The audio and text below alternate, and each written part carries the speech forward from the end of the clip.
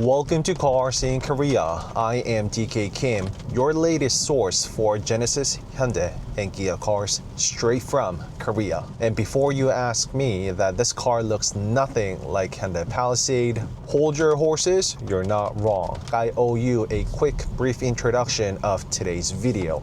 Well, first and foremost, as you have seen, this video is going to be hours long, combining and putting together all the videos I came up with for the all-new Palisade. I mean, this video really brings me back because I drove down all the way the moment I know there is the all-new Palisade without the camo being driven around. So starting with that video, I have the first look showing you all the colors real world, first impression, driving it with my wife DumA, and some quick off-roading, driving on a snowy road and condition, in-depth review for both gasoline and the hybrid model as well, where we got the latest TMED hybrid technology on that Palisade for the first time ever. And I will include in the timestamp where you can jump right into those every video, so you don't have to scroll through and look for the one you're looking for in a chronological order from the moment I spotted the very first car and my last thought about the car overall. So that really says a lot about my channel, doesn't it? So if you are looking for that first look, exclusive first look straight from Korea, you know where to find that video. Your number one source of KDM, Genesis, Hyundai, and Kia cars. So I'll see you in the next video. Enjoy. And also consider subscribing to my membership video because I share a lot of what goes behind the scene and also come up with the video that you ask me to shoot, questions you have. You can find all the perks and features by clicking that join button next to my channel name. And that really helps me coming up with these videos and supports my channel big time. I would really appreciate it if you consider joining. I'll see you there, hopefully. Welcome to CarSceneKorea. I introduce newly released Genesis, Hyundai, and Kia cars. It is actually 4:12 in the morning. Well, long story short, I actually been hunting around this Hyundai Palisade, the all-new Hyundai Palisade. And of course, I am shooting this video because I finally spotted one. Trust me, there are a whole lot more failures than the success which you are seeing right now.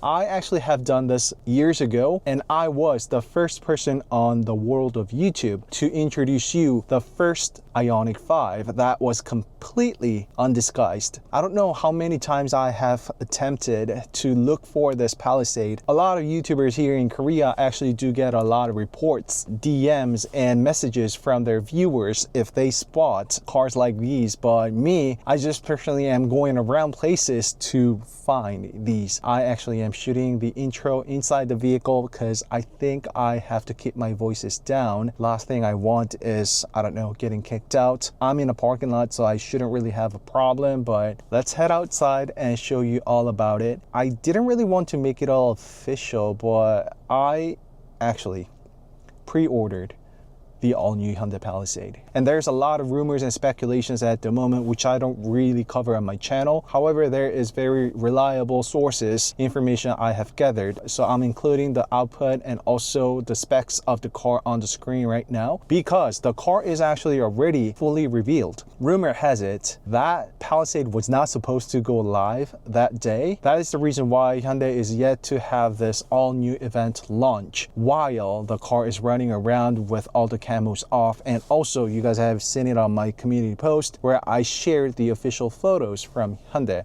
about Hyundai Palisade. And also Hyundai is already taking orders, the pre-orders here in Korea, which I have done. Right, so long intro as always, but I have a good feeling that I might not be able to talk to the video like this when I get outside. And the car is actually sitting over there. All the past days of work finally getting paid off. Let's go meet the Hyundai Palisade. And drop in the comment below anything you guys are curious about. Let's go meet the Hyundai Palisade finally. Let's go.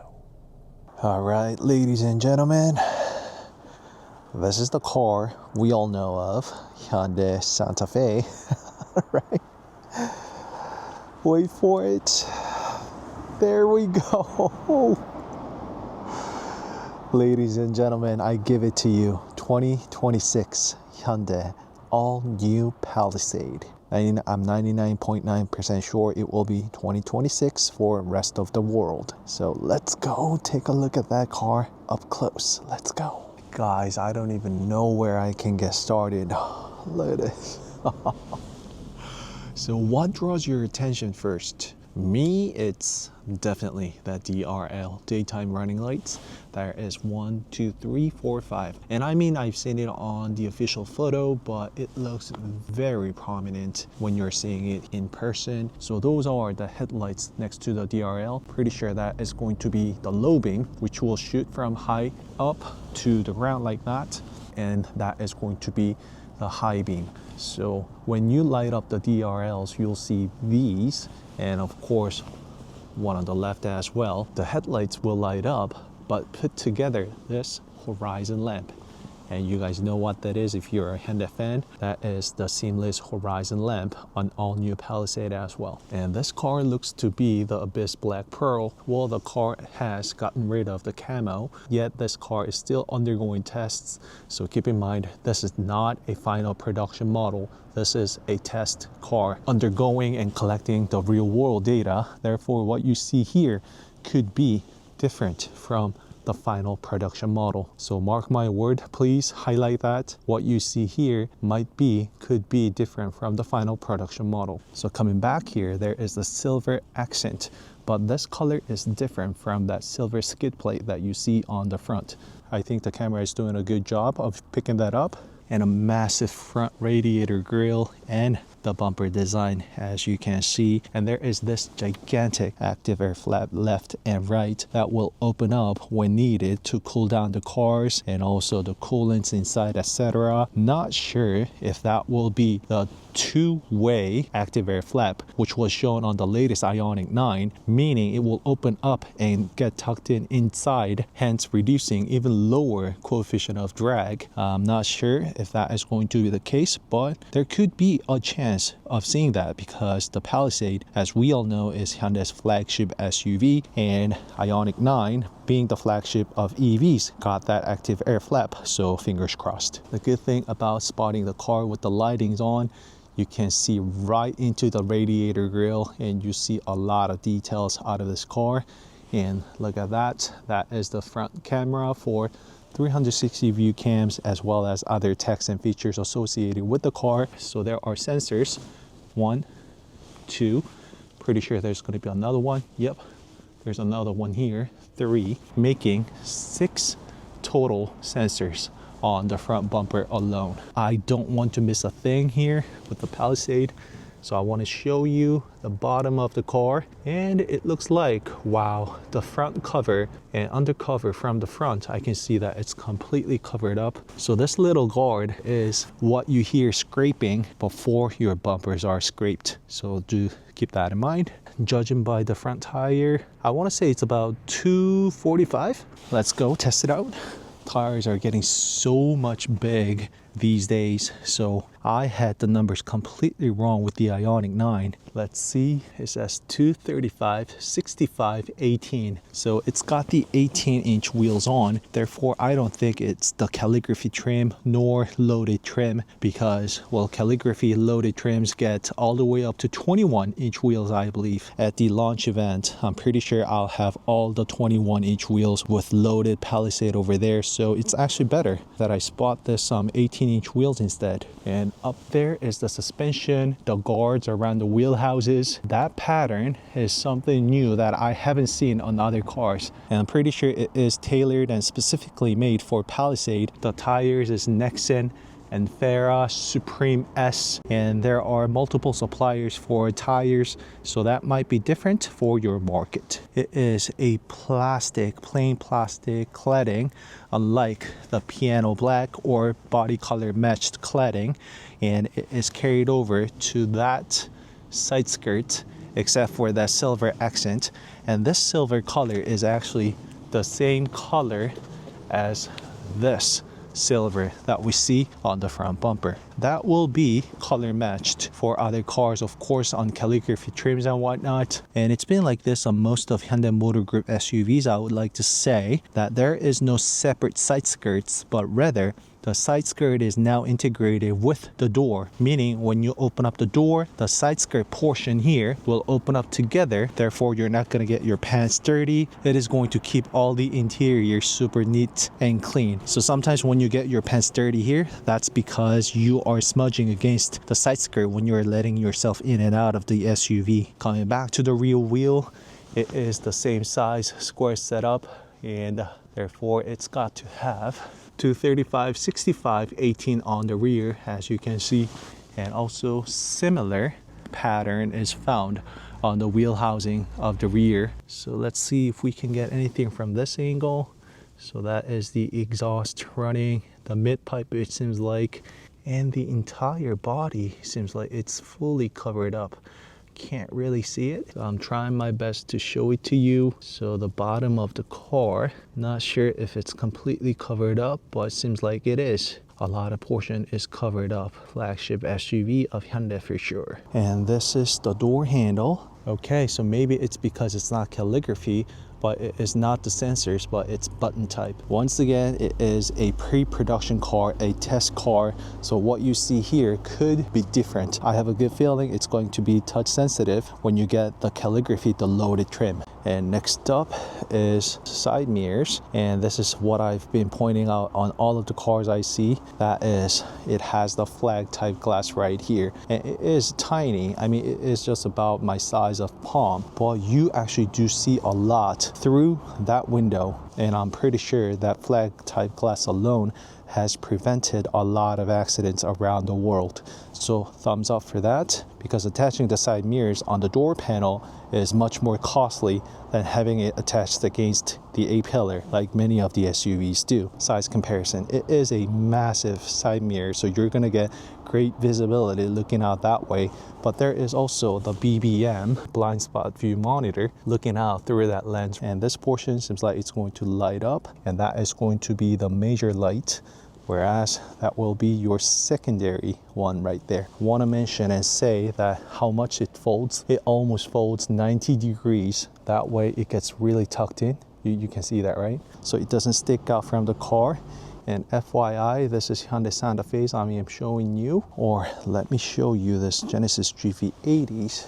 So all of these cars you see, they have the flag type glass. Big thumbs up. You know, GV80 is big enough, but not as big as Palisade, I would say. I mean, yep, I can tell you immediately, this is huge, even when compared to the GV80s. The cars are just gently sitting here together. So also let me give you that look of Genesis GV80 and Hyundai all-new Palisade together. I mean, I'm not gonna lie, I would love GV80. However, it is Palisade for tonight at least. I mean, Genesis is Genesis. However, Palisade looks amazing, looking great. And I am finally giving you this quarter view of the vehicle. Look at that taillight. This is distinctively all new Palisade. And you guys know there are a lot of designers nowadays who actually come up with guesses of these new cars just looking at the spy shots and the cars under camo. And many of people got the front look right. However, they all missed out on this rear tip of the taillight. The red portion, it already sticks out a lot, but if you take a look at it up close, the whole assembly actually stretches out all the way up to here, and that is one pointy taillight. I have a pointy taillight like that on my car, but did not expect to see that on Palisade. Could have said that it looks quite similar to the current model, but trust me, looks completely different. And same thing, the silver strip is continued over to the rear bumper, and that is the same silver accent that we saw from the front of the bumper and rear reflector, as well as that must be the reverse lamp, the guided rear lamp, which will shoot down to the ground, showing the pedestrian and also environment around the car, visually telling that the car is going to reverse. There's another one right there, same thing, same reflector. And the car only has one muffler, the lower arm and the springs. We're seeing the whole underbody of the car due to the low lighting and the car being Abyss Black Pearl, I can't really show you that design over the wheel arches, but it is very prominent when seeing it in real life. This is the best I can get and give you. It's going to be really hard to show it to you due to the reflections and everything. That is the same steering wheel that we have seen here and there. I mean, the interior shots are already revealed, so we do see the column type shifter attached right behind the steering wheel. This is the best shot I can do. The seats, judging by the seats, that is not a calligraphy trim as I have thought. Otherwise, we will see the calligraphy written on the car. And the most obvious part would be the dashboard right there. It's really hard to spot due to the obvious reason. So the air vents, this car is actually a 9-seater. That I know because you can see the headrest in the middle, and that will actually fold up. So this is 3+3+3 configuration. For the first time ever, Palisade is now offered in 9-seater. However, that is most likely only limited to Korean market or a very few selected markets. Double check with your local dealership. It might not be available where you are. And the takeaway here is that despite the middle one being a seat, you can actually get the most out of it just by looking at it. There are 2 cup holders in the middle, and there is also a storage, the armrest, as you can see behind the cups. And I'm pretty sure, had I not told you about the car being a 9-seater, I doubt that many people would have been able to spot that this car is a 9-seater indeed. And I think this is the best I can do for the second row seat. Same handle that we have seen from IONIQ 9 almost. That circular shape. It's gotta have Bose premium sound system on loaded models. This car being the 9-seater car, there's nothing special on the second row seat. It is a typical bench type seat, I would say, where it can accommodate 3 people. I do see a C-type charging port on the seat. That probably does support up to 100 watts as Hyundai has suggested, so that is going to be able to charge your laptops even. I'm not seeing all that much of a hump in the center, do you? I don't really see that center tunnel that connects, that allows the drive shaft to run across, which sacrifices a lot of space in the middle, and also especially for that second row, the person sitting in the middle. Well, I don't really see that. I mean, it could be because of the lighting, but even if there is, I doubt that it is going to be a crazy hump. However, I cannot check for the AC vents nor the storage section for the second row. I will double check that when I get the chance. And this is the headrest in the third row seat, or the trunk compartment, but this is the best I can show you. I can't really show you anything better than this. The trunk is completely full of stuff. I don't think Hyundai would like me to show you this. Alright, so that's how I have been shooting. It's really difficult to get the interior shots. I cannot believe I almost missed out on this. That is the rear wiper, the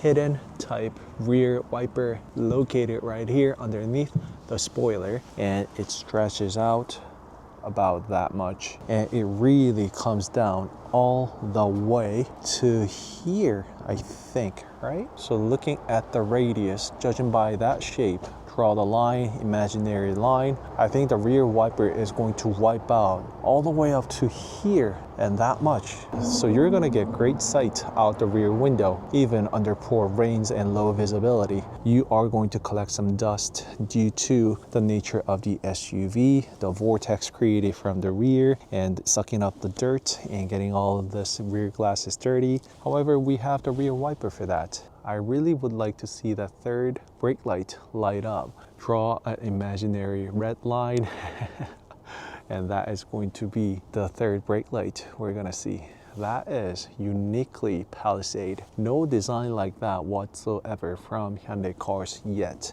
Once again, I have to give it to you.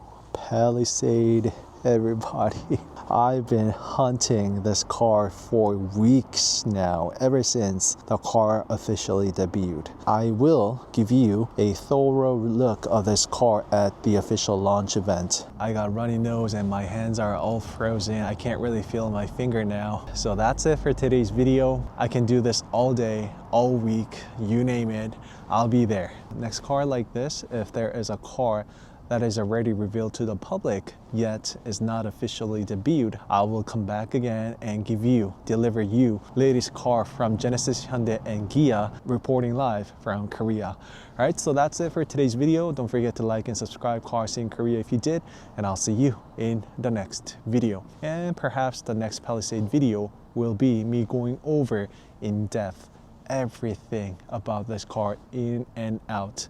You guys know what my channel is all about. All right, that really is it. I'll see you in the next video. Bye-bye. Freezing cold. I went inside the car, did a bit of more study on the car. So this is not a calligraphy trim. How I know? The calligraphy trim has another silver strip right underneath this 5th DRL that is actually connected all throughout across the front bumper, so it actually looks like the 6th light, if you will, making it look like that it is a seamless horizon lamp on its own. Once again, this is not a calligraphy trim. It only has 5 DRLs up there, and there is no silver strip, silver horizon line in the middle. And also on calligraphy trim, you'll see another 2 rectangles in the middle and another silver line in the middle, which is also found on the back of the car. Speaking of which, let me show you the rear of the car as well. So there is the silver line which is missing on a non-calligraphy trim. Of course, that is the turn signal that I forgot to mention and tell you. This quarter glass finished in this silver, which also hugs around and is a part of the rear glass, as you can see, put together with the spoiler on the top beautifully like that, including the roof rack right there. And does the car come with the panoramic sunroof? I can't see it, but if the camera is seeing it, you will see it. And of course, the car does come with wide panoramic sunroof. I will tell you about the seat configurations that I have found out. The previous model had the 8-seater configuration, but that is gone, and the 7-seater is composed of 2 + 2 + 3, and the 9-seater is composed of 3 + 3 + 3. So there's a chance of this car being 9-seater. So I didn't quite give you the profile, but I am actually standing one parking lot away from the car, but I have very hard time fitting this car into an angle.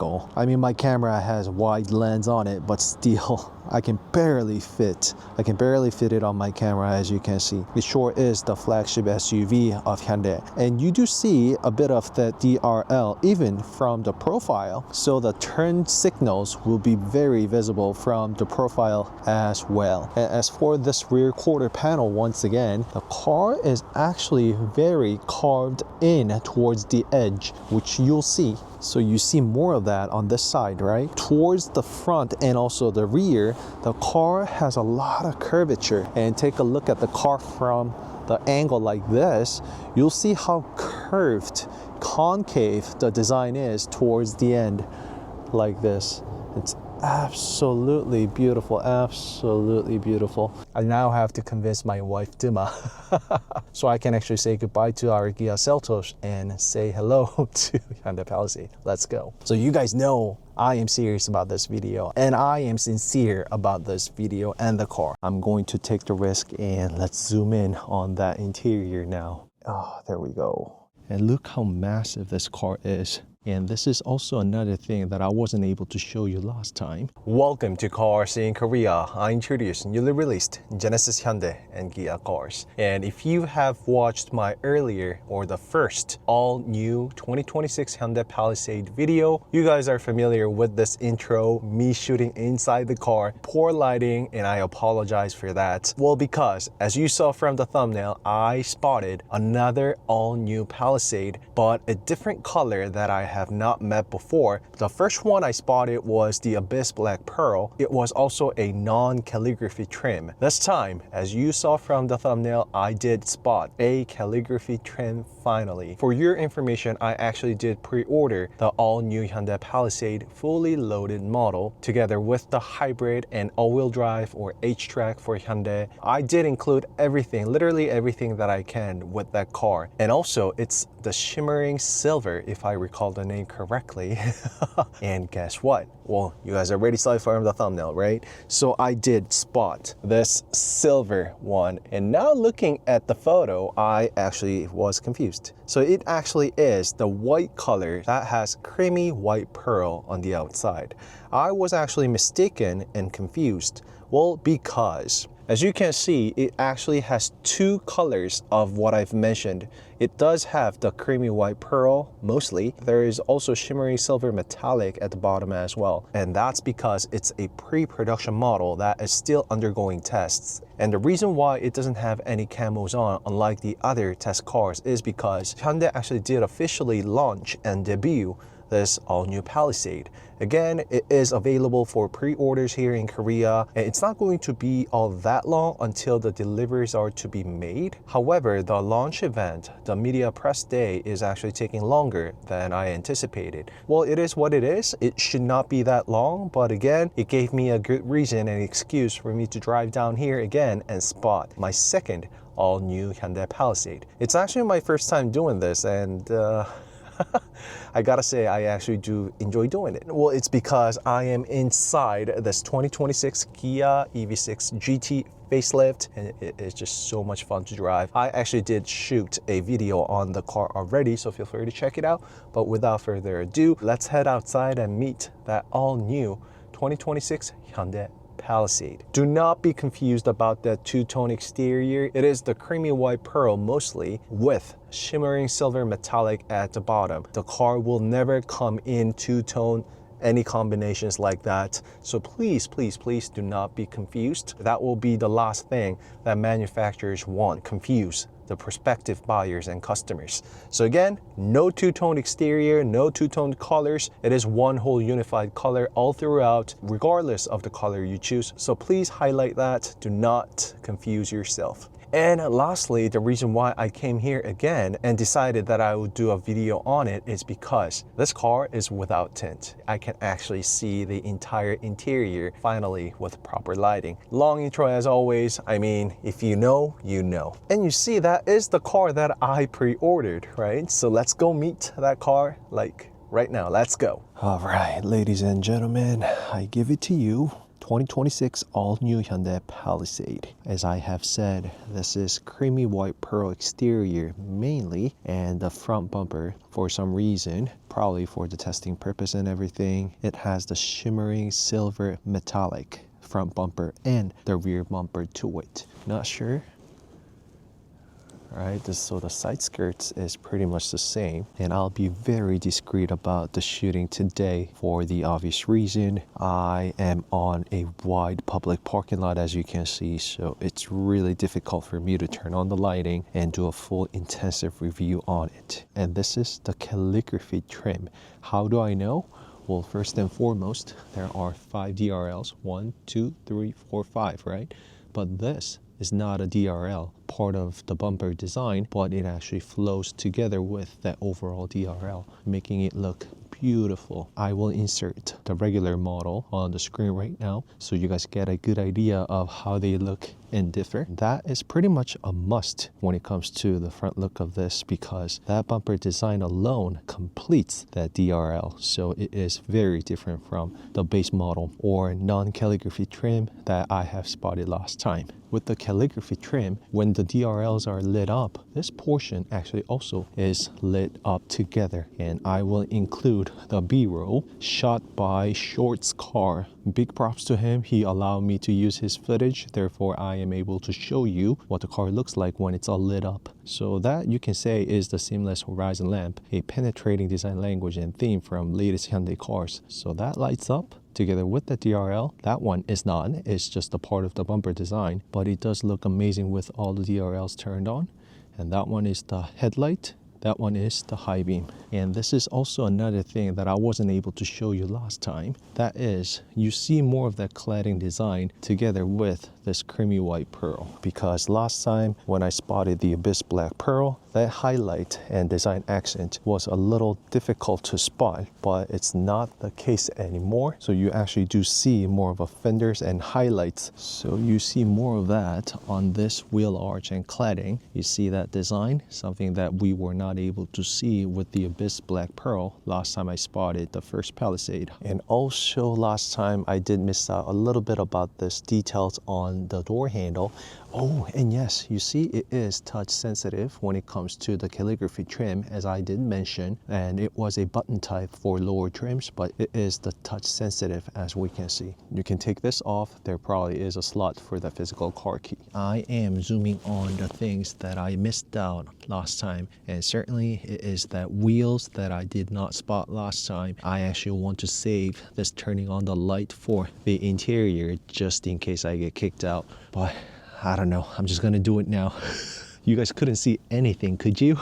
So that is the wheelhouse that I told you about. The wheels, that is the calligraphy trim wheels. And what size are they? 265, 45, 21. And what the wheelhouses and suspensions look like. And the car's being undergoing tests, as you can see. So it's a bit dirty. And so please do keep in mind that the bumper is not going to come in as a two-tone. It is just a solid one full color for the color you choose. So the brake pads and calipers and front design, you see it all for yourself. So the turban looking wheels and all the exteriors and interior detail, I did cover and tell you about it on my first Palisade video, so please refer to that. So there's nothing for the second row handle, unfortunately. There's one for the passenger seat as well, that touch sensitive. And that is the view of the side mirrors and the gigantic turn signals, and that portion also does light up. A flag type glass, meaning that it's been attached onto the door instead of being attached on the A-pillar, which makes a huge difference when it comes to safety because there is less blind spot created. And I did mention that on multiple times on my channel. That is something that you do feel and experience the moment you hop inside the car and drive this car. It's always a plus to any car. The less blind spot there is, it's always the better. It's especially the case with this big size SUV like Palisade. That flag type glass alone probably prevented a lot of accidents around the globe. So let's go to the rear.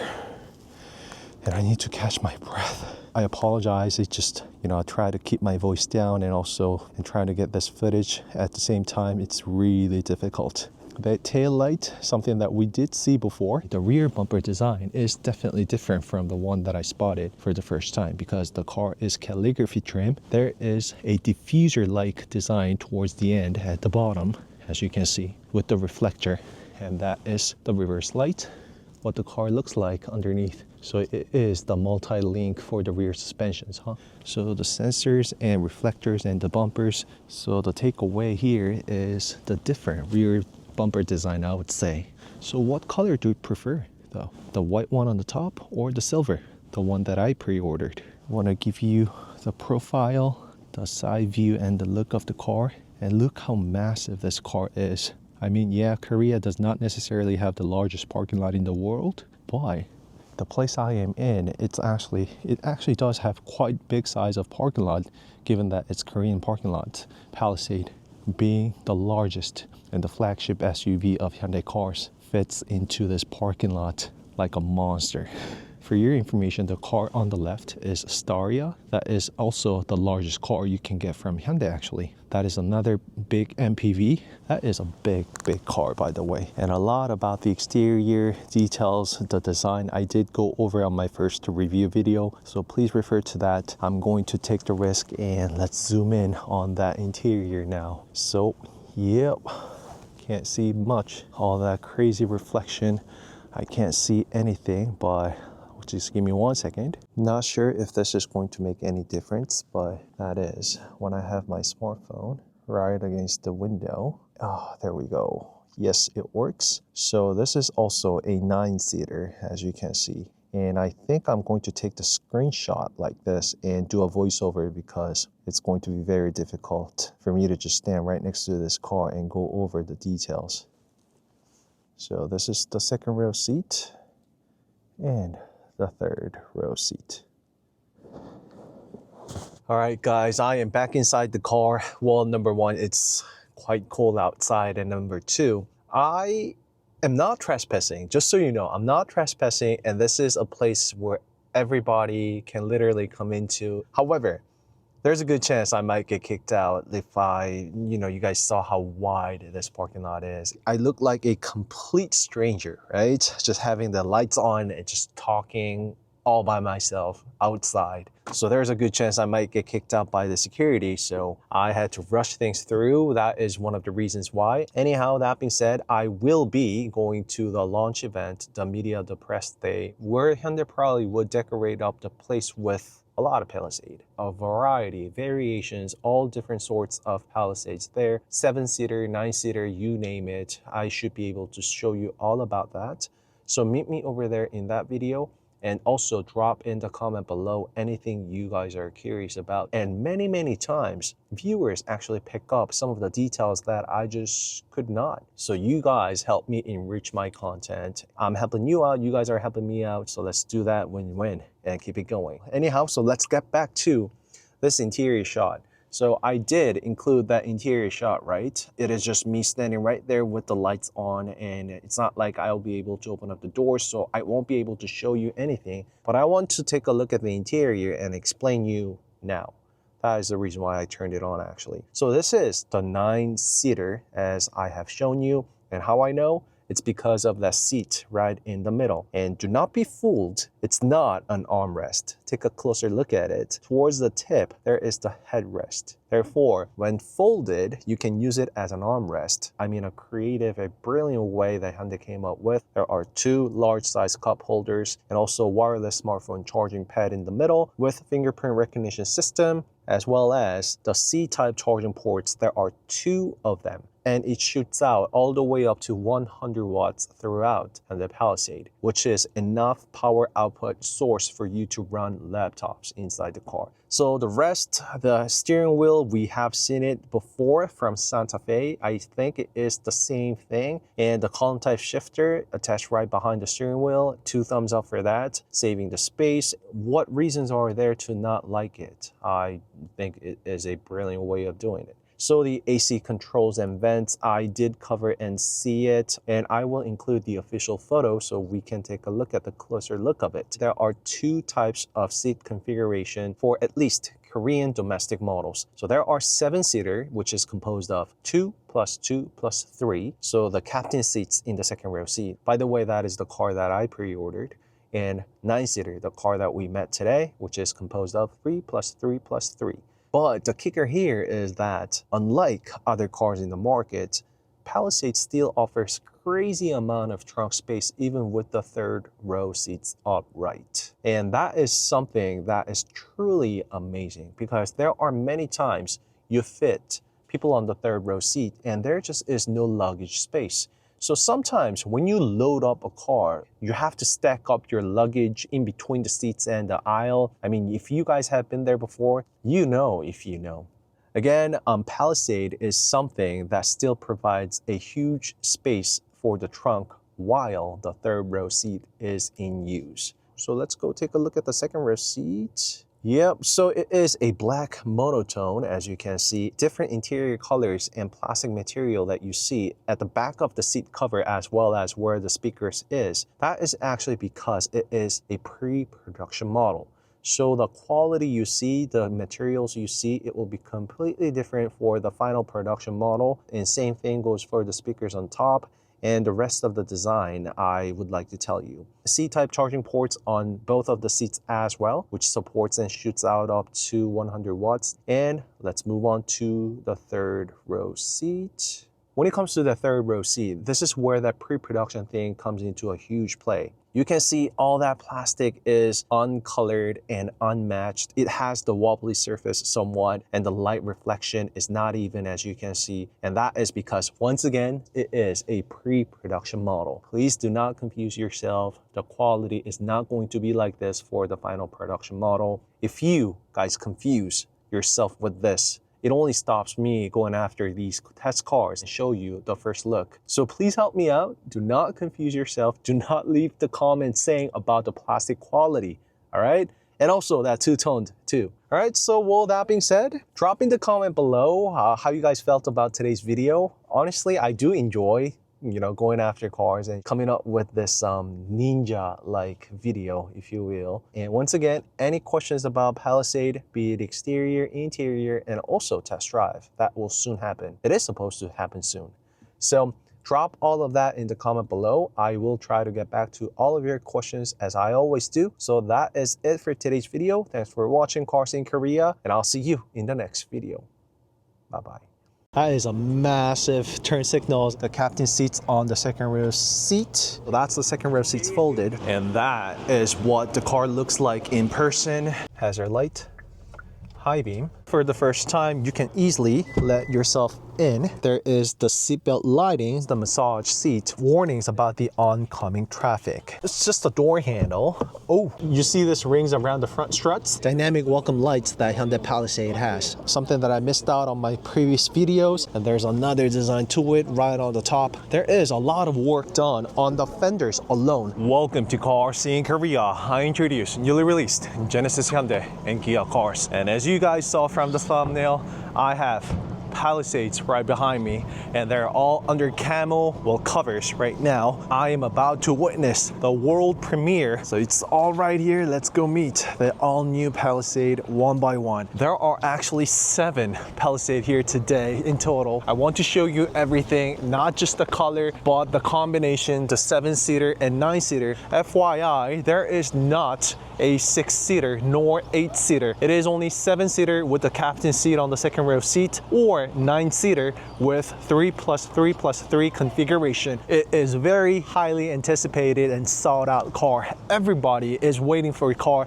and that's me included. I actually did pre-order the all new Hyundai Palisade loaded model, hybrid, all-wheel drive, or HTRAC for Hyundai. So let me tell you the exterior colors first. So there we go. There are several colors of Palisades, as you can see. So one on the far right is Galaxy Maroon Pearl.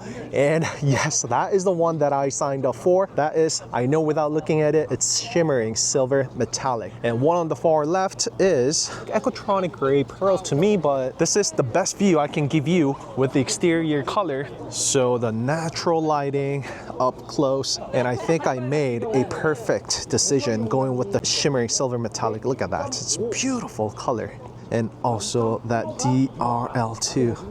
I thought it would be the indoor event, the whole thing, but guess not. So hopefully I don't freeze to that. Finally, this is the first time spotting the car. Just so you know, I actually did meet this car in person twice. That was not officially debuted just yet. I wasn't able to show you the whole thing in and out, but of course I will be sitting inside the driver's seat and also the shotgun. So let me show you all about it. I will come back to the exterior, of course, but definitely I want to zoom in on the interior, which is the thing that I missed out on my previous 2 videos that I've done with the Palisade. Let's go inside and check it out. And there are a lot of people around this car, obviously want to capture this color under the sunlight. Just so you know, the DRL is actually turned on, as you can see from the flicker. It is flicker, so it's solid lights to human eyes. It doesn't look like that when seen in person. And that is the headlights, and one underneath is the high beam. So this whole thing is the active air flap, which will open up like that and get tucked inwards. That design is together with that portion of the front radiator grille, and the rest of it, it's just cut wide open. I keep coming back to the shimmering metallic. This is the color that I chose, and I love this color. Looking at the car from the 90 degrees, rear quarter glass is actually enlarged from the predecessor, so it is actually bigger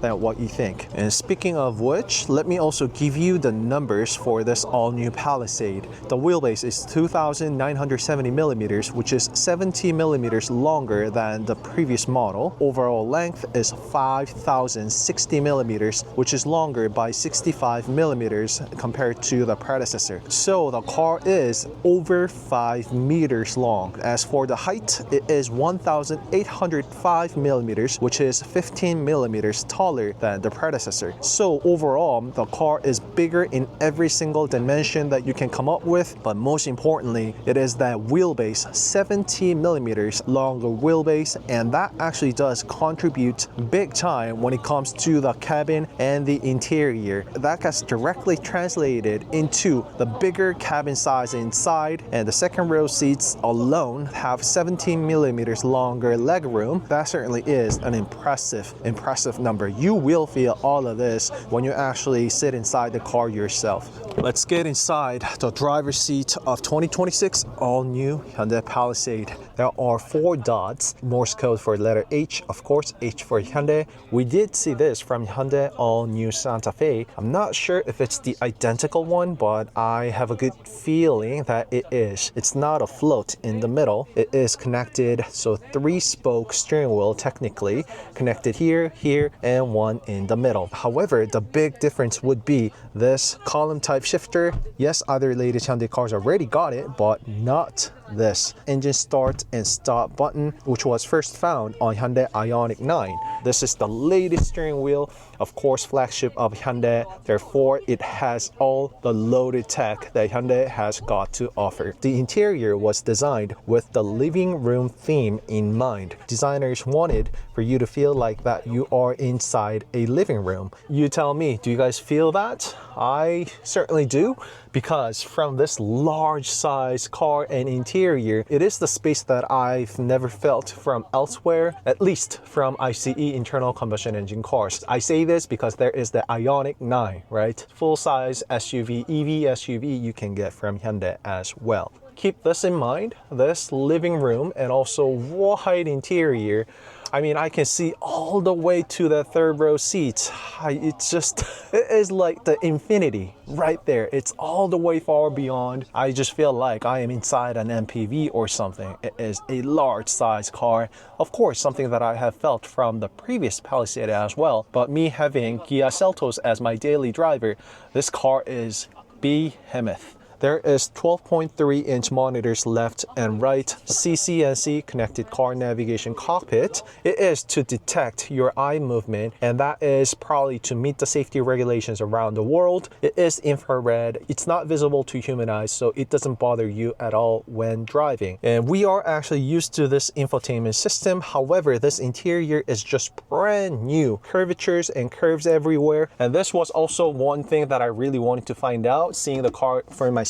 So that is supposed to be a shelf like Santa Fe, Tucson, and which was first introduced on Hyundai Casper, currently only being sold here in Korea, or aka Inster for that electrified Casper. And this comes into a huge play when you are actually hopping in on the shotgun with a lot of stuff in your hand, because everybody carries a smartphone nowadays, right? Hop in, buckle up, and take care of that. And you can do it by placing it right here. Wireless smartphone charging pad, as you can see, fingerprint recognition system, and C-type charging ports. So I was actually wrong with the last one. There are actually 3 of them. And this being shown right here, it means it's going to transfer the data. So you don't have to use the wireless Android Auto or CarPlay. Should you wish, you can use the cable connection, and that is 100-watt maximum output, which is powerful enough to support your laptop inside.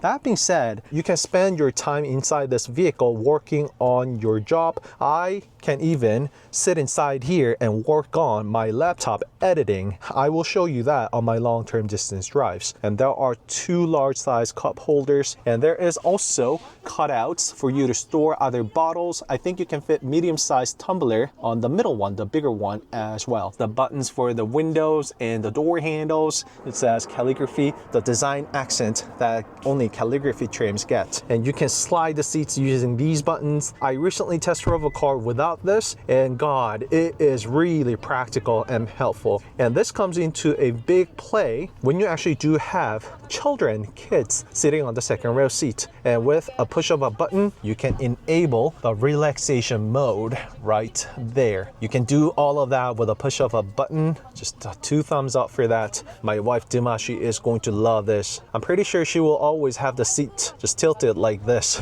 every time she hops in the car. And that being said, for the first row seats, there are ergo motion seats, but for the driver's seat, there is also the lumbar relaxation, which was not found on previous ergo motion seats. Self-explanatory buttons right here. You can control the headlights, the trunk, you can turn on and off the auto stop, and there is also a tow button. I really am curious how that is gonna work. It's first time seeing it. I will test it out on my test drive. EPB, electronically controlled parking brake, as well as the VDC, and self-explanatory door trim. You can control all the window related buttons here, self-explanatory, and child lock.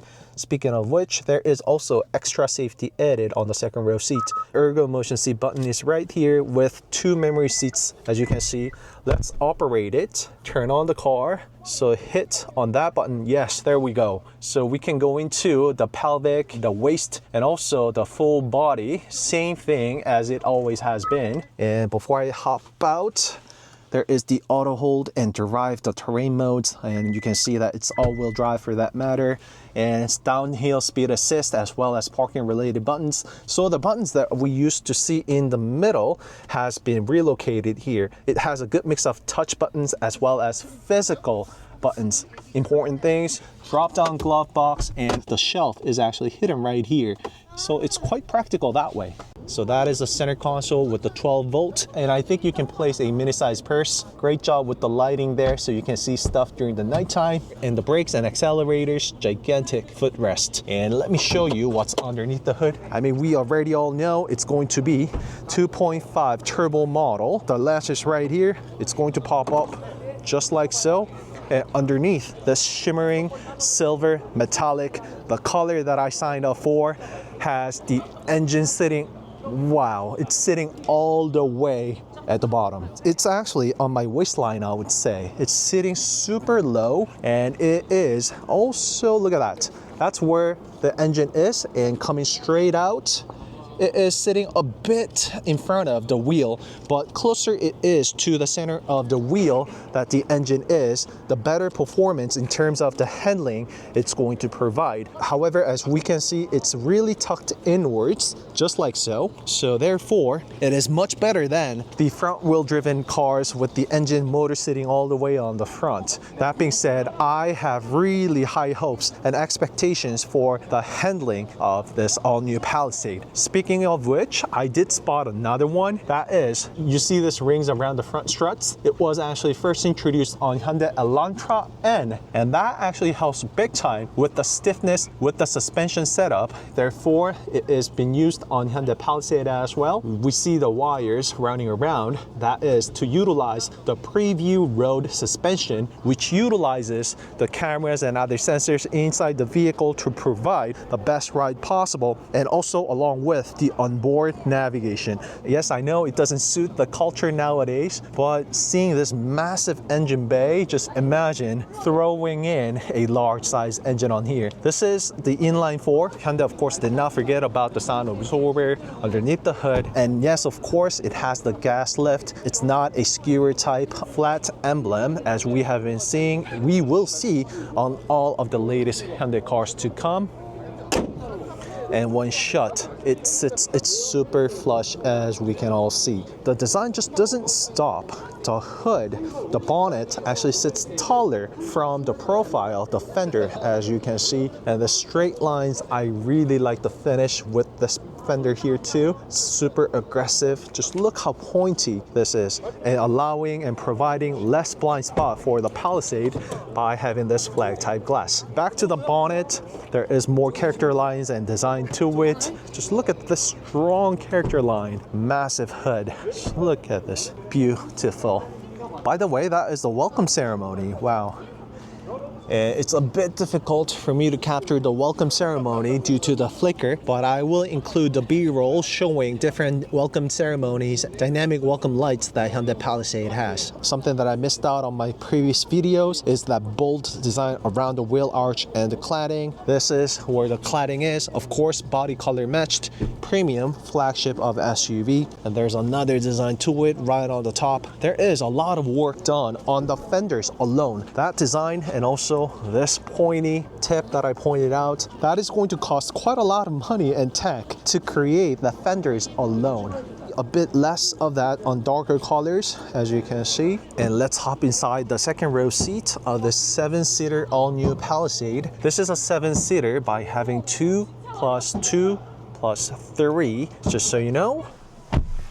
So there are buttons on the sides, just like the first row seat. You can control, although manual, there is a side curtain, as you can see, and the LED lighting, the book lights, the good old door handle and coat hanger. You know, it's just a door handle. Oh, it's actually really easy to hold on to, and I think it's quite ergonomic in a sense. Coming up here, there is a cup holder, but also a vertical cutout. I think you can store smartphones. And I think that is precisely what the designers had in mind. This is iPhone 16 Pro. It's not a Max size, but you will be able to fit Max and Galaxy Z Fold here, no problem. And this is what I wanted to point out from the first row seat. Of course, this is the speaker, but what you see on top here is warnings about the oncoming traffic. And to spot it now, there is a handle so you can easily let yourself in and out of the vehicle. Crazy huge trunk space on the back. And we can all see that there is the seatbelt clips and all fully motorized button controls on the trunk, which I will show you momentarily. So this is the massage seat. It says right here you can go into different modes and you can control all this. You hear that? That's how serious this massage is. I will check it out on my long-term test drive. It does make sound and it does get quite loud, but it's all about the massage actually being properly working, right? Also introduced on other cars, there is the seatbelt lighting. That way you can easily see it during the nighttime. It really is very practical and functional. There is a hump in the middle right here, as you can see, and 100 watts C-type charging ports on both of the seats. One here and one right here as well, of course. The slider buttons that I have shown you earlier. There is also an extra storage right here. Not sure if you can access, so let's see if you can access it from here. Nope, so it is covered up. It's not connected, which is possible with some other cars. The UV sterilization, you can activate it using that button right here, and as soon as you pop this open, the UV sterilization system will actually shut off on its own automatically. So it is 100% safe. Don't worry about that UV light hitting your eyes. Of course, ISOFIXes on both of the seats right there. And let me show you the third row seat. Before I go, a brand new AC vent that we did not see before. I mean, it's very simple, you know, just push it in, rotate it to whichever the direction you want to.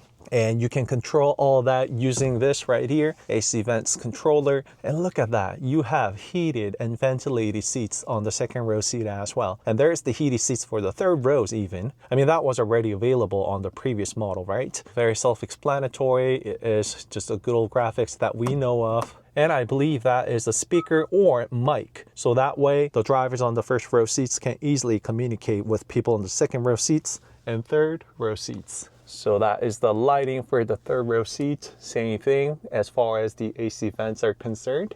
That is the seat belt for the seat in the middle. And believe it or not, there's actually quite a lot to show on the third row seat. So let's go check it out. And also for the first time, you can easily let yourself in using that button right there. Watch this. And that's because I pushed out the seat all the way back, right? Look at that. It moves on its own, of course, and gets upright, pushed out forward, so I can easily access the third row seat, which I will do after I put it upright. So this is where all the buttons are. You can control, watch this. I can pull up the seats with a tap of a button, and let's hop inside the third row seats. And I will get back to the trunk momentarily. It's a bit self-explanatory though, right? So let's hop inside the third row seat and just look at this. It's touching the first row seat actually. So easily let yourself in. You know, also do keep in mind that I am an adult. Fitting into the third row seat just like this. When it's upright after it was folded, it actually stays down like that. You need to push it in to lock it. And once you do, I am inside the third row seat. It is fully automatic as well for the third row seat as well. I can slide it forward and back. Yes, the beautiful part. I can also tilt my third row seats pushed all the way forward, and this is leaned back all the way. One more thing, there is 100 watts right here for the third row seats too, and 2 cup holders on the third row seat. Not the largest size, not the largest one that we saw. Lovely touch by Hyundai on that matter. You can still place your smartphone like this. The largest quarter size glass that we have not seen before. And I do also like the fact that Hyundai did not forget about this. You can control the height of the seat belts as well, pushing up and down. Nothing much is different for the left side. Same thing, heated seats. So this is what the buttons look like. And when the seat is pushed back, that's how much leg room that we get. Speaking of which, let me tilt it, push it out all the way, and try to squeeze in right here. And you can see you got monstrous leg room on the second row seat. So I will try to see how that's gonna work out. And the beautiful part is that I can actually tuck my feet underneath the seat, and this makes a day and night difference of this third row seat comfort. If you have been there before, you guys know what I mean. It's not the most comfortable seat, of course, but the important thing is that I can actually fit. I got the gigantic quarter glass here, which actually eliminates a lot of discomfort that I would actually feel in a small size legroom like this car. And of course, it's not recommended that I will travel on a long distance like this, but if you really do have to fit an adult on the third row seat, I just wanted to show you and demonstrate that it's doable. And this is something I pointed out on my previous video. That is, we can still get some decent amount of trunk space with the third row seats upright. So let's go check it out. Also want to show you how I get out. I could actually make some good use of the footstep right there, the doorstep. I think you will make a good use of it throughout your time together with Palisade. What the buttons look like, you can control it 2, 4, 6 way, I believe. You can tilt it up and down and slide it. So 6-way control. You can slide and put the seat back using that button as well. So it is the same button, that one over there that I showed you. It's all done with a push of a button. Calligraphy seat, the captain seats on the second row seat. Let's get back to the trunk. This is what I mean, everybody. Again, third row seats upright and tilted all the way, right? Well, let me show you. So you can slide the left seat using this. So when you need more space from the trunk, you can push the seat forward and have that much of space between the left seat and the right seat. Again, the trunk that we can get with the third row seats upright. So when you do so, you can still fit a small size onboard carry-ons here, no problem. You can fit your gym bags here, no problem. So there is no consistent need of you switching back and forth, folding the third row seat up and down. Control the left or right, slide it, tilt it, and you can control all the seats using a push of a button right here. The hooks for your luggage net as well as luggage covers, and 12-volt outlet right here. Make a good use of that. And also when it comes to the hybrid model, there now is the hybrid specific tech and feature. There is the hybrid stay mode, and there is also V2L on a hybrid Palisade. Fully automated, push that button to close the trunk and lock the car. And there is also the door handle here too. You know, just look at that. 2 door handles, one here and one here. And you can also manually control the trunk level opening by moving it physically like I did. I'm not breaking anything, just so you know. Press hold for a few seconds. The trunk is going to get locked on this level. Well, I'll show it to you right now. So you hear the beep. Next time I open it, the trunk is only going to pop open on that height. Watch. So close it, and we will open it again.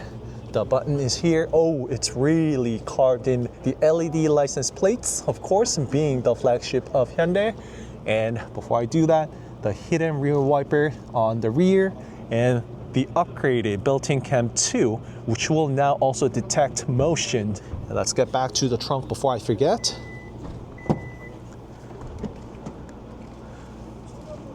So you see that? It does not fully open up now. Compare the two. That is fully opened, and that is the level that I just set. To put it back in, just push it all the way physically and do the same. Press hold for a few seconds. It's going to make the beep. And now it's going to open up fully like this one did. And I will show you this interior color momentarily, the only bright interior that you can get on Palisades. That rear diffuser is actually now the inverted design of what we see on the third brake light. Flip it upside down, that's what we see on that diffuser, bringing out the harmonious exterior design on the rear. Just lovely. Going together with the design that we saw on the front, beautiful DRL meshed together with the taillights, and I actually really like the turn signals as well. And that is the rear reverse lights and reflectors. It flows and goes together with this Palisade beautifully. So let me show you the turn signals and the hazard lights. That is the turn signal. I actually really like that. I mean, it's really thin, but it's vertical, so it's visible from everywhere, wherever you look. So you can see clearly from the profile view. You can see it from this angle. You can see it from this angle. So it's visible from 360 degrees, I would say. And of course, there is the turn signal up on the front. All of that lights lighting up together. And once again, it is the flicker issue. It is more continuous and solid to human eyes. I see one bright blinker right now. That is a massive turn signals and DRLs. Lovely, lovely. iPhone will be able to bring out better, but I do see a bit of flicker even on the iPhone 2. All right, that's it for today's video, going over the different exteriors, interiors, pretty much a lot of or all combinations that we can come up with. Take my word back, it's not all of them, but most of all new Hyundai Palisade. Which one is your favorite? I mean, that one is for me because that one is the one that I ordered. All right, so that's it for today's video, going over all new Hyundai Palisade. I will soon be test driving this car, so meet me over there, and also drop in the comment below everything you guys are curious about. Quick look at the brown interior, and I will include the precise name on the screen right now. And I think it's really matched together beautifully with this exterior color. It just feels like it's like a perfect combination for the exterior color and this interior colors, don't you think? So that's the second row seats folded, the captain seats folded, the driver's seat as well. The seatway control, it's the same thing, but it has a very different vibe to it. Of course, the interior color does play a big role when it comes to the overall sensation of the vehicle. So which one is your favorite? I actually like this color a lot. The video is doing a good job picking up the right color. It is the outside, so natural lighting we are seeing. I would say it's pretty much same what you see. The very subtle difference in the lighting, the color differences does play a big role when it comes to 10 colors, so do keep that in mind. And that is what the car looks like in person. Right next to it is Genesis GV70 electrified, so you get the idea. I mean, it's not a small size car by any means, right? The only car that's bigger than this one is GV80. However, just look at the size differences. It's massive. Just see for yourself how big, how large this car is. Once again, this is just to give you a filler of what it looks like in real world, what you would witness in person. Expect to see this. I mean, just look at this. This car running on the streets with the big DRLs turned on and also the turn signals, you name it. This car is gorgeous.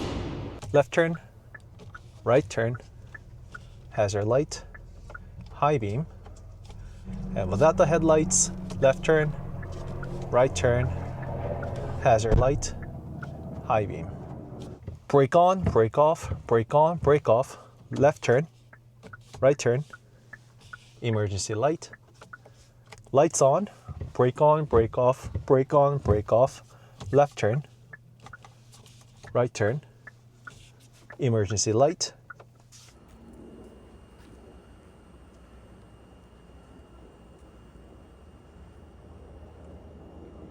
오늘 저희가 만나러 온 차량은 알아요. 팰리세이드. 네, 드디어 실물을 만나러 왔습니다. 드마 지금 처음 보는 거잖아. 맞아. 사실 저는 벌써 영상 2개를 제작을 했어요. 공식적으로 발표된 지는 이미 시간이 꽤 흘렀고 사전 계약을 하신 분들이 많이 보고 계실 것 같은데 하셨잖아요. 네, 저도 포함해서 사전 계약을 했습니다. 하이브리드, 캘리그래피, 풀옵션, 시머링 메탈릭. 7인승이야? 네, 우리 차는 7인승이에요. 드마님은 잘 모르지만 드디어 실물을 보러 왔습니다. 이거 내장 컬러 우리가 계약한 건 같다. 오! 자, 크리미 화이트 펄. 참. 자, 와, 실내, 우와. 이쁘네. 훨씬 넓어 보이고 훨씬 시원하다. 네, 실제로 딱 느끼자마자, 보자마자 느끼는 게 이렇게 봐도 그래? 컬러 변경. 얘는 조금 영해 보인다. 그러니까 오히려 올드해 보일 수도 있는데 영해 보여. 그럼요. 실버 is the new young. 이 차량에 대한 디테일한 리뷰나 정보, 수치 이런 거는 제가 전 영상에서 다 촬영을 했거든요. 그 영상을 봐주시면 좋겠습니다. 영어로 채널을 운영하고 와이프 드마랑은 한국어로도 하지만 네, 거기 다 자막이 있으니까 시청하시는 데는 전혀 문제가 없고 왜냐면 제가 나가기에는 너무 추워요. 오늘 7대 팰리세이드가 있거든요. 안타깝게도 아직 하이브리드 모델은 인증 전이라서 지금 런칭 행사장에는 함께하지 못했지만 빠르게 시승을 하면서 어떤 차이점이 있는지 지금 뭐 얘기가 나온 게 말씀드리자면 뭐 최초로 적용되는 하이브리드 팰리세이드인 것도 있지만 또 최초로 2.5리터와 6단 변속기, 자동 변속기를 물리면서 또 최초로 하이브리드에만 들어가는 EV 스테이 모드라던가 V2L이라던가 이런 게 정말 많이 들어갔어요. 그래서 사실 저는 실물도 안 보고 그냥 이 차는 일단 계약부터 해야 된다. 실내 한번 같이 살펴보도록 하겠습니다. 다양한 디테일 컬러나 다른 색상은 또 다른 영상에서 제가 담았으니까 참고해 주시면 감사하겠습니다. DRL, 데이타임 러닝 라이트, 주간 주행등이라고 부르죠. 이제 법적으로 의무화된 지가 너무 오래돼서 모든 신차에는 나오는데 시동을 걸면 이렇게 불 들어오는 지금 헤드라이트가 다 켜져서 그런데 DRL이 여기 끝에 5발 이렇게 들어오거든. 이렇게 하나, 둘, 셋, 넷, 5개까지 여기가 라이트고 이거는 사실 범퍼 디자인이야. 근데 디자인이랑 여기까지 연결돼서 너무 멋있지. 캘리그래피 트림에만 들어갑니다. 캘리그래피 트림이 아니라 일반 트림은 이게 없어요. 이런 전시장 모습이 아니라 실제 주차장에 주차된 모습까지 봤는데 존재감이나 이런 것들이 상당히 압도적이다. 그리고 캘리그래피 트림이 가서야 또 여기에 이런 범퍼 디자인이 들어간다는 점. 여기 있는 이 디자인은 여기 하단까지 연결이 돼서 이거는 액티브 에어 플랩이라고 하는 주행할 때 필요함에 따라서 열리고 닫히고 하는데 저게 왜 열리고 닫히냐? 불필요할 때는 닫히면서 공기 저항 개수를 낮춰줍니다. 그거 열렸다 닫혔다 해. 모터로 이제 자동으로 수동으로 컨트롤할 수는 없고 차가 상황에 따라서 필요할 때 열렸다 닫혔다 하는데 이걸 통해서 CD라고 불러요. Coefficient of Drag인데 0.31 이 수치가 단순히 뭐 좋아서 연비에 더 도움이 된다. 당연히 연비에 도움이 되는데 연비에 도움이 되는 이유 또한 공기 저항을 줄여서 또 공기 저항을 줄이면 소음, NVH라고 하는 Noise Vibration Harshness를 줄임말로 그것까지 내려가면서 이게 사실 우리가 처음에 최초 EV에서 아이오닉 시리즈에서 봤거든. 아이오닉 5에도 들어갔고 아이오닉 6에도 들어갔고 당연히 아이오닉 9에도 들어갔고 난 이런 거 중요하지 않아. 드마 얘기할 시간 좀 이따 줄게요. 그리고 지금까지는 제가 방금 말씀드린 모든 차는 이 액티브 에어 플랩이 그냥 검은색이었거든.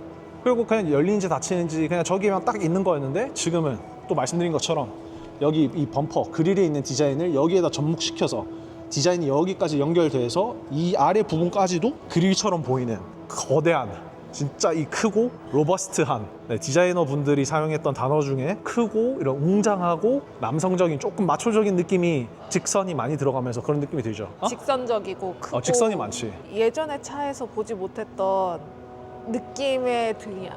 그러니까 뭔가 내가 맨날 형광등을 봤다면 이건 갑자기 LED 등 이렇게 바뀐 느낌? 완전 좀 다른 느낌의 DRL이다. 그것도 맞는 게 이렇게 큰 사이즈의 DRL이 지금 현대 자동차에는 없어. 그냥 전체적인 크기도 그렇고 가로도 그렇고 개수도 그렇고 DRL이 켜졌을 때 전면부에 지금 차지하는 게 양쪽을 다 합치면 거의 한 10%? 이렇게 크게 DRL이 작동을 한 게 없거든요. 그리고 심지어 또 라이트를 켜면 여기 가운데 일자 심리스 호라이즌 램프라고 하는 현대 디자인이죠. 이것도 적용이 돼서 현대 자동차라는 걸 엠블럼 없이도 알 수 있게 하는 거지.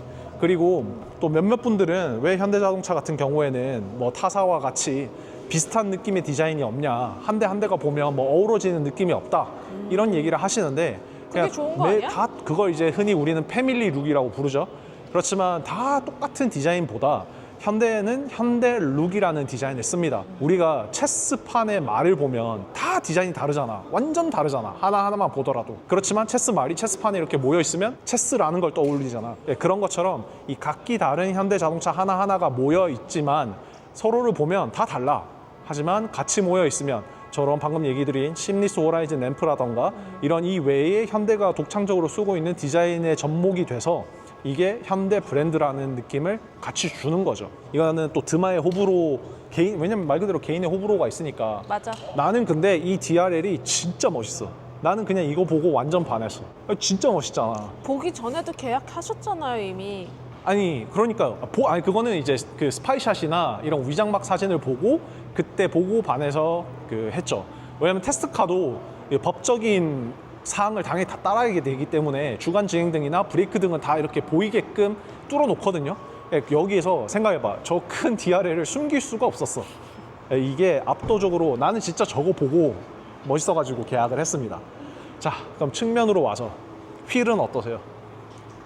얘도 됐다 커. 휠도 진짜 커. 21인치 휠이 적용이 됐는데 휠 사이즈가, 타이어 사이즈가 지금 보면 265, 45, 21인치. 사실 예전에는 이런 21인치 휠이 우리가 이런 제조사에서 만나볼 수 있는 휠 사이즈가 아니었어요.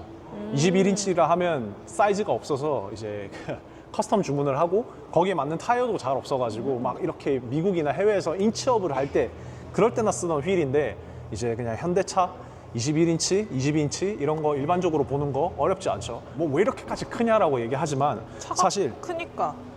차가 크니까 같이 커져. 여기에 16인치 휠 이런 거 넣을 수는 없잖아요. 넣으려면 넣을 수는 있지만 네, 말씀하신 것처럼 차가 커지니까 휠이 커지는 것도 같이 가는데 휠이 커지면 타이어도 같이 커져. 이 사이드 월이 얇아지면 얇아질수록 핸들링, 직각성은 좋아지지만 승차감은 안 좋아져. 왜냐면 충격을 흡수할 수 있는 고무의 양이 줄어들고 이건 뭐 절대적인 물리학인데 이걸 기술로 많이 보완을 시킬 수는 있지만 아무튼 여기가 더 높을수록 승차감은 좀 좋습니다. 연비로도 연결이 되고요. 그렇지만 이걸 말씀드리는 이유, 이 모든 것들을 이제 프리뷰, 전자 서스펜션이라던가 이런 기술적으로 극복을 많이 했다. 그래서 뭐 정말 최고의 승차감이나 연비 이런 걸 원하신다면 조금 더 작은 사이즈의 휠로 가실 수는 있겠으나 제조사들이 이 휠을 크게 키우는 이유는 뭐냐? 우리가 자동차를 구매할 때 제일 먼저 중요한 게 뭐일 것 같아? 돈. 아, 그렇죠. 살 수 있는 돈이 있어야 되니까 그 다음에 선택을 함에 있어서 내가 이 차를 사게끔 결정하는 이유. 승차감. 아니, 외관이죠. 나는 외관 중요하지 않았어. 네, 드마는 아니고요. 많은 분들은 외관, 차의 디자인, 생김새 그걸 보고 이 차가 땡긴다. 아, 나 이 차 좋다. 이 차 갖고 싶다. 이런 외관 디자인뿐만 아니라 엄청나게 많이 차지하는 게 바로 이 휠 크기. 휠이 크면 멋있다. 이거는 대부분의 사람들이 이렇게 공감하는 부분이거든요. 그래서 이렇게 커지는 부분이 있다는 점. 이런 디자인 외관이나 설명 초반에 말씀드린 것처럼 제가 전 영상에서 많이 다뤘습니다. 그래서 똑같은 얘기를 하고 싶지 않아서 좀 놓친 부분을 드마랑 같이 얘기하고 싶은데 드마가 마음에 드는 거 얘기해 주세요. 마음에 드는 거? 어딜 봐도 좀 빤빤해. 직각 그러니까 직선 평평하다 이런 느낌. 그러니까 직선적인 차는 많은데 이게 면까지 직선인 차들은 별로 없거든. 오, 그럼 뒤도 한번 보러 갈까요? 아직 뒤 디자인 모르잖아. 나 못 봤지? 반대로. 자, 그러면 뒷모습도 한번 보러 가요. 여기는 그래도 동그랗게 돼 있네. 근데 앞에서 봤을 때랑은 아예 좀 다른 느낌인데 뒤는? 어떻게 달라? 그러니까 앞에서는 앞면도 되게 판판하고 앞에서 옆을 봐도 이렇게 판판했는데 이 뒤에서는 이 뒤에 요 곡선감도 있고 여기서 볼 때도 뭔가 살짝 이렇게 동그랗게 보이는 느낌이 있어. 역시 자동차 하나도 모르지만 그런 포인트는 정말 잘 잡는데 드마 얘기한 것처럼 여기 이쪽에서 보면 여기 라인이 이렇게 싹 말려 들어가 있지. 근데 이걸 앞에서 볼 때는 빤빤하다? 앞은 뭐 거의 진짜 평면처럼 딱 직각한데 이 뒤에는 또 이렇게 유려한 곡선과 이걸 감싸는 그리고 지금 프레젠테이션에서 나왔는데 여기에 이 숄더 라인이라고 하는 이것도 엄청나게 키워서 디자인적으로도 그렇지만 여기가 높고 넓으면 당연히 실내 거주 공간으로 연결이 됩니다. 드마 얘기한 것처럼 뒤로 오면 좀 커브가 많아. 이 트렁크도 이 옆에서 한번 볼까? 진짜 트렁크 자체도 조금 볼록해. 그리고 여기에도 이렇게 커브가 있고, 그리고 여기 뒤에 후면 와이퍼는 어디 있을까요? 여기에? 여기 있다. 제가 물어봤으니까 이제 찾았지만 사실 후면 와이퍼 없는 것 같지? 그냥 여기 완전 이렇게 탁 숨어가지고 히든 리어 와이퍼라고 하는데 그냥 여기가 아니라 완전 안쪽에 있어. 후면 와이퍼 작동 범위를 봤는데 그냥 뭐 여기까지 쫙쫙 끝까지 쫙쫙 내려옵니다. 여기 또 카메라 들어가 있죠. 이번에 적용된 빌트인 캠 2 플러스, 그리고 카메라 또 더 있어. 거기 말고도. 여기도 있을 것 그렇지. 같은데? 카메라가 후방에 여기 하나, 여기 하나, 여기 하나 있습니다. 이거는 디지털 센터 미러라고 해서 지금 우리 나온다. 저기 우리 여기 얼굴 있잖아. 내 얼굴 너무 크게 나오는데 저기? 시승하잖아? 뒤에 차 운전석 조수석 보입니다. 그래서 이 최신 차 이거 있으면 네, 좀 조심하시고요. 자, 그래서 이거는 디지털 센터 미러에 사용되는 카메라, 이거는 빌트인 캠 2 플러스 블랙박스고요. 그리고 여기는 후방 카메라. 그래서 지금 후면부에만 카메라가 3개, 각각 다 다른 역할을 하는데 다 이렇게 기능성, 편의를 가득가득 갖춘 차량. 그래서 이 거대한 크기지만 이런 여러 가지 정보들을 주는 제품들이 많기 때문에 주행을 하거나 뭐 이렇게 주차를 하거나 하는데 크게 어려움이 없어요. 자, 트렁크 한번 열어보실래요? 이제는 뭐 트렁크 잘 열어요 이제. 자, 트렁크를 보시면 짱 자, 넓어. 여기에 당연히 전동 트렁크 그냥 뭐 버튼으로 되고, 이렇게 또 핸들이 양쪽으로 이렇게 2개나 또 있더라고요. 뭐 이건 이렇게 물리적으로 이렇게 올리고 내려도 하고 해도 전혀 문제가 없어요. 여기 짱 높아 근데. 내리고 이렇게 여기 꾹 누르면 원하는 각도로 트렁크를 조절하실 수 있습니다. 좀 보여드릴게요. 내리고 꾹 누르죠. 삐삐해요. 이렇게. 그러면 다음에 트렁크 열면 여기까지만 열려요. 저장 기능이야? 예를 들어 뭐 차고에 넣었을 때나 뭐 이렇게 끝까지 열 수 없는 상황인 경우가 있잖아요. 그러면 이렇게 메모리 시켜서 사용하시면 좋습니다. 그래서 여기 핸들이 이렇게 2개 있는 거 보니까 이거는 차박할 때 뭐 옷 걸고 유용하게 쓸 수 있을 것 같아. 그래서 지금 트렁크 부분 한번 보면 여기 인테리어 컬러 이거 어때? 내 맘에 안 들어. 마음에 안 들어? 사실 저도 개인 취향은 아니에요.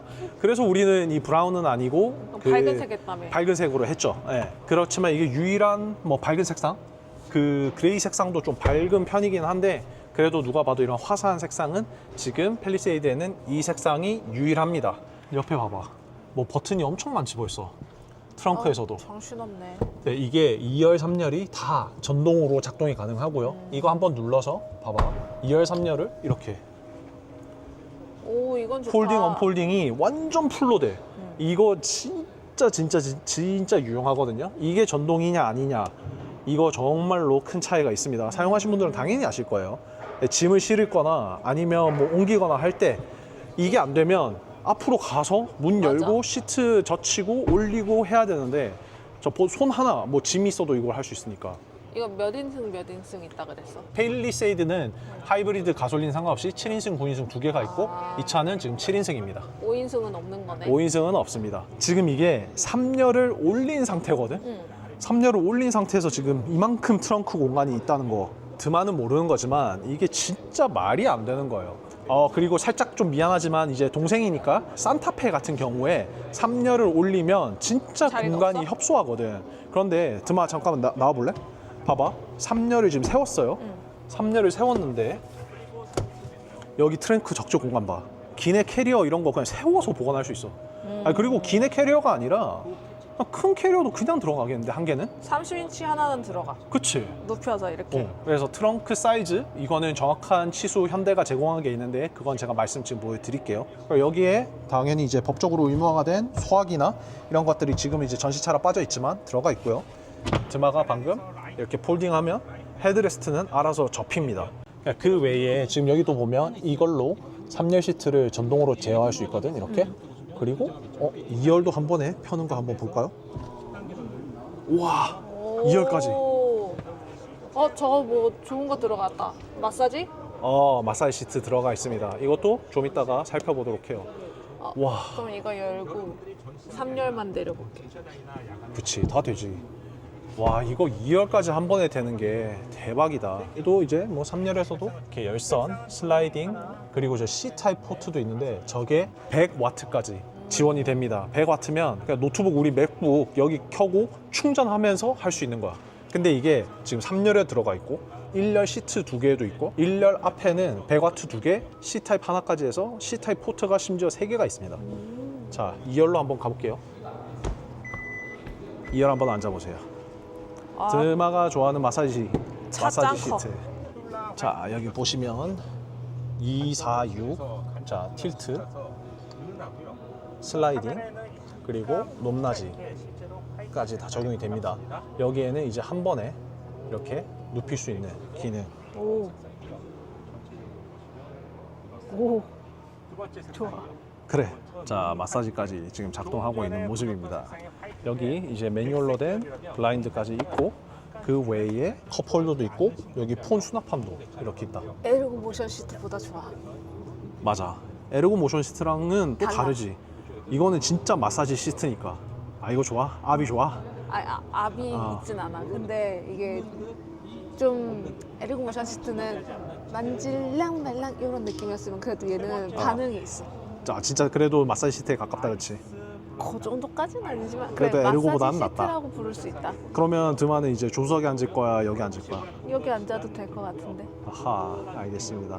이게 실제로 디자이너 분이 진짜 가족을 염두에 두고 디자인을 했다고 합니다. 부모가 앞에서 운전을 하고 뒤에 좌석에 이제 아이들이 앉았을 때 그런 모습.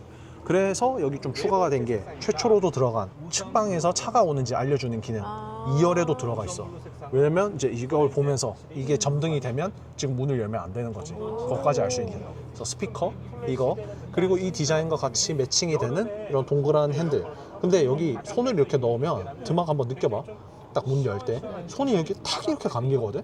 난 이 느낌이 너무 좋더라고. 한번 봐봐.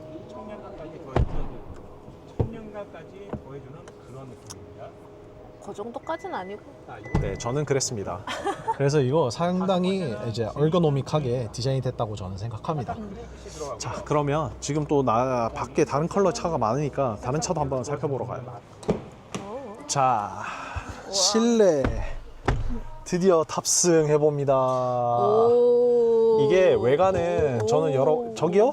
오, 이게 어때? 뭐야 이거? 실내 마음에 드는 게 많어? 이거 뭐야 이거 뭐 세워져? 제가 7인승, 9인승 두 가지라고 했잖아요. 뒤에 2열 봐봐. 몇 인승이야? 3인승이지. 그래서 3. 또 팰리세이드 최초로 들어간 9인승. 그래서 이게 봐봐. 지금 이게 시트야. 그래 아니 여기가 시트처럼 생겨가지고. 아니 이게 시트처럼 생겼어? 이 모가지 같잖아 이거 누가 봐도. 그 지금 제 영상 않죠. 보고 아신 거 아니에요? 뭔 소리예요? 저는 왜냐면 저는 남의 영상 보지 않거든요. 자기 영상도 안 보잖아요. 이게 나는 처음에 몰랐어. 시트일 거라고 상상을 못했어. 그렇지만 이거 시트 이제 좀 이따가 펴서 보여드릴게요. 근데 펼 줄을 몰라. 그래서 말씀드린 것처럼 여기 C타입 차징 포트 3개가 들어가 있고, 자 여기 또 지문 인식. 그래서 차키 안 들고 다녀도 됩니다. 스마트폰 충전까지 들어가고 컵홀더까지. 그리고 뭐 여기에 버튼이 있겠죠. 딱 거기 있네요. 눌러보세요. 네. 이렇게 센터암 콘솔까지. 물론 수납함이 이제 일반적인 것보다는 작아요. 근데 나는 어차피 깊게 들어가면은 그 위에 있는 걸 다 꺼내고 밑에 있는 걸 꺼내야 되잖아. 맞아. 그래서 나는 차라리 그냥 이런 게 더 좋아. 왜냐면 나는 조그만한 립이나 이런 것들이 훨씬 더 많아서 그냥 여기에 딱 화장품이 들어가는 정도. 진짜 너무 좋은 포인트 얘기해 줬는데, 사실 진짜 많은 분들이 지금 보고 계신 분 한번 생각해 보시면 될 거예요. 여기 센터암 콘솔에 제일 밑에 있는 게 뭐 있는지 모르는 분들 진짜 많아. 정말로. 난 선글라스 있어. 맞아. 그렇게 쌓여 있어가지고 이 활용도가 떨어지는 경우가 많은데, 이게 부족하다고 생각하실 수 있겠지만, 자 이게 일단은 기본적으로 시트라는 거 잊지 마시고 그 외에 여기 아래 하단부 보세요. 네, 여기에도 추가적으로 이제 수납 공간이 있고 또 저기에도 공간이 있고요. 차키 공간이네. 열쇠 모양이랑. 열쇠 모양이네. 그러게. 이게 무슨 열쇠 모양일까? 여기 열쇠겠지. 여기 이제 12V 아웃렛도 있고, 근데 그거 외에 여기에 또 제가 진짜 좋아하는 그 서랍형 수납함도 있거든. 바로 쳤네. 깊네. 나는 이게 원래는 이건 줄 알았어. 여긴 줄 알았는데 근데 여기도 할 수 있어, 그지? 올리고 잠시 올리고 이제 주행을 하기에는 좀 어렵겠지만 그래도 이제 탈 때 짐이 엄청 잔짐이 많아가지고 힘들 때 여기 올려놓기 좋은데 드마 바로 찾은 것처럼 여기에 그래서 실제로 이렇게 폰은 봐봐 수납하고도 널널해. 글러브 박스도 이렇게 되어 있는 모습이고요. 차 그 외에 시트 탑승했을 때 느낌이 좀 어떻습니까? 근데 크기 어때? 차 크기 대비 넓은데 좁다? 이거는 9인승이라서 이게 가운데 9인승이라서 타이트하게 들어가다 보니까 그런 거야. 드마가 방금 잘 지적했는데 좀 이따가 7인승 같이 타볼게. 그러면 또 차이점이 느껴질 거야. 그래서 이게 9인승이 꼭 필요하신 분이 아니라면 물론 이 이게 9인승이 필요 없는 것 같아. 그래서 우리는 7인승으로 계약을 했습니다. 얘 열어봐봐 얘 좀. 산타페에서 봤던 핸들이 들어가 있고요. 왕커. 3 스포크 휠. 자, 스포크가 하나, 둘, 셋. 스포크 3 스포크가 들어가 있는데 사실 여기에 좀 떨어져서 이렇게 한 개만 있는 것 같은 착시를 주지만 여기 사이 이음새 자시 보시면 네, 실제로는 붙어 있습니다. 그래서 3 스포크, 1 스포크 같은 3 스포크 휠이 들어갔고. 근데 여기서 또 살짝 아쉬운 점을 발견했어. 네. 뭔지 아세요? 모르죠. 저는 아쉬운 게 없어요. 너무 좋은 차인데요. 저는 양손으로 이렇게 잡잖아요. 네. 근데 항상 여기 요 부분에 내가 이렇게 손을 이렇게 걸친단 말이야. 아, 그래서 지금 얘가 조금 높아. 차 이거 시트를 조금 높여야 되는데 이게 시트를 맞게 조정하셨어요? 내가 맞는 시트, 내가 편안한 시트가 있을 거 아니야. 이 핸들에 맞춰서 시트를 꼭 맞추는 건 아니잖아. 핸들도 그래서 조정할 수 있어요. 맞아. 텔레스코픽으로. 그래서 아까 이렇게 조절했는데 그죠? 전동식으로 다 되죠. 뭔가 조금 불편해. 죄송하지만 내가 원래 운전했던 차랑 좀 달라서 그런가? 그렇습니다. 죄송하지만 그 본인에게 맞는 완전한 시트 포지션은 얼마든지 만들 수 있어요. 전동 시트이기 때문에 가능하고 또 텔레스코픽도 충분히 가동 범위가 넓어서 네. 얼마든지 가능합니다. 그리고 드마가 지금 느끼는 그 좀 어색함은 우리 차가 셀토스라서 워낙 그 소형 SUV고 이거는 현대에서 가장 큰 SUV입니다. 거기서 오는 차이점이 엄청나게 크고 둥 떨어져 있는 디스플레이가 아니라 여기는 위에는 이렇게 감싸면서 디스플레이가 안으로 들어가서 와 엄청난 느낌이 진짜 좋다. 이거 차 무슨 색이야? 계약한 거? 우리 차는 실버. 실버? 실버는 지금 야외에 있습니다. 추운 데 있어요. 나가면서 봐요. 그래서 기존에 들어간 12.3인치 CCNC 커브드 디스플레이가 들어갔네요. 좀 휘어있지 이렇게 해서. 그래서 우리가 익숙히 아는 이 인포테인먼트 시스템이 들어가 있어서 무선 안드로이드 오토나 애플 카플레이 당연히 들어가 있고 또 여기 또 측면에 보면 지금 보스 사운드 스피커 들어가 있죠. 매번 자주 쓰는 오토홀드나 드라이브 모드, 사륜 같은 경우에는 여긴 터레인 모드까지 들어가요. 드라이브 모드나 이런 물리적인 버튼이 여기로 올라와 있다. 보통 여기 가운데 있던 거 그런 것들을 여기로 다 빼서 활용도, 실용성을 높이고 7인승도 다 이렇게 있나? 7인승도 다 여기 들어가 있어. 아래에 이런 공조는 디스플레이로 돼 있어서 터치 방식인데 이런 것도 엄청 뭐 직관적이죠. 또 나 좋은 게 이게 버튼을 누르면 봐봐. 애니메이션이 살짝 이렇게 옆에 있다. 버튼을 이렇게 딱 누르잖아. 이렇게 차라락 차라락 애니메이션이 있어. 그래서 이런 것들 되게 직관적으로 잘 돼 있는데 터치뿐 아니라 물리 버튼까지 잘 들어가서 이렇게 자주 쓰는 볼륨 나 이거 물리 버튼인 거 너무 좋거든. 이렇게 누르고 그리고 이거 튠 이용해서 내비를 키면 자 이렇게 내비를 키면요 이걸로 줌인 아웃이 이렇게 됩니다. 그리고 이것도 다 바꿀 수 있어 원하면. 여기 있는 핸들에 있는 별 모양 꾹 누르면 보세요.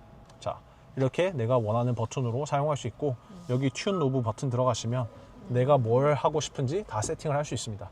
앰비언트 라이트 이렇게 들어가서 앰비언트 라이트가 은은한 이런 뜻이잖아. 말 그대로 직접적으로 쏘는 게 아니라 여기 커브에다가 이렇게 빛을 쏴서 당연히 이런 곡률이나 이런 게 주는 느낌 모든 거 다 계산하거든요.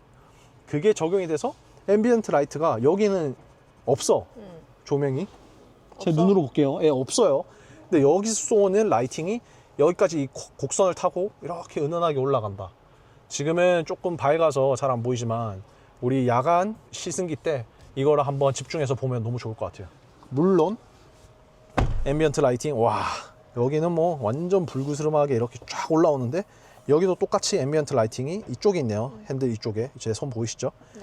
그리고 여기도 이렇게 곡선이 져서 문 열고 닫고 할 때 여기 전체가 그냥 다 핸들이야. 여기 아무데나 잡고 닫을 수 있어. 그리고 뭐 굳이 필요하시다면 스마트폰도 여기 이렇게 좀 보관할 수 있고. 나 그거 중요해. 나 맨날 걷다 놓거든.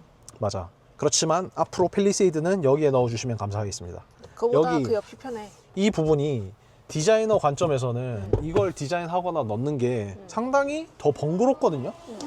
근데 여기다 핸드폰 넣으면은 여기 앉은 사람은 이거 꺼내려고 이렇게 으차해야 된다고. 아 그렇죠. 뭐 여기 옆에 편하신 있는 데 게 넣으면 좀 편해. 되는데 그래 뭐 편하신 데 넣는데 더 있으면 너무 좋지. 그치? 이거 저기 한번 여쭤볼까? 어떻게 여는지. 맞아. 아 네. 이거를 당기시고 수동으로 올리시면 돼요. 알겠습니다. 감사합니다. 가운데 3열 시트는 거기서 올릴 수 있고 와 이거 힘들어. 자 보시는 것처럼 조금 힘이 약하신 분은 조금 힘들 수 있겠어요. 이거 어린이용인데? 그래서 여기 이렇게 이게 있고 물론 시트 넓진 않아. 엄청 편하진 않는데 앉아볼까? 재밌지 지금. 보면 엄청 재밌어 하시는 것 같은데. 이게 너무 아 잠깐만 이제 보니까 이게 발받침이야, 발받침. 수납이 아니라 발받침이었네. 그 발 안 미끌리지. 미끄럼 방지 이런 거 돼 있지. 안 미끄러. 아 이게 발받침이었어. 안전벨트도 해보세요. 오 어때? 너무 쫄려 여기. 아 그거는 어쩔 수 없고요. 그리고 뭐 애시당초 이제 성인이 앉기에는 조금 그렇죠. 같이 이렇게 앉으면 아이들이 엄청 좋아할 것 같아. 애기들은 좋아할 것 같아. 여기 내가 이렇게 앉으면은 다리가 이렇게 올라와가지고 이 버튼이랑 내가 되게 가깝단 말이야. 그래서 그러네. 운전자가 여기 뭔가를 건들려고 하면은 내 다리가 이렇게 제껴져야 돼 옆으로. 아 그러네요. 뭐 여러 가지 신체 접촉이나 닿는 게 어쩔 수 없으니까 가급적이면 네, 가족이나 네, 남성분은 앉지 않으시는 걸로. 이게 어깨가 닿기는 닿아 뭐 이런 식으로. 그래서 뭐 엄청 편안하다 그거는 뭐 말이 안 되죠. 엄청 편하진 않지만 이게 9인승이라는 점, 그리고 9인승을 구매하시는 분은 뭐 세제 혜택과 버스 전용 차로를 이용할 수 있다는 점에서 분명히 구매를 하실 텐데, 이게 9인승에 9명이 타야지가 아니라 9인승에 6명 이상 타면 버스 전용 차로 주행이 가능하거든. 그건 법적으로 되어 있는 거니까 사실 여기보다는 3열이 좀 더 편한 것 같아. 2열은 앉아봤으니까 드마 지금 3열 가서 여기랑 3열이 어떤지 한번 얘기해주면 좋을 것 같습니다. 3열이 편하겠지. 이 그럴까? 꼽사리 좌석보다는. 근데 여기가 그래도 다리가 이렇게까지 확보가 되고, 근데 이게 또 불편한 요소 중에 하나인 게 이게 다리를 더 앞으로 못 내밀어. 내가 3열 가서도 말씀드리려고 했는데 3열은 이게 다리를 앞으로 밀어 넣을 수 있거든요. 의자 밑으로. 그게 피로도의 차이가 엄청 커. 자 그러면 3열로 가봅시다. 자 2열은 제가 드마 내리고 한 번 더 보여드릴게요. 다리를 필 수가 없고 성인이 앉으면 이런 모습이다. 이제 보니까 여기가 발받침이었네요. 그렇지만 평소에는 수납으로 쓸 수 있다는 점, 항상 쓸 게 아니기 때문에 뭐 대부분은 이런 모습이겠죠. 미는 건 쉽다. 내가 당기고 있었어. 자 보신 것처럼 평소에는 뭐 이렇게 다닐 거기 때문에 뭐 전혀 이질감이 없습니다. 이렇게 돼 있어. 이미 벌써 이렇게 돼 있네요. 누가 이렇게 해놨어? 이게 봐봐. 짠. 또 최초로 적용된 오. 시트가, 그리고 여기 버튼 제가 썼는데 여기도 같은 버튼이거든요. 자 이게 최초로 적용이 돼서 3인승에 아유, 좁아. 3열에 아유, 좁아. 타기 쉽게 도움을 줍니다. 좁아. 자 물론 좁긴 좁아요. 자 옆으로 가세요. 더 좁은 데로. 정말. 그래야 이제 느낄 수 있으니까. 와, 이건 무릎 다. 그런데 봐봐. 지금 시트를 봐봐. 뒤에 옆에 거랑 시트 비교해서 봐봐. 그러게. 지금 리클라이닝이 안 돼 있지. 뒤로 최초로 제쳐치고 뒤로도 가지네? 밀어보세요. 오케이. 자 그게 지금 최대로 몰았거든. 우선 여기에 제 머리가 살짝 닿고요. 네네. 닿을랑 말랑 손이 하나 딱 들어가면은 딱 맞는 정도. 자 드마 키가 몇이죠? 175. 네. 그래서 키가 크신 편이라는 거 잊지 네. 마시고요. 그리고 여기도 네. 무릎 앞에가 딱 손 하나 이렇게 들어가요. 그리고 그래서 제가 손 말한 여유분 하나. 다리가 이제 밀어지잖아. 그치? 다리는 그래도 발가락이 여기까지 어. 앞으로 가질 수 있어. 그래서 자 여기랑 가운데 1열 가운데 시트랑 어떤 게 좀 편해? 그래도 이게 낫다. 어? 여기가 나. 알겠습니다. 자 내려보세요. 좀 불편하게. 이게 힘들다고. 자 또 다른 7인승 차량으로 왔거든요. 실내가. 네. 오, 이것도 살짝 또 인테리어가 다른데, 그지? 이게 괜찮은데? 근데 우리가 한 인테리어 빨리 찾아야 되는데. 그거 우리가 한 건 이거보다 밝은 거지. 더 밝은 색이야. 얘도 의자가 올라오는 애야? 아니지. 아니죠. 그럼 얘는 이렇게 7인승이니까 이게 이렇게 고정이 돼 있는 거죠. 얘는 수납이 더 넓네. 수납도 훨씬 넓고 그 외에 여기서도 또 여기 추가적으로 수납이 있습니다. 그리고 여기 버튼 100W 제가 다 말씀드린 거, 저기 공조기와 가까운 거리나 이런 것들은 비슷해. 우리 3열 본 거랑. 그렇지만 이제 절대적인 이런 시트의 넓이나 어깨, 앉았을 때 착자감이나 그 공간감이 주는 건 분명히 이게 훨씬 더 안락하다. 그건 뭐 어찌 보면 너무나 당연한 거니까. 그래서 지금은 다시 저희가 7인승에 앉아 있는데 이게 캡틴 시트라고 하는 마사지 시트가 적용된 차량입니다. 이게 팔걸이가 있으니까 좋다. 그치. 뒷좌석은 보통 팔걸이가 한쪽은 없잖아. 다시 한번 저희 3열과 아까 1열 3인승 가운데 좌석 앉았을 때 어떤 게 어떻게 다릅니까? 나 안 앉아봐서 몰라. 어떤 느낌이었어? 우선 이거는 시트가 이 바닥면이 더 판판하게 아무것도 없는 느낌이야. 그래서 너무 불편하고, 우선 시트 다리가 그치? 아니 여기 엉덩이 부분이. 오케이. 그리고 엉덩이 부분도 되게 좁아. 그리고 좁은데 양옆으로 내가 갈 수 있는 공간이 없어. 그래서 여기는 그래도 내가 옆으로 조금 움직여도 보고 할 수 있는데, 얘는 이렇게 고정된 채로, 그리고 어깨도 이렇게 양옆에 조여가지고 이렇게 고정된 채로 좀 묶여서 가는 느낌. 그러면 이제 1열의 세 번째 가운데 좌석은 아이를 영유아를 위해서 남겨놓는 걸로. 영유아 그냥 딱 유치원생 정도. 근데 초등학생까지. 난 너무 재밌을 것 같아. 그거 그 기차의 기관실에 앉아서 앞에 보면서 갈 수 있는 느낌. 왜냐면 이제 작은 아이들은 앞에 좌석에 앉을 일이 잘 없잖아. 근데 운전하는 게 막 바로 옆에서 엄마 아빠가 운전하는 게 보이고 뭔가 이런 좀 경험을 주던데. 그리고 9인승은 사실 그 목적으로 이렇게 사용하는 게 아닌 게 많기 때문에. 맞아. 자, 이제 차이점만 이렇게 좀 대략적으로 말씀드렸고요. 자, 이런 다른 인테리어를 또 한번 보여드리려 이 차를 탑승했습니다. 자, 마지막으로 정말 제일 많이 계약이 되고 판매가 될 어비스 블랙 펄, 크리미 화이트 펄 이제 야외에 있거든요. 그거 한번 빠르게 만나러 가보겠습니다. 춥지만 파이팅 해보는 걸로. 자, 갑시다. 에어컨 컨트롤하는 거 공조기가 여기 또 있고요.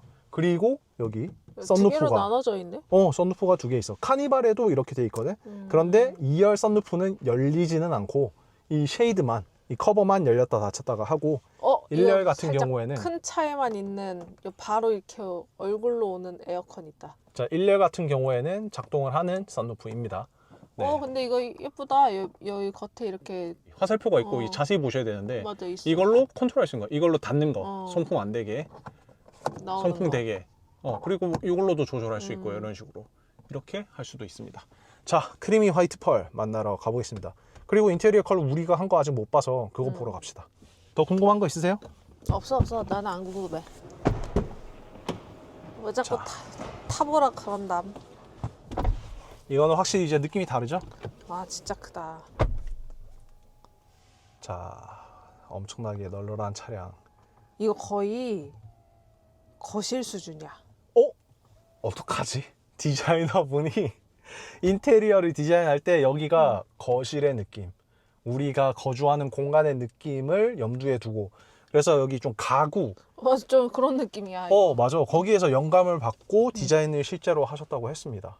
근데 이제 뭐랄까, 넓은데 좁다고 했잖아. 이 넓은데 좁은 느낌이, 이게 진짜 거실 같은 편안함을 요런 데서 다 디자인적인 요소에서 이게 곡선감을 주고 하면서 하다 보니까 좀 더 안락한데, 안락하면서 좀 좁다는 느낌이 들거든. 근데 넓어. 알겠습니다.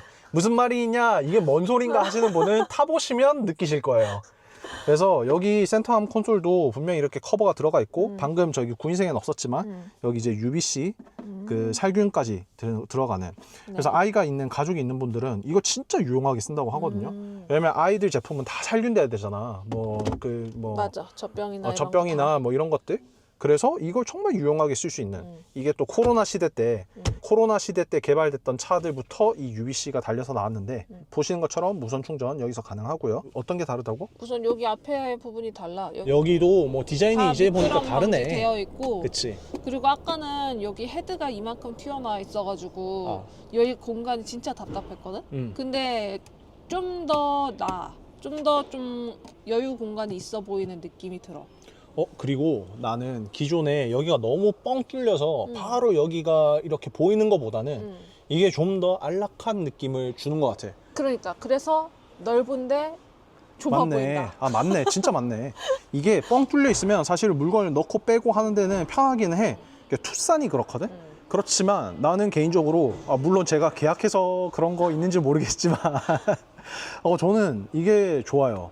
여기 암레스트가 이렇게까지 쭉 뻗어서 진짜 좀 럭셔리한 고급감을 더 많이 더해주는 것 같습니다. 그리고 허드 당연히 적용이 돼 있고, 허드가 지금 이렇게 간략하게 봤을 때는 기존에 우리가 봤던 허드랑 다른 게 없는 것 같거든.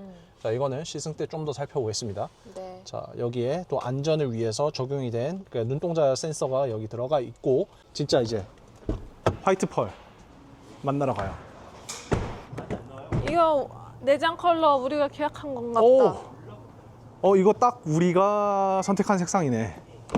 자, 크리미 화이트 펄, 그리고 화이트 펄에 어울리는 밝은 인테리어 적용된 차량인데, 누가 고맙게 엉뚱 틀어놓고 갔어. 아, 예. 여기도 지금 엉뜨가, 내가 켰어 방금은. 저는 찹더라고요.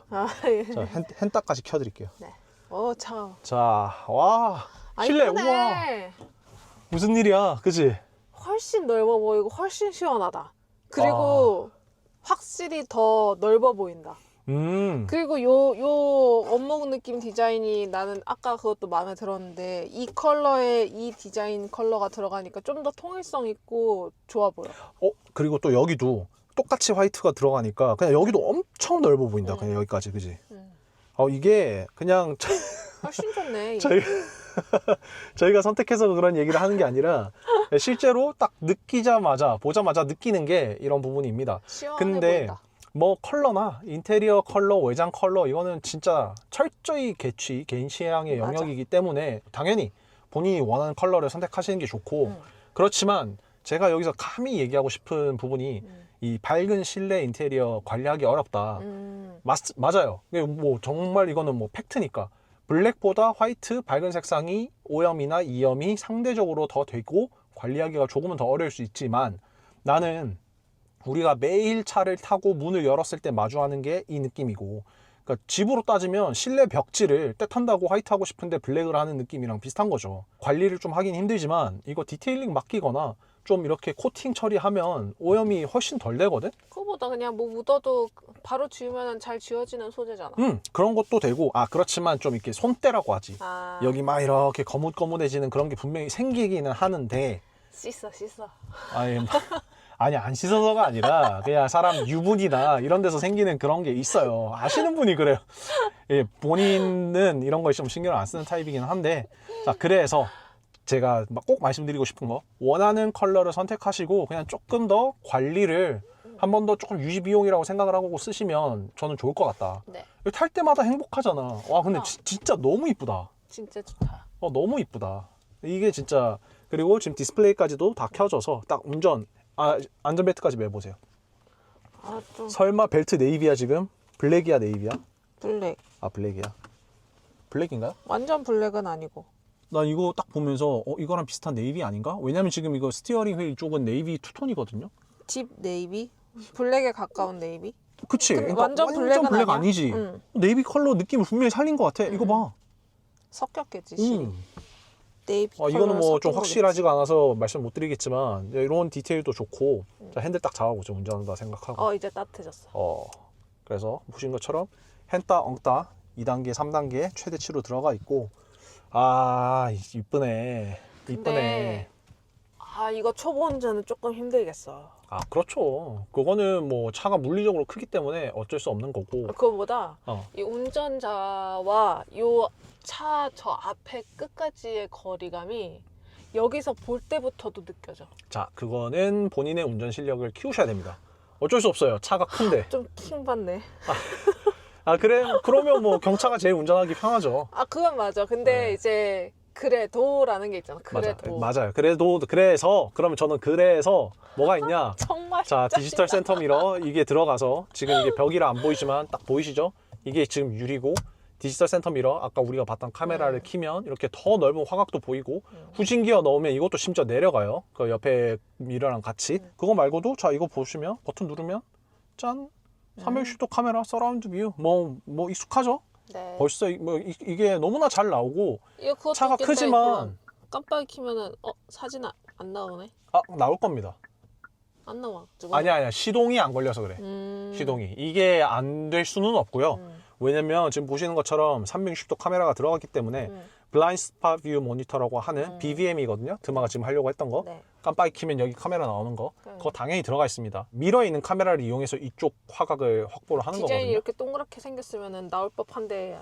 무조건 나와. 그래서 아까 또 말씀드린 것처럼 네. 여기에 드라이브 모드가 있고 터레인. 4륜 같은 경우에는 네, 이렇게 터레인 모드까지 여기 네. 들어가서 네, 오토, 스노우, 머드, 샌드 네. 그리고 요즘 오토 진짜 말 그대로 자동으로 터레인 모드를 세팅해 주는 건데 이게 현대모터그룹이 엄청 노력해서 공들여서 만들었거든요. 그래서 이걸 참고해 주시면 좋겠고 네. 이코, 노말, 스포트, 마이 드라이브가 들어갔는데 네. 하이브리드 모드에 베이비 모드가 들어가 있는지는 모르겠습니다. 그거 저 개인적으로 제 최애인데 그거 좋던데. 드마도 느껴봤잖아. 그게 투싼이랑 스포티지 하이브리드만 아직까지는 들어가 있거든요. 근데 팰리세이드 들어가 있을 확률이 매우 높겠죠. 오. 자, 그 외에 좀 궁금한 게 있으신가요? 추가적으로? 좀 궁금하지 않아요, 차에 대해서? 우리 썸네일 찍어야 돼. 썸네일 찍자. 춥다 투어. 누가 봐도 실버는 쟤다. 드디어 요거지? 네, 드디어 저희가 계약한 실버 색상 어때요? 첫인상. 생각보다 화이트가 더 이뻐? 근데 화이트 진짜 깔끔하고 이쁘다, 그지? 난 화이트가 더 나은데? 근데 엄청 많은 분들이 화이트 하긴 할 거예요. 근데 이것도 예쁘긴 예쁜데 이게 근데 지금 겨울이라서 그런 것 같긴 해. 추워 보여서. 겨울이라 얘가 또 완전 쿨한 실버 컬러라 더 추워 보여서. 근데 여름에는 오히려 또 시원스러워 보일 수도 있어. 그럼 전면부도 같이 한번 볼까요? 이렇게 봐도 그래? 컬러 변경? 순번 엄청 밀리는데? 화이트가 제일 예쁜 것 같아. 근데 진짜 화이트가 진짜 이쁘다. 아니면 저 컬러 오히려 진한 게 더 나은 것 같기도 해. 오히려 더 진한 색상? 그 어차피 취소되잖아. 아니 취소가 문제가 아니라요. 이거 컬러 변경을 하면 순번이 이제 엄청 밀리는 거죠. 안 해야지 그건 어쩔 수 없지. 나는 아까 혼자 여기서 이걸 얘랑 찍었거든? 어. 그래도 이 셋 중에는 어. 나는 이게 제일 이쁘더라고. 그래서 그거 엄청 마음에 계약하셔서 들었는데 그런 거 아니에요? 아니야. 그러니까 진짜 이 셋 중에 이렇게 봤을 때는 여긴 그랬는데 화이트를 보고 나오니까 화이트가 너무 깔끔하고 진짜 이쁘다.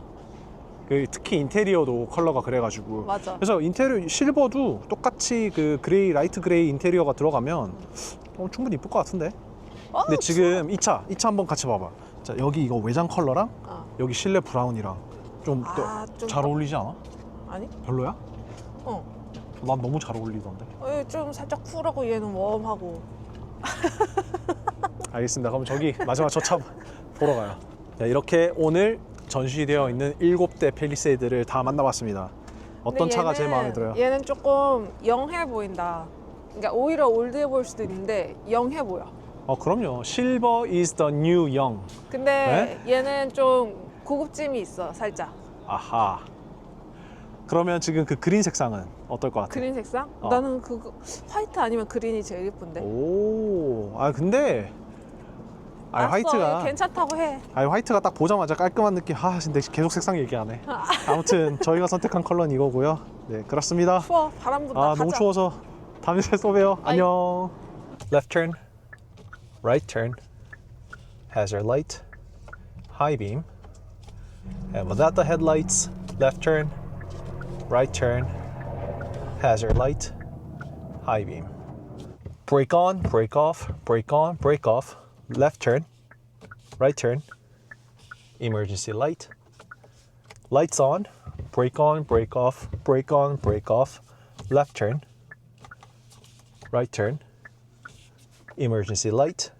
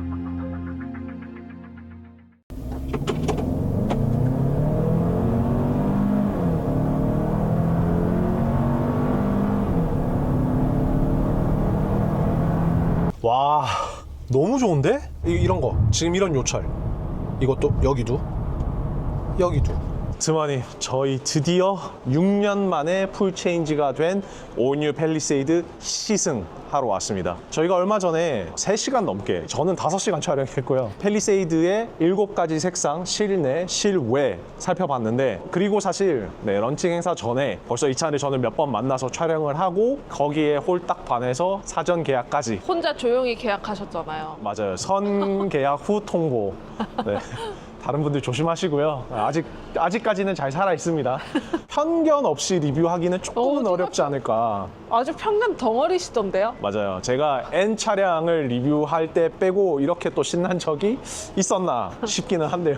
오늘은 시승, 진짜 차의 본질, 이 달리기, 움직임. 와, 너무 좋은데?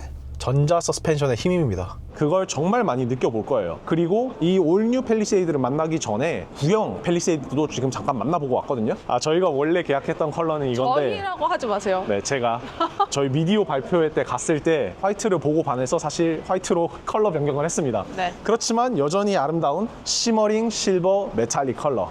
네. 자, 여기도 에코트로닉 그레이 펄 차량일 거고요. 보세요. 와, 이 크기랑 느낌이 정말 압도적인. 저렇게 지금 불이 켜져 있을 때 저런 DRL의 컬러와 느낌을 주지만, 헤드라이트가 그냥 이렇게 반사됐을 때 여기 꺼져 있는 상태지만 여기서 주는 또 DRL 느낌이 너무 고급스럽다, 은은하고. 헤드라이트가 조금 따로 논다 이런 얘기를 하는 그 피드백이 있었는데, 사실상 주간 주행등이 켜지고 나면 여기는 조금 디자인이 그냥 범퍼의 앞에 프론트 레디에이터 그릴의 일부분이 되는 느낌으로다가 디자인을 한 것 같아요. 헤드라이트가 필요할 때만 여기가 발광이 되는, 평소에는 여기 이 부분이 팰리세이드의 아이덴티티인 거죠. 자, 나머지 지금 미디어 행사장에 오면 진짜 좋은 게, 이렇게 모든 컬러가 쫙 다 도열이 돼 있습니다. 자, 제가 라이트는 이쪽에 없고 저 뒤에 있네요. 여기가 제가 말씀드린 심리스 호라이즌 램프, 일자로 쭉 뻗은 라이트가 들어갔고, 여기가 헤드라이트, 여기는 상향등 드디어 만나보게 되는데, 여기 보면 이제 액티브 에어 플랩이 열렸어. 열렸네. 시동권 차는 저렇게 닫혀 있는데 이 디자인 부분이 여기까지 접목이 되면서, 나 자동차 그릴 여기야 끝이 아니라 여기까지 연장이 되면서 이런 거대한 프론트 라디에이터 그릴의 느낌을 주는 거죠. 네.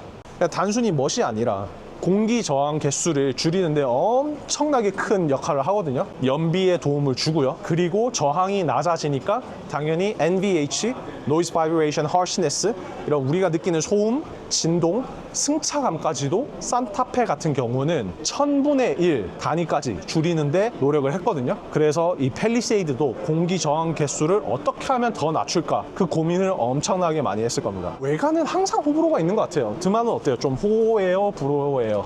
굳이 따지자면 호인 편인데, 네. 저 등이 뭔가 등이 점등이 됐을 때? 아니 그냥 디자인. 디자인이? 안 돼요. 이게 우리 차예요, 이제. 이게 원래 최초에 제가 제일 먼저 계약했던 시머링 실버 메탈릭인데 또 많은 분들이 이게 워낙 크고 수직 수평 즉각 하다 보니까 좀 검은색 무채색이 어울린다라고 얘기하는 분들도 많았는데 저도 그걸 동의하거든요. 그렇지만 의외로 흰색이 크리미 화이트 펄이 진짜 잘 어울렸다. 그치? 자, 여기 있다. 이게 저희가 아 진짜 크다 근데. 마음을 바꿔서 컬러 변경을 했던 크리미 화이트 펄. 네. 다른 색 볼 때랑 다르게 느낌이 자 흰색. 저거 보세요. 이게 커. 아니 저거 보세요. 봤어. 웰컴 세레머니. 나는 그 멋지죠? 웰컴 세레머니 중요하지 않아. 중요합니다. 저 멋집니다. 자 보세요. 차 엄청 크죠? 저기 그냥 사람 들어갈 수 있을 것 같아요. 그죠? 아쉽게도 저희가 계약을 했었던 실버도 아니고 크리미 화이트 펄도 아닌데 저희가 받은 차는 어비스 블랙 펄, 실내도 블랙 온 블랙이라고 하는 앞으로의 3시간을 함께 보낼 차는 바로 이 차입니다. 어비스 블랙 펄 외장이 적용이 된 제가 흰색이 더 커 보인다. 그러게 옆에 딱 흰색이 같이 있네요. 근데 흰색이 진짜 커 보여. 그냥 이렇게 딱 있으면 흰색이 훨씬 커 보여요. 차가 밝은 색이 들어가면 차의 끝이 명확히 보이잖아. 이 차는 여기가 끝이고 여기가 끝이고 여기가 끝이고 이런 게 명확히 보이는데 블랙은 다소 상대적으로 그런 게 좀 덜하다 보니까 검은색 어두운 색이 진리다라고 얘기하는 의견이 많이 있는 건 아는데 멋있긴 멋있어. 근데 얘는 와. 드마 한번 가서 서보세요. 나는 근데 내가 이런 느낌. 차가 좀 작아 보여. 드마의 키 어떻게 되시죠? 175. 워커도 신으셔서 거의 180 대한민국 남자 평균 키인 제가 여기 이렇게 같이 서보면 저는 이제 170 네, 저도 175입니다 사실. 컬러는 이렇게 한번 둘러봤고 실내에 탑승해서 어떤지 한번 살펴보겠습니다. 현대 로고를 형상화한 차키, 조약돌 차키 웰컴 세레모니를 한번 보겠습니다.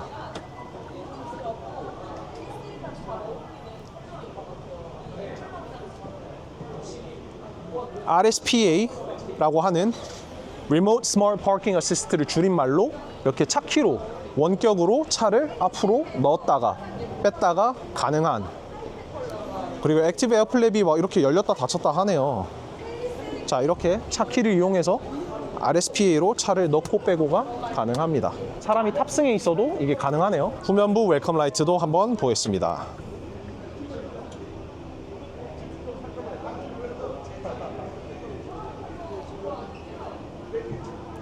그리고 캘리그래피에만 가능한 구독을 통해서 더 많은 다이나믹 웰컴 라이트를 사용하실 수 있습니다. 출발하기 전에 꼭 보여드리고 싶은 게 바로 이 본네트 후드 아래에 있습니다. 팰리세이드에 처음 적용되는 2.5 터보 엔진 자체는 기존에 사용되던 엔진이고요. 검은 차라서 잘 안 보이지만 여기 이 스트럿 링, 아반떼 N에 최초 적용됐던 스트럿 링이 들어가 있고요. 서스펜션에 연결된 케이블이 보이죠. 프리뷰 전자식 서스펜션이 들어간 차량으로 오늘 승차감을 정말 크게 좌지우지할 거예요. 와, 너무 좋은데? 시승을 출발해 보도록 하겠습니다. 와, 여기 팰리세이드, 이렇게 이게 주차장에서 우리가 만날 팰리세이드의 모습인 거죠. 정말 이 압도적인 모습. 그렇지만 제가 계약한 크리미 화이트 펄이 눈에 제일 들어오는 건 어쩔 수 없네요. 졸리다. 네, 드마는 어제 좀 과로를 하셔가지고, 그리고 조금 멀미가 심한 제 와이프 드마라는 점 한번 말씀드리면서 저게 로버스트 에메랄드 펄일 확률이 매우 높아 보입니다. 저 그린빛 보이죠? 막 이렇게 자연광에 나오니까 딱 느낌이 다르지. 여기가 그 대각선 방지턱이거든요. 승차감이 가장 안 좋은, 이렇게 부드럽게 다 같이 넘는 게 아니라 대각선으로 삐뚤삐뚤 이렇게 도는 곳이다 보니까 승차감이 제일 안 좋은 상황 중에 하나인데, 저희 차 셀토스를 타고 왔을 때랑 기분이 완전 다르죠 벌써.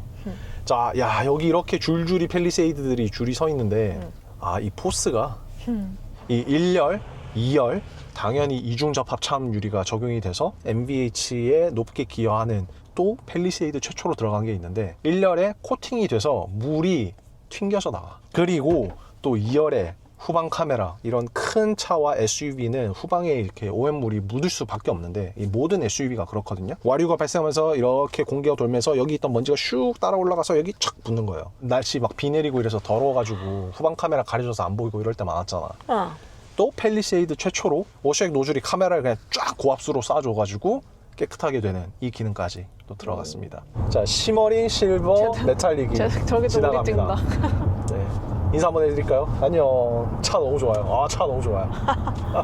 네, 저 컬러 진짜 이 자연광에서 봤을 때 좀 어떤 것 같아? 앞만 봐도 화이트가 이뻐.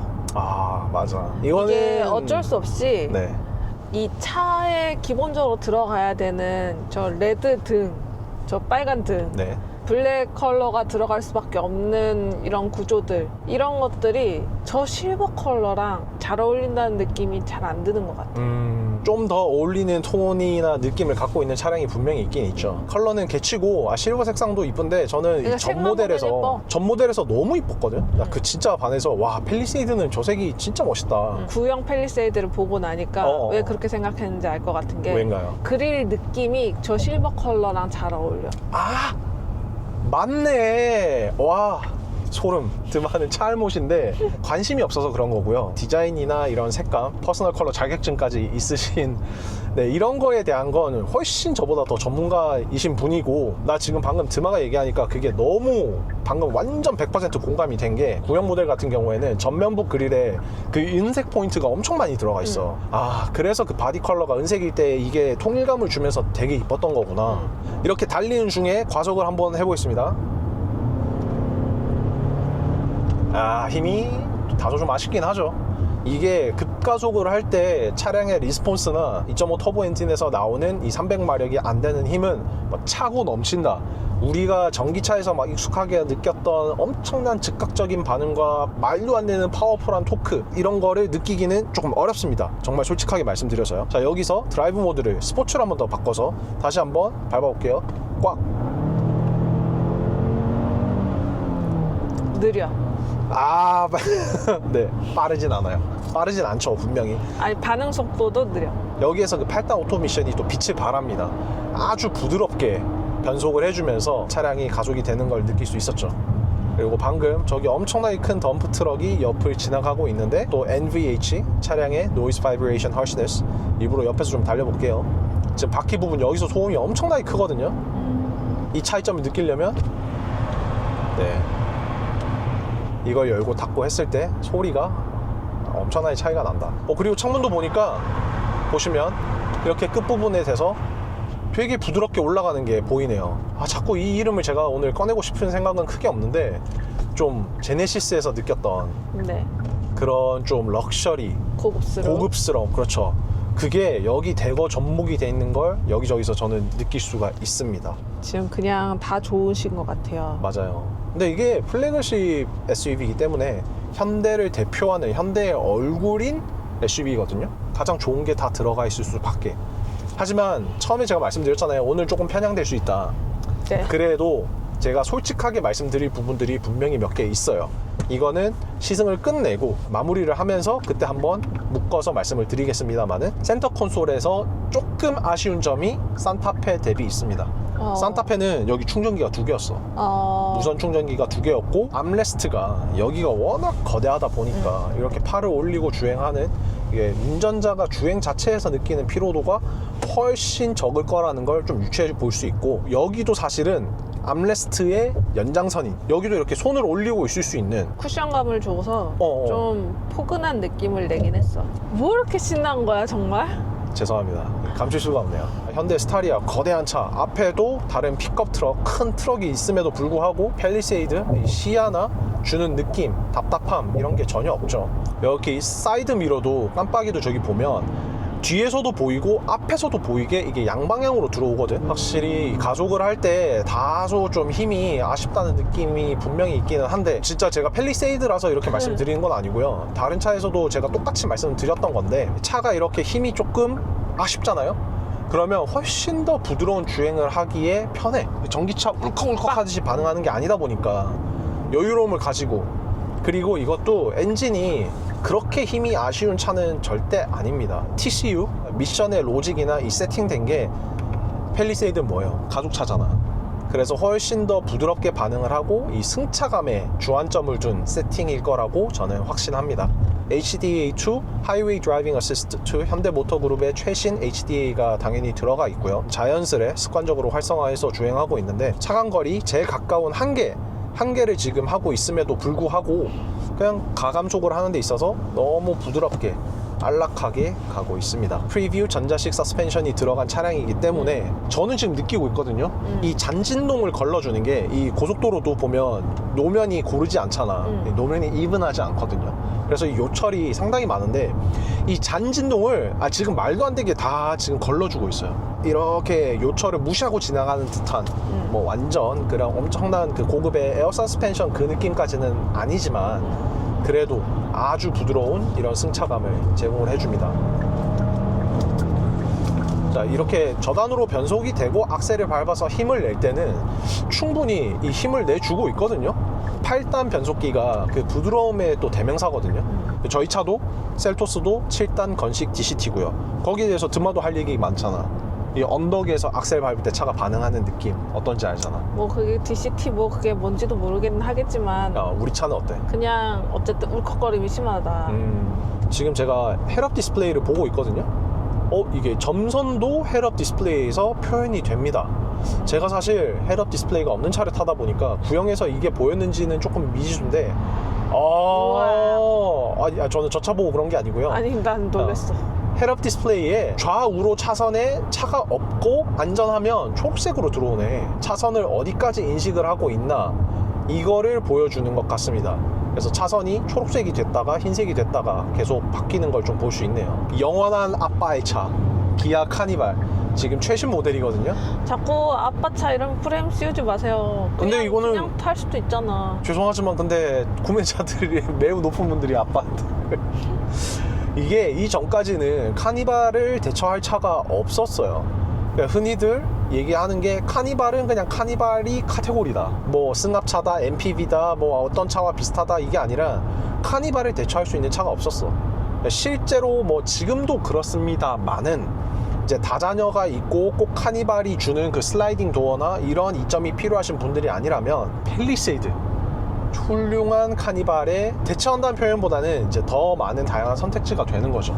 그리고 이번에는 최초로 9인승이 나왔기 때문에 6명 이상 탑승 시 버스 전용 차로에서 주행이 가능합니다. 이거는 뭐 법적으로 되어 있는 부분이라서 그것도 엄청나게 큰 메리트죠. 당연히 계속해서 느끼고 말씀드리고 싶은 부분이지만 이렇게 앞에 큰 스타리아 대형차가 있지만 쫙 비킵니다. 팰리세이드 앞에 딱 있어요. 크기가, 그리고 지금 옆에 테슬라 모델 Y거든요. 자, 옆에 있는 스타리아와 한번 비교해 보세요. 물론 스타리아보단 작지만 이야 진짜 이거 앞부분도 훌륭합니다. 디자인이. 뭐 실 계약자 미래 오너로서 아주 만족합니다. 최고. 취소당할 수도 있다는 점. 여러분 제 와이프를 좀 설득해 주세요. 이 차를 왜 구매해야 하는가 같이 좀 적어주세요. 그리고 내가 방금 우리가 시승하기 전에 구형 모델을 시승하고 왔잖아. 그리고 내가 집중해 달라는 거 뭐였죠? 여기 뚫린 거? 그쵸. 구형도 이 구간이 그렇게 넓지 않았었어. 되게 요만한 좁은 부위로 막혀 있었어서. 흰색 지나간다. 흰색. 자꾸 딴 얘기 막. 네, 말씀해 주세요. 일부러. 집중하고 있습니다. 말씀해 주세요. 아무튼 네. 구형도 그렇게 답답한 느낌은 없었는데 네. 그래도 뚫려 있으니까 확실히 좀 시야적으로 시원해 보이긴 하네. 드마가 얘기한 것처럼 엄청난 개방감을 선사하는 건 아니에요. That's 3 wide. 이게 지금 차 세대가 이렇게 쫙 달리고 있는데 이야 멋지죠. 끄시면 일반 미러, 켜면 디지털 센터 미러. 보이는 것 자체가 이게 좀 어색하신 건 충분히 이해합니다. 우리가 기존에 보던 이 미러에서 너무 다르지. 느낌이 거리감도 다르고.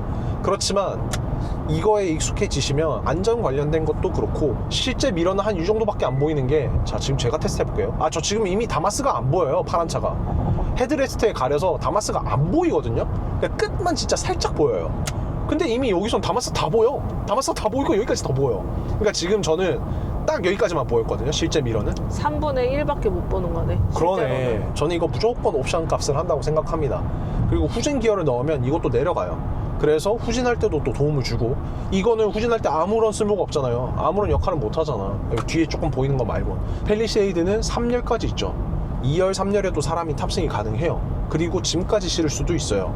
사람 안 타고 짐을 많이 실을 수도 있어요. 그럼 뒤에가 안 보여요. 그렇지만 이런 경우는 전혀 없다. 마지막으로 하고 그만할게요. 악천후에 비가 올 때 여기는 비가 하나도 안 내린 젖지 않은 상태에서 이거 켜고 다니면요 사실 후방 와이퍼를 킬 필요가 없어요. 이렇게 깨끗하게 볼 수 있습니다. 처음에 이 DCM이 나왔을 때 테스트를 했는데 여기에 물 갖다 뿌려도 다 코팅이 발수 처리가 돼 있어요. 물이 안 맺힙니다.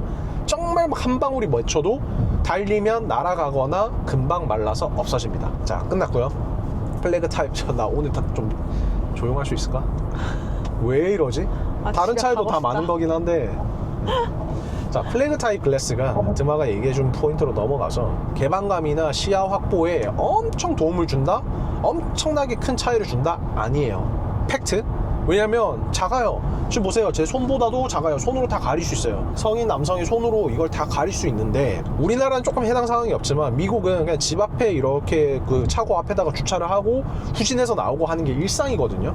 우리나라처럼 후진해서 넣어놓고가 아니라 바로 앞에 넣은 다음에 후진해서 나오고 가고 이런 거 뭐 미드에서 많이 보실 거예요. 이게 있음으로 인해서 차 여기 대각선 아래에 있는 아이나 우리 집 댕댕이나 옆집 고양이나 뭐 가끔 뛰어다니는 곰이나 뭐 이런 걸 확인할 수 있는 거예요.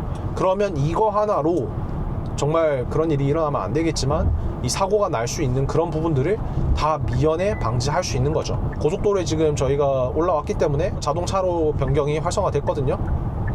이렇게 깜빡이만 눌러주면 네, 지금 앞에 있는 거 다 미세먼지네요. 자, 깜빡이만 키면 자기가 알아서 다 끝까지 차선 변경을 당연히 해줍니다. 자, 다시 한번 좌로 들어가 보면, 그리고 변경이 시작하면 사실 핸들에 놔도 끝까지 자기가 가요. 그렇지만 당연히 핸들은 잡고 계셔야 된다는 점. 핸들 잡으라고 바로 지금 워닝이 뜨네요. 당연히 플래그십답게 정전식 핸들이 들어가서 핸들을 과거에 이렇게 흔들어 줄 필요 없이 손만 올리고 계시면 알람이 뜨지 않습니다. 전방을 주시하고 있는지 시야를 확인하는 이 센서가 들어갔는데 해외 시장에서 더 엄격화된 안전 규격을 맞추기 위해서 적용이 된 거라고 볼 수 있고요. 스포티지에서 봤던 그런 것보다 훨씬 크기가 작네요. 스포티지는 이거보다 더 컸거든. 그리고 초기 제네시스에도 들어갔던 건데 초기 제네시스는 이거 더 컸어. 지금 본 것 중에 최신 차 중에 가장 작은 사이즈가 들어갔습니다. 엄밀히 말하면 이렇게 원스포크 느낌을 낸 여기 연결이 되어 있는 3스포크 휠이고요. 이게 처음에 그랜저에서 이 디자인이 가장 먼저 채택이 됐는데 엄밀히 말씀드리면 그랜저랑은 좀 다른 게 그랜저는 여기가 쫙 완전 일자로 붙어 있습니다. 지금 앰비언트 라이트가 다소 지금 좀 어두운 상태로 돼 있는 것 같은데요. 전방 주시하라고 바로 이렇게 나오네요. 그러니까 이게 얘의 역할인 거죠. 실내 지금 앰비언트 라이트가 가장 밝게 세팅이 돼 있기는 하네요. 자, 스포츠 하면 이제 빨간색이 있어요. 여기 손 넣어보세요. 손가락. 여긴 있어. 빨간색 보이죠? 여기 완전 너무 약한데? 지금 이제 밖에 조명이 센 것도 있지만 타 브랜드처럼 엄청 밝은 앰비언트 라이트는 아니네요. 지금 일부러 스포츠에 넣어서 빨간색이 나오게끔 했는데도 그렇게 밝은 색상은 아니다. CCNC 12.3인치 모니터가 적용이 됐는데 여기 지금 제가 처음 보는 현대 폰트가 들어가 있습니다. 이렇게 스포츠 모드에는 들어가 있는 거. 이거는 이제 저희가 익숙한 그 현대 폰트죠. 현대 모터 그룹에서 덩치를 담당하고 있는 차들이 앞에 다 있거든요. 지금 GV80과 카니발과 팰리세이드 이 차량이 세 대가 지금 나란히 달리고 있는데 야, 다들 덩치들이 장난이 아닙니다. 그죠? 카니발은 심지어 하이리무진 모델이어서 이제 더 큰데 GV80도 이제 위에 짐을 싣고 가고 있고요. 팰리세이드도 마찬가지로 루프렉을 이용해서 뭐 위에 툴레라든지 뭐 캠핑 장비라든지 애프터마켓 파츠 혹은 현대에서도 제뉴인 파츠로 나올 거예요. 저번에 저희가 시승했던 산타페도 제뉴인 파츠거든요. 이 넓고 안락한 승차감 이런 거 지금 이런 요철 이것도 여기도 이런 게 프리뷰 전자 서스펜션이 다 걸러주고 있는 거거든요. 그리고 또한 타이어도 저소음을 담당할 수 있는 역할을 할 수 있는 타이어가 또 들어가 있어요. 이게 얼마나 안락한지 한번 보여드릴게요. 자, 선루프를 열면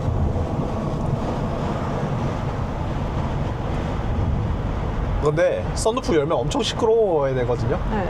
저 그걸 기대했는데 여기 이것도 기존에 그런 막 그물망이 아니라 짧은 소재로 돼가지고 밖에서 보면 훨씬 더 깔끔해 보이겠다. 저게 윈드 디플렉터라고 해서 바람의 길을 이렇게 흐트려주는 소음 방지를 위해 와 진짜 포스가 야 그만해. 네, 그만하라고. 알겠습니다. 좀 알겠습니다. 저 지금 방금 사실 썬루프 열고 너무 조용해서 좀 어이가 없었거든요. 원래 우와 이런 소리가 나야 되는데 조용하게 이 윈드 디플렉터, 이 바뀐 윈드 디플렉터가 역할이 분명히 있다고 저는 확언할 수 있습니다. 디자인적으로도 내려서 보면 훨씬 더 깔끔할 거예요.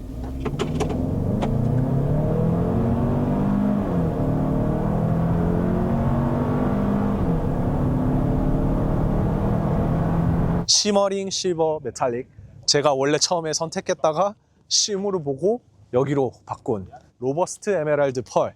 이게 실제 자연광에서 볼 때 이렇게 조금 더 그린 색상이 더 많이 도드라집니다. 저희가 출발하기 전에 지하에서 보셨던 것처럼 어두운 곳에서는 조금 블랙기가 돌거든요. 그리고 실제로 밤에 오면 이 그린색은 거의 찾아보기가 힘들어요. 브라운, 화이트, 시머링 실버 메탈릭, 다른 차 리뷰하는 거랑 똑같이 하고 있는데 뭐 공부를 한 거라든지 제가 차에 대해서 아는 거라든지 똑같이 하는데, 제 비디오 영상 보시면 아시겠지만 저는 20분, 30분이 기본이거든요.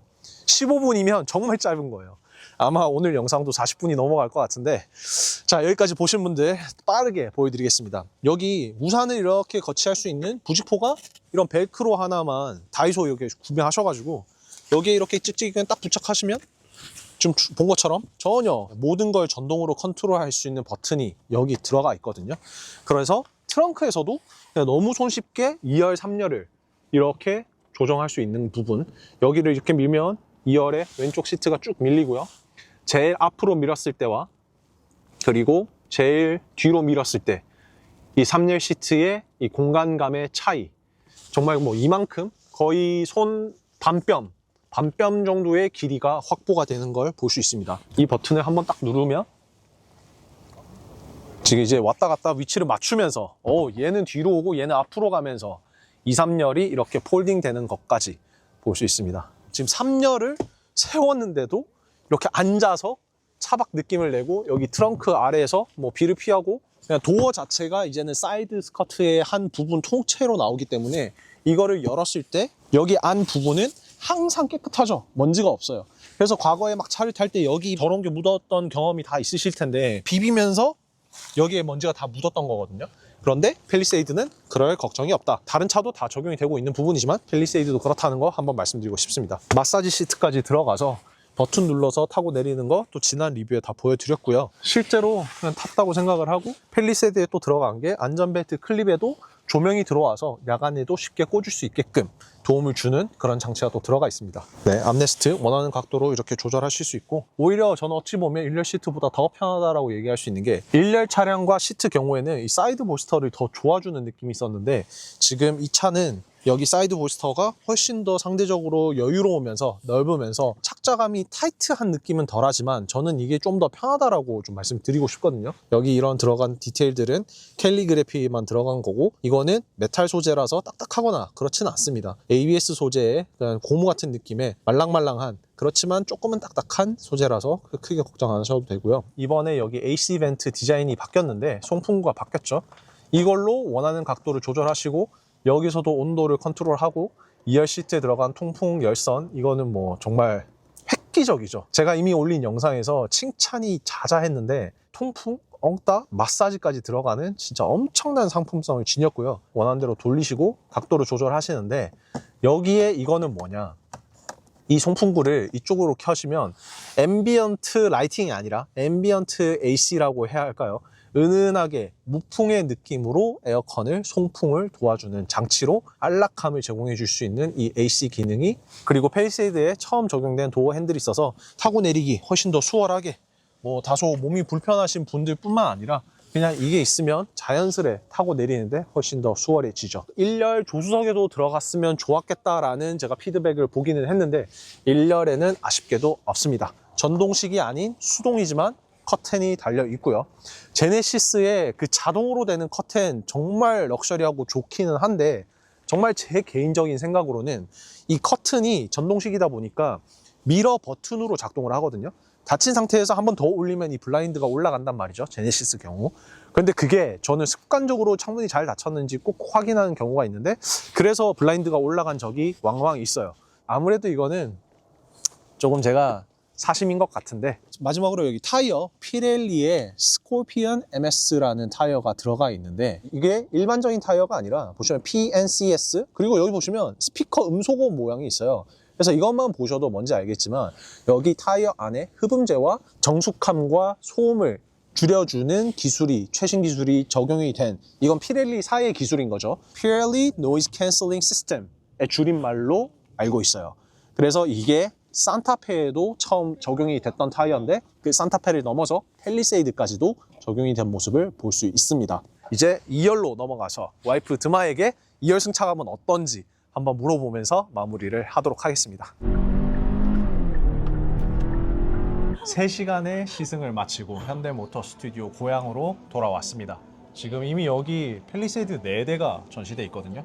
그래서 실물이 궁금하신 분들은 여기 오셔서 구경하셔도 좋고, 가까운 대리점에 이미 팰리세이드가 다 한 대씩은 들어가 있는 걸로 알아요. 그만큼 인기도 많고 그만큼 많은 분들이 기다리고 계시고, 영상에 담으려고 정말 노력했지만 이게 아무리 영상을 잘 담아도 또 실물이 주는 그 느낌은 분명히 다르거든요. 이 크기랑 공간감을 우리가 몸으로 느끼기 때문에 꼭 실물을 보시는 걸 추천드리고, 1열에 탑승하셔가지고는 같이 차량을 느끼면서 리뷰를 좀 했고, 2열에 탑승하셨을 때는 멀미가 너무 심한 드마기 때문에 느꼈어. 바로 기절을 하셨는데, 이거는 뭐 제가 다 설명과 밑밥을 깔아놨으니까 괜찮아요. 영상을 졸려서 잤습니다. 멀미 때문에 잔 걸로 하세요. 그냥 보통 2열에 앉았을 때는 멀미가 심해서 보통은 잠도 못 자.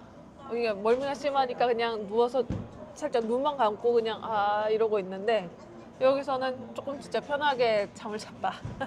그걸 제가 영어 리뷰 버전에서 언급을 했는데, 뭐냐면 찍고 있는데 너무 드마가 뒤에서 이러고 있으니까 설명을 했는데, 팰리세이드이기 때문에 그리고 당연히 7인승이기 때문에 캡틴 시트가 적용된 2열에 시트가 2개뿐인 널찍한 공간이 제공이 되는 팰리세이드이기 때문에 제가 드마 보고 2열에 앉아서 가자고 감히 얘기를 했다라고 제가 첨언을 했어요. 사실 다른 차였으면 2열에 앉으라고 얘기도 안 해요. 마치 1열에서 항상 기절해 있던 그 모습 그대로 2열에서도 편하게 기절해 계셨다. 네.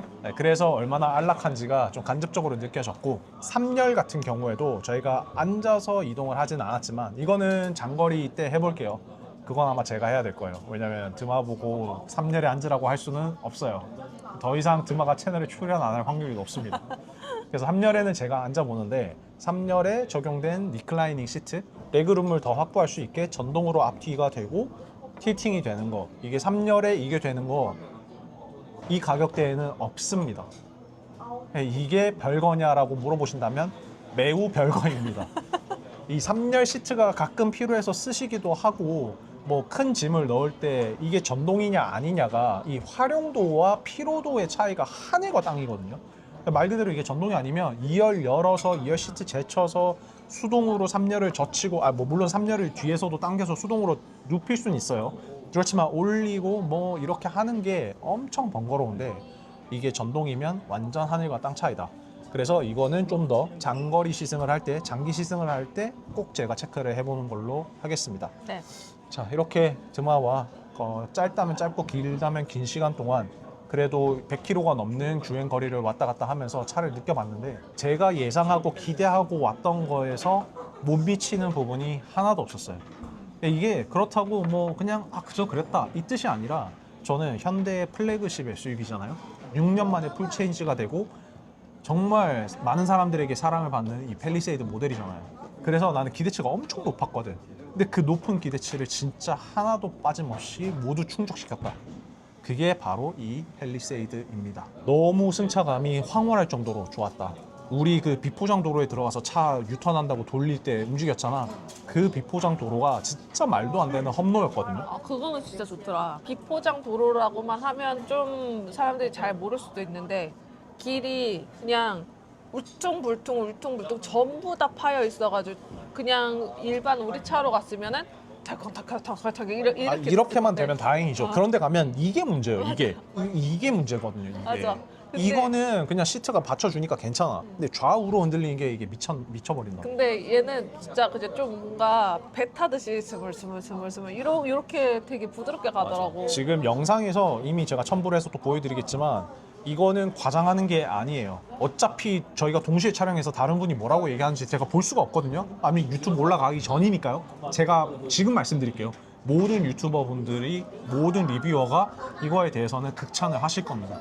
이번 풀체인지 팰리세이드를 사실 때는 꼭 전자 서스펜션이 들어간, 로드 프리뷰 서스펜션이 들어간 모델을 구매하시는 걸 추천드립니다. 옵션이야? 네, 이건 이제 캘리그래피에만 들어가는 정말. 21인치 휠과 묶여있는 이 고 옵션에만 들어간 기술이고요. 그래서 캘리그래피로 뽑으시는 게 여러 가지로 훨씬 이득인 부분이 많아요. 근데 이런 옵션이나 이런 디테일들은 구독자분들이 더 잘 알고 계시기 때문에, 나 같은 애는 몰라. 그래서 그냥 풀옵션 사시면 돼요. 정말. 정말로. 저는, 자, 이거는 제 개인적인 견해입니다. 죄송합니다, 이거에 공유하지 않으시는 분들은. 근데 저는 실제로 제가 그렇게 행동으로 한 사람이기 때문에 하는 말이지만, 저는 차 급을 낮추더라도 저는 풀옵션으로 가요. 그 풀옵션에서 그 한 급 높은 깡통이나 낮은 옵션보다 저는 그 차의 풀옵션을 선호하는 편이에요. 제가 영상 중간에 말씀드렸던 건데, 아쉽거나 좀 부족한 점은 없느냐? 있습니다. 등만은 뭐가 있어? 뭐가 있어요? 자, 가속력, 힘. 솔직히 아쉽습니다. 제로백이 8초예요. 그거는 전혀 차를 살 때 고려 대상이 아니라서 어차피 내가 그렇게 밟을 일이 전혀 없어. 힘이 약하니까 좀 더 부드럽게 움직인다, 이거 좀 느껴졌지. 꽉 밟아도 차가 그냥 나 가요, 나 출발해요. 꽉. 느려. 왜냐면 제로백이 8초예요. 8초는 막 그렇게 빠른 수치는 아니야. 출발 빡 하자마자 빡 가는 그런 차들 저 안 좋아하거든요. 그렇죠. 멀미하는 분들한테는 그건 최악이죠. 그런데 제로백이 뭐 5초 그 밑으로 들어오려면 모든 차가 그렇게 움직일 수밖에 없어요.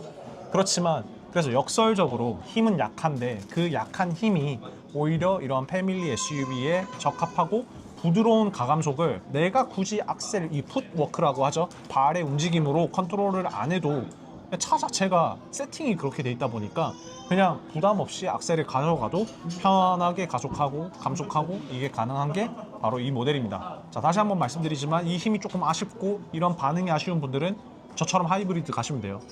하이브리드가 모터가 있어서 모터가 바로 그 폭발적인 토크를 주거든요. 근데 그렇다고 뭐 아이오닉 5N 같은 그런 폭발력은 안 나와.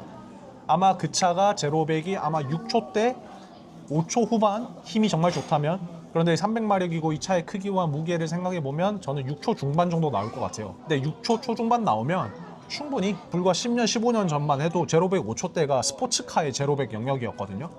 슈퍼카의 제로백 영역은 4초 3초였어요 이 5초 밑으로만 떨어져도 슈퍼카의 영역이었는데 이미 이게 좀 많이 무너지긴 했죠. 그래서 막 8초가 지금 느리다 하는 게 조금, 정말 우리가 그런 세상에 살고 있는데, 다시 한번 오늘 시승하면서 보여드린 것처럼 이 8초대의 힘도 고속도로에서 달리고 있는 중에 속도를 올리거나 하는 데는 아쉬움이 없다.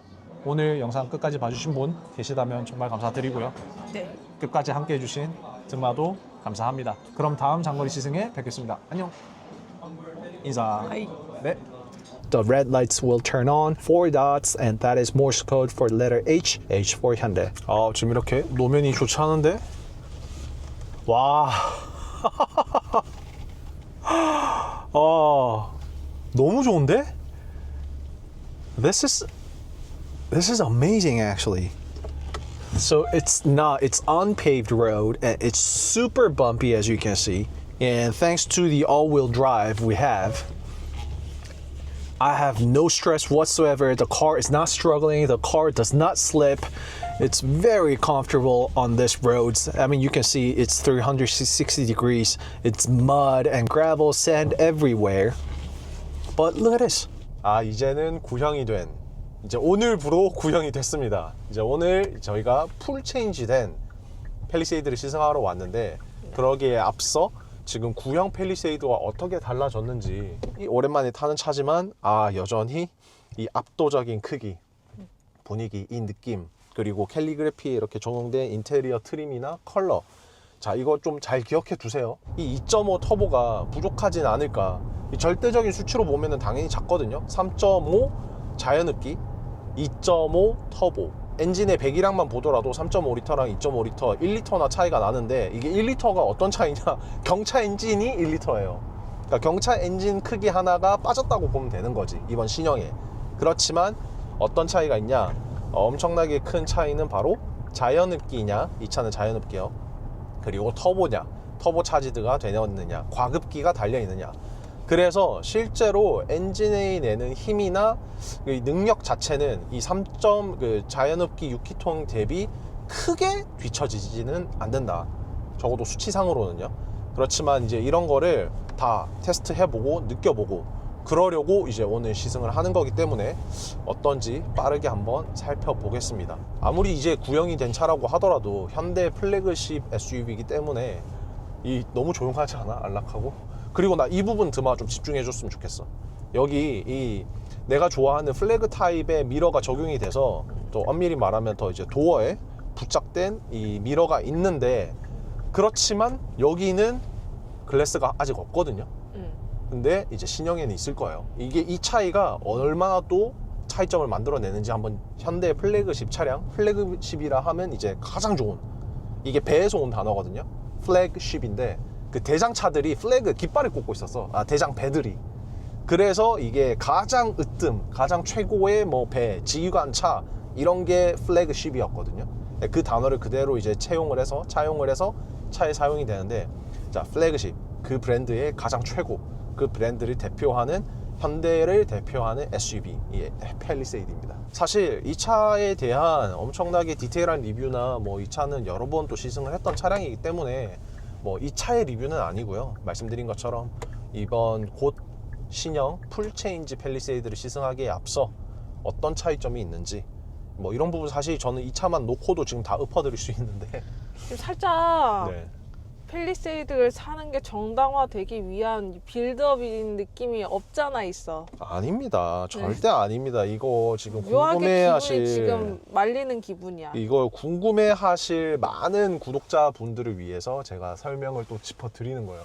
제가 현대모터 스튜디오 고향에서 시승을 하고 있는데 요 차를 지날 때도 너무 부드럽고, 정말 그냥 패밀리카, 아빠 차의 끝판왕. 하지만 아니 아직 아빠도 아닌데 뭐 자꾸 아빠 차라 그러고 막 패밀리카라 그러고. 제 올해의 소원은 아빠가 되는 것입니다.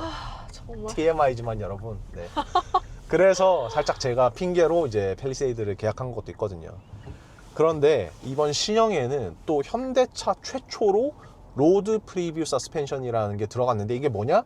제네시스에만 들어가던 기술이다. 근데 그게 이번 신형 풀체인지엔 들어갔어요. 그래서 이 시승감을 이걸 느끼는 게 진짜 중요하거든요. 현대모터 스튜디오 고향 여기 그 그루분들, 여기 전문가분을 그루라고 부르는데요. 이 그루분들, 팀원분들 너무 친절하시고 전문적이시고, 사실 제 채널의 탄생지가 여기에요. 그만하자. 내가 여기서 GV80을 처음 보고. I'm sorry, Santa Fe fans out there and owners. There's no way Santa Fe comes even close. Go.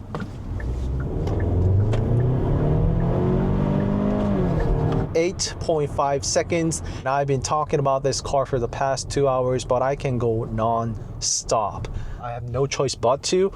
Genesis. All expectations are met. Welcome to CarSceneKorea. I introduce newly released Genesis, Hyundai, and Kia cars. As you saw from the thumbnail, the cars I have behind me today, yes, it is that all-new Hyundai Palisade test drive video. And this car right here is creamy white pearl. I already have over 4, if not 5 videos on Palisade already. If you've been watching that and following that, you guys know that I actually pre-ordered this 2026 all-new Hyundai Palisade. I actually started off with shimmering silver metallic because that color was like the best color that I fell in love with immediately when I saw that color on the pre-facelift model. And it was both my wife and DumA. And as soon as we saw that creamy white pearl in person, which you guys are seeing right now, and on the right is shimmering silver metallic. I mean, you guys be the judge. You tell me, drop in the comment below, which one is your favorite. So actually head over to my community and I will make a post about the vote between these two colors. So this is the color that I originally chose, and this is the color that I actually ended up switching over to. I'm sorry I'm saying the same thing over and over again, but these are the favorite colors that I absolutely fell in love with. Shimmering silver metallic, creamy white pearl under broad sunlight. Just like it was with the predecessor, it actually blends in together with the body in general beautifully. It doesn't stand out, stick out, saying that, hey, I am the DRL here. It flows together with the bumper beautifully. As you can see, that is the reason why I fell in love with the silver in the first place. However, and there's a lot of people saying, when it comes to the full-size SUV, I know it's not the largest SUV out in the world, but it is the flagship, the biggest SUV you can get from Hyundai just yet. And when it comes to large and full-size SUV like this Hyundai Palisade, it is the bright color that makes the car look even bigger because you are able to distinguish all the endpoints of the car, be it the front, be it the side mirrors, or be it this roof rails right over here too, right? It's not really so much the case with the darker colors. Well, there is another Palisade rolling in right now. You can see for yourself. That car is behemoth and gigantic. This is the brown color. There is Galaxy Maroon Pearl is not yet being produced. So that color is yet to be seen. And just so you know, of course, the colors that are offered in your market could differ, which is always the case. So all the models that I do are based on Korean spec, the domestic models, just so you know. I told you about this, of course, shimmering, silver, metallic, and this is creamy white pearl. And that one over there is robust emerald pearl. You don't really see a lot of green out of that car, especially during the low lights, undergrounds, and during the nighttime. However, when the sunlight is lit perfectly, you see a lot of that green on the profile and throughout the character lines that this Palisade has. Speaking of which, this all-new Palisade has a very bold, strong character line just running all across from the front bumper, the bonnet, and also the fender as well. Because of that, the bonnet actually is sitting much higher up from the fender. It's not just a continuation from the side profile of the fenders. However, the bonnet is actually sticking out, which makes the car look even more robust and stronger, masculine, if you will. Straight lines, character lines, horizontal lines, and seamless horizon lamp, which is the penetrating design language and theme of Hyundai cars. Latest Hyundai cars, I should say. This silver accent of the front bumper, you do not get it unless you get it with the calligraphy trim, which I believe is the design that really completes the whole all-new Hyundai Palisade front look. The 5 DRLs, the elongated, stretched version of the last pointed tip of the DRL, which connects all throughout, and this design is also carried over to the rear design as well. This active air flap, which helps lowering that coefficient of drag, I finally saw it in operations. It is going to open up and get tucked in, and you don't see any of that except that opening. Bottom of the radiator grille extended down to the active air flap as well. All the sensors and flat emblem, all this design I did cover intensively. I do not want to repeat myself, so let's go check out that test drive, which today is all about. I actually drove the car for over an hour on my way up here doing the review in Korean with my wife DumA. I can already tell you in one single sentence that all expectations are met. Palisade is king of the Hyundai SUV, the true flagship of SUV. Well, let's start off with that 0 to 60. Let's go.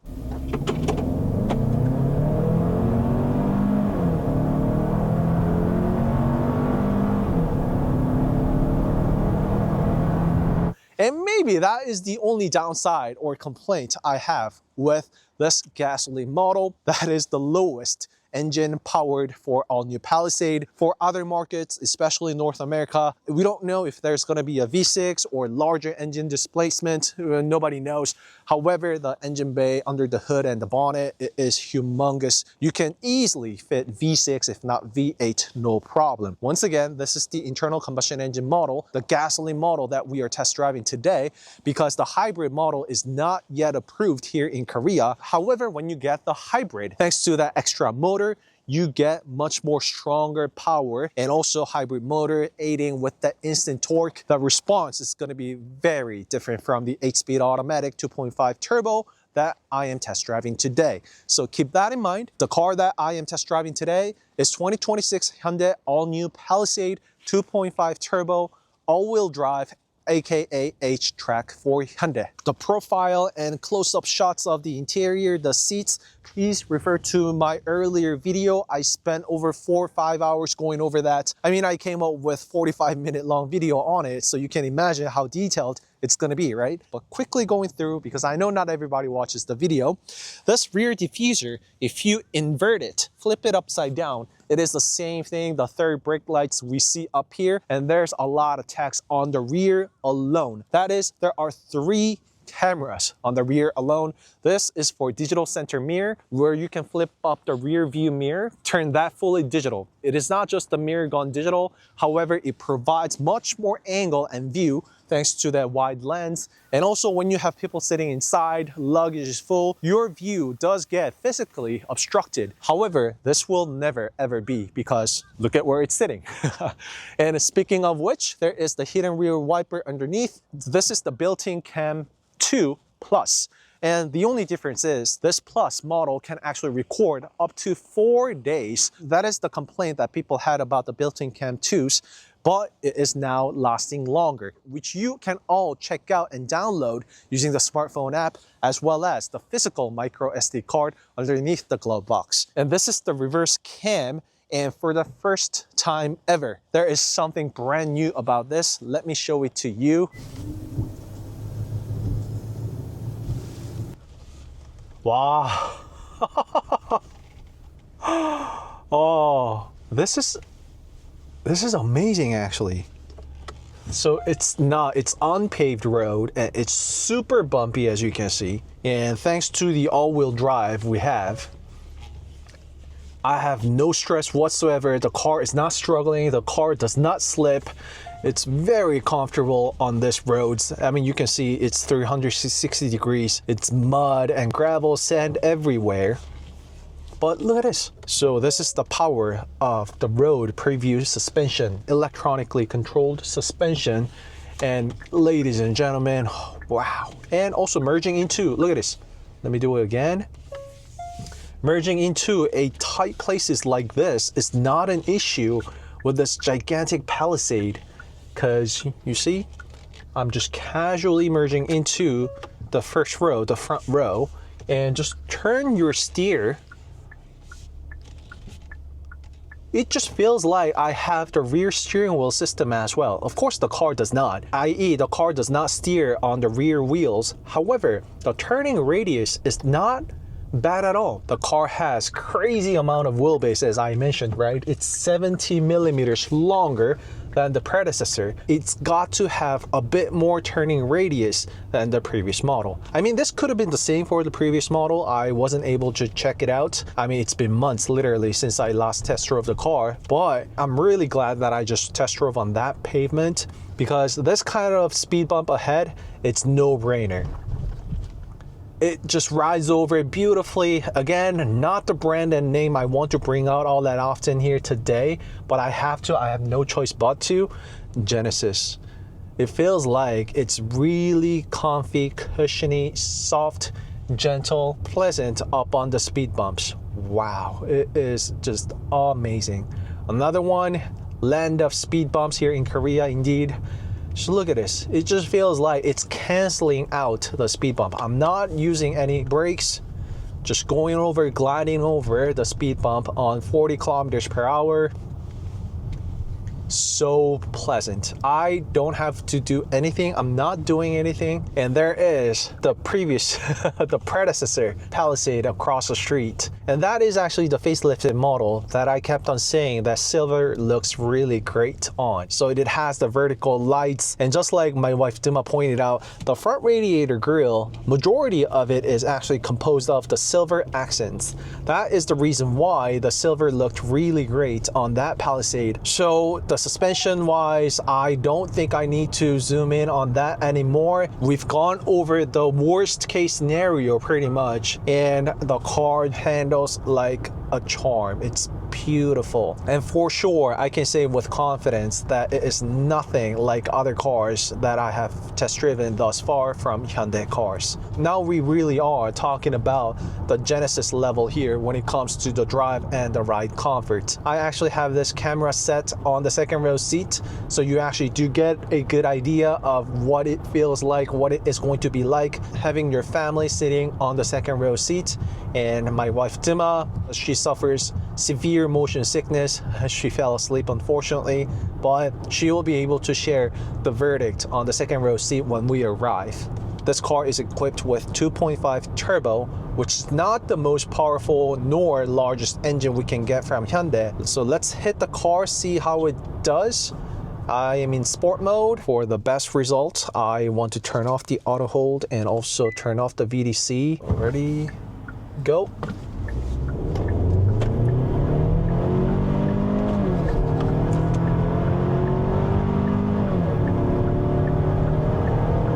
All right, merging into freeway. As you saw, it is clocking at around 8.5 seconds.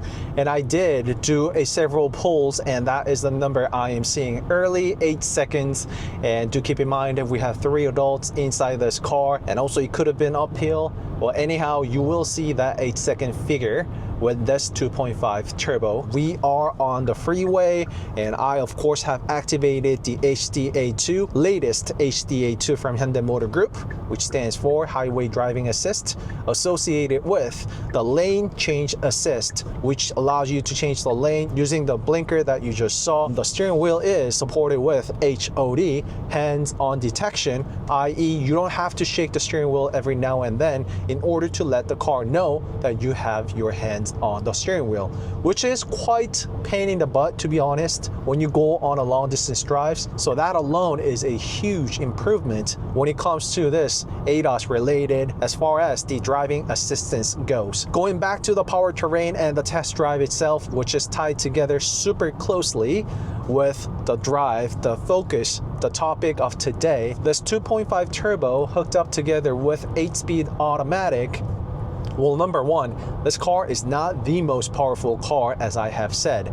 There later will soon be hybrid models which will help you and give you extra horsepower plus the torque, i.e. that is a car that will be pretty much replacing the V6, at least for Korea domestic market here, because we only get 2 variations with this all-new Palisade. There is no more diesel. There is only 2.5 turbo, which this car I am test driving now is, and also 2.5 turbo plus the hybrid model. That pushes out over 300 horsepower, and I am putting up the precise number right now on the screen, and that is the car that you want to get when you want the most powerful Palisade, but also the car being hybrid. There are hybrid specific techs and features such as hybrid mode, EV stay mode, V2L inside the car where you can get it from the trunk.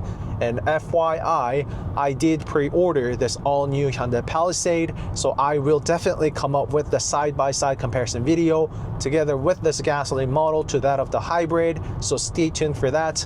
But this is the only car that is currently available for Korean market and to the rest of the world, obviously, except for that power shortage. I mean, it is not probably something that you are always looking for in a family SUV, right? I mean, the more the better. However, the technology first introduced on this all-new Palisade, that is the road preview suspension, it is a complete game changer. I just showed you at the start of the video. I mean, I just had to make a U-turn, so I just went into this unpaved road, gravels and muds and whatnot.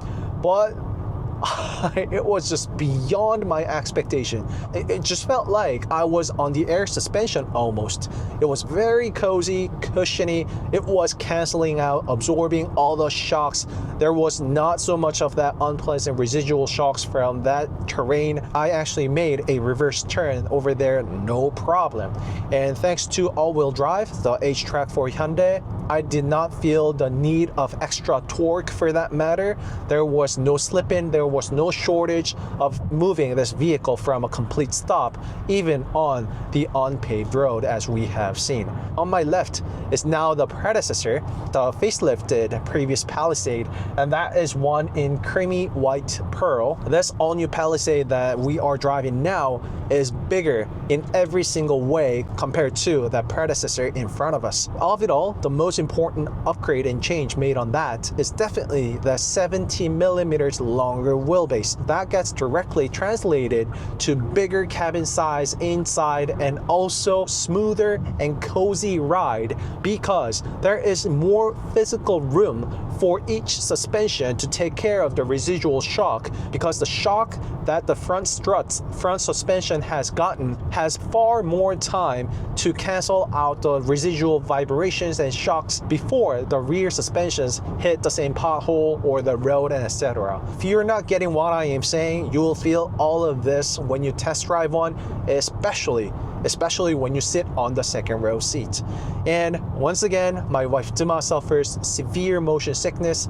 That is the reason why she fell asleep on the second row seat. However, if it wasn't this all-new Palisade 7-seater, i.e. getting captain seats on the second row seats, I would not have even dreamt about asking DumA to sit on the second row seat. She can only actually sit in the shotgun in order to survive.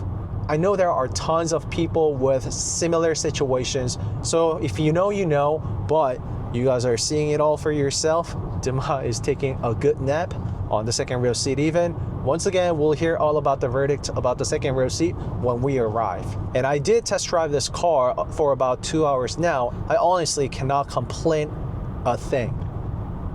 The car is bigger, which I like because I am sitting much higher compared to sedans, meaning that I do have higher and clearer line of sight compared to short sedans closer to the ground. If you've been driving tall car, large cars, you feel all this immediately the moment you sit inside. Maybe this is the perfect time to zoom in on the MPG. Just so you know, I almost never get the manufacturer's suggested MPG.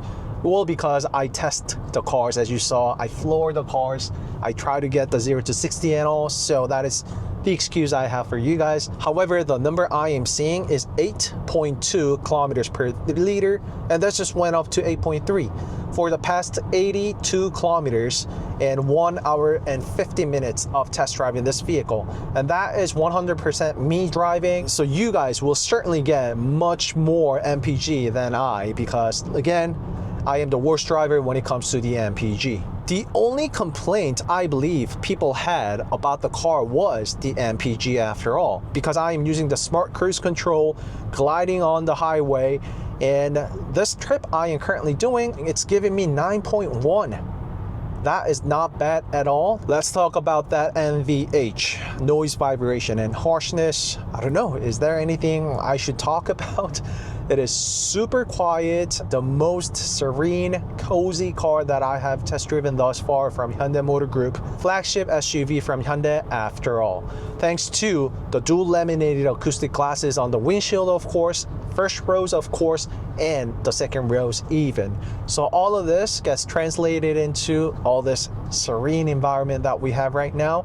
If you don't believe me, this is the windows tilted up and windows roll down. Just a little bit of the front rows, as you can see. When you roll up the windows, it actually slows down just a little bit towards the end. So there is that luxury essence from the Palisade as well. Things that we have seen from, I'm sorry, but Genesis. Dual laminated acoustic glasses, that gentle closure at the end towards the tip, and this flag type glass that I've been talking over and over every single time I spot one, because there is less blind spot created looking out that way. And yes, it is very tiny, it's size of a palm, but this actually does make a huge difference. I assure you, have prevented a lot of accidents throughout the globe, because you are able to see small kids, dogs and cats running around when you're pulling in and out of your driveway thanks to that flag type glass. Let's not forget about the Bose premium sound system. There are 14 speakers total, so you get the premium sound system all around. I'm not really a speaker guy, so I don't really cover speaker sound system in my channel. That is the reason why. As long long as I get some good bass, I am happy with that. I am all okay, and which Bose is known for. And going back to the NVH, the noise part, it's not just about the windows. As I have said before I hopped in, it's the tires too. Using the latest technology from Pirelli, it does have the noise cancellation system technology inside the tire alone, specifically made and tailored for Palisade or specific cars from Hyundai when asked. I also felt this when I first hopped in all new Santa Fe, but the ride itself is completely different. I'm sorry Santa Fe fans out there and owners, but I mean, this is the bigger brother. It's Palisade, it's got to be better, right?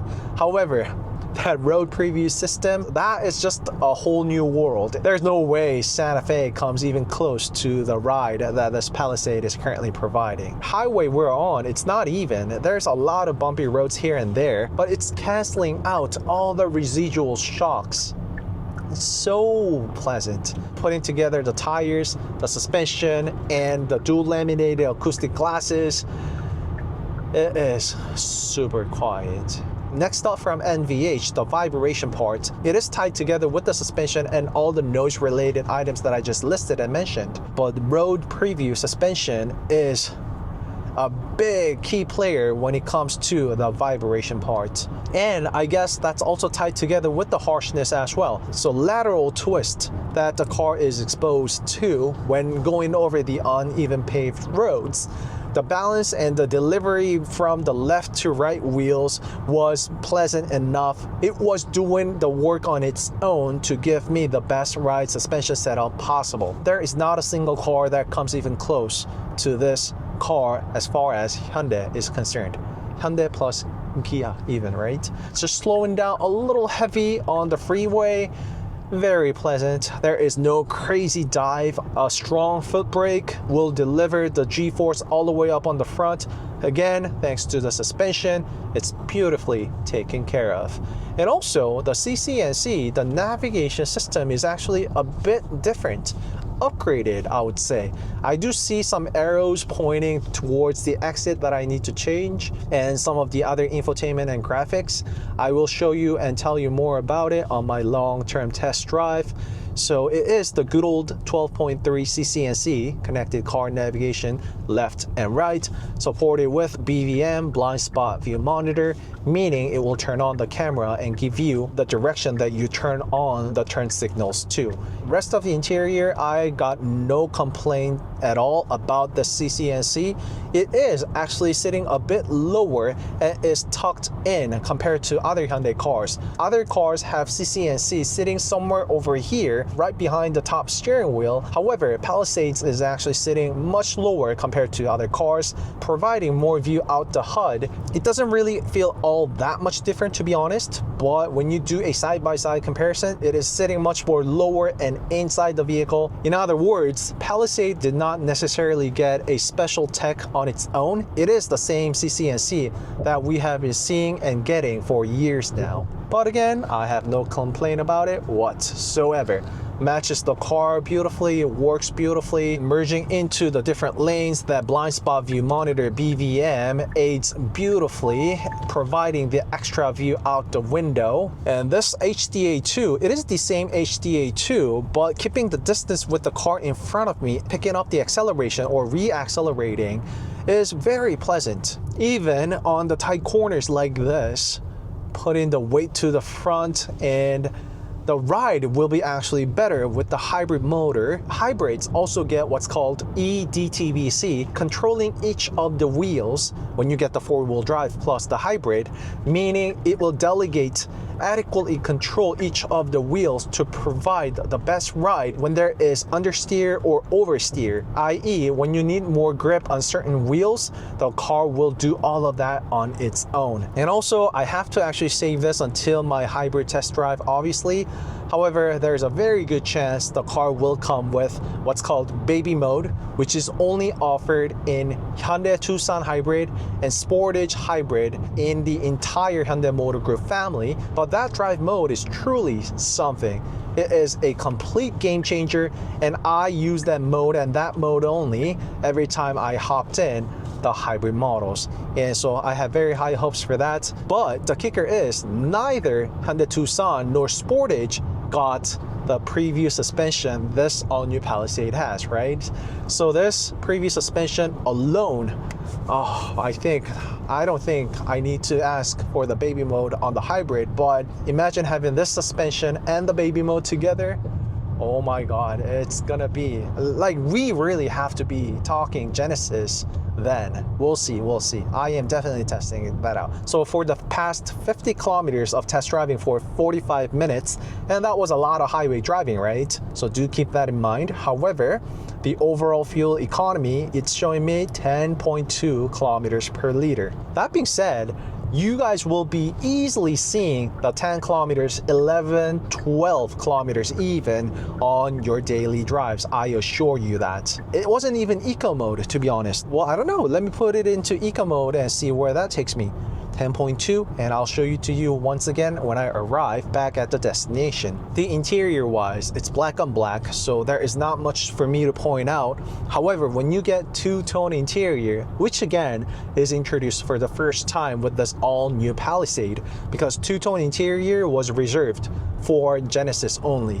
It was just a bright interior with beautiful monotone and maybe a bit of different design with the plastic materials. However, for the first time ever, you can get two-tone steering wheel included with the rest of the interior with this all-new Palisade. Light gray interior with navy two-tone. I personally think it's the best. Well, that is my personal favorite. That's why I chose it. Bright interior inside, it really sets a different tone to the car. And I need to make an exit here, a bit tight on the lanes. So change the car into sport mode, and the response, of course, is much more responsive. The car is just ready. I also see that the RPM rises just a little more. It's actually staying at 2000 RPM, whereas when I set it to eco, it's getting lower, drop down to so it dropped down to 1300 RPM. So that is the difference. 1300 RPM, I'm not having any acceleration. Put it to sport mode. Yep, goes up to 1800. So 500 RPM difference, meaning the car is just prepping, readying itself to shoot out. Again, not the fastest 0 to 60 car, but when you do have speed and merging into making different lane changes on the freeway, this car will also deliver. I mean, I've been shooting in Korean, I've been shooting in English, and I've been talking about this car for the past 2 hours, but I can go non-stop. Well, number one probably is because I did order this car, so I do have a lot of things that I am personally curious about. But number two, it's that good. This car came with loaded text and features, a lot of introduced for the first time ever technology inside out, which I've been going over and over about. Not to mention about the second row seats, heated and ventilated seats. The list just goes on and on. So this will be my exhaustive test drive video until I do the long-term test drive, which I certainly will. I will drive the car to places, and I'll also show you things that you can do, expect to do with this full-size SUV. You know, staying inside the car, which is called chapak here in Korea, sleeping inside, working on my laptop that I told you about, using this gigantic armrest inside. I am almost at my destination, 10.4, everybody, 10.4. So trust me, you will see above 11 easy. I've done it. You can easily do it. Oh, and I also missed out. This right here is interactive pixelated lights. So all those different colors that you guys just saw, it's because of the flicker. It is a solid light to human eyes. Car also uses the AI to have the voice recognition system. I will test this out on my long-term test drive. So it does blink up, showing that the car is listening to you. It's awaiting your command. This was only offered to a flagship sedan, which is sold in a very few limited countries. That is called Hyundai Granger, or Azera for other markets. 4 dots, and that is Morse code for letter H for Hyundai. Let me show you the different animations. It's eco, normal, and sport, and different font, the number, my drive, and press over here for terrain mode, put it into auto mode. Hyundai has worked very hard on, so just leave it at auto. The car will do everything automatically on its own. Right there, snow, mud, and sand. And if you were to ask me if there's any difference with the drive modes, I can tell you 100% there is. I did test it out myself on snowy roads. There is a day and night difference when you have the different drive modes set. There is also the tow mode. Simply, you can just push it on and off to enable it and disable it. And trust me, I will be coming up with a whole lot more Palisade videos when my Palisade arrives. Hybrid video is coming. Again, gigantic car, but I don't really get intimidated by this narrow tight parking lots because, like I have said, very high line of sight as well as the parking view cam, right? And it is the perfect time for me to test out this downhill assist, as you can see. All right, so I'm not pressing anything, but the car is just keeping the constant steady speed. So it is a very pleasant downhill this way. Make a good use of this. So for the second row seat and the long-term test drive, as well as the use of the trunks and everything, we will check it out on my long-term test drive. So make sure you come back to my channel for that. So meet me over there. I will see you in the next video. Bye-bye. And also check out my other video, walk around video of interior and exterior of this all new Hyundai Palisade. So do not miss that video out. I will have all the colors covered inside out. I'll give you a full, thorough, in-depth walk around, usage of the infotainment system and everything. So meet me over there in that video as well. And now my wife DumA is awake. Let's go ask about how the second row seat was. All right, that really is it. I'll see you in the next video. Bye-bye.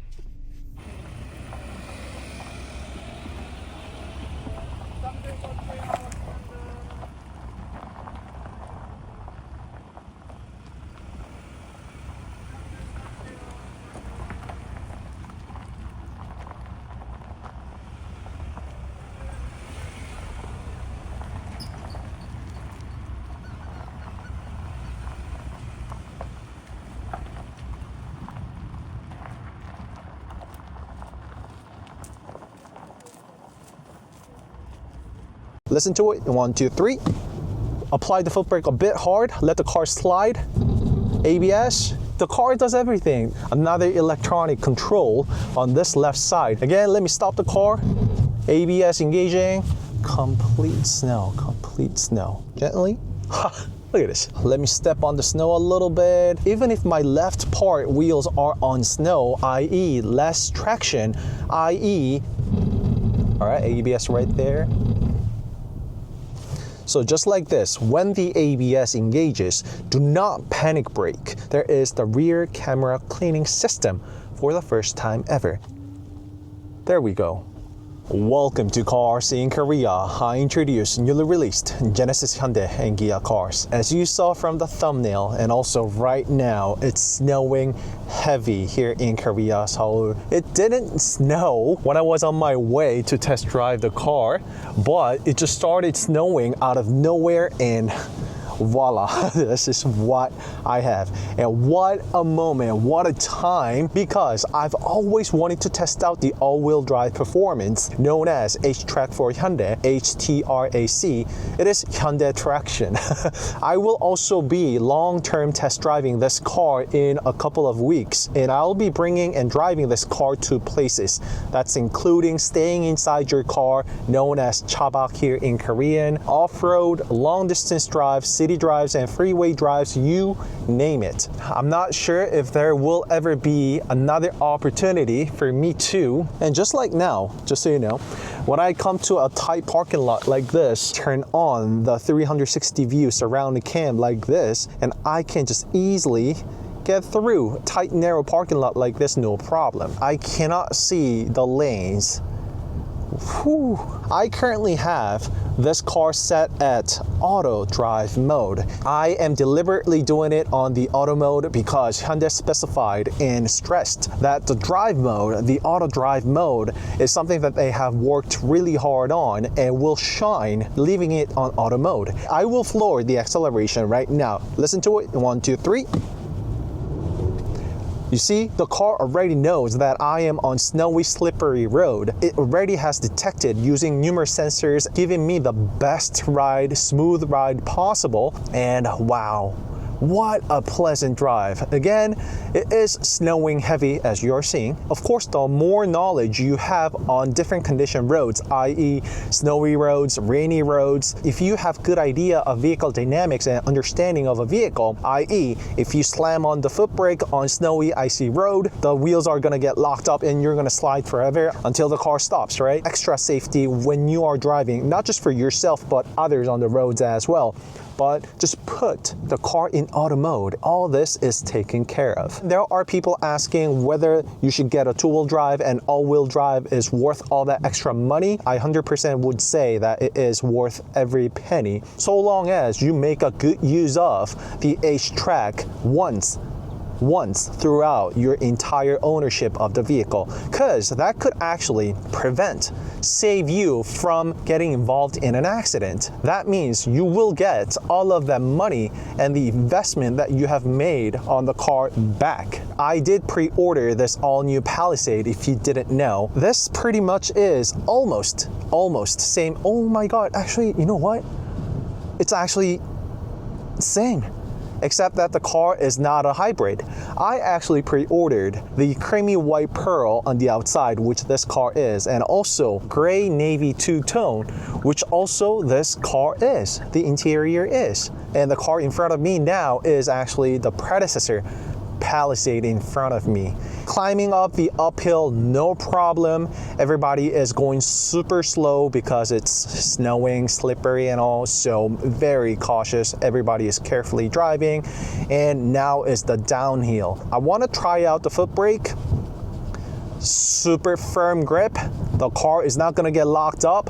The car just does everything beautifully on its own. Check out this DCM, known as digital center mirror, guys. So everybody, people who cars that don't have it, is using the rear wiper. Look at that, right? They need to get the visibility out the window. However, that's not an issue with me, because put that on, turn that on, I have crystal clear, vivid, crisp visibility out the rear view, just like this. And also, thanks to where it is located, it will almost remain this way throughout. And that's another Palisade. We all know, a beautiful white color too. Can't wait to check out what the car looks like currently on the outside. Beautiful creamy white pearl with snow on top. It's gonna look amazing. DCM, there we go. This is something that I've been crying over and over about, not just under snowy roads and condition we are on right now. It also shines under poor weather, anything else you can come up with, such as heavy rain, you name it. People are slippering like crazy. But me, acceleration and foot brake, wow, the ABS wouldn't even come up. Look at this, acceleration, foot brake, now, only now. All right, applying the foot brake now, heavy, only now the ABS engages. The car's got your back. The ABS works adequate amount. It makes all that braking noise that you just heard. That's actually ABS, anti-lock braking system working. Just leave it all up to Palisade. The car's got your back. The car's got you covered. Yeah, I did get all excited with the snow and how the vehicle performed on the road already. So let me start it up again, because I need to tell you a few things. I actually have a very thorough review of Palisade inside out, test drive, exterior, interior, POV, ASMR video. If you're in the market of getting this all new Palisade for your next car, you know this is the channel for you. So come back to my channel frequently. I will be having a lot of Palisades video coming up. Again, today's drive is everything about snowy road and going off-road. The most important thing when it comes to this snowy drive would certainly be the tires this car currently has. This car being a test drive car, and this car just was released recently, even here in Korea. It only has been like a week or two since the test drive has become available. So everything you see on this car is stock. OEM, i.e. it is straight from the factory. So the car currently has all season tires on, i.e. the car does not have winter tires. Certainly it's not going to perform the best. However, this all season tire with HTRAC, and the car is also equipped with Preview ECS, Preview electronically controlled suspension, i.e. the car will utilize information, all the information gathered using the camera, using the onboard navigation to best provide the ultimate ride for this car. And this is not available across all Palisades, so double check with your local dealership and the trim, see if you have this, but this is a day and night difference when you test drive the car, so I highly encourage you get that Preview ECS on your car. If you get Calligraphy trim and if you have 21-inch wheels, most likely you have it on your car. This would differ depending on a market to another, so please double check with your local dealership. I've tested all this out on my first test drive. Definitely check that out. I've done one in English and I've done one in Korean with my wife DumA sitting on the second row seat on the captain seats.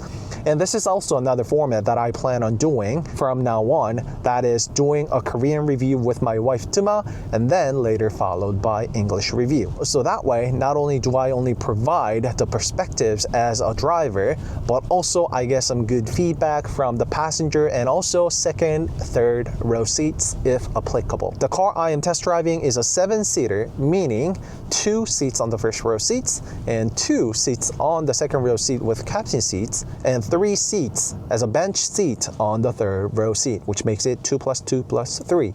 Therefore 7-seater. And there's also a 9-seater configuration, and here in Korea there are only 2 types, 7-seater and the 9-seater. And the 9-seater comes with the 3 + 3 + 3 configuration, and I have detailed look explanation of this on my first review, so please check that out. As for the ride, it also was amazing, the second row seat. From what my wife DumA told me, I'll definitely check that out myself as well on my long-term test drive too. That number is definitely gonna go up when you properly operate this vehicle. I saw that number go beyond 9 kilometers per liter easy on my test drive. And like I have suggested on that video, I'm not the most fuel efficient guy when it comes to test driving. When you drive this vehicle, when you properly drive this vehicle, you will get 9, 10. If not, I dare to say that some people would even get 11 kilometers per liter easy. If the traffic builds up like this, I might be late to return the car, so maybe need to change the plan, but we'll see. We'll see how it goes. We are pretty much stuck in the traffic now, so there is the ergo motion seat right there, and apply the whole body massage, which is my favorite. And there is not one for the passenger seat, unfortunately. I thought there would be, however, it's still the same case as it was with the last predecessor Palisade. There is only ergo motion seat on the driver's seat, unfortunately. And this, you see interactive lights for this Palisade, and this was introduced on the Flagship sedan, which is sold to limited markets, which is called Granger, aka Azera for overseas markets, showing that the car is currently interacting with you. This also operates when you enable this voice recognition system, which is not supported in English because this car being a domestic model. When you put the different drive modes, just like so, it will blink up like that, showing that the car is responding. Well, let me show you. Eco, normal, sport, my drive. And now I want to put the car into snow, see if there is any difference with that, but I doubt it. So because the car's been doing a great job with the auto mode already, we'll test that out. Wow, the car is not going to move at all. And I also have the rear view cam turned on. You can see it's super clear. For the first time ever on this all new Palisade is the cleaning system for the rear view cam too. Due to the vortex created at the back of the car being an SUV, the rear, the trunk portion of the car is prone to get dirty. It is the same thing for all cars out there. Because of that, how many times have we been there when the reverse cam is all dirty? And that you don't need to worry about it no more, because for the first time ever, there is the rear camera cleaning system for the first time ever. There we go. It is associated with the rear wiper, but I want to save it until the camera gets a bit more dirty. It is very clean and clear, as you can see, vivid, crisp. I mean, you see everything. Look at that. And of course, you have all sorts of different camera settings that you can set, just like so. And the side views are from the VVM cameras attached right underneath the side mirror. And that's another Palisade, by the way. Like I have mentioned before, there is extra visibility out this way thanks to the flag type glass, and that does play a huge role preventing an accident, even with that being there versus not. And if you guys have been there, you guys know what I mean. The less blind spot there is, always the better for the safety. Big thumbs up for that. I love that flag type glass on every car that I see. Let's test out the foot brake. You see, there's not even an ABS, not yet, not at all. All right, ABS right there. So just like this, when the ABS engages, do not panic brake. Just lift off your foot, let the tires, wheels get the grip, the slightest grip, and apply the foot brake again. If it doesn't, let it off, apply it again, let it off, apply it again, and you can put the vehicle to a complete stop, as you just saw.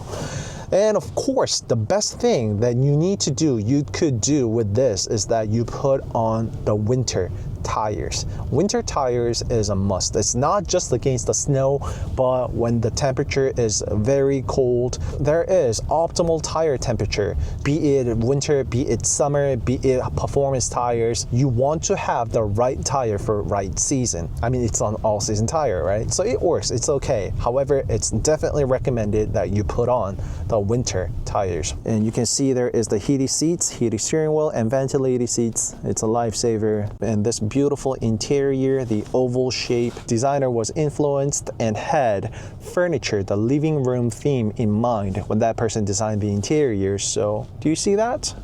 I definitely would say I do. This cozy interior all throughout the vehicle, as you can see. And let me also show you the rear seats, the second row seat as well, just like so. And the 7-seater, the light gray interior just looks beautiful, amazing color. Also check out the crazy visibility we get out the sunroof.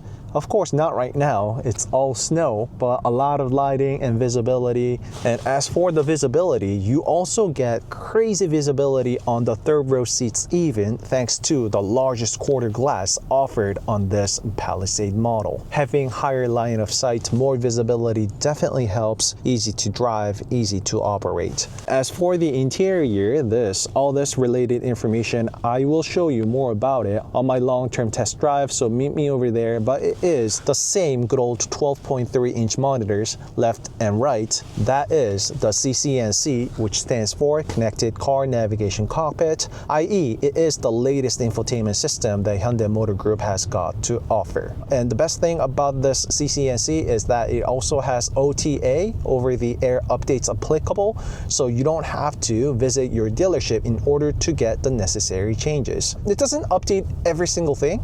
You still do need to visit to do the maintenance and some required updates and whatnot. The miscellaneous updates, you can do it wirelessly thanks to that CCNC OTA. All right, the road clearing up. Let me step on the snow a little bit. My left wheels are completely on the snow. Foot brake. Look at that. I have good grip on the right side of the wheels, right? You are seeing it.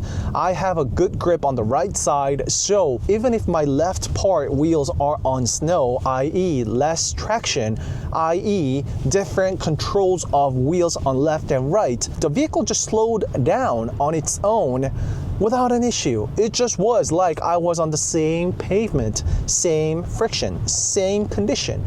So this is what I mean, people. The technology Hyundai has put in with the HTRAC and all-wheel drive, it is worth every single penny. I just have shown you, right? I will soon be heading up to that off-roady road, so I will show you in a moment. Meet me there. meet me there. Speaking of the ride, there is the hybrid specific tech that was introduced on Hyundai Tucson Hybrid and Kia Sportage Hybrid thus far. Yes, it is only those two cars up until today that has baby mode.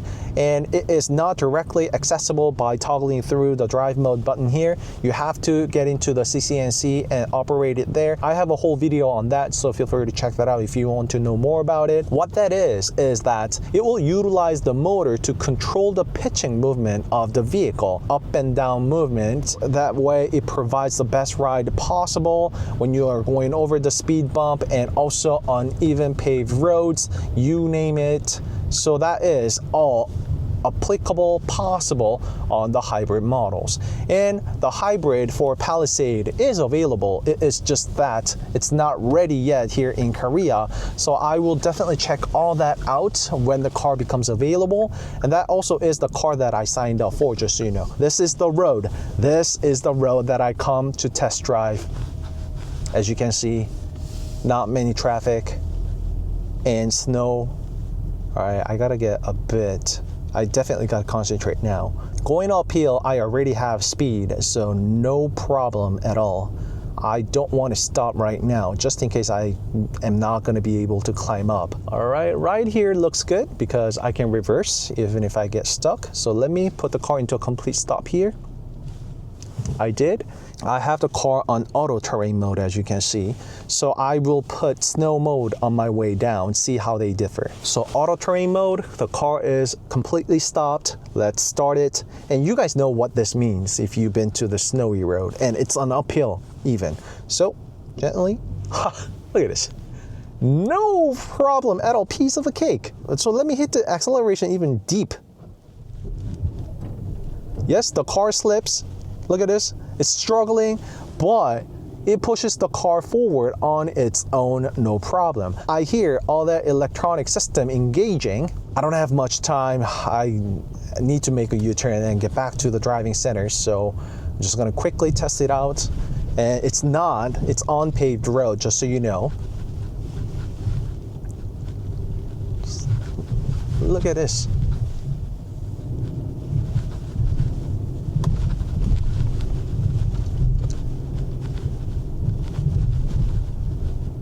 All right, I definitely don't want to stop. Oh, and the downhill speed assist actually engages on its own automatically. Oh, wow. This is unbelievable. Look at this. Again, not winter tire, it is just all season tire. The car is doing everything on its own, not an issue whatsoever. I don't want to risk it just too much. I also am running out of time, so this will be the brief test. I just am running out of time. I gotta get back to grip anywhere. I am easily able to maneuver the car without an issue. Look at this. Complete snow I am on, but not an issue. And you see this 360 view cam comes into a huge play. And let's get out.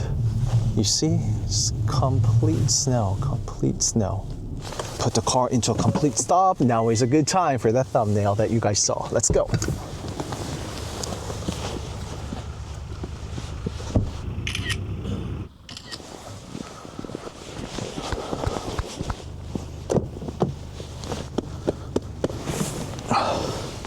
Got back in the car and need to bring the car over to its home. You see, I have so much confidence.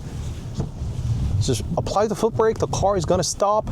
And just so you know, I'm not doing anything. I have my foot off the accelerator, but the car did allow downhill speed assist to be engaged on its own. So it's just going down on its own. And the car is also even applying the right amount of the brakes on each wheels. So that way the wheel is not gonna get locked up.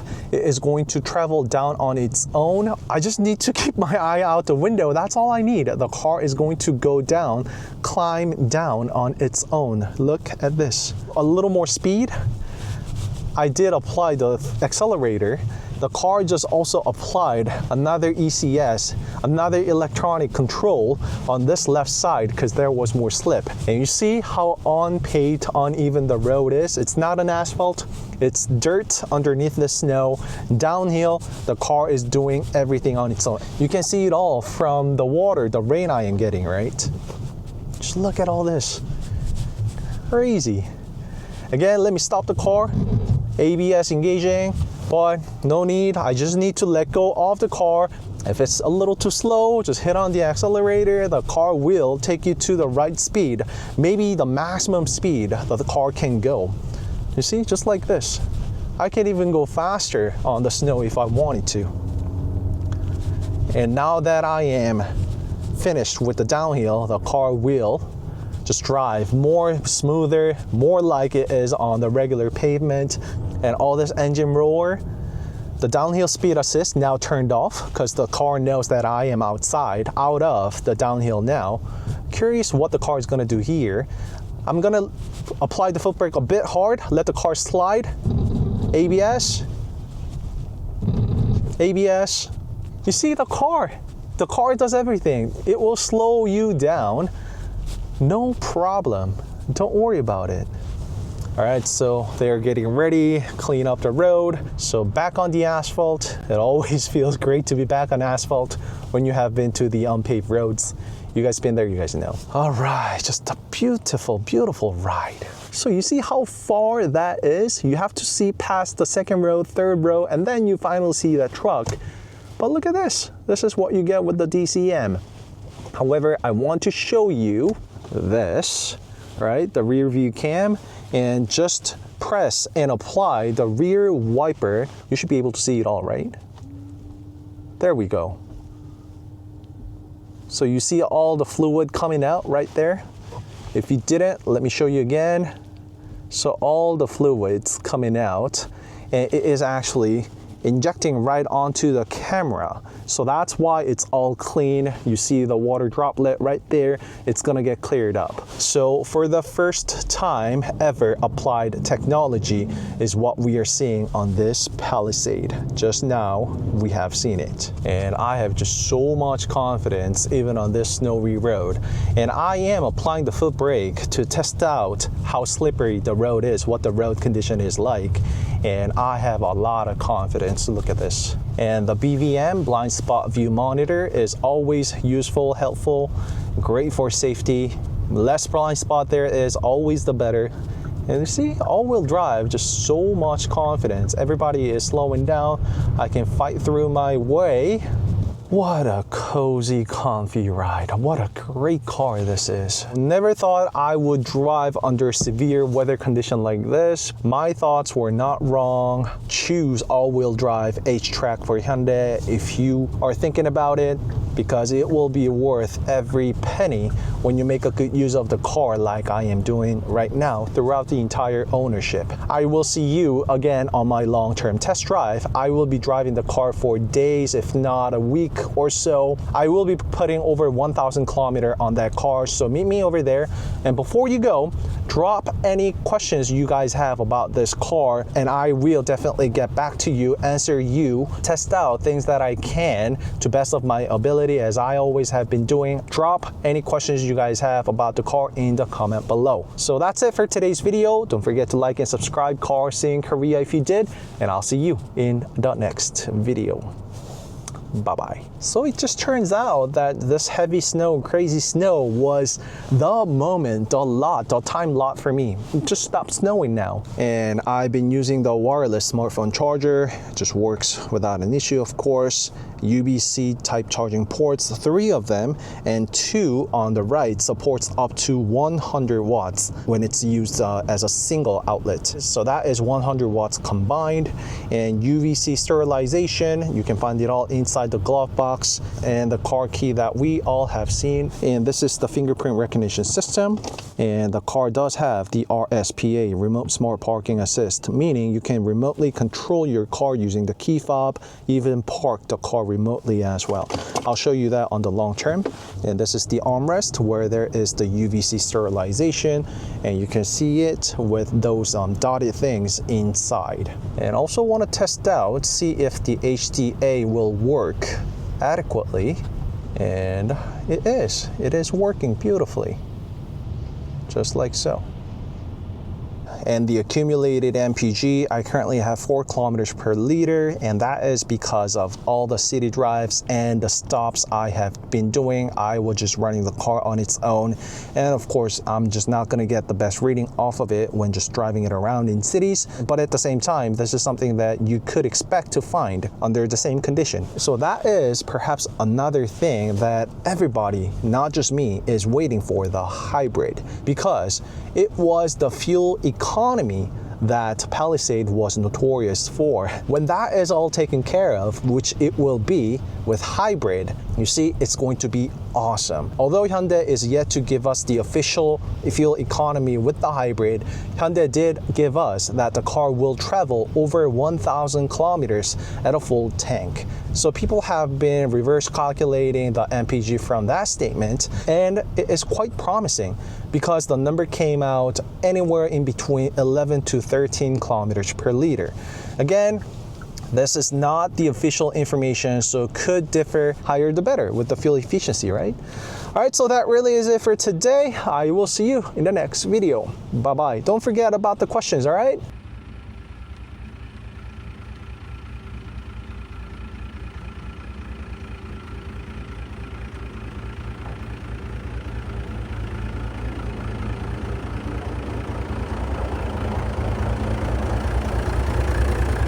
Welcome to CarSceneKorea. I introduce newly released Genesis Hyundai and Kia cars. And you guys probably have already watched my exterior, interior, the walk around video, and the test drive, hopefully. Make sure you check that video out first before watching today's video, because this video is just about pure measurements, because the measurements are really important, right? So I have my measuring tape as always, but I actually geared up a little bit. I got the laser measurement this time, including the B-roll right now, how accurate this laser is. So let's go check out the 2026 Hyundai all-new Palisade, the real-world measurement video. I will try to measure pretty much everything that you guys are most concerned and curious about. So let's go start with the trunk. The trunk is where the measurement is really important, right? Let's go check it out. All the exterior, interior, and the drive, like I have said, it's all on my channel, so be sure to check that out. This is my personal favorite color.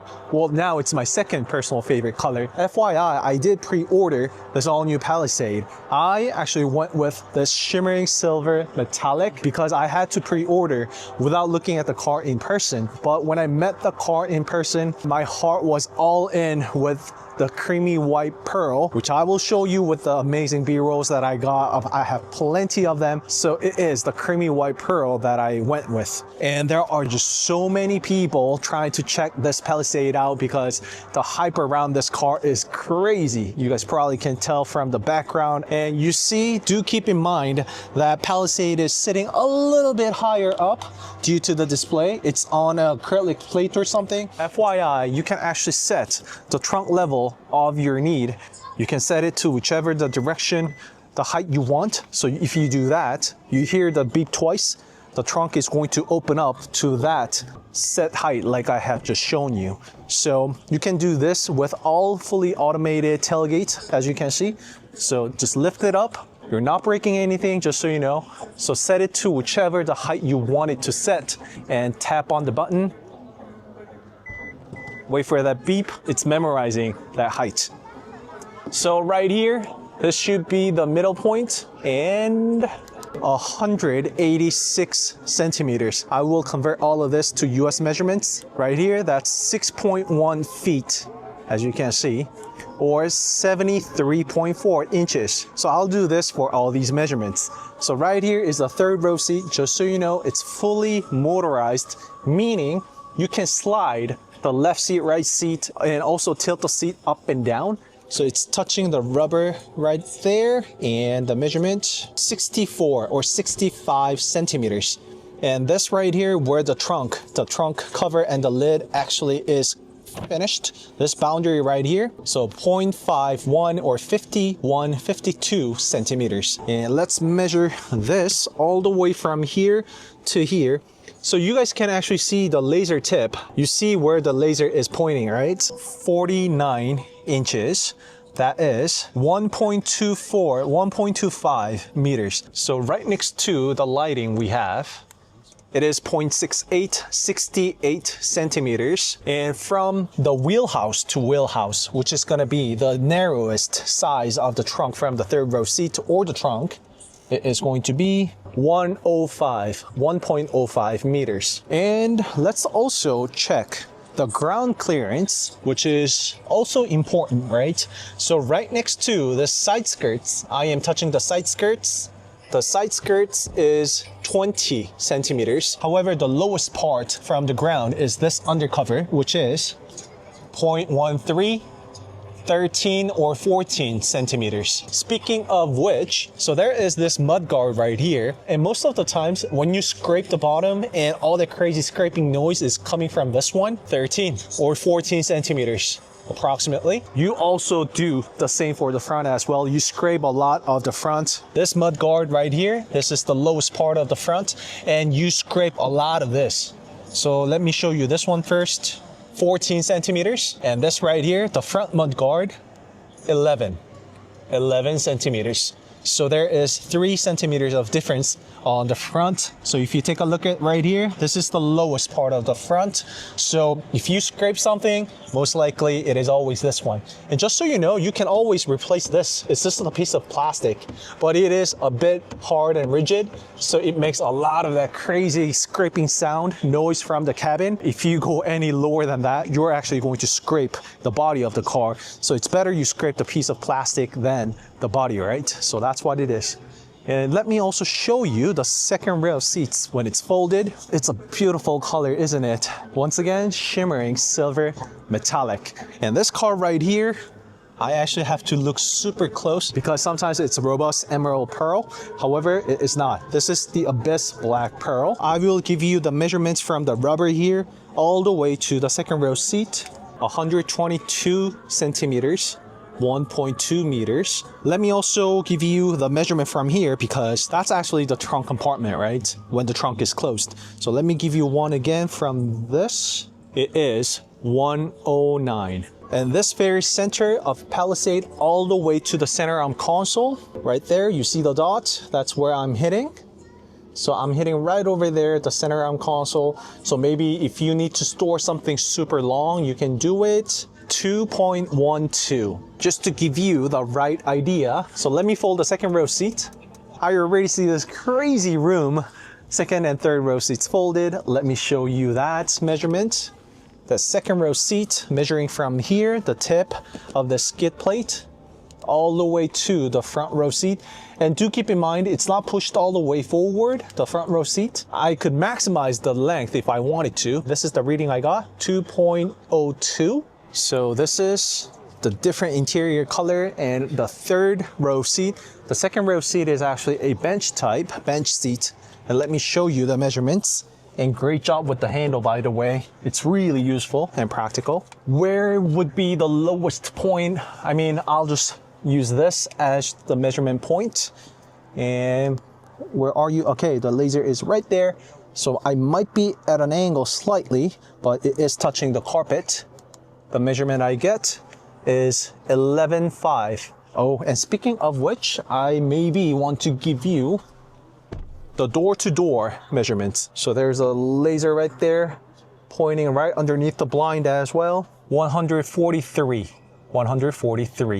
Next up, the center tunnel to the center console. So this measurement right here, right above the hump in the middle, that is the tunnel for the all-wheel drive system.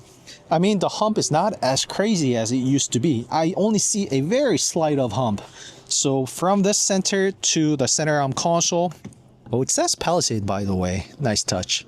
0.24, 24 centimeters. So 24 centimeters from the middle hump to this point right over here. And the third row seat is actually essentially the same for the 7-seater and the 9-seater. So I will save that for later. But I want to show you this. If you push that, it's also fully automated. You get the same from that side as well. Just push this. So this is slightly different from the seat we saw on the other side. It will rise up a little bit and get pushed out so that people can easily make the entrance to the third row seat. And this rail is all manual. And it's not because Hyundai could not make it motorized, but the second row seat being a bench type, in case of emergency, people need to get out as soon as possible, right? There's no time for people to get out and wait all that motorized seat operation, right? Therefore, the rail underneath is all manual, so it gets, what? Look at that. It's swift as this, but the rest, the top portion is motorized. So beauty about it, I can control all this motorized and tilt it as well. Wow. I get so much space on the third row seat. And you see, push this guy and pull it down. This guy is way all the way back. I am actually stuck. I can't put my feet out. So I can easily do this. As you can see, I can easily push the seat out, open up the door from the third row seat on my own, and get out like this. I did all this on my own, as you saw, and push the seat back like that. It's going to lock on its own. So let me find the 7-seater and give you that measurement. I don't know, just because I have it ready, available, I also want to give you this measurement too. So touching right there, 116. And this car right here, beautiful, robust emerald pearl with 7-seater and the brown one-tone monotone. So there's a big difference right here with the bench type seats on the second row seat versus the captain seats, because it's sitting taller from the floor of Palisade, as you can see. So that does make a big difference. Well, anyhow, the measurement here is 0.29. It's 30 centimeters. That is a big difference, right? The height of captain seats on the second row seat. So I see the laser pointing right underneath. So right there, 126. And the distance between these two seats, this is important. I almost missed out. 33. Let me do a multiple times just in case, because the points are very different here and there. Again, do notice that it's going to be very different depending on where you put the pointers to. I am measuring the tip of the seats right here, so, and the tip of the driver's seat right there too. 32. So it is pretty much the same, huh? I will put it where the tag is and do the same for the passenger seat. It's about the same height. 32, 33. So, oh, the readings are pretty accurate. I felt it all on my first impression video that the 7-seater configuration offers a wider space on the first row seats. Well, let's go check it out. 33 centimeters. So this car right here is also 7-seater, the captain seats on the second row seats. I mean, just because I have it, let me also show you this one too. The same position, right? It's exactly the same, 33. This is the 9-seater car. You can fold, unfold using this and just do that. This becomes into an armrest, as you can see. So measure right here from here to there. It's 34. Wow, that's actually a little different than what I expected. 34. Oh, that actually does make sense. So it's actually further away, meaning the seats are narrower than the 7-seater. So, okay, what I have felt and thought is exactly correct. I was spot on. So it is like 35, rounded up, it's 35, whereas rounded up, it was 33 for the 7-seater. So 33 for 7-seater, 35 for 9-seater, meaning the 9-seaters are further away, i.e. narrower seats on each of the seats. You're doing the work. All right, so that's it. It's my first video dedicated for the measurements. I mean, I have done similar video with EV3, but that was with the actual measuring tape that I have done. Again, this all high-tech is super precise and accurate. And if there is anything that I have missed out you guys are curious about, let me know in the comment below. I will measure it again on my long-term test drive. And also let me know in the comment below how you like today's video. That way I will come up with more measurement videos like this in the future. That's it for today's video. Don't forget to like and subscribe CarSceneKorea if you did, and I'll see you in the next video. And don't miss out my test drive video with my wife DumA, and she's been sitting there for hours waiting for me. All right, that's it. Bye-bye.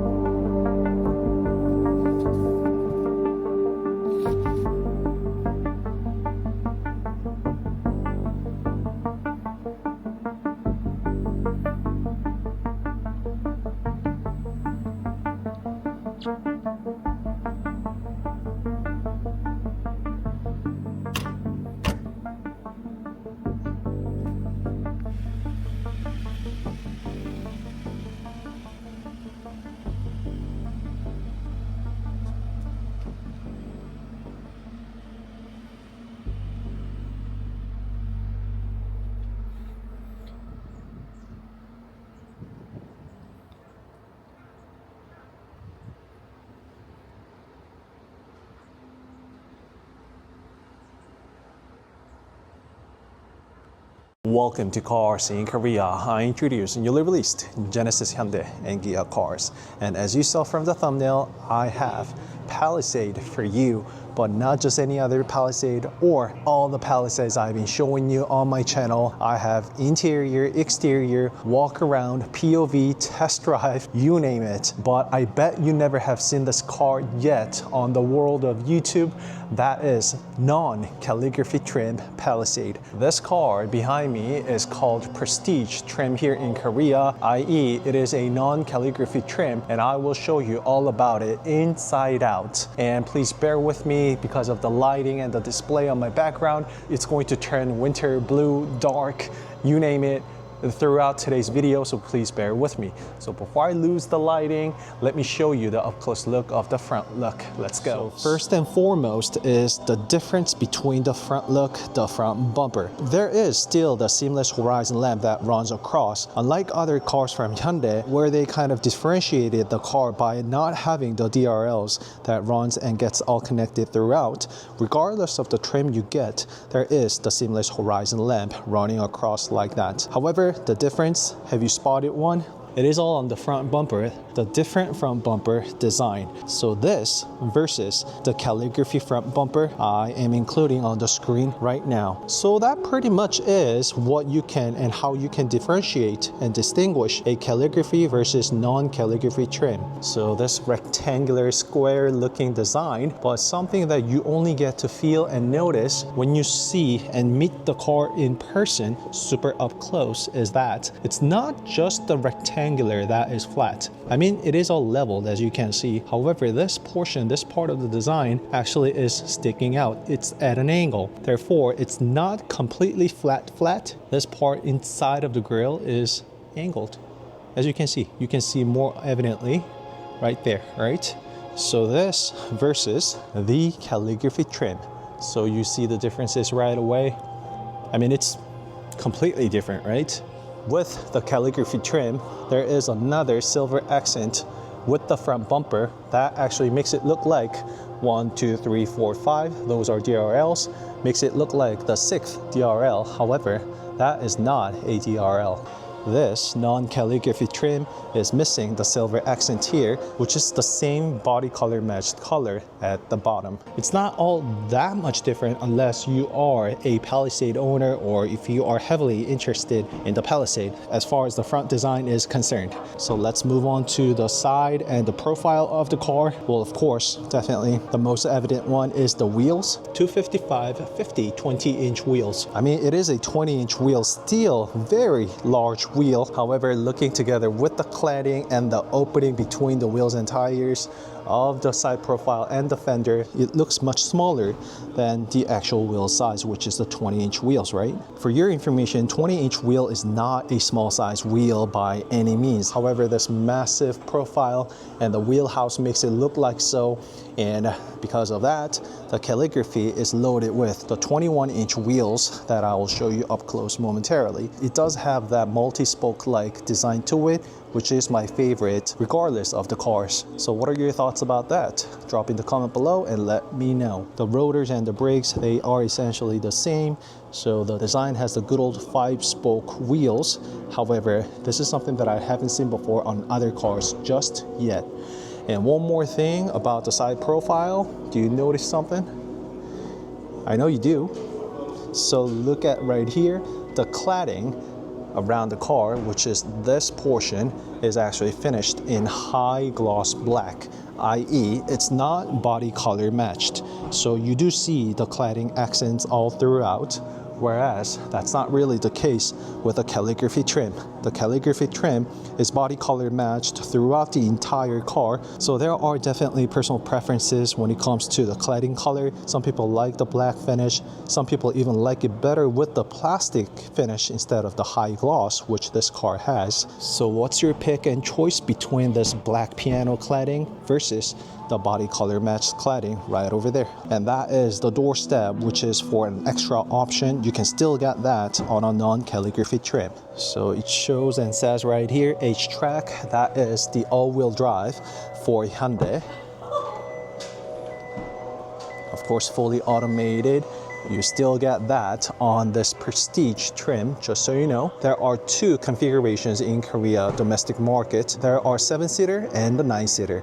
This one is the 7-seater configuration, having 2 + 2 + 3, and 2 being the captain seats in the middle. You can still get the massage seat, the captain seats, with non-calligraphy trim as well. If you are curious about the reviews of the car, feel free to check out and refer to my previous videos. I have multiple videos on Palisade, and that is also for an extra option, but I would definitely highly encourage you to include it. That is very useful. So let's check out the interior as well.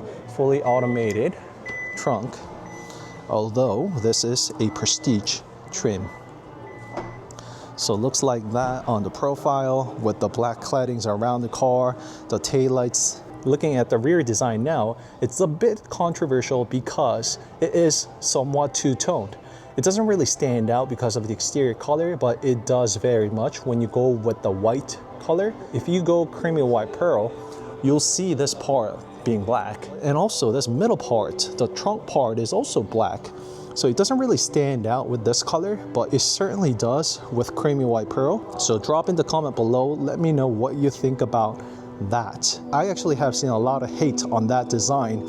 I don't know, I think I'll have to save my answer until I see the creamy white pearl Prestige trim in person. But it actually does look quite all right with darker colors. You're not gonna see any of that if you go with the black color, right? So let's go inside and see what the difference is. Yep, I knew it, because it's supposed to be much more quieter than this. Rolling up the windows, and even if the car is a Prestige trim, it does have dual acoustic laminated glass. For a detailed interior review, please refer to my earlier videos. I just want to quickly point out what the difference is, this versus the calligraphy trim. So I don't see any calligraphy written on there because at the far right, there is the calligraphy engraved. However, it's missing, but there's the extra storage right there, and also drop-down glove box, just like that. And there also is the motorized control on the passenger seat too, 100 watt, 2 of them on the sides. That's also together with the center console. So what's missing? Do you see any? There's also the seatbelt lighting here for the nighttime. That actually is quite useful. And the massage seat. Oh, I know one now.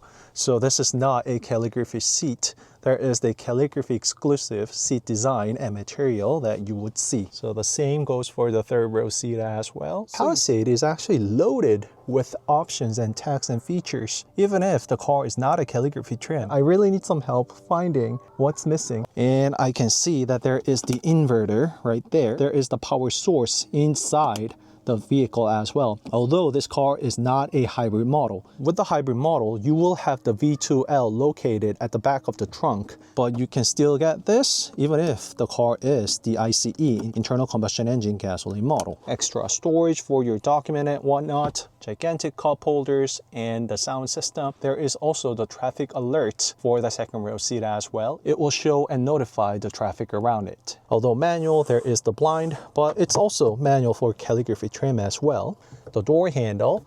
All right, so I do see that the finish around the headliner inside the B-pillar is somewhat different. I cannot pinpoint what the material is, but it's not the suede like the ones that I felt on the calligraphy trim. There is the door handle on both sides for the second row seat. And so you see I can control it all from the trunk. And there is the motorized seat control for the third row seat too. So what are you missing over here? So I can control the seat using this button like so. So press over here to control the second or third row seat. And I can do this. Oh, alrighty. So that's how you control. There is the second and third row seat button for that. So you can control it that way. So let's get in the driver's seat of this non-calligraphy trim. I keep saying non-calligraphy trim because I don't know what the trim name will be for overseas markets. I just want to let you know that it's not the loaded model, it's not the loaded trim, but everything here is same. Even has the door spot lighting included with the ergo motion seat and 2 memory seats. So you can control multiple ways. You can pretty much get any of seating position that you like, fully motorized, included with the automated telescopic as well. All self-explanatory buttons. Oh, and the sunroof was actually tilted, so that wasn't really completely quiet. So this is what we can expect to find, the MVH, noise, vibration, and harshness. Again, interior-wise, the driver's seat-wise, not much different.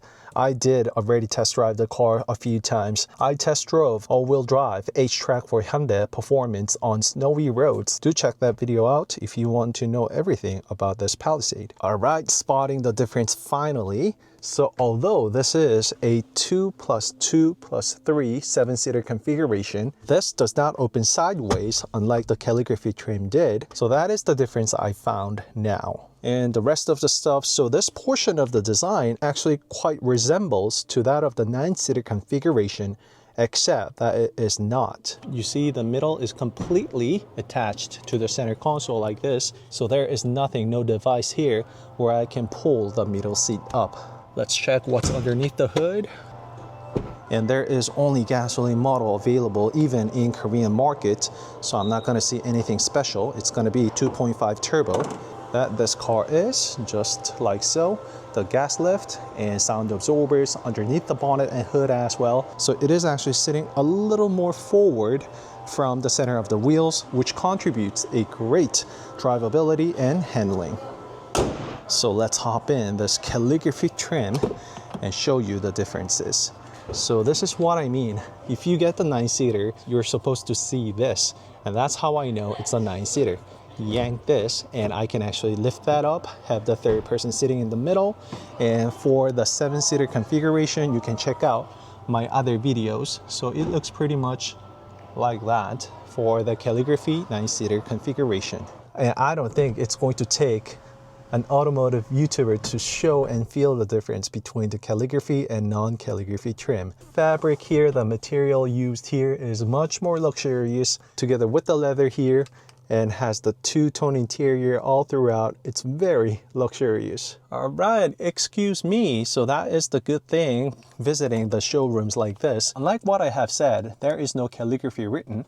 However, there is the calligraphy on the headrest.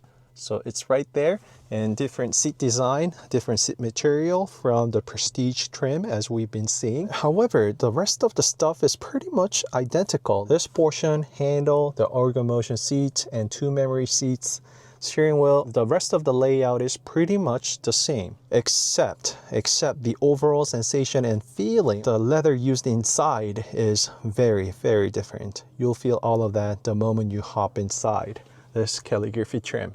And that's the same thing for the second row seat, of course, all throughout the car. And this is the 9-seater. That is the reason why it opens up like that. But if it's a 7-seater, it will open sideways.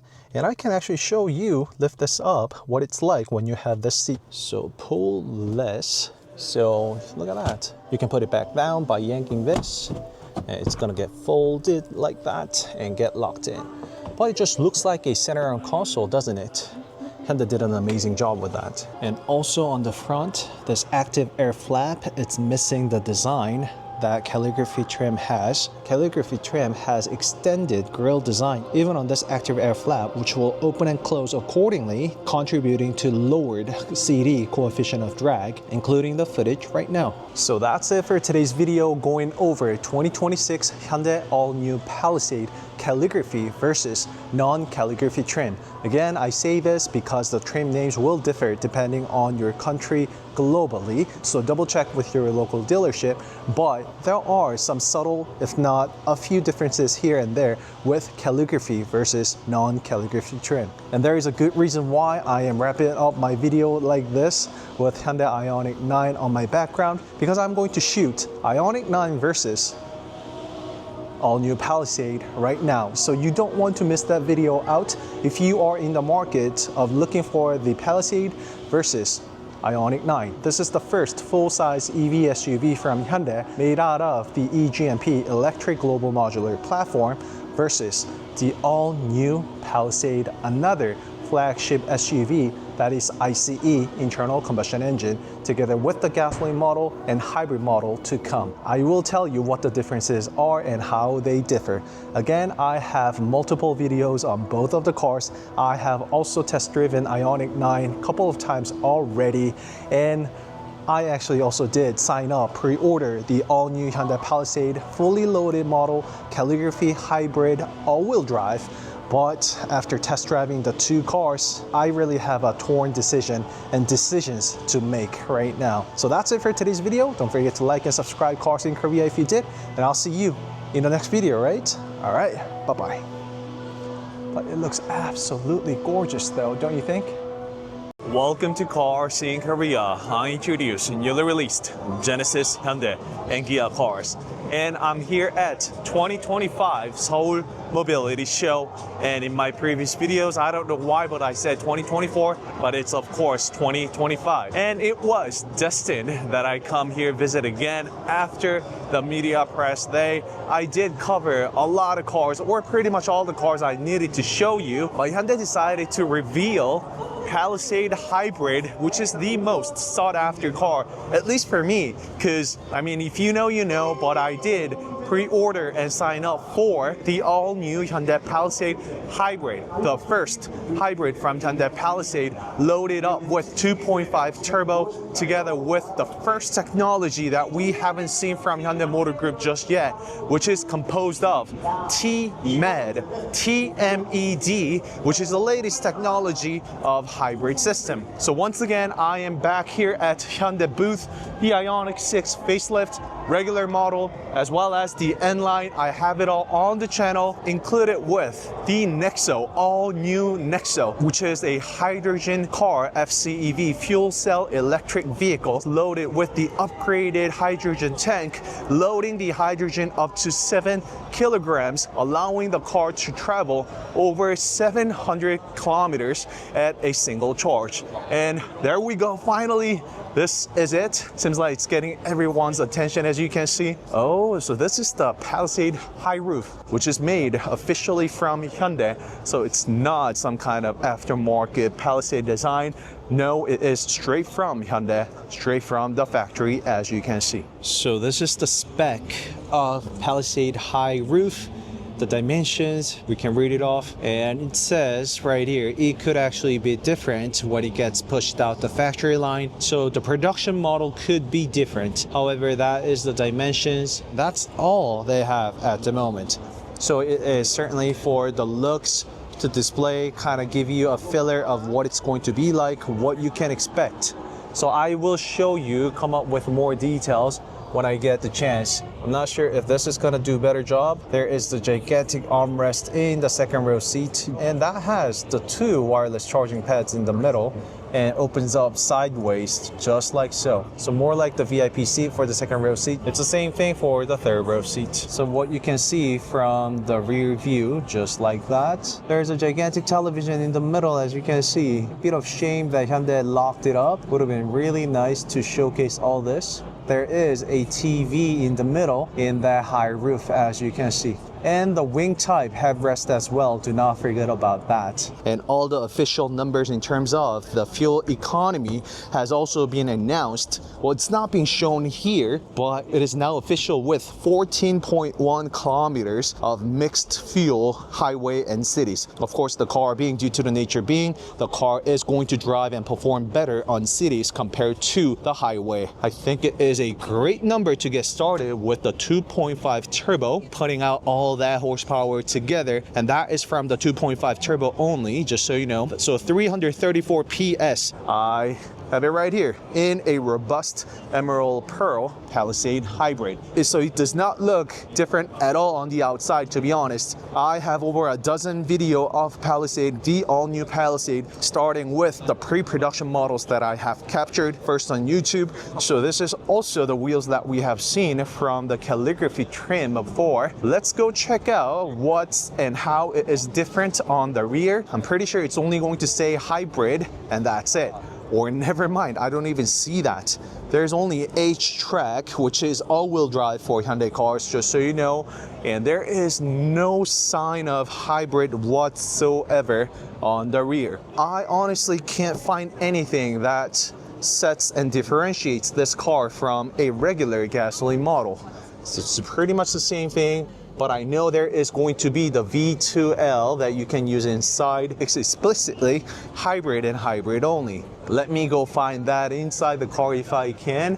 Everything else fully motorized. You can control it all from the trunk. I did cover this car, met this car several times already, and test drove the car as well. Feel free to check it all out. In my channel, I have over a dozen video of the all-new Palisade. As you can see, all fully motorized. By the way, you need to pull the headrest up just like so though.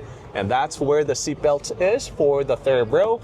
And a quick comparison that I've done with the Palisade to the IONIQ 9 is that the third row seat is more spacious on the Palisade than the IONIQ 9. You might find that hard to believe, but the third row actually sits much taller from the ground compared to the IONIQ 9, and it provides much better line of sight from the third row seat. Honestly speaking, I've met the car multiple of times already, so nothing out of the ordinary from the gasoline model, I would say. And easiest way for you to differentiate this car from a regular model is that active air flap underneath, which has that extended design of the last piece of the grille, as you can see. This is not found if you don't get the Calligraphy trim. Speaking of which, there is another design right here, the silver one at the bottom, kind of giving that 6th DRL light. 1, 2, 3, 4, 5, 6th. And this one is only found on the Calligraphy trim, just so you know.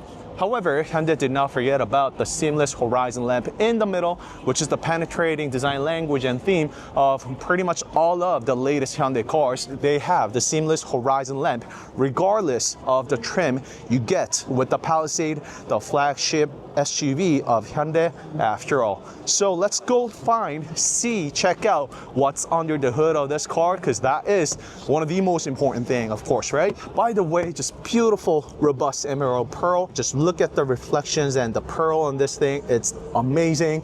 And just so you know, this little PPF, I believe it is the Hyundai genuine PPF, because I see it on the doors, I saw it on the trunk as well. All of this comes out as the Hyundai genuine accessory, so the interior isn't all that different. I will soon find out.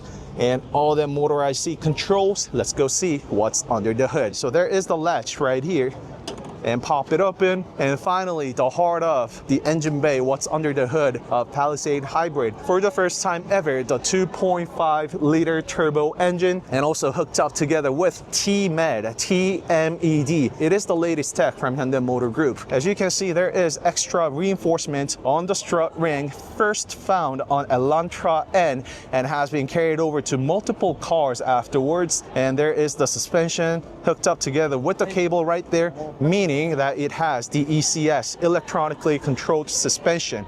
And for the first time ever from Hyundai car, this car is hooked up together with preview suspension system, which and where the car is detecting the roads in front of it using all the sensors and cameras that the car has, therefore providing the best ride possible. Just so you know, it is not manually controllable. However, the car does everything on its own. It is working real time, providing the best ride possible. If you have not tried out that tech and feature before, trust me, you will love it. It's a must if you are thinking of getting a Palisade. If I were to point out, I would say that is the reason why you should get a Palisade over Santa Fe. It's because of that preview ECS. And just like it was with the ICE cars, the engine still sits very low compared to other ICE cars we've been seeing. Turbo behind the engine. And also this is the middle of the suspension right there. It is slightly in front of the middle of the suspension, as we can see. Closer it is to the mount and the suspension, more agile movement we will get with the handling due to the nature being, due to the physics. As much as I would like to show you the different traits that this hybrid model has, it is all about the ride and drive, especially with the hybrid, because it is not just about the fuel economy anymore with the hybrid cars. Thanks to the T-Med as well as other hybrid cars and techs we've already seen from Hyundai Motor Group car. If you have test driven the hybrid cars with baby mode, I mean, I have a sole review video on the baby mode alone. I will soon check it out, but if there is the baby mode in Palisade, that will be more than enough for you to get the hybrid over gasoline, because it just nearly is a whole new different car when it comes to the ride. And that is the film, the protective film that I told you about on the trunk, just like so. Let's check out the interior of the Palisade Hybrid. And the interior design layout is pretty much the same as the gasoline model, to be honest. But what I need to check and see is the different mode, exclusive mode for hybrid only. That is the EV stay mode. So going to hybrid, so you can see hybrid fuel economy as well as electric motor use. So you can check it all out here, and also the settings. So there we go, enable stay mode. Feel free to pause the video and go through the descriptions as needed. Put it into parking. So let's see what it does. Once I do, all right, the system, therefore it's currently on display mode, or it's not fired up, so probably we're not going to see all the menus here, but there is the stay mode, EV stay mode, only offered on this Hyundai Palisade Hybrid only. So I want to see if there is anything else brand new on this car. That is pretty much it, the EV stay mode. By the way, all this is theme, pony theme, that you can get on all of the latest CCNC. So this is not Palisade Hybrid exclusive, just so you know. Eco vehicle, maybe you want to check on that one. So eco vehicle, coasting guide, as well as start coasting, green EV zone. So that's not something new. So there's the brake mode and my drive. Oh, there is not the baby mode. I was really waiting for it. I've been meaning to see that, but there is no baby mode, unfortunately. Eco, Sport, and Smart.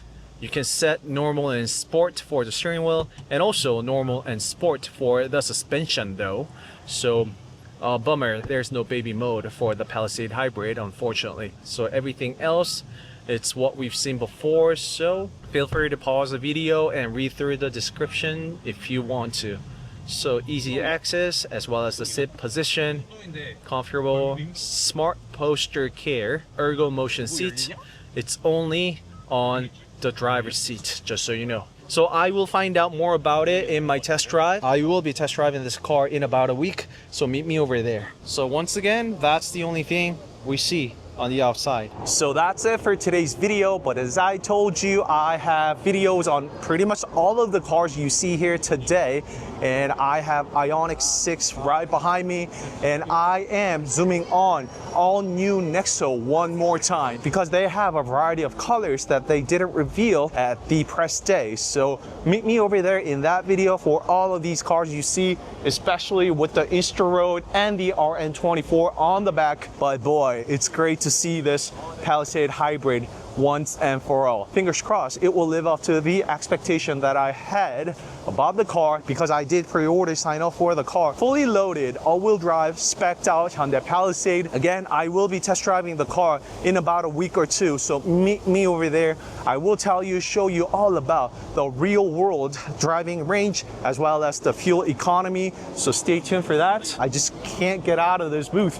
This is the IONIQ 5N DK edition I have full walk around and review of the car, so feel free to check that video out. Not to mention about the IONIQ 9 as well, just because I have a whole Genesis booth right over here. It is Genesis X Grand Coupe, and Genesis X Grand Convertible is the official name, but I also have in-depth review, the walk around of these cars in my channel, so feel free to check it out. Quick capture of the car, it is that it's based on the G90 that we have been seeing, the code name RS4, which is the car right here.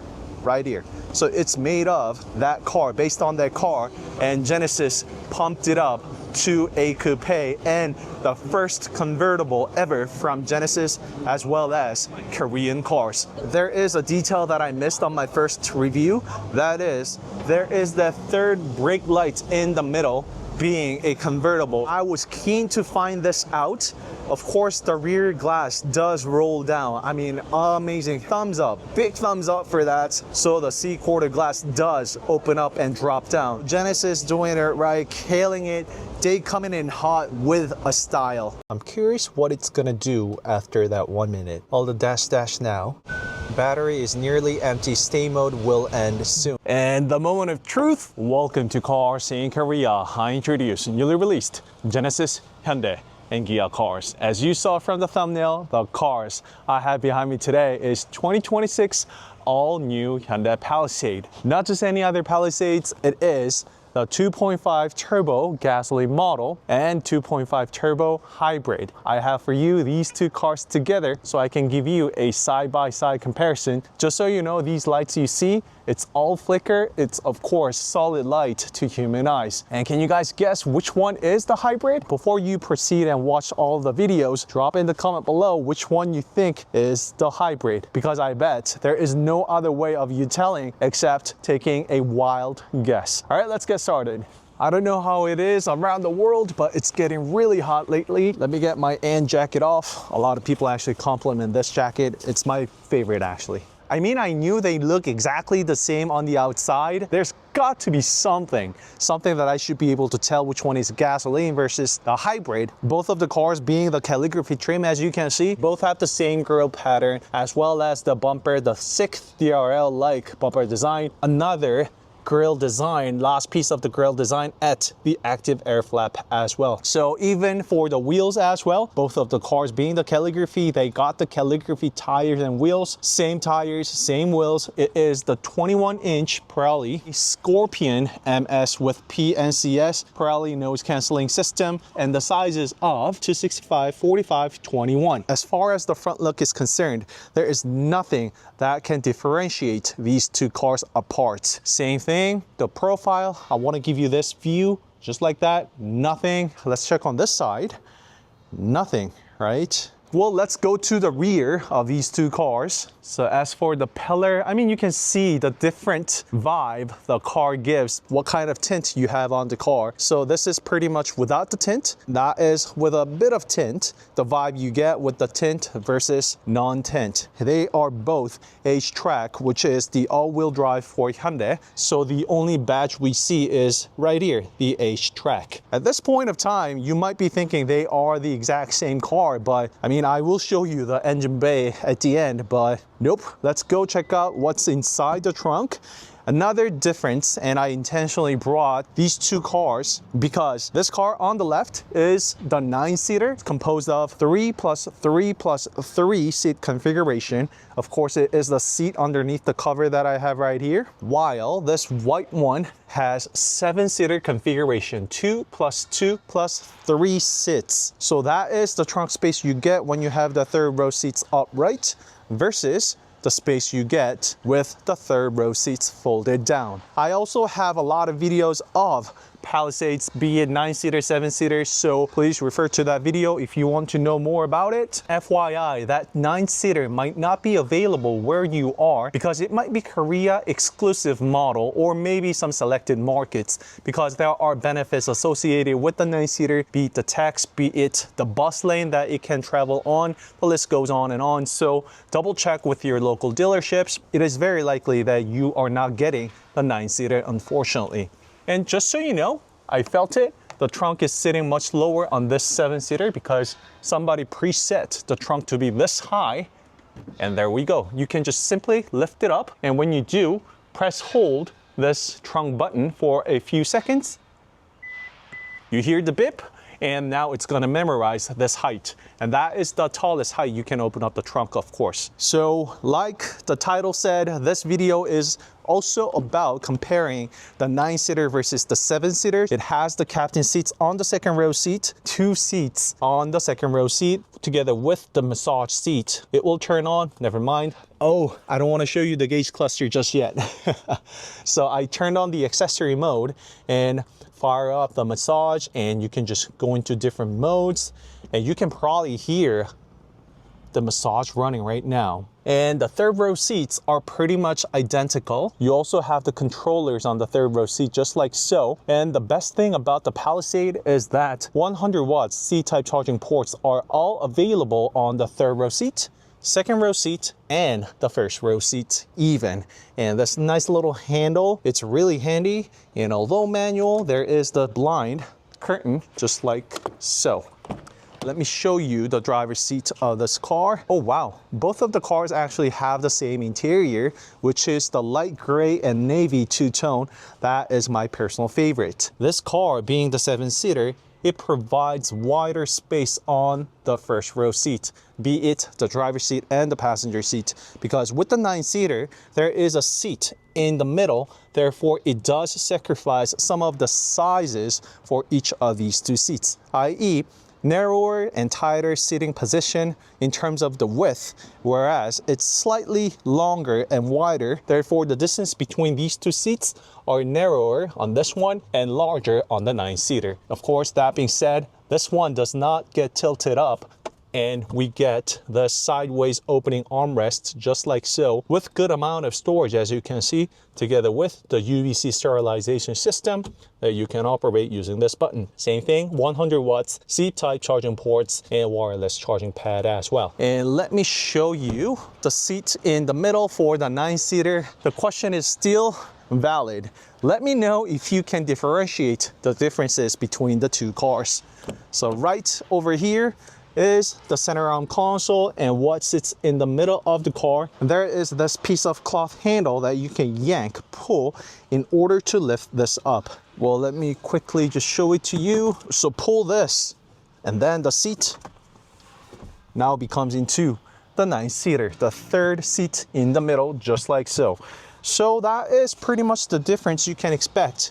You know how it looks like and how they differ in terms of the design. It is a bench seat like in the middle, and that is what I mean by the tighter seats on the first row. When the third row seats are upright, it's literally rubbing the seats around it, so therefore the driver and the passenger seat had to sacrifice some space for that. And this right here is the good old bench type seat that we know of, so that's another reason why it doesn't open up sideways, and it's missing the UVC sterilization because it needed the space for that. And you cannot open when the seat is upright, just like so. You can pull this out, and the cup holder and a nice little armrest, and you can adjust the height as well. You can hear it clicking and adjust it to your needs, and different level of inclination and declination you can get on the second row seats even. The third row seat actually looks exactly the same with the 7-seater and the 9-seater, and you can control it all from the inside, just like so. Those of you with the keen eyes, you guys probably just caught it right now. There is 200 volts and 16 amperes outlet on the trunk, just like so, together with the 12 volts, the good old 12 volts that we know of. If you still don't know which car is which, let me show you what's under the hood of these 2 cars. I mean, honestly, at this point in time, you guys probably saw which one is which, but let me get started with this one. And there we go. That's what we have. If you still don't know which one is which, let me show you the other one.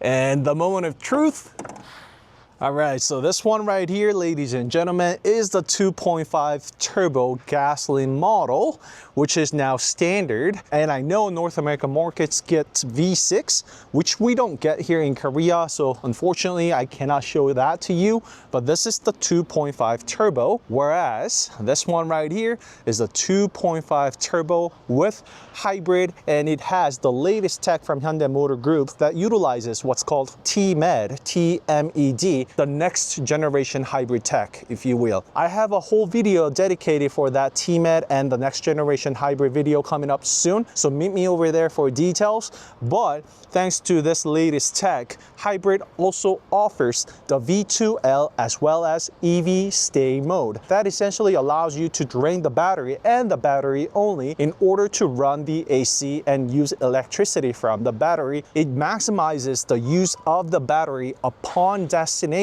when you punch in your destination using the onboard navigation. And upon my arrival, I could use the battery for about 30 minutes. Of course, that number dropped down rapidly when I turned the AC on to about 15 minutes. But again, it's much better than nothing, not having it. When you are waiting for somebody at your destination, picking up your spouse, picking up your kids, that will come in very handy. I will tell you about all that V2L and EV stay mode in my exclusive review of the Palisade Hybrid, because again, it was the comparison video of the Palisade Hybrid versus the gasoline in this video, together with the 9-seater versus the 7-seater.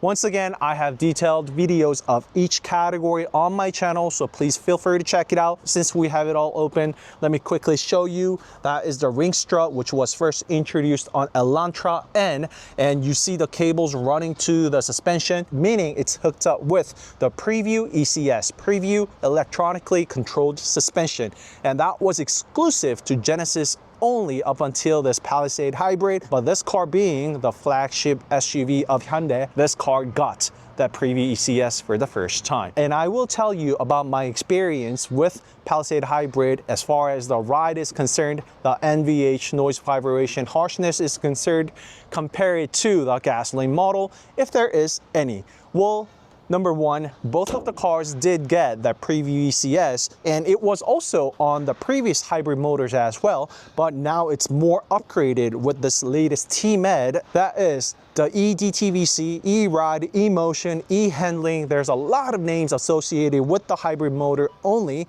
exclusive to the hybrid models. So meet me over there for that detailed review. I already have been putting some kilometers on this car already, so all that drive and sensation feeling is all fresh with me.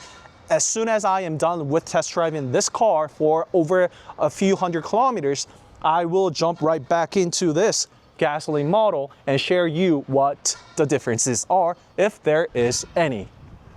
You probably heard me keep on mentioning if there is any, because, well, both of the cars drive and handle great. Let me put it that way. All right, that's it for today's video. Quickly going over the differences, if there is any, between 2026 all-new Hyundai Palisade gasoline HTRAC model to that of the Palisade Hybrid. Once again, both of the cars do have 2.5-liter turbo engines, and this one hooked up together with the latest hybrid tech from Hyundai Motor Group, which makes it the only car out there at this point, at this given moment. So let me go test drive this car a little more, feel it all to myself, see what this latest hybrid tech from Hyundai Motor Group has got to offer. Once again, for more details about these two cars, please refer to my previous videos on the channel. So that's it for today's video, your #1 source of KTM, Genesis, Hyundai, Kia cars. I'll see you in the next video.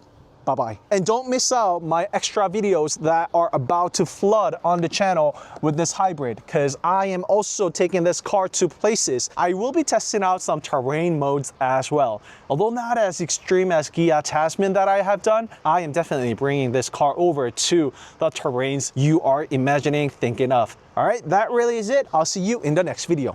Bye-bye. And drop in the comment below if you actually got the answer right. If you guessed this car to be the gasoline and this to be the hybrid. Bye-bye.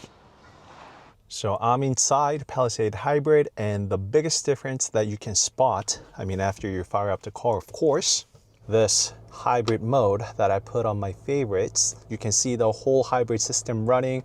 It's charging the battery, probably it was because low on the battery, so that's a reason why. And you can go into this setting, you can see it's enable the stay mode. When you do that, it will show you the time remaining. You know what, let me drive inside just a little, because I'm getting just so much reflection here, too much lighting here. And just because I have the previous Palisade here parked, let me show you. Let me park the car right next to it so you can feel how they're different in terms of the size and the design. Again, I have it all on the channel already with the gasoline model that I have done. It's super tight. The parking lots are very tight here in Korea, as you can all see, but not a problem with all those cameras, sensors, and tags associated with the car. And that's how close we have to park here in Korea. I mean, yeah, I have a lot of space on that side, but all right, as you saw, the interactive pixelated lights, I mean, I have it all on the previous review videos. Please refer to that. Don't want to repeat too much. So the EV mode, yeah, we're seeing much better now. And that is also the hybrid exclusive tech. That is the driver only button right there. But before that, let me enable the hybrid stay mode once again. So enable the stay mode and activate stay mode upon arrival at a set destination. That's what I have done on my way up here, inserting the B-roll so you guys see what it looks like when you run it. So enable the stay mode. I see it's good for 13 minutes. And let me turn that on, the driver only, together with the ventilated system. And the air purification mode is also running. I think it's also detecting pollen because it was green before I open up the doors of the car. And it does that every time I open up a door here. 6 minutes, 7 minutes, running the AC only. And that was the driver only, right? So let me turn that off, see the difference it makes. Oh, still 7 minutes. Maybe do I want to run the ergo motion seat? See what that does? Still 6 minutes. Again, do keep in mind that I have been using the battery already upon my arrival here, so I will try to capture the maximum time I can get with the EV stay mode running the AC on, because I mean, essentially that is one of the most important thing, right? Being able to run the AC only using the battery, using the EV stay mode. But you see, looking at these numbers, it's not as crazy. It's not as long as it is in EVs. With IONIQ 9, I saw over 100 hours, I think. And that was even without the batteries fully charged. So there certainly is a long way to go for hybrids, but hybrids are closing in. I mean, this tech we've never seen before. Let me quickly head out and show you the difference between this all-new Palisade versus the predecessor. So this one, although it's a base trim, they're completely different, aren't they? But as far as the size is concerned, they are both gigantic cars. The profile, now the front look. What do you think? That DRL and seamless horizon lamp, it's one of a kind, something that we have not seen on the predecessor, just like so. But I genuinely do love the design of facelifted predecessor Palisade. What do you think? What do you say? 1 minute to go. I am also fast charging my camera as we speak. I'm curious what it's gonna do after that 1 minute. Oh, all the dash now. What you gonna do? What you gonna do? So I can drain it out. There we go. Battery is nearly empty. Stay mode will end soon. Oh. Okay. So that's what it does. It just shuts off. Haha, the more you know. So I guess I need to fire up the car again. And I did that. Oh, okay. So it doesn't necessarily use the whole battery. It does keep 25% of the battery, as you can see, right? There was one thing that I've been meaning to tell you, but kind of missed out. And this car is the Palisade Hybrid once again. And due to the nature being and the battery and other systems running throughout underneath the seat, the floor of the car is actually bumped up just a little bit compared to the gasoline, therefore reducing the height you can get from the floor of the second row seat to your knee position. So your feet is sitting higher up compared to the gasoline model. However, I want to make it clear that it is very marginal. I don't think you will be able to tell the difference unless you actually knew the differences were there. A big props to Hyundai about this part because the center tunnel doesn't really sit all that high up, despite the fact that there is the drive shaft. So it's not that tall as you can see, and nice little Palisade right there. Welcome to CarSceneKorea. I introduce newly released Genesis Hyundai and Kia cars. And the car I have behind me today is Hyundai IONIQ 9, the first and one and only true flagship EV SUV from Hyundai, made from eGMP.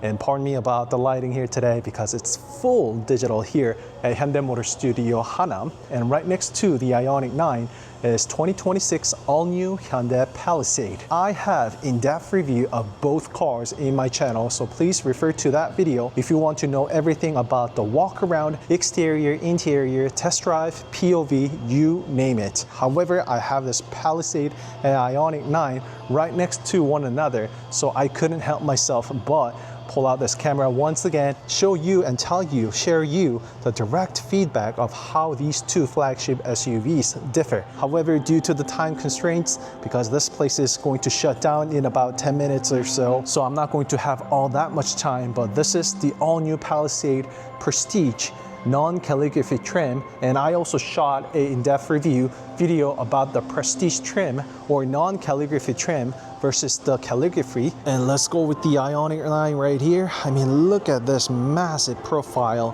thanks to that largest wheelbase we've never seen from any of Hyundai cars. That's including all eGMP made cars.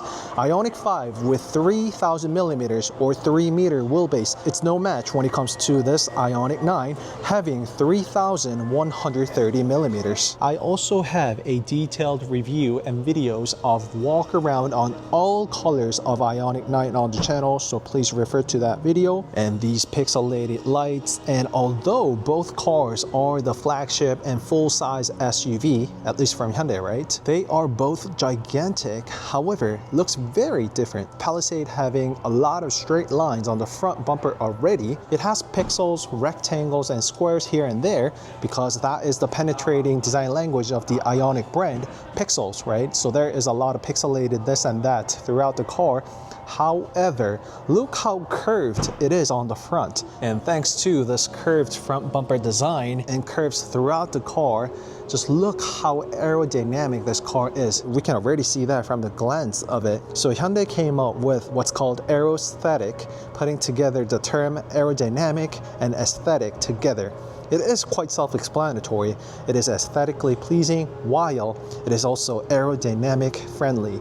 Therefore, it has achieved the lowest CD coefficient of drag of 0.259.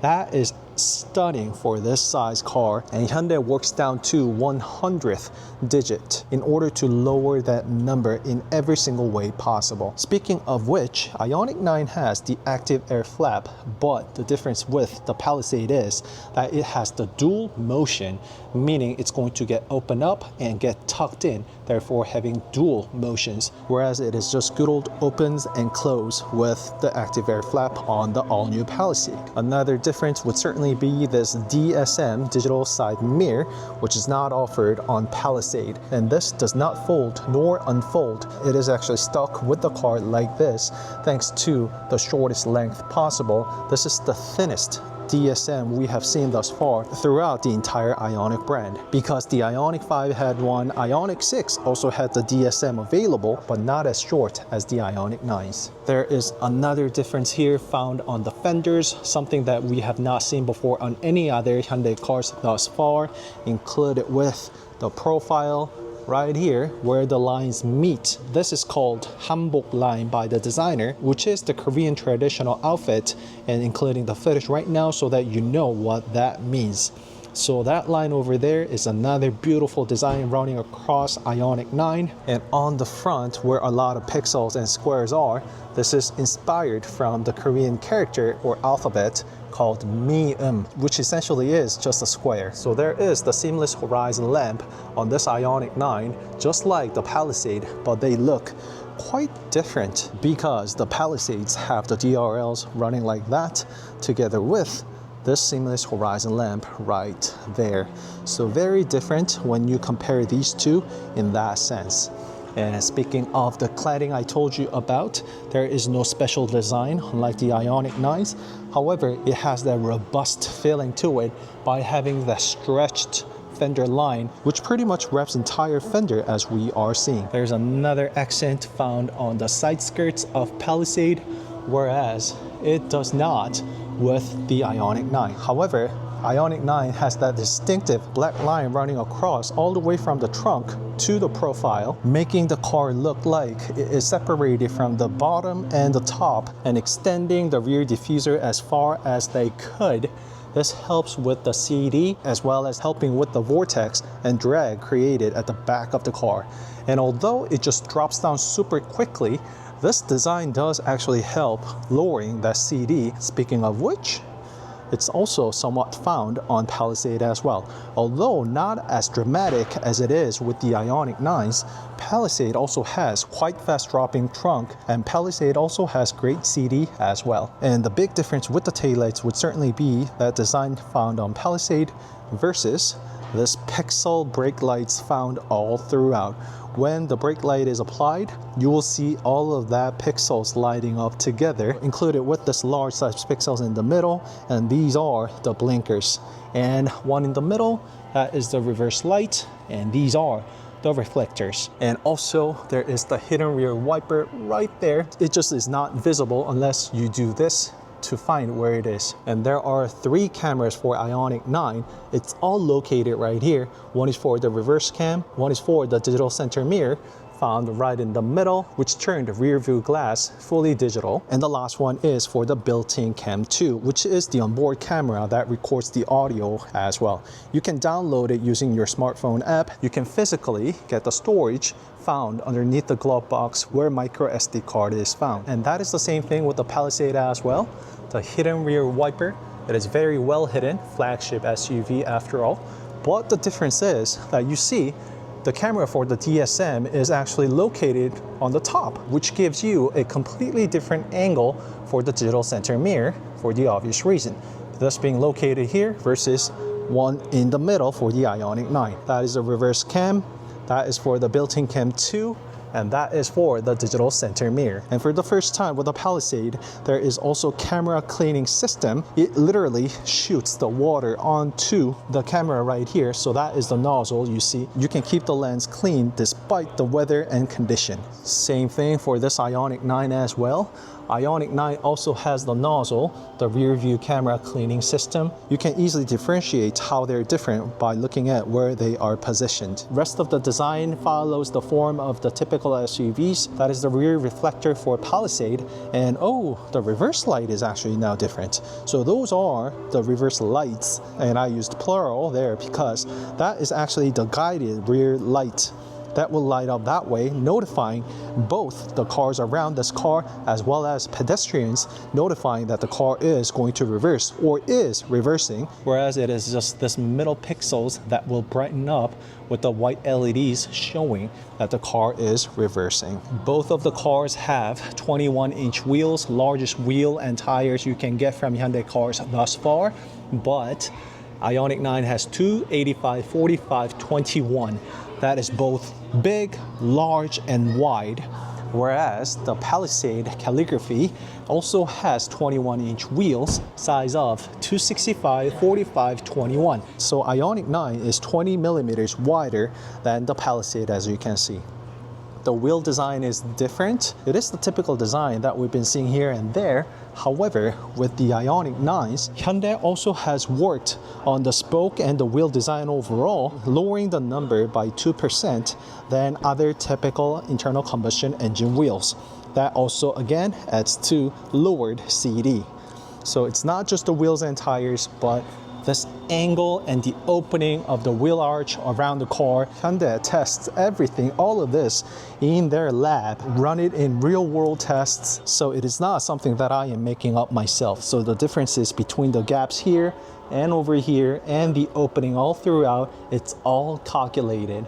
and it's all there for a purpose. So except for the obvious, there is a huge difference with the IONIQ 9 and Palisade. That is, 2026 all-new Palisade comes with Preview ECS, electronically controlled suspension, utilizing all the information possible from the car using the sensors, cameras, and also onboard navigation system to best provide the ride, working together with the ECS, electronically controlled suspension.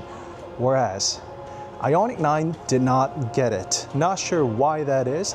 However, there is no IONIQ car that has the Preview ECS up until today. And it's not really a big surprise, I would say, because Hyundai Palisade actually is the first car to get that Preview ECS. However, IONIQ 9 solely running on the motor, Hyundai actually does an amazing job controlling the pitching, which is the vertical movement of a vehicle, the up and down, by utilizing the motor, which I could definitely feel and find when I was test driving their hybrid cars. So despite the Preview ECS that IONIQ 9 lacks compared to the all-new Palisade, based on the test drives I have done, I have no complaint whatsoever because IONIQ 9 also delivered an amazing ride. Personally speaking, if I were to pick one between the Palisade and the IONIQ 9, I think I would go with the IONIQ 9 because of the car having lower center of the gravity and a lot of weight at the bottom, having all the heavy battery packs underneath. I really liked the way it handled, and also I really like the fact that the heavy weight is pushing the car down. I really do favor that sensation I get, heavy batteries located underneath the car. I would like to save my answer until I test drive the car back to back, which I will, so stay tuned for that video. And I think that is going to be it for today, going over the differences between the IONIQ 9 and all-new Palisade, both flagship SUV of Hyundai, one being internal combustion engine and another being the EV. If you know, you know, but I did sign up for the all-new Palisade hybrid, fully loaded HTRAC all-wheel drive model. So I did put an order, but after test driving and seeing the IONIQ 9, I really don't know my decisions to make, and I really am torn, split between these two cars. All right, that's it for today's video. Don't forget to like and subscribe CarSceneKorea if you did, and I'll see you in the next video. And also drop in the comment below which car is for you, IONIQ 9 versus all-new Palisade. I know there is the price difference, but certainly IONIQ 9 does have the advantage in terms of the price tag and all. So forget about the price tag. If you were to choose between the two, which one is it gonna be? All right, so let me know in the comment below. I'll see you in the next video. Bye-bye.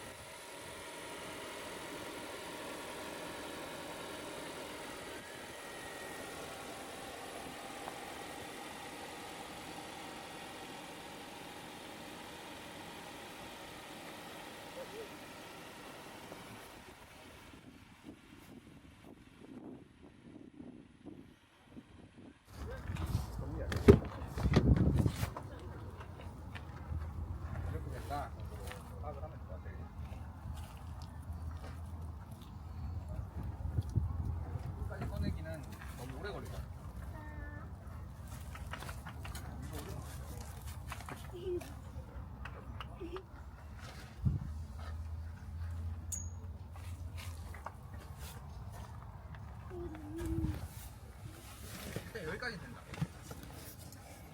고정해서 쓸 수 있을 정도는 이렇게 된다. 그치? 이거 되잖아.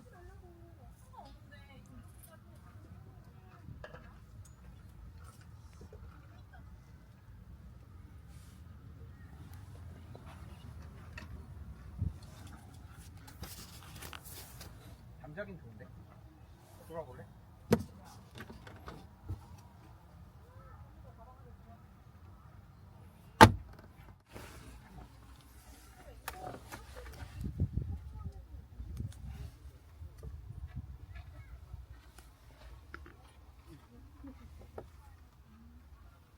이게 좀만 똑바로 치면은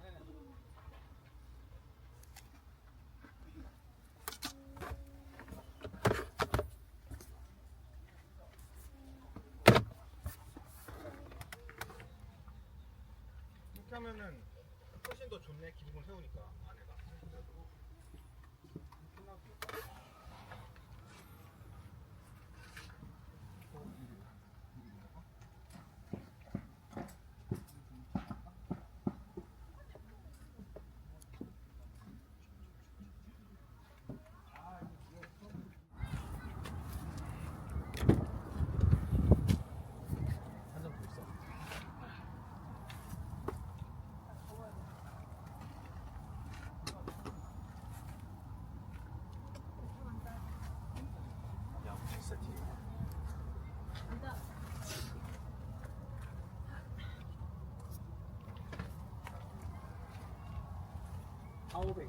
파워뱅크. 든든히 댕댕이 것도 있지. 댕댕이 다시 갖고 왔지 언니가. 앉아. 이럴 때만 말 잘 듣는 것 봐.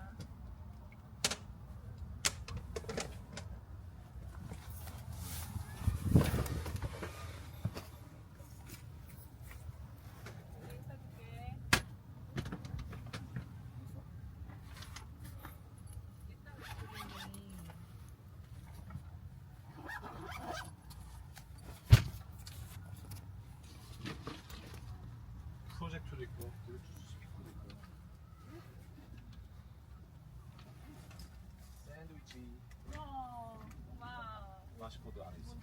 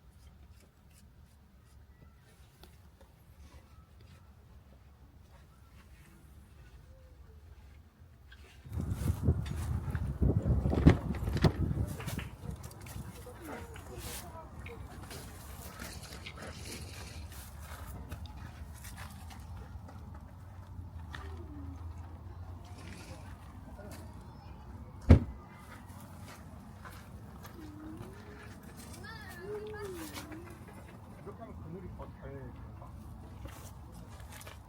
더 많이. 내가 좀 소모품이 있는데 의자는 너무 잘 돼.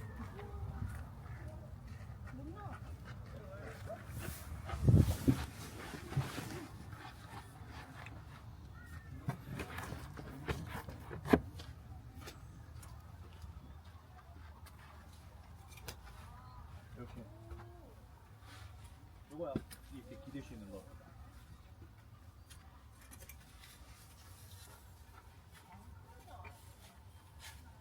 잠깐만. 눌러줄게. 기분만 들어갈 것 같긴 한데. 왜냐면 이게 올라타서 왔다 갔다 하기 편할 것 같아요. 편하다. 올라와봐. 이래, 와봐. 여기 나오면 돼. 거기나 여기나. 아우 시원하다. 아무 데나 앉을 거야.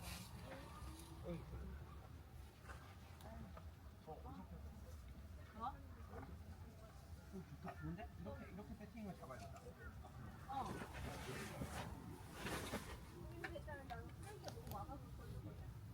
조경경장 세팅을 이렇게 잡아야 돼. 폴대 두 개를 큰 걸 연결하고 이게 이 폴대 이렇게 많이 시켜. 테이블 여기로 들어.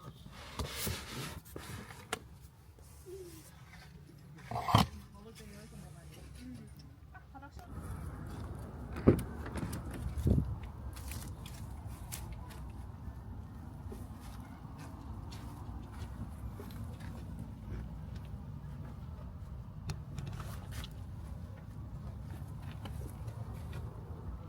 다 지웠어 뒤에. 이리 와. 앉아서 와. 아니 뒤에 있어.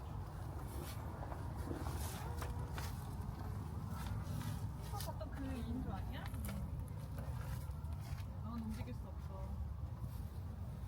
이래, 기분 좋아. 자연스레 우산도 있어. 정말 많은 게 있군요.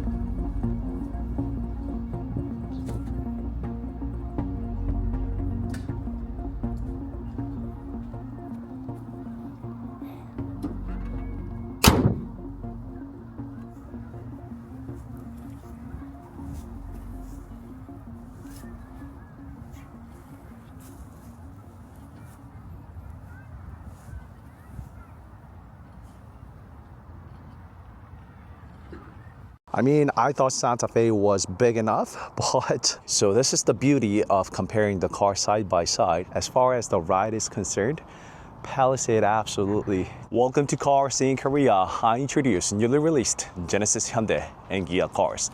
And the cars I have on my background today, as you saw from the thumbnail, is 2026 all-new Hyundai Palisade, as well as 2026 Hyundai all-new Santa Fe. This car has been out in the market for some time now. I think it's already been over a year here in Korea. Those of you guys watching the video right now, you probably already own or want to get a Santa Fe because you checked it out in person and you liked everything about it. But just like how it is with every single car lately in the market, there is always brand new cars coming out, and this all-new Palisade is no exception. I have been test driving this 2026 all-new Hyundai Palisade for the past week, putting over 300 kilometers, driving it as my daily, going to work, meetings, and places. I also have in-depth review of this car, pretty much everything there is for a car YouTuber to come up with. I have Walkaround, ASMR, in-depth review, inside out, the test drive, you name it, I have it all. And I am actually coming up with this whole series of comparison video together with the Palisade against IONIQ 9. I have already finished that, it's already uploaded. Last but not least is this Santa Fe. And we all know that Santa Fe is younger brother of this bigger brother Palisade, but there certainly is a lot of common traits in between these two cars. And just quickly take a look around. There is everybody here with their trunk open, as you can see, enjoying the Sunday and Mother Nature to ourselves. So that's the reason why I decided to bring this Palisade over to this place. I have the trunks open together with Santa Fe as well. Just so you know, I actually got this car straight from Hyundai Motor Studio Hanam. It's one of the 4 motor studios here in Korea, next to Goyang, Seoul, Busan, and Hanam. And there is also this Chabak program that I rented this car out for. And there is whole Chabak package. There's a table, chair, projectors, you can play movies and everything. And they even give you a little meal box. So next time you're in Korea, you want to check out Hyundai cars and you're checking out the Hyundai Motor Studio, also look for this Chabak program because it's worth every single penny. It is about 25,000 Korean won, which is honestly a steal for 4 hours that you get to spend together with the car. Hence the review I am coming up with today. Once again, for every single detailed review of each car, I have plenty of videos of each car on the channel, not to mention about the Palisade, but I pretty much did the same thing with Santa Fe when it first came out. I even remember that day, to be honest. I really loved this color, which is earthy brass matte color, if I recall that right. There are just so many names and creative names that Hyundai is coming up with. So I have a very difficult time memorizing all the names, but I think I got that right. A little bit about this Palisade here. It is a fully loaded model, gasoline petrol model with 9-seater configuration, meaning it has 3 plus 3 plus 3 seat configuration. And that 9-seater might just only be available to Korean market or very few selected markets. So double check with your local dealership if you get this 9-seater. Mostly it will be the 7-seater having 2 plus 2 plus 3 seat configuration, having the captain seats on the second row seat, which you can also get a true legit massage seat. It is different from the ergo motion seats that we get on the first row seat, just so you know. And pretty much the same thing with Santa Fe, because there is also captain seats available for the Santa Fe, and there is also ergo motion seat on the driver's seat only. It's driver only for the Palisade as well. So there is the ergo motion seat for both of the cars, captain seats with massage seat on the second row seat, which is identical. Of course, the seat sizes and the shape is a little different, but the configuration wise, they are the same thing. So one of the many things and traits that these two cars share together.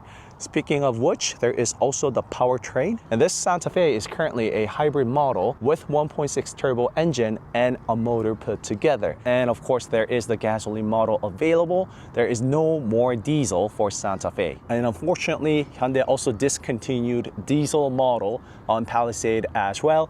leaving this car to have inline 4 2.5 turbo. So that is the only ICE internal combustion engine variation you can get.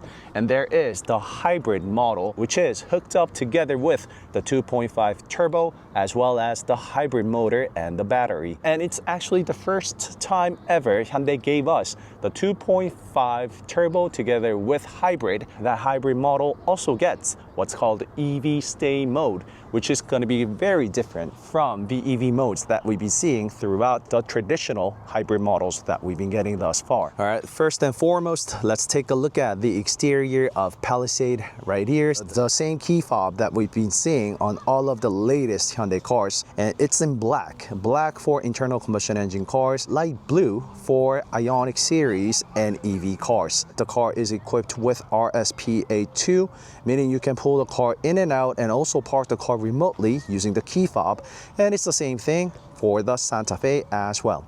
So quickly, let me show you the welcome ceremony, and I also have all sorts of variations of welcome ceremony that this all-new Palisade provides, which is now available with subscription model selected welcome ceremonies, just so you know. So you only get this one welcome ceremony as a standard ceremony. Should you wish to get more, you can actually get it on the Blue Link store. And this right here, again, same thing. It's the key fob for this Santa Fe, and we've seen it all too. The H logo on the front with the DRL as well as the turn signal. And all this thing is actually flicker you are seeing.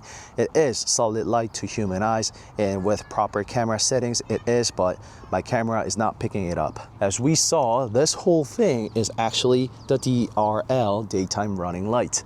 There is the H logo, the Hyundai logo, as well as the LED headlamps, but right in the middle, running across, is that seamless horizon lamp connecting both of the lights together. Palisade also has it, but it's a little subtle, I would say. That was the DRL on the other side, and there are 5 DRLs for the Palisade. This is actually a part of bumper, just so you know.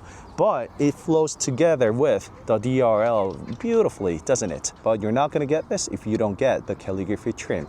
And if you get the Prestige trim, which is the lower trim than the Calligraphy here in Korea, just so you know, the name could be different, but if you get that, you actually do get off-color matched bumper for the rear. There are some black portions at the bottom, and also where the number plates are, that portion is also black. I'll try to include the image. And I'm not really sure if that is Hyundai's way of saying that you should go with the Calligraphy trim, but if that's what you go with, you're not gonna get the body color matched cladding nor bumper, just so you know. So that is the 5 DRL, 1, 2, 3, 4, 5, and the headlights. And guess where the seamless horizon lamp is? I mean, we've seen it so many times, right? So it is actually this line right here. So this guy is actually the one that lights up, which is really hard to tell when everything is turned off, doesn't it? Check it out. So this guy right here, there we go. So that is the seamless horizon lamp connecting the DRLs on the right and left together, and when it's turned off, it's really subtle and very difficult to tell. So that is something that Hyundai has been doing a fabulous job with. It's not just this Palisade, but the predecessor as well. They've done the same beautiful job with hiding that turn signal on the front. When it was turned off, it just looked like a part of front grille. Another similarity is the active air flap at the bottom, but they are different sizes and they are shaped differently. That there is this extra design at the active air flap even for Calligraphy trim. Once again, you don't get that on Prestige model. And this over here is the active air flap for Santa Fe. Kind of quite obvious, even when shut, people can actually tell that there is the active air flap right there. 1, 2, 3, so 6 sensors total on the front, as well as 1, 2, 3 sensors on the front as well. So that is the front design, and if you want to look at how they differ inside out, there is a Walkaround ASMR video on the channel, so feel free to check that out and make the reference over there and see for yourself what the differences are and which car is for you. And Palisade is currently slapped around in this multi-spoke wheels, 255, 50, 20, and a square setup. meaning same size all around. Let's go check this one out. And Santa Fe gets 255, 45, 20. So both of the cars actually get 20-inch wheels. Palisade has bigger tires. As far as the wheel size goes, they both are offered in 20-inch wheels at most. The wheel patterns and all, this is also a multi-spoke wheel for Santa Fe. Honestly speaking, I really love all the wheel designs that Hyundai Kia Genesis has recently given us. Both of the cars are quite rugged and there are a lot of straight lines found here and there on the exterior, but it is curved all throughout the vehicle as well. There is a great mix of straight lines and curvatures around the car found both on the outside and inside as well. So let's take a look at what's under the hood. The all-new Palisade, as I told you, gets 2.5 turbo inline 4, so the engine actually is sitting like that. We see the ignition coil right there, and pop this open. There we go. Oh, okay, well, let me just open it up right here. So that is the inline 4 engine 2.5 liter turbo. There will be a variation with the hybrid motor as well, and we can see that the engine bay is just humongous. There is no problem fitting whatever, but I don't want to give you false hope. I see the V6 or V8 even easily fitting inside this engine bay, don't you? But it is what it is for now. Inline 4, 2.5 liter turbo. So let's go check out the Santa Fe. And Santa Fe has 1.6 liter turbo underneath the hood. Let's go check it out. Once again, for detailed interior review, please check out my earlier videos. And Santa Fe gets the gas lift, and that is quite surprising. I thought it was the secure type, but again, gas lift. Expect to see something like this for the Palisade Hybrid as well. And we'll see this high voltage, you know, it's written here, the high voltage wires. You don't want to touch anything when it comes to the hybrid motor related items unless you know precisely what you are doing. The rest of the car, this right here, 1.6 liter turbo, the intake and the hybrid motor system sitting on the right. And another difference, well, we could just kind of see it already. Let's actually go back. So this is the beauty of comparing the car side by side. There is the strut ring. It was first introduced on Elantra N, and that upgrades and adds extra rigidity on the suspension setup wise, whereas we don't see that with Santa Fe. So no strut ring found on Santa Fe. So looking at and comparing the engine bay of these two cars back to back, we easily see what the difference is. So let's go check out the side profile as well as the rear of the car. Once again, for a detailed look of each car, please refer to my earlier videos on the channel. There is my whole family resting behind Palisade right now, enjoying this chabak after all. I mean, it looks amazing, doesn't it? Just out in the mother nature like this. And we're not the only one. This place is actually known for this. You can see it all. Everybody is doing chabak. And if you have never camped before with your car, give it a try. It is worth experiencing at least once in your lifetime. I highly recommend that you give it a try. Like I told you, Santa Fe, as the very designer himself called it to be, this is the box. You see how rapidly and quickly it drops towards the end for Santa Fe? Whereas Santa Fe has that traditional SUV shape, not that SUV coupe that we are seeing lately in the market, but the traditional SUV shape. It is elongated due to the car's size being. It is the largest SUV from Hyundai family. It's even longer and bigger than its predecessor. Looking at that quarter glass alone, I mean, I thought Santa Fe was big enough, but take a look at that Palisades. Clearly, Palisade is much bigger and it's no comparison.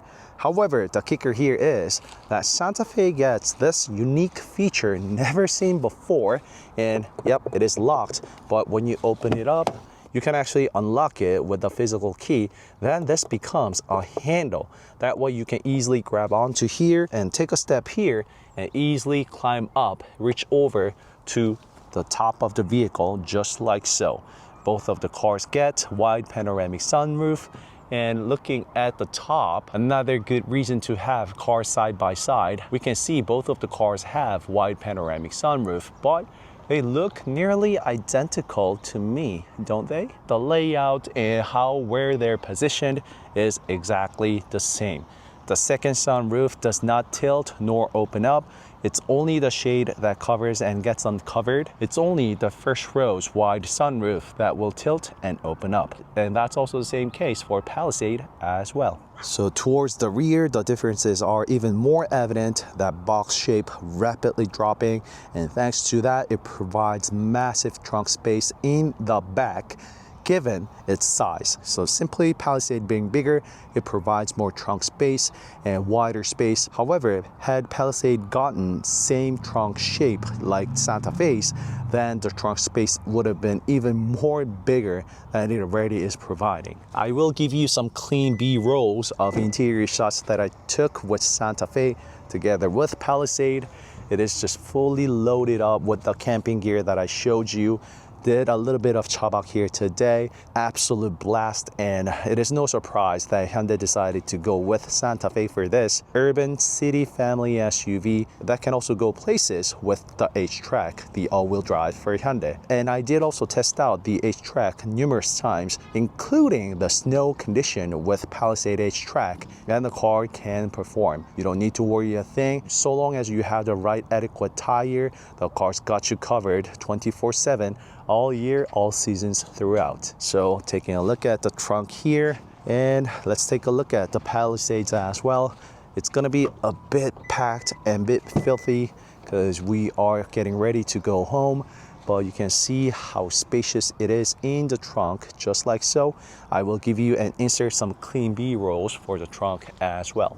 So let's get going. We had so much fun together spending the afternoon, the weekend afternoon together as a family here at a park, and your Palisade, your Santa Fe got you covered. So which is your pick, the Palisade or Santa Fe? And both of the cars are all new model, Santa Fe and Palisade. Santa Fe has doing a great job here in Korea, included together with overseas markets such as North America. And I think it's just gonna do as much, and same with Palisade as well. So that's it for today's video, giving you the side-by-side comparison of 2026 Hyundai all-new Palisade and 2026 Hyundai Santa Fe. And also drop in the comment below if you have any questions about these two cars. I will get back to you with answers to best of my ability, as I always do. All right, so that really is it for today's video. I'll see you in the next video. Bye-bye. And one last thing, as far as the ride is concerned, Palisade absolutely crushed it, to be honest. Having that preview ECS, electronically controlled suspension, for the first time ever from Hyundai. I could immediately feel it all driving the car one after another. I strongly recommend that you give it a try as well. I'm sorry, Santa Fe fans and owners out there, but we have to all agree that it's the bigger brother right there, Palisade. So that car better be an upgrade of Santa Fe in every single way, right? Palisade truly gives an amazing, awesome ride. So I really hope that you guys would give that car a try. Robust, bold, and it really fits the design language of a flagship SUV. Just perfect, don't you think? All right, that really is it. Bye-bye. I mean, that's quite interesting. Let me try that without the sunglasses on now. I don't know if that makes sense, but I like to put my first impression that way. Welcome to CarSceneKorea. I introduce newly released Genesis, Hyundai, and Kia cars. As you saw from the thumbnail, the car I am test driving today is 2026 Hyundai all-new Palisade, and there's one more at the end, Hybrid. Yes, finally I get to test drive this car. I mean, if you know, you know, but I did pre-order the very Palisade Hybrid that I see before my eyes. That is all-wheel drive, which is HTRAC for Hyundai, and fully loaded, having everything inside. Well, I'll have to check inside and see if this is a 7-seater or the 9-seater, because I ordered 7-seater. And FYI, there is the 9-seater having 3 plus 3 plus 3 seat configuration inside, at least for this Korea domestic market for the time being.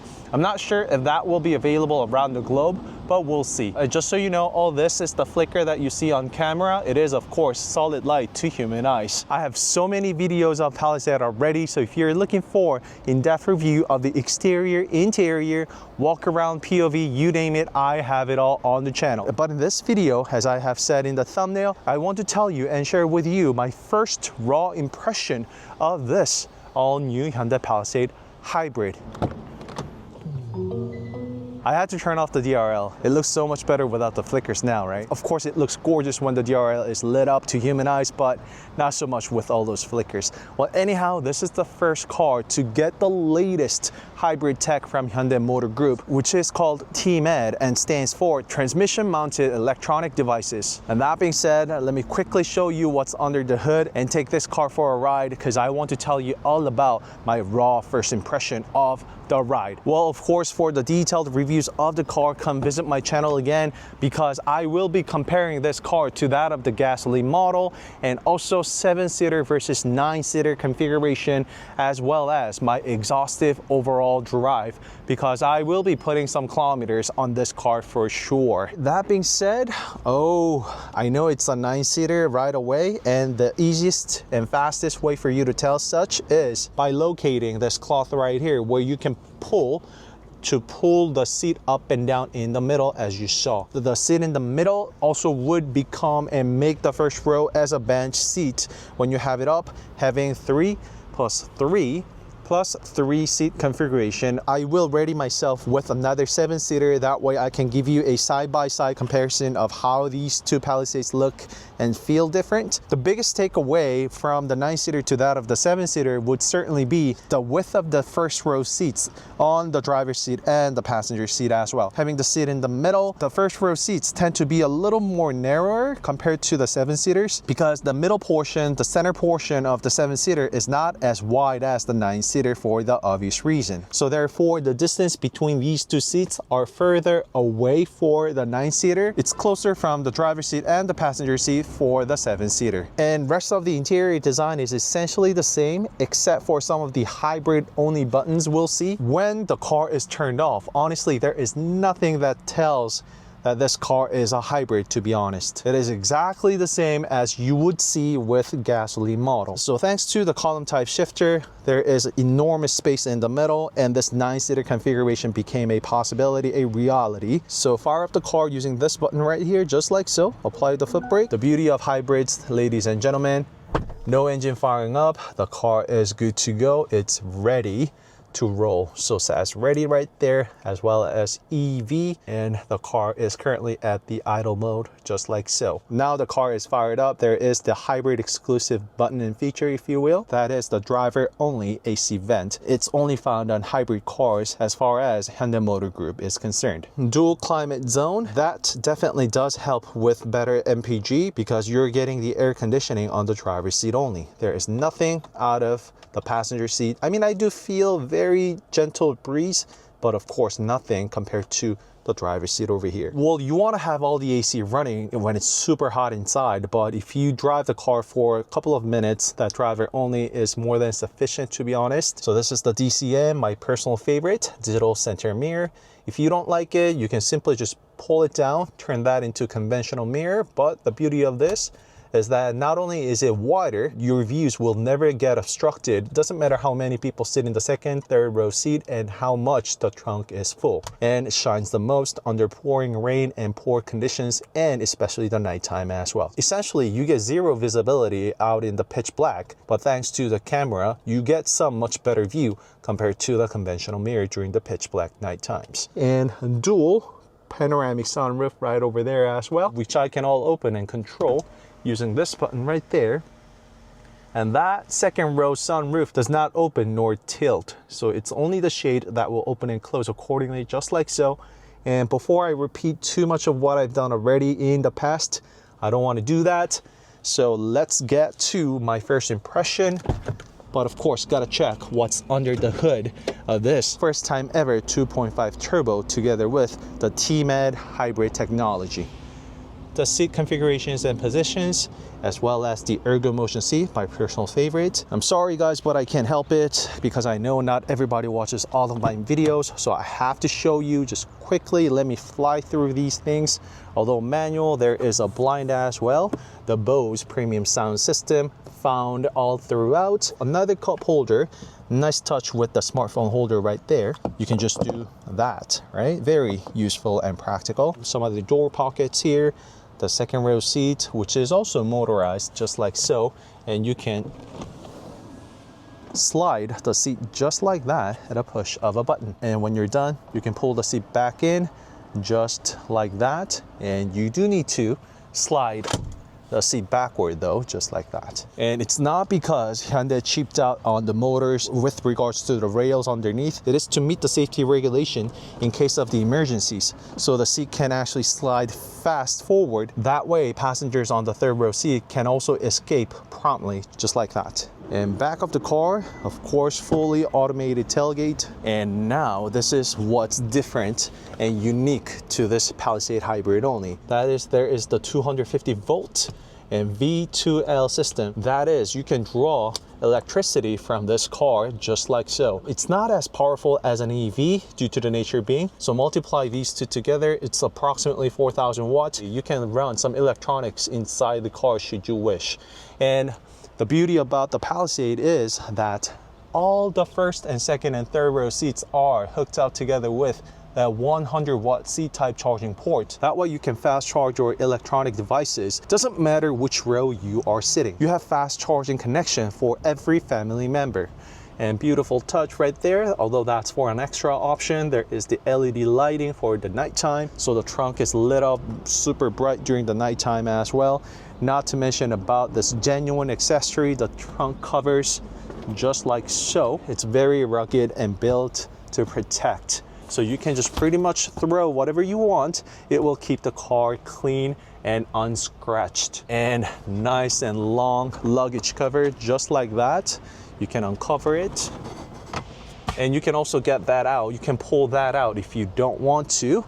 And because of the batteries located at the trunk, there is no separate space for you to keep that luggage screen, unfortunately. So if you're not using it, you might want to just keep that in your garage. Control everything from the third row seat, just like so. All self-explanatory, fully motorized, both fold and unfold, second and third row seat, just like so.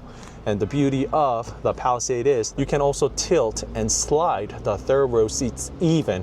And just so you know, the third row seat of the Palisade is actually more roomier than the IONIQ 9. I did make the side-by-side comparison about it, and I found that hard to believe, but it actually is what it is, because there is more space and room for the third row seat of the Palisade compared to the IONIQ 9. And you know, I really have to get going now, so before I run too late, let me quickly show you the engine bay and be on my way. So right there, and the engine just turned off. The beauty of hybrid, it will turn on and off frequently on its own to best save the fuel, and that's what it's doing right now. The Calligraphy model, therefore having this 6th DRL-like bumper design at the bottom.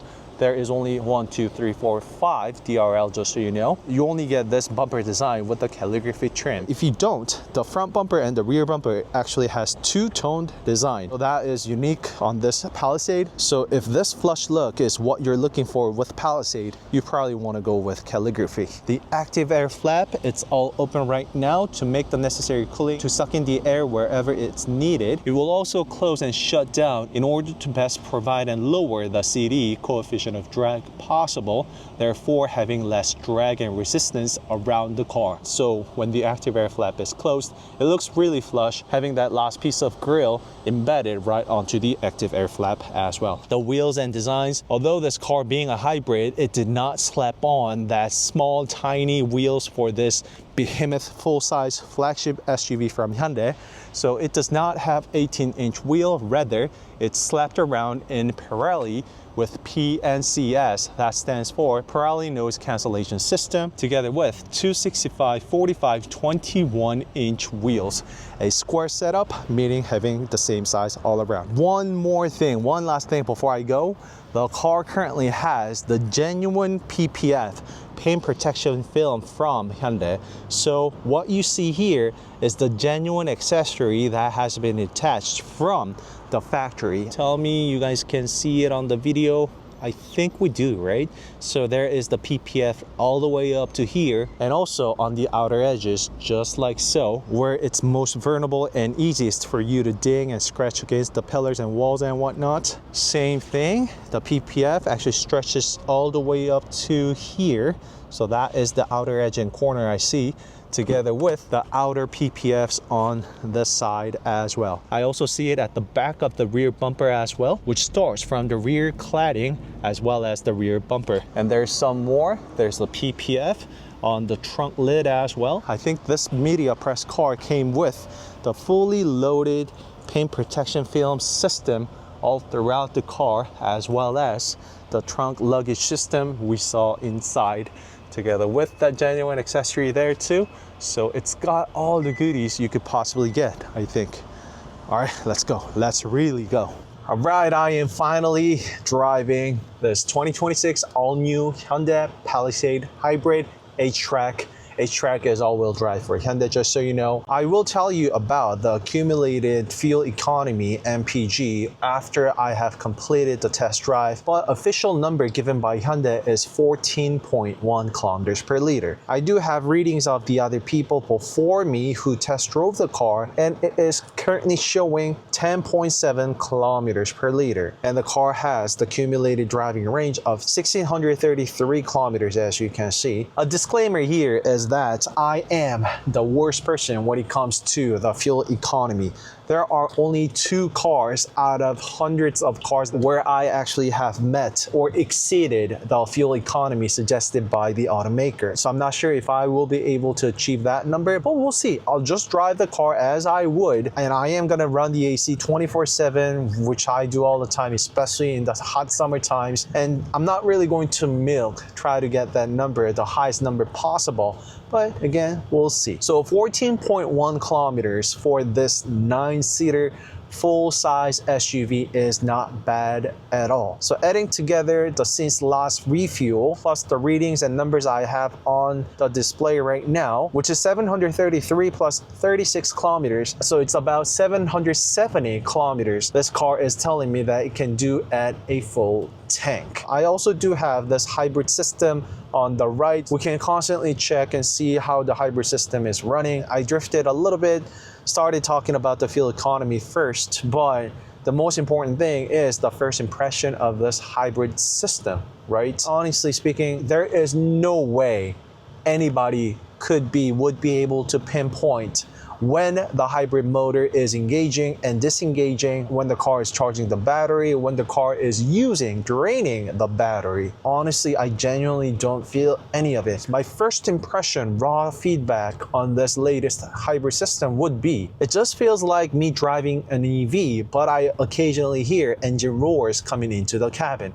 I don't know if that makes sense, but I like to put my first impression that way. Because again, that is what and how I feel this car to be. It is smooth, it is prompt, it's very responsive like an EV.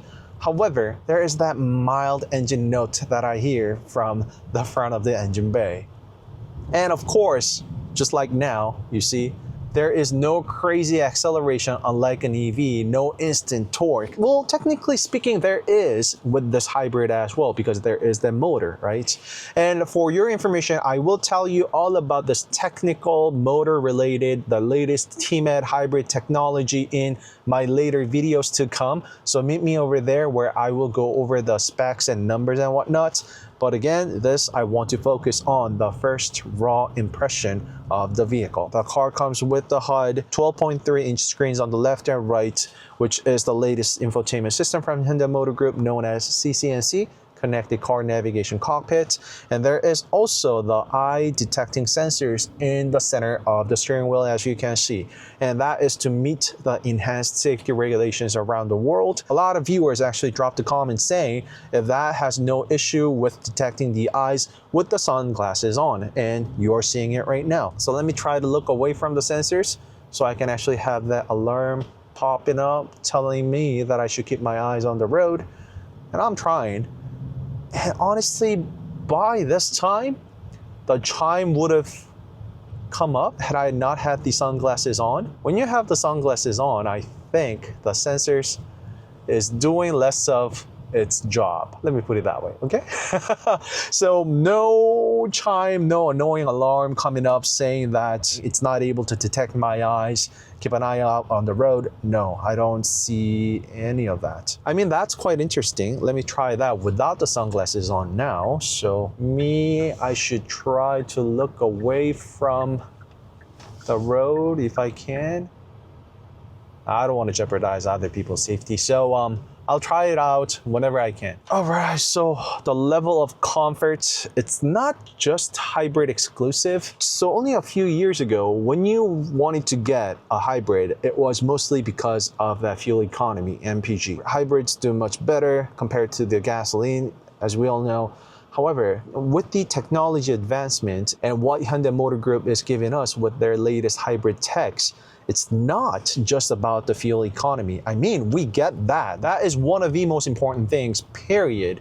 However, on top of the fuel economy we get, there is the extra added NVH, which stands for noise, vibration, and harshness, i.e., it just feels and drives and rides, handles so much better and smoother compared to the good old gasoline cars, thanks to the hybrid motor, the torque, and all other e-motion, e-DTVC. Simply put, it's all motor and battery related tech. Again, I'll tell you all about it in my separate video, so meet me over there for that. So on top of the fuel economy, there's the NVH. The hybrid is now somewhat mimicking the feature that was exclusive to EVs only, such as the stay mode, where you can run the AC without the engine on, and I will find out and measure how long we can run that for. If you punch in the destination and let the system operate, the car will do the calculation on its own to best charge the battery. That way we can maximize the EV stay mode. Again, I will find out all about this in my long-term test drive video, so meet me over there. So that's it for this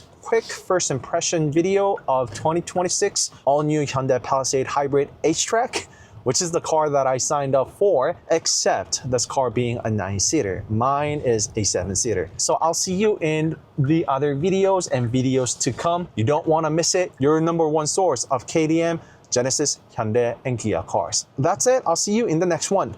Bye-bye.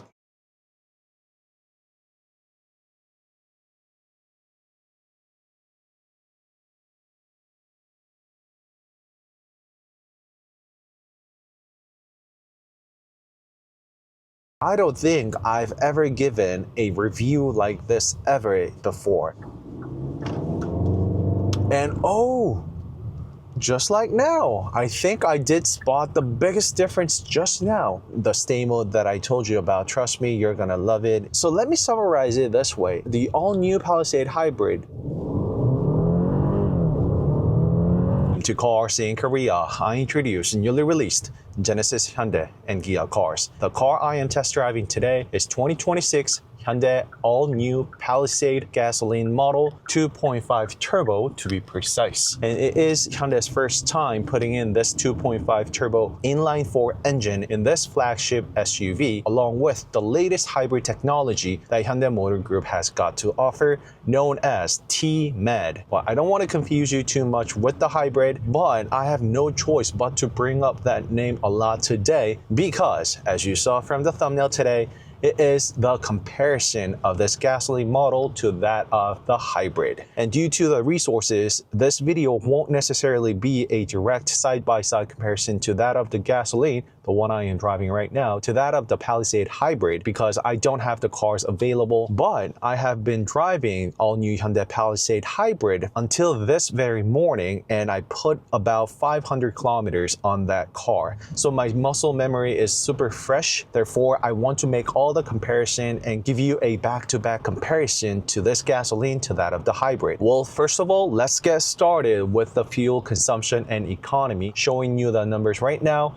The official fuel efficiency economy of Palisade Hybrid is 14.1 kilometers per liter mixed. That is together with the city and highway drives. But I could see a huge difference between the city drive and freeway when I properly drove the hybrid car. Using HDA2, which stands for Highway Driving Assist 2, that is the latest tech from Hyundai Motor Group available. Using that HDA2 for the most part, it wasn't difficult at all for me to witness all that suggestive fuel economy. I even saw the number go beyond 15 kilometers per liter at one point. I did also test drive this gasoline model on a long-term and long-distance drives as well, so I will include the real-world fuel economy that I got myself driving cars around. For your information, there are only 2 to 3 cars that I actually met or exceeded the manufacturer's suggested fuel economy, so please do keep that in mind. As far as the hybrid is concerned, the overall average that I've covered with about 300 kilometers, it was a little over 10 kilometers, 10.8 kilometers per liter, I believe. And the reason why you don't see 500 there is because I actually test drove 2 different hybrid Palisades.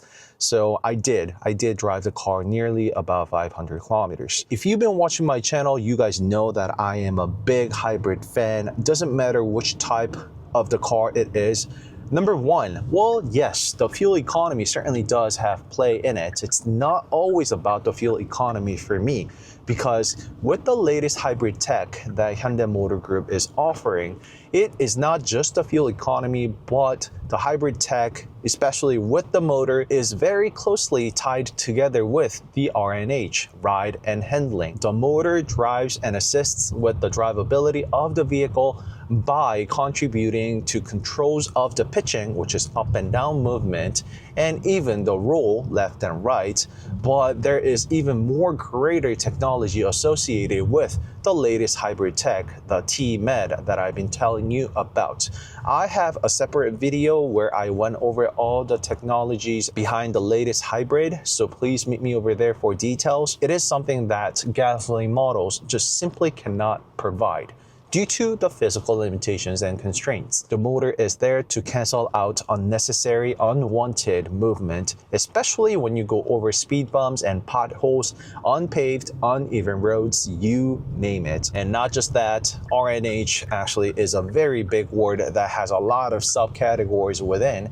So that T-Med also provides and helps you with controlling the vehicle in terms of the understeer and oversteer. And just so you know, I did put that Palisade Hybrid on corners last night as well.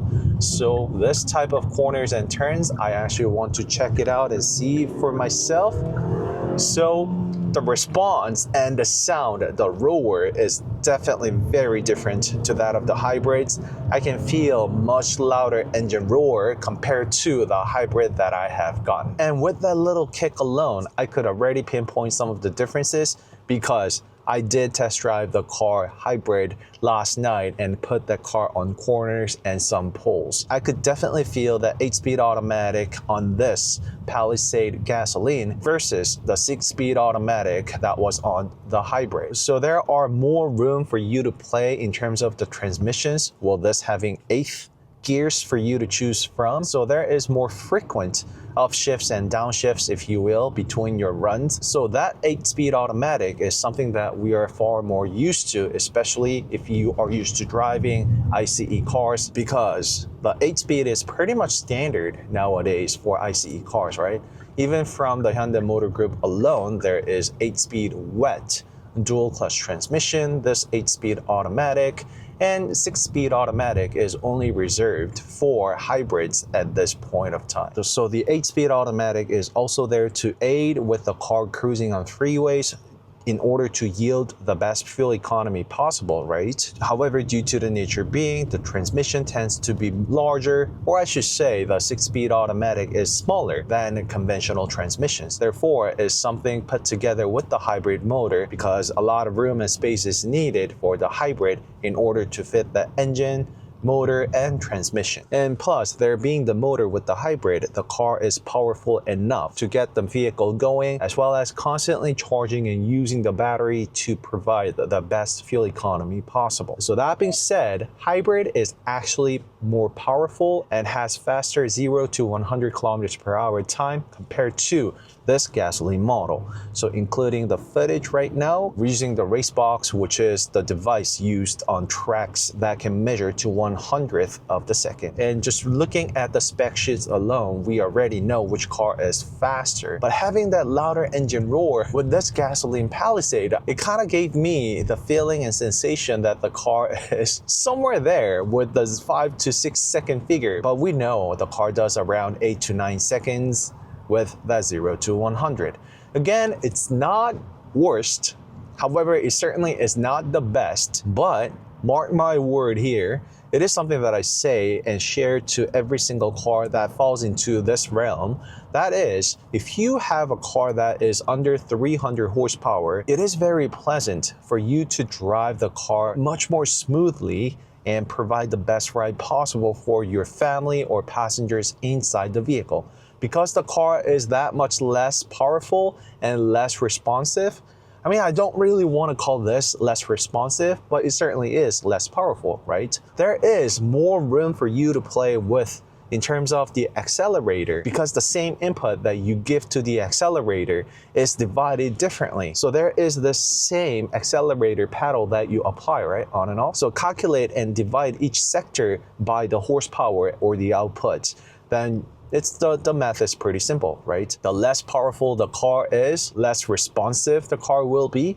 But don't get me wrong, the gasoline is very responsive. The car will move and handle and drive, go to places where you want the car to go due to the nature being. It is just that hybrid having the motor, it is much more prompt and quick. There is almost zero display in terms of getting the car moving from a stall, complete stop. I mean, the car also does it all with the hybrid. If you put it into the adequate drive mode, such as Eco, is something that I would recommend the most if you want to give the best ride possible. But Palisade being so much powerful than the gasoline model, I mean, the Palisade hybrid is about 330 horsepower versus this car being about 285 horsepower, if I recall correctly. You might not think it's much because we live in the era where we get 500 to 600 horsepower cars, but the difference between the gasoline and hybrid model is not such negligible number. It certainly does make and contribute big difference, and I can feel that all to myself. So I think I did talk and cover a lot about the powertrain as far as the engine and transmission responsiveness is concerned, together with the fuel economy,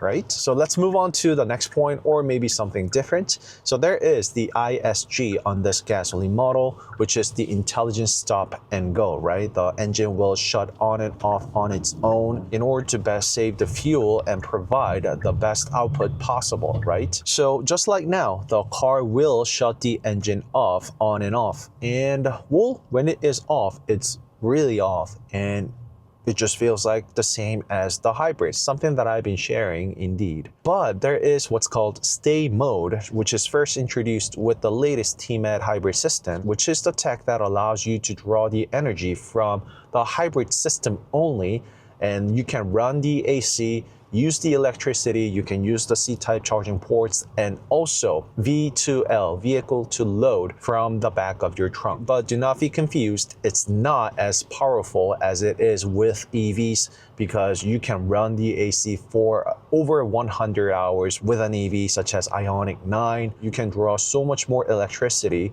with the V2L. That is not the numbers we can get with the hybrid just yet, but I found that to be very practical, to be honest. I found myself using that stay mode a lot, especially when I have arrived at my destination, waiting for somebody underground parking lots. You know, the best thing about the EVs were that I could run the AC whenever and wherever I wanted, which was something that I couldn't do with the gasoline models, right? Well, number one, it's against the law here in Korea. You simply cannot have your car running inside underground parking lots. So when you do run the AC, and I had the heater, I had the heated seats, heated steering wheel, and also the ergo motion seat, which I completely forgot on this car. I can't believe that. So when you run those things, I saw the stay mode drop down to about 15 minutes. And that was without using the stay mode upon destination. What that mode does is that the car will charge the battery to its maximum. Not saying that it's going to charge to 100%, but it will charge to the maximum ideal charging status, so you can use the most of the battery upon your destination. I did find myself using that feature quite frequently due to my nature of work. I have a lot of electronic devices running all the time, so I do plug it to the C-type charging ports frequently, and I absolutely love that feature. And the car will never ever use the engine until it drains out all the battery, which still saves about 25% of the entire battery, just so you know. In a nutshell, you can use about 15 minutes of full AC mode that you want to do with, but if you want to charge your electronic devices without running the AC, you can do so for about 30 to 40 minutes. And once again, when you run that stay mode, the car is essentially an EV. The car will not turn the engine on to charge the battery. No, it will simply just shut down after it has used all the batteries. I know the duration is not the longest. It's not even an hour, you might say, but I've used it several times in my daily lives. And that 15-20 minutes of the AC running and relaxing inside the car was more than sufficient. I mean, it was much better than not having it, that is for sure. So if that number and duration kind of let you down after finding out all about the stay mode that Palisade Hybrid had to offer, but I'd like to tell you not to be too disappointed, because I think you will get what you're looking for with that mode. I was very satisfied with that mode. And both of the cars, both gasoline and hybrid, does provide what you see right here, the 100 watts maximum C-type charging ports on all of the first row, the second row, and the third row seats even. There are 2 C-type charging ports on all of each of the aisle, which and where you can fast charge pretty much all of your electronic devices that you can possibly use inside a vehicle. I did charge the MacBook and I saw the output go up to about 60 watts. However, the kicker here is that you have to use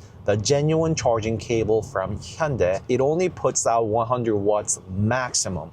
So there only has to be 1 charging port being used at a given moment of time. But I did get that 60 watts with my regular C-type charging port cable, and I had other ports also occupied, so there was no problem with that whatsoever. I can certainly live with 60 watts inside a car. And I think I did pretty much mention everything there is in terms of the differences between the gasoline and hybrid now. There is also a side-by-side comparison video that I have shot with the gasoline model to that of the hybrid, so you can check it all out in that video if you're looking for how these 2 cars differ.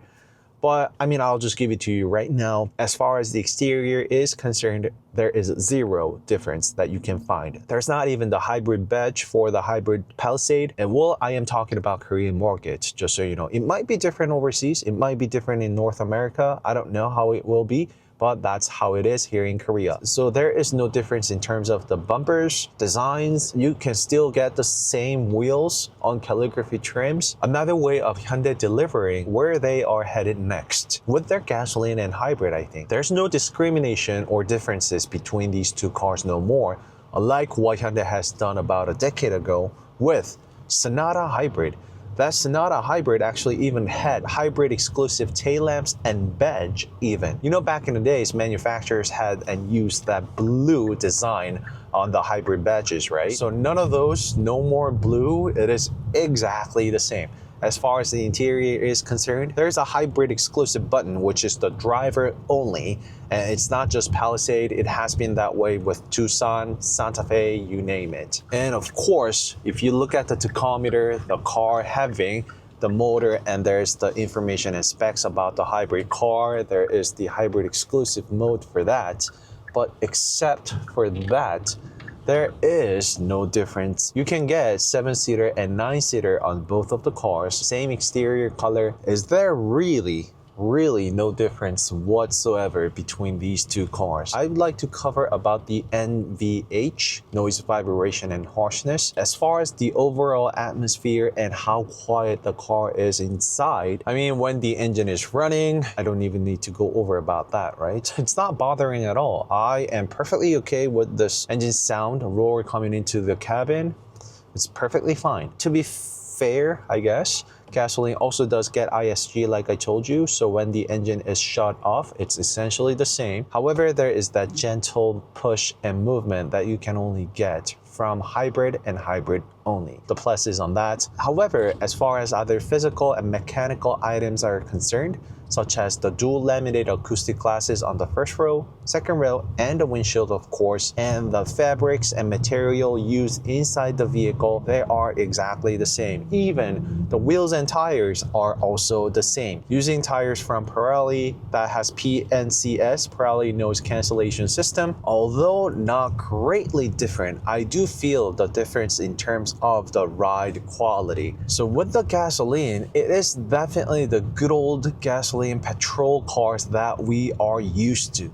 The way the transmission shifts between the gears and also the RPM rising, going up and down, it is something that you would precisely expect from a flagship SUV of Hyundai, right? The response at a tap of my accelerator, the car will move, the car will stop. It precisely does what it is supposed to be doing. The hybrids is still cozy, however, in a different way. They're different, yet both are very smooth and comfortable. Although not as extreme as I would find from an EV, there is the different weight that I can feel from the hybrid Palisade. And there certainly is the hybrid motor and giving me that gentle push from the start. So let me summarize it this way. The all-new Palisade Hybrid provides best of both worlds from EV and a petrol car. So pushing and moving the vehicle from a complete stop without a hassle like an EV does, but there is an engine which is the main source of the power to provide the performance that you're looking for. Maybe I can sum up the video telling you this instead. The latest all-new Hyundai Palisade Hybrid is more closer to being an EV from the way and how the car moves throughout all realms of the vehicle dynamics. Acceleration, deceleration, braking, and the shifts between the motor, engine, and gears. It is just much more smoother than what we felt from the previous hybrid models that we've been experiencing from Hyundai Motor Group.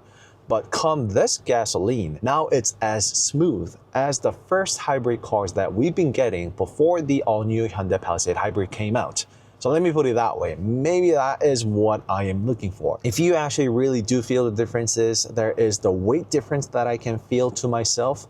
But as far as the ride and overall experience is concerned between gasoline and hybrid, is really marginal, yet different at the same time. Of course, hybrid having the motor and battery aiding the engine versus the gasoline model just having the 2.5 turbo liter engine alone. Both of the cars do get the Preview ECS, Preview electronically controlled suspension, which makes a huge difference, which contributes big time when it comes to the ride and suspension work, because it is the tech that was only limited and offered in Genesis cars. But Hyundai Palisade is the first car to get that tech. If you did check out my gasoline Palisade review test drive, you probably saw how amazed, blown away I was with that Preview ECS.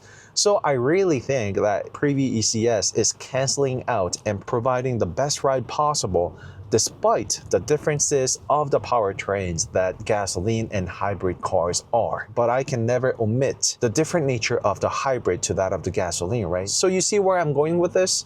Where I'm getting a little puzzled in terms of the different adjective I am looking for. They're different yet very smooth and comfortable. So that is the reason behind my comment here. I don't think I've ever given a review like this ever before. That's how cozy, comfortable, and amazing suspension work ride is on both of gasoline and hybrid cars. And oh, just like now. I think I did spot the biggest difference just now.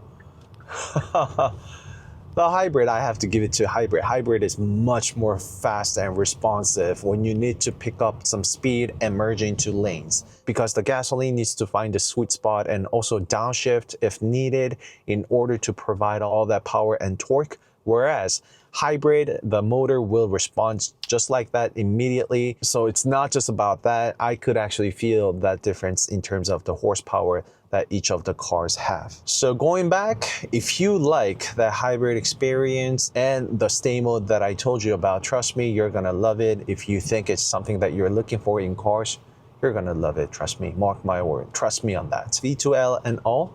And I'm not so sure about around the world, but there is definitely the hybrid environmental friendly car benefits and merits, such as tax, lowered public parking lot fees here in Korea, the list goes on, and having better fuel economy. It's more environmental friendly, right? So if those are what you're looking for from cars, the Palisade Hybrid is one to get. However, if you do the calculations, the price difference between the gasoline model and the hybrid and the money you'll be spending on your fuel, the gasoline might be the ideal choice for you. So this really boils down to your personal preference, but I can tell you that there is not a huge difference in terms of the ride and handling is concerned, overall sensation is concerned from the gasoline versus hybrid. Again, if you watch the whole video, there clearly is a difference, but both are very similar and alike.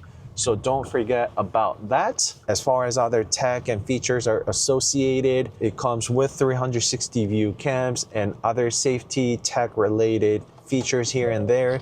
So you can easily maneuver through the cities, move back and forth like I am doing right now. So don't worry about it. If you want to know more about them, please refer to my earlier videos. I went over all about these in my previous videos. All right, so that really is it. I mean, I just felt it when I was reversing the car just now. The hybrid actually responds faster when you shift between the different gears in terms of the reverse parking, the drive is concerned. Again, due to the nature being. But these are very marginal, right? So drop in the comment below which one is your pick. And if you have any other questions, I know I haven't really pinpointed on the differences in this video. I will reply and get back to you if you drop any questions in comment section. So that's it for today's video, your #1 source of KTM, Genesis, Hyundai, Kia cars. I'll see you in the next video. Bye-bye. And drop in the comment below and let me know which one you would go with, the gasoline or the hybrid.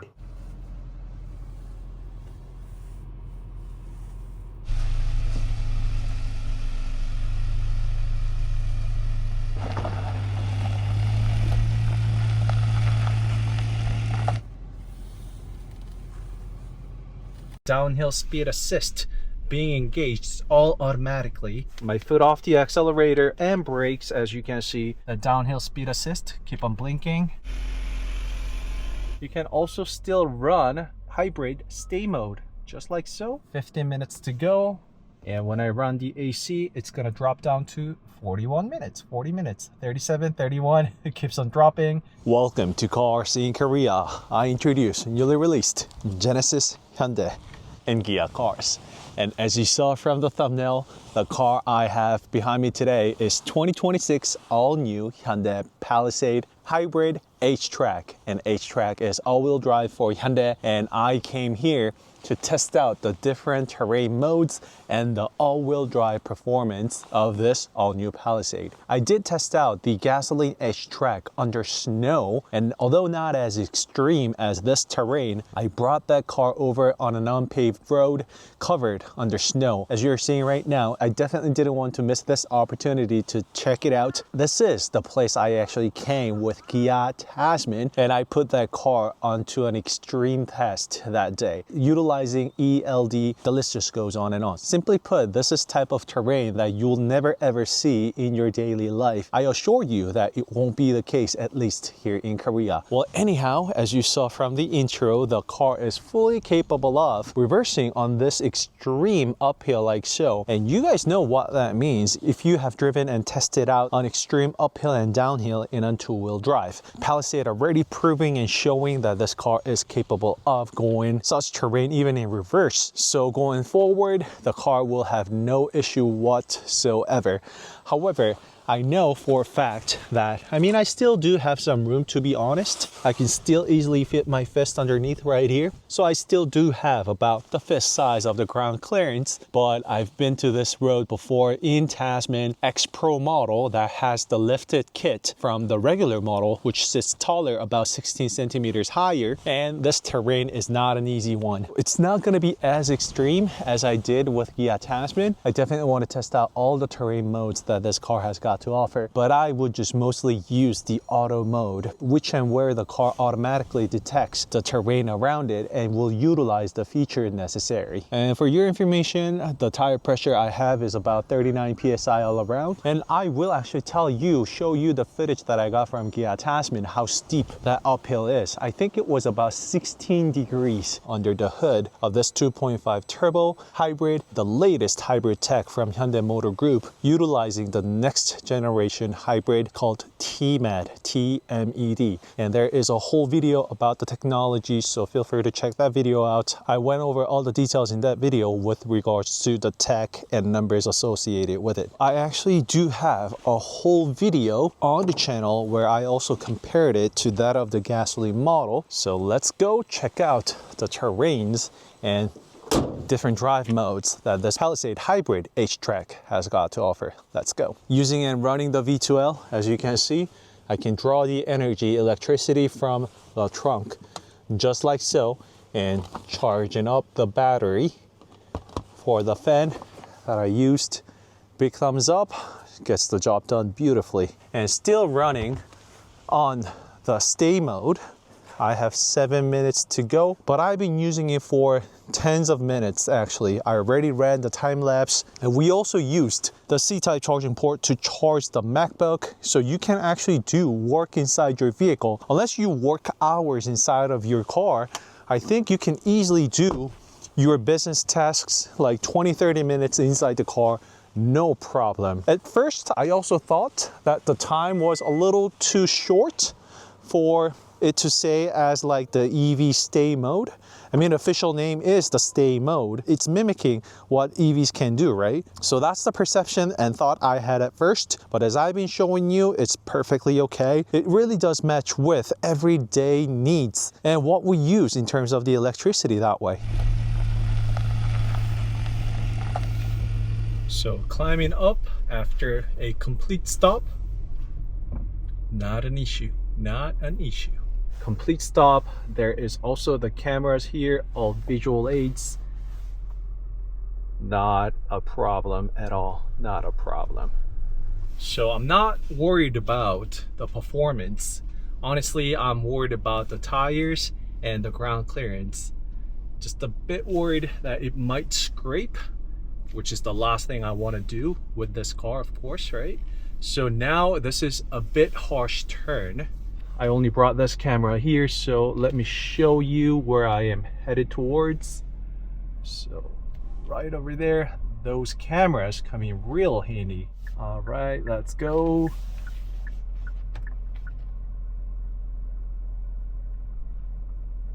And let me also stop right here, just climb up again.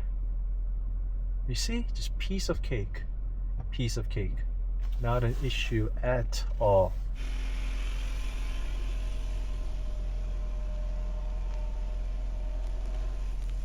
We got the boss car right here, Kia Tasman, in front of us. And now I am confident with the car. I know what the car is capable of, so just easily climb it up. This truly is an off-road. You can see it all, right? We've seen it all throughout. I know I am going super slow speed. Again, it is to protect the car. I don't want to scrape the car at all. That is the last thing I want to do. So I'm just being super cautious. But we know, and I know, that we can drive and run on this course no problem, especially if you have thicker and meatier tire. But the ride that this Palisade provides is just immaculate. Very cozy, comfortable around all sorts of terrains as we've been seeing. All right, so that really is it for today's video. Don't forget to like and subscribe CarSceneKorea if you did. Your #1 source of Genesis, Hyundai, and Kia cars. You know what? The hybrid mode even kicks in as I am going off-road right now, because it knows that I don't need to utilize the engine at all, so it will just run on the motors only. Wow. So it is a hybrid after all. And once again, I have my foot off the downhill right now. There is the downhill speed assist being engaged all automatically. Let me show it to you. My foot off the accelerator and brakes. As you can see, the car is doing everything on its own, just following the Tasman. And the downhill speed assist, keep on blinking. And those cameras certainly do come into a huge play. So I don't need to worry about the car getting damaged. Let's go. Haha. We've made it. 0 scratch, 0 issue. Palisade is fully capable of off-road capacity, as we've all checked it out. And you see, you can also still run hybrid stay mode, just like so. 15 minutes to go. And when I run the AC, it's gonna drop down to 40 minutes, 37, 31. It keeps on dropping because it needs to drain more power, right? So seems like, yeah, 17 minutes is about the time we can run the stay mode using the batteries of the hybrid battery only.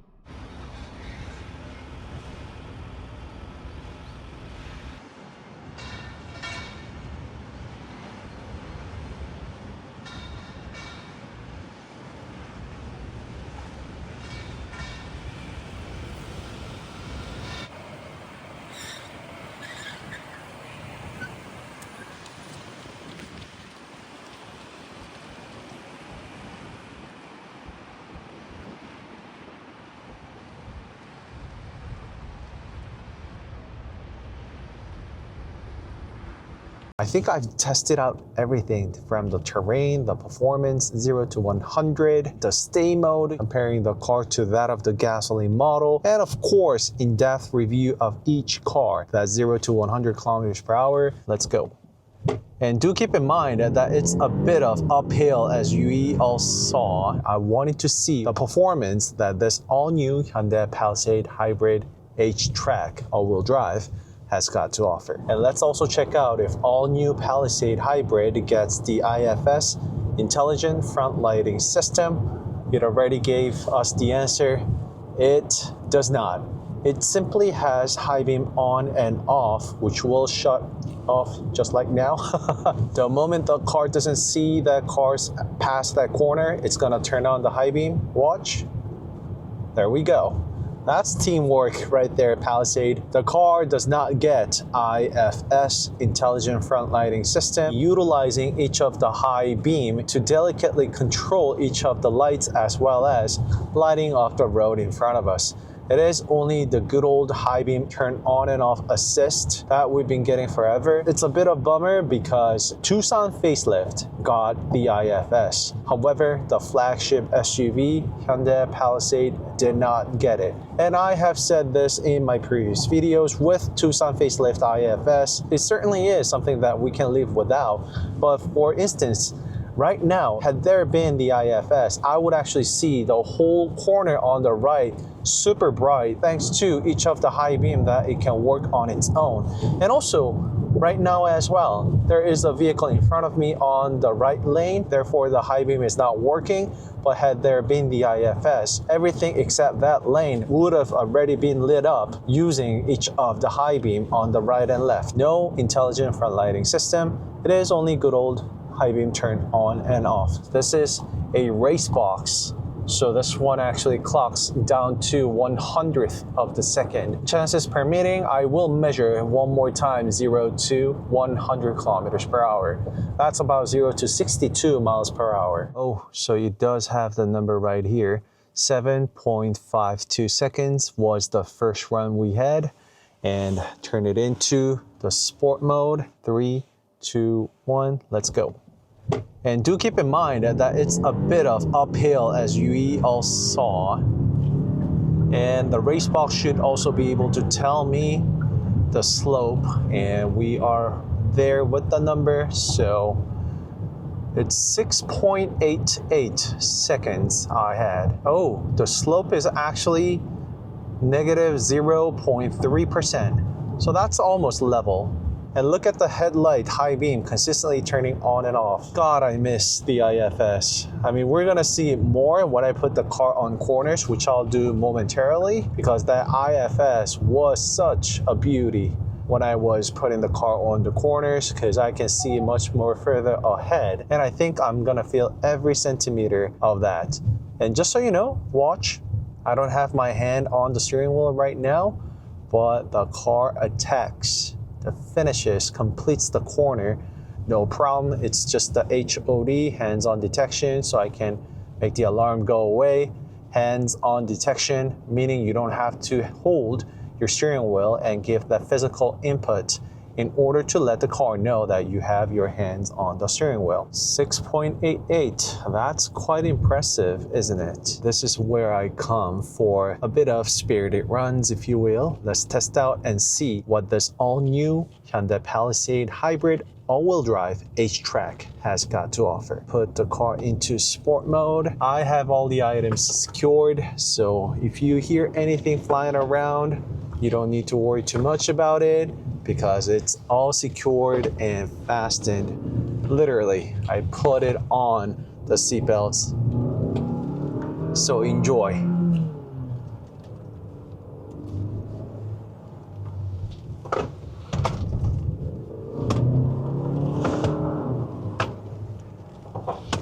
I really love how it controls the understeer. Like, given the size, the weight of this car, the amount of grip it provides,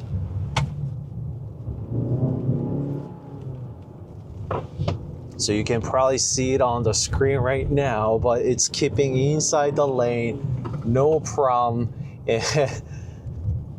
That eDTVC, which is hybrid exclusive tech, it provides more grip on the outer wheels where necessary. It helps and prevents the car suffering from an understeer.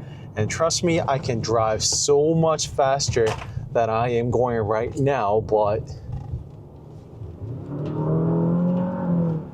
I want you to experience it for yourself.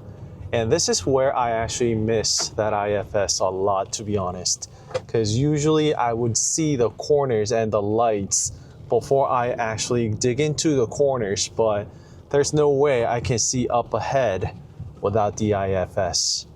So maybe I will get some footage from Tucson Facelift so I can show you how it's different. And due to the nature being, Palisade's headlamp sits much higher than other SUVs because of the size and all. You can see how much the car digs in. The nose actually dives.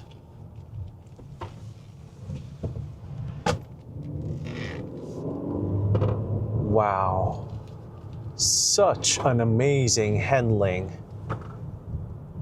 I have so much confidence going into the corners. Wow, tremendous amount of grip, trust me. Wow, wow, wow. And the acceleration as well, not the fastest car, but not the slowest either, right? 6.80 to 100, not bad at all for this full-size SUV. And the handling is really crisp.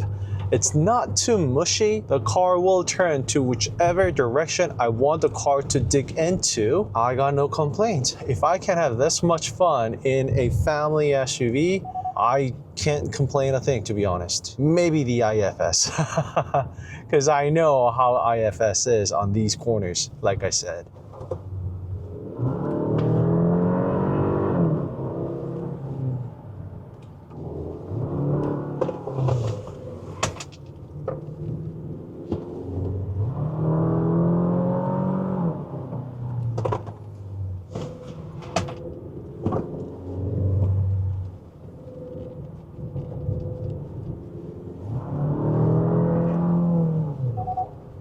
And I am driving the car in my drive, where I put the handling and foot brake to comfort. The steering wheel feels much lighter, and the foot brake is also very responsive. So compared to the sport mode I had, the foot brake would actually engage much more stronger and immediately. I'm not saying the sport lacks in terms of the performance, braking performance, no, but the foot brake is just working differently in terms of the reaction time. And trust me, I did not push the car to its limits at all. Maybe 60%, 70% tops.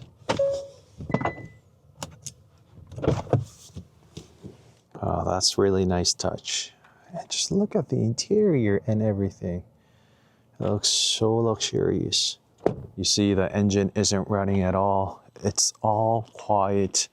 That's how conservative I was with the run. And honestly, I don't even smell anything. All right, well, maybe I hear some of the steel from the exhaust. That's about it.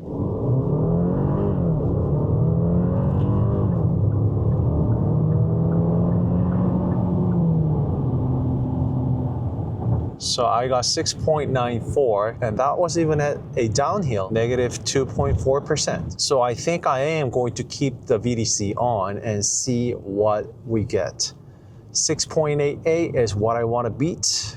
Let's check it out. And just look at how the car goes over the speed bump, by the way. Like, I can never get enough, honestly. 1, 2, 3.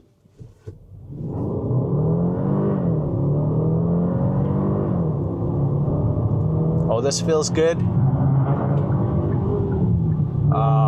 7.1. All right, so that's it for today's video, going over and showing you everything about this all-new Hyundai Palisade Hybrid HTRAC all-wheel drive. I think I've tested out everything from the terrain, the performance, 0 to 100, the stay mode, getting that electricity using V2L in the trunk, comparing the car to that of the gasoline model, and of course, in-depth review of each car. If you didn't get the answer to your questions in this video, I'm pretty sure I already have done so in previous videos, because I have over a dozen videos of the Palisade already. So meet me in that video, please.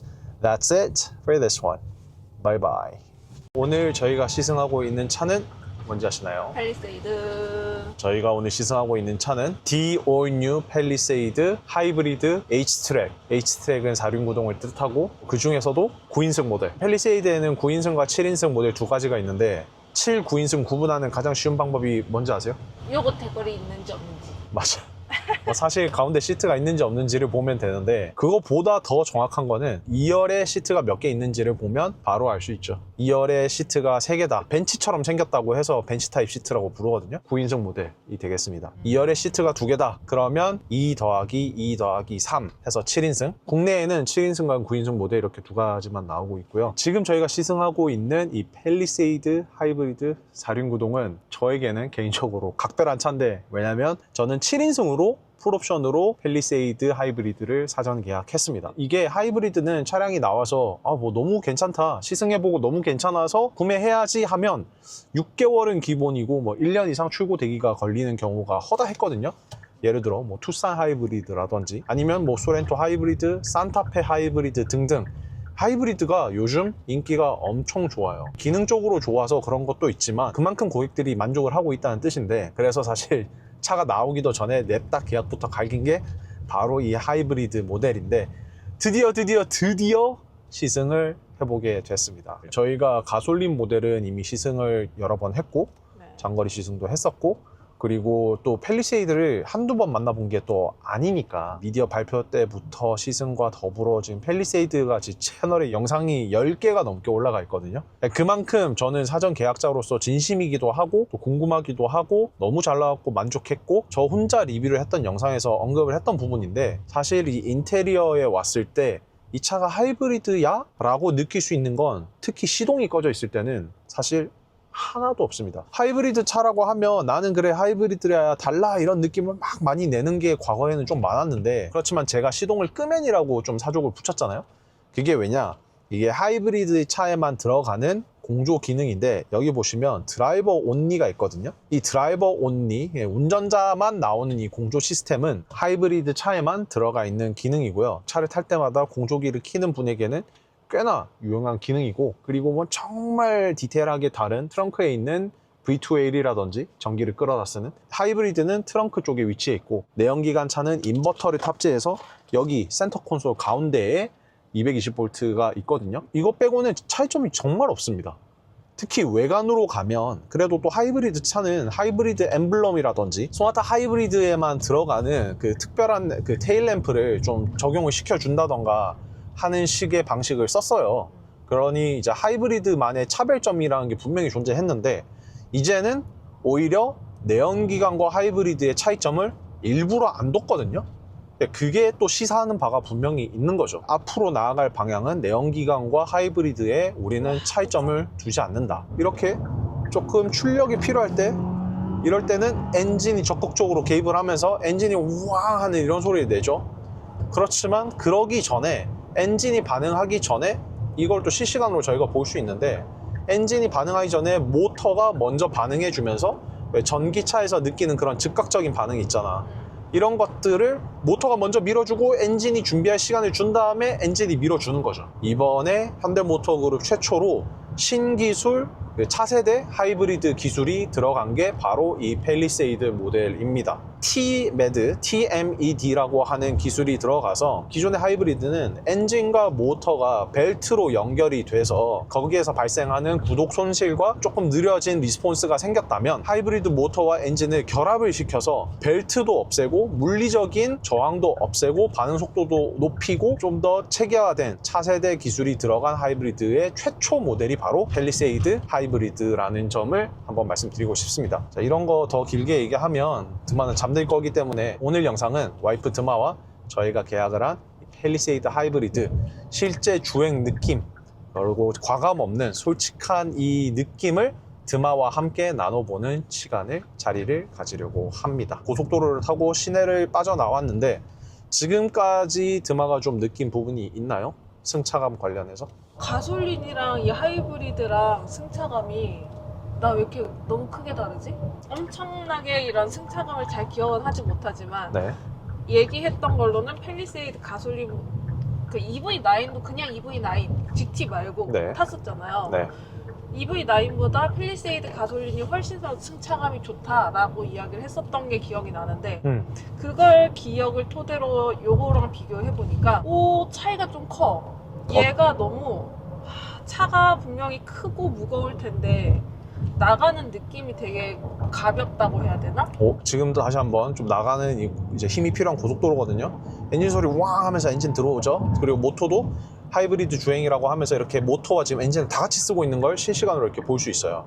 그런데 뭐 조금이라도 힘이 필요 없으면 바로 충전에 들어가는 거죠. 좀 차가 붕 떠서 날아다닌다는 느낌이 드는데 네. 이 느낌을 좀 가벼운 경쾌한 느낌을 이런 큰 차에서 느낄 수 있는 게 장점일 수도 있겠지만, 나같이 좀 이제 이런 게 불편한 사람들은 이게 멀미의 요소가 될 수 있거든요. 그래서 개인적인 승차감은 가솔린이 훨씬 좋아요. 우리 이거 계약했다며. 근데 하이브리드의 승차감은 또 시내 주행을 할 때 좀 빛을 발하거든요. 이 하이브리드 모터가 피칭이라고 하는 이 올라갔다 내려왔다 하는 그 움직임을 더 제어를 적극적으로 해주고, 그런 부분이 있기 때문에 지금 정말 좀 짧게 타기는 했지만 시내에서 들어가서 조금 더 느끼고, 그때도 한번 드마가 어떻게 느끼는지 공유해주면 감사하겠습니다. 가솔린은 정확한 느낌이 기억이 나진 않지만 요거는 뭐랄까 그냥 이렇게 가고 서고 이런 느낌보다는 이렇게 뭔가 여기서 구르는 느낌이 좀 있달까? 팰리세이드 가솔린 같은 경우에도 네. 지금 최초로 프리뷰 전자 서스펜션, 프리뷰 ACS 기능이 들어가서, 그게 원래 제네시스에만 들어가던 기술인데 최초로 팰리세이드에 들어갔거든요. 인천에서 시승을 했을 때 험로도 잠깐이지만 들어가 보고 고속도로 주행과 시내 주행을 더불어서 했는데 그거 되게 좋았거든. 그때 그 승차감이 진짜 감동이기는 했어요.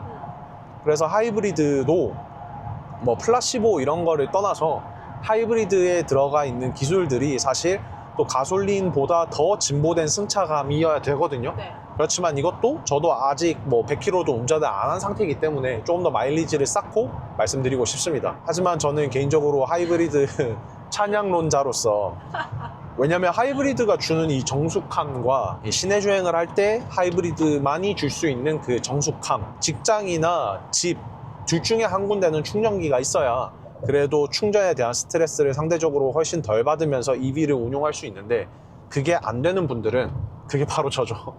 왜냐면 사실 그랬으면 저는 진작에 지금 뭐 아이오닉 5던 EV6던 전기차를 타고 있을 거예요. 이 하이브리드라는 차의 단어의 뜻답게 내연기관과 전기차 그 사이에 딱 있는 하이브리드가 이 양쪽에 가장 좋은 것들을 다 모아놓은 집약체라고 저는 항상 얘기를 하거든요. 이번 팰리세이드 하이브리드에서는 EV의 기능을 하나 더 가져왔어요. 실내 V2L이라든지 EV 스테이 모드라고 해서 배터리만으로 이 공조 시스템을 돌릴 수가 있습니다. 진짜 전기차처럼 긴 시간 동안 돌릴 수 있는 건 아니지만 이것도 제가 테스트를 해서 얼마나 나온지를 확인해 보겠습니다. 나는 팰리세이드가 진짜 그때 시승했던 기억으로는 이거 진짜 괜찮다라는 생각이 분명히 있었거든. 좋아했지. 근데 얘는 이렇게 톤톤톤톤 위에 밑에서 이렇게 톤톤톤톤톤톤 이렇게 튀기는 느낌이 뭐가 있어. 자, 그렇다면 이럴 때는 빠르게 공기압을 체크해 봐야 됩니다. 타이어 공기압을. 타이어 공기압이 매우 높네요. 지금 아하. 39로 다 세팅이 돼 있어서 네.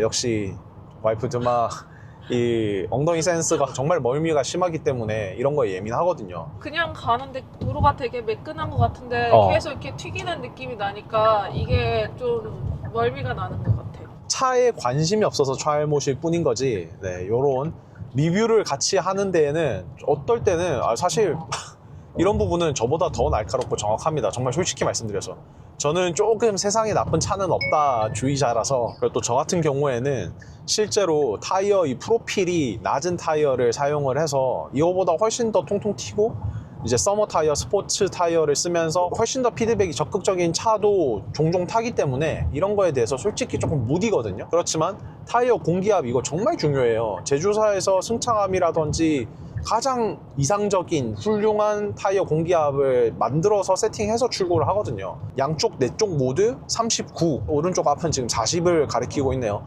근데 이거는 오늘 날씨가 갑자기 따뜻해져서 어제까지만 해도 비가 와서 12도 이랬는데 지금 보시면 외견이 25도예요. 그래서 이 타이어 공기압이 상대적으로 많이 높아졌을 거거든요. 그래서 내려서 제가 이상적인 공기압이 아마 제 생각에는 한 36, 37 정도가 될 것 같은데 거기에 맞춰서 세팅을 해서 오는 길에 한번 다시 승차감에 대해서 얘기를 해보겠습니다. 조금 기분이 나쁘거든 지금 내가 차를 타면서. 지금 드마 얘기하는 것처럼 확실히 타이어 공기압이 지금 좀 땅땅해서 타이어 공기압이 높으면 높을수록 타이어가 이렇게 펑퍼짐해지지 않고 이렇게 또 좁아지면서 뾰용해지거든요. 공기압이 높으니까, 세지니까. 그러니까 풍선을 생각하면 돼요. 그러니까 몰랑하면은 그냥 부드럽게 갈 수 있는데 그렇지. 땡땡하니까 모든 걸 다 이렇게 튕겨내고 이렇게. 맞아. 그렇지만 이제 상황에 따라 또 타이어 공기압이 많다고 또 항상 나쁜 것만은 또 아니에요. 뭐 다 일장일단이 있는데 그렇지만 옵티멀한 가장 최적의 타이어 공기압은 존재한다는 점. 자, 그래서 승차감은 오는 길에 다시 나눠보는 걸로 하고, 그 외에 이 실내 편의 장비, 우리 처음에 말씀드린 것처럼 가솔린과 다른 게 없지만 그래도 한번 다시 꼽자면 이게 내 차다라고 생각을 했을 때 실내에 대해서 좀 마음에 드는 점 하나? 좀 아쉬운 점 하나? 이런 게 있을까요? 내 차다라고 생각하고 싶지 않아. 솔직히 양심 고백을 하자면 아마 팰리세이드 출고가 조금 어렵지는 않을까. 좀 부끄럽지만 할부금을 감당할 수 있으리라 생각하고 열심히 질렀는데 좀 현실적으로 계산기를 두드려보니 구매가 좀 제가 돈을 어렵지 안 보태면은 조용히 해주세요. 하실 수 없잖아요. 조용히 하세요. 네? 셀토스를 아마 좀 더 타야 되지 않을까 하는 좀 생각을 하고 있습니다. 마음을 내려놓고 리뷰를 해야 하는 입장에 처했는데요. 좀 슬프네 갑자기. 근데 저는 탈 때마다 너무 만족스럽습니다. 디자인 예뻐. 되게 이거 봐봐. 이렇게 입체감 있게 여기 이런 공간들 다 떼어가면서 이런 디자인을 한 자동차들이 있었나? 나는 없었던 것 같아. 맞아, 이 실내 이 디자인. 그래서 요게 그냥 딱 소파 하나를 크게 딱 가져다 놓은 듯한 그런 느낌이 나서 박수. 인테리어는 진짜 예뻐. 인테리어 디자이너 분이 딱 집어서 이제 집중했던 이 인테리어는 딱 우리의 그 거실, 거주 공간, 그 안락함을, 거실은 우리가 이렇게 안락하고 쉬는 그런 공간이잖아요. 가솔린이랑 하이브리드 가격이 얼마나 차이가 나? 500에서 700만 원 정도? 제가 정확히, 저는 사실 가격을 채널에서 다루고 있지 않아서, 가격은 네이버 검색해보면 바로 나오니까요. 구매할 때 그걸, 아니 지금 이거 계약을 하셨잖아요. 어차피 저는 상관이 없었던 게, 뭐 저는 좀 차는 풀옵션 위주라서, 펠리세이드도 그래서 그냥 저는 옵션 싹 다 넣었어요. 모든 거. 그러니까 그걸 가격을 알고 사셔야죠. 그렇습니다. 지나친 지름은 가정의 불화를 불러일으킬 수 있다는 점. 네, 뭐 그래서 이 실내는 이런 따뜻한 인테리어 거실 느낌을 또 주고, 그리고 이 인테리어 컬러는 또 처음인 것 같은데 이게 또 더 그런 안락한 편안한 카라멜 컬러가 딱 들어가서, 실내 컬러도 사실 제 개인 취향은 아닌데, 왜냐면 저희는 실내 색상을 뭘로 했죠? 원래 밝은 거. 네, 라이트 그레이, 네이비 투톤으로 했죠. 밝아서 관리하기가 힘들지만 그거보다 저는 항상 그냥 이쁜 게 최고다 위주여가지고. 나 이거 오늘 근데 실내 컬러랑 얘랑 좀 잘 맞는 것 같아. 나 맞춘 거 아닌데. 그러게, 뭔지도 모르고 탔잖아요. 네. 어떤 차인지도. 연비가 모든 게 아니라고 제가 늘 말씀드리기는 하지만, 또 하이브리드는 당연히 연비를 빼놓고 얘기할 수는 없어요. 저희가 1시간 20분 동안 30km를 주행을 했는데, 말씀드리는 순간 12.0km/L로 올라갔습니다. 이 수치가 어떤 수치인지 드만 잘 모르시죠? 모르죠. 저 연비 그런 거 신경 안 쓰고 사는데요. 맞아요. 이 셀토스에서도 복합 연비로 이 연비가 나오기는 어렵습니다. 제 기준. 저는 매우 연비 비친화적인 드라이버거든요. 공인 연비가 저는 나온 차가 이때까지 시승하면서 딱 2대밖에 없었는데, 지금 팰리세이드 하이브리드도 공인 연비가 14.1km/L이기는 해요. 2km가 부족하긴 한데 말씀드리는 순간 계속해서 올라가네요. 지금 12.2까지 올라가고, 이런 타력 주행을 하면서 필요할 때 차가 알아서 모든 걸 컨트롤하면서 연비 주행, 연비에 도움이 되는 그런 주행을 하거든요. 그래서 특히 고속도로에 있을 때는 저는 HDH, Highway Driving Assist 2를 반자율 주행이죠, 적극 활용하면서 다닙니다. 그러면 진짜 뭐 제가 생각도 못했던 연비가 나와 있는 경우가 부지기수였기 때문에 장거리 시승을 하는 동안 14.1km는 꼭 달성을 하기를 기원하는 바입니다만, 잘 모르겠습니다. 말씀드린 것처럼 전 이때까지 2대밖에, 그게 나왔던 차는 2대밖에 없었기 때문에. 이거는 또 저희가 시승이 끝나면서 얼마나 나왔는지 또 간략히 말씀을 드려보겠습니다. 이 팰리세이드의 크기는 어떻게 좀 적응이 되시나요? 실내, 실외 모두? 분명히 팰리세이드 되게 크고 넓거든? 9인승이랑 7인승이랑 차이가 컸던 것 같긴 해. 시트가 되게 넓고 여유가 있는데, 요게 차지하는, 요 중간에 있는 이 센터 콘솔 겸 이 시트, 얘가 차지하는 요게 뭔가 좀 아쉬워. 없었으면 좋겠다, 아니면 더 넓었으면 좋겠다. 얘가 없었으면 좋겠어. 그러니까 7인승을 사야 되는 거지. 좀 디테일한 부분이긴 한데 7인승과 9인승의 이 시트 크기도 조금 다릅니다. 뭔가 여기가 너무 딱 붙어 있는 느낌? 그러니까 분명히 여유 공간이 되게 크고 셀토스보다 훨씬 넓은데도 불구하고 이 시트가 좁아. 7인승과 비교했을 때 물리적으로 시트가 좁은 건 또 사실이고요. 또 드마가 그런 포인트를 잘 집어줬는데, 9인승 시트를 넣어야 하다 보니 여기에 사람을 주로 앉히라고 디자인이 된 거는 누가 봐도 아니에요. 그렇지만 사람이 또 앉을 수 있기는 해야 하고, 드마가 7인승 가솔린을 탔을 때 느꼈던 그 안락함과 그게 더 좋았다라고 얘기하는 게, 제 생각에는 그 시트의 차이도 분명히 있을 겁니다. 그 대칭감이라는 게 있잖아. 근데 물론 이 자동차 자체의 대칭은 완벽하게 대칭을 이루지만, 내가 이 시트에 앉아 있는데 이 옆쪽 창가 쪽의 공간은 되게 여유롭게 붕 떠 있는 느낌이 나는데, 그러면 여기에도 마찬가지로 조금 여유 공간이 훨씬 더 있었으면 싶은 느낌인데 아예 없는 거지. 여기는 딱 붙어 있는 거지. 그래서 이런 포인트들이 이 미묘하게 거슬리는 거예요. 9인승을 사시는 분은 그런 세제 혜택이라든지 뭐 다른 여러 가지 부가세 환급 이런 게 가능하고, 또 가장 큰 장점 뭐였죠? 버스 전용차. 오, 기억하시네요. 맞아요. 가장 큰 장점은 버스 전용 차로를 6명 이상 탑승했을 때 주행이 가능하다. 지금까지는 스타리아를 제외하고 버스 전용 차로에서 달릴 수 있는 차는 카니발밖에 없었어요. 그런데 팰리세이드가 나오면서 국내에서 최초로 9인승 차량으로 6명 이상이 탑승했을 때 버스 전용 차로를 달릴 수 있다는 점. 그래서 나는 카니발이 싫어, 왜냐면 카니발은 또 엄밀히 다른 형태잖아요. 미니밴이고 팰리세이드는 당연히 SUV고 개인 취향이라든지 아니면 또 그런 니즈, 목적에 따라서 카니발을 구매하지 못했던 분들에게 좋은 대안처고 진짜 너무나 감사한 차가 또 될 수 있다. 풀옵션 하이브리드 이런 것까지 올라갔을 때 가격이 많이 비싸지는 건 사실이나 9인승에 적당한 옵션으로 출고를 하면 세제 혜택까지 받았을 때 4천만 원 후반대에 구매가 가능하거든요. 이런 대형차가. 그러니 정말 그런 데서는 메리트가 있는 거죠. 하지만 그런 9인승 차량을 만들기 위해서 어쩔 수 없이 생긴 여기 가운데 아쉬운 부분은 분명히 있다. 그리고 이것도 뭐 없는 걸 있는 걸 없다고 하지 않고 저 솔직하게 말씀드리겠습니다.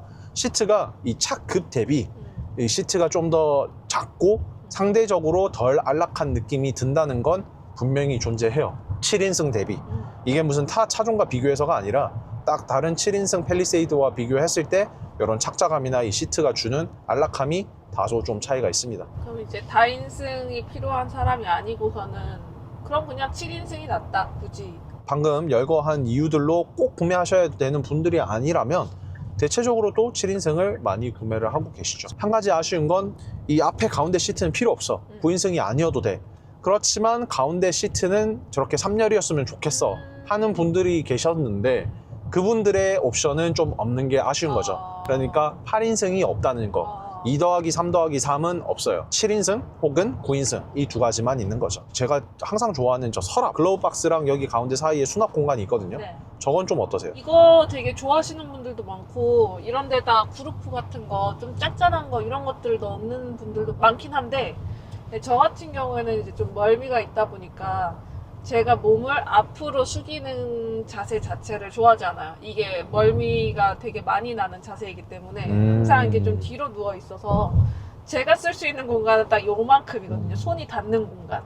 그래서 핸드폰도 항상 이 센터 콘솔 아니면 그 서랍이 아닌데 이게 손잡이 부분, 홈파인 딱 여기다 넣다 보니까 저런 공간을 저는 안 쓰게 되는 편이에요. 드마가 잘 또 방금 얘기해 준 부분 여기 손잡이이지만 여기 또 수납으로 쓸 수 있게 손 넣어서 안에 만져보면 그 가운데 부분이 분명히 마감이 돼 있거든요. 그러니까 손잡이 겸 수납으로 디자인을 한 건데 이거 중요해. 이거 뚫려있는 차 나 너무 열받아. 저희 얼마 전에 탄 차는 또 그게 없었거든요. 저 공간이 아예 없었어요. 이 핸드폰 넣으면은 쑥 빠진다고. 오빠 차. 아, 네. 그래서 이런 것처럼 저런 것도 사소하지만 이런 게 다 디자이너가 생각을 하고 넣은 부분이라는 점. 또 차가 크다 보니까 문이 상대적으로 다른 차 비해서 크잖아요. 그러니까 차 크기가 있다 보니 문도 크잖아요. 그래서 이게 멀리 열렸을 때 이 손잡이가 여기 앞에까지 뻗지 않으면 손이 안 닿는 경우가 왕왕 있단 말이죠. 다른 차들은. 그렇지만 팰리세이드는 그런 게 없다. 그런 것까지 이렇게 고려가 돼 있는 부분이 진짜 감동 포인트입니다. 별거 아닌 것 같지만 절대 별거 아닌 게 아니거든요. 얘도 이거 있네. 디지털 센터 미러 DCM. 그리고 이거는 구형 팰리세이드 붙어 있었어요. 거기에서 저희가 최초로 보고 저는 언제였는지도 정확히 기억나는데 드마랑 전시장 가가지고 여기 드마가 카메라 뒤에서 뿌이했던 그때도 팰리세이드 페이스리프트 모델에 이제 최초로 들어가서 그 이후에 뭐 제네시스 포함 다른 여러 가지 차량에도 많이 들어갔고 지금까지도 들어가고 있는 기능. 이거는 저는 제 최애 기능 중에 하나예요. 이런 디스플레이가 디지털화 되는 게 이거에 조금 거부감을 느끼시는 분들이 있는 것도 아는데 사실 금방 적응이 되고요. 처음에 접했을 때는 되게 다르기는 한데 이게 있으면 2열, 3열에 사람이 앉아도 뭐 트렁크에 짐이 가득 차도 그 뒤에 후방 시야가 확보가 안 되는 일은 절대 없잖아요.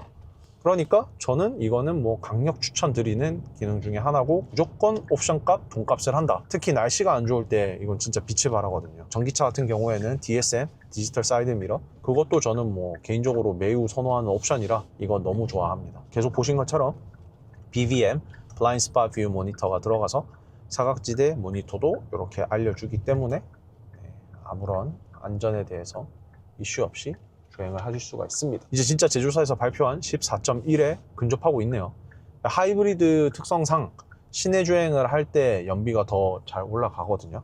그래서 고속도로 주행을 하고 있을 때도 올라갔지만 지금 시내 주행을 조금씩 더 하다 보면 더 올라갈 겁니다. 오, 진짜 이제 집에 갈 때는 아마 14.1을 보여드리는 건 어렵지 않을 것 같네요. 자, 이렇게 첫인상 그리고 저희가 좀 장기 시승을 드마랑 했을 때 또 집으로 돌아갈 때 아까 말씀드린 타이어 공기압 재설정을 해서 한 번 더 말씀을 드리면서 마무리를 하도록 하겠습니다. 네. 그렇지만 여기에서 인사를 일단 한번 먼저 드려볼까요? 그렇다면 다음 영상에서 또 뵙겠습니다. 그리고 또 지금 보신 것처럼 이런 좁은 주차장에 들어왔는데 카메라를 이렇게 적극적으로 활용을 해서 네, 차가 뭐 닿는지 안 닿는지 얼마나 튀어나와 있는지 이렇게 다니는데 전혀 부담이 없죠.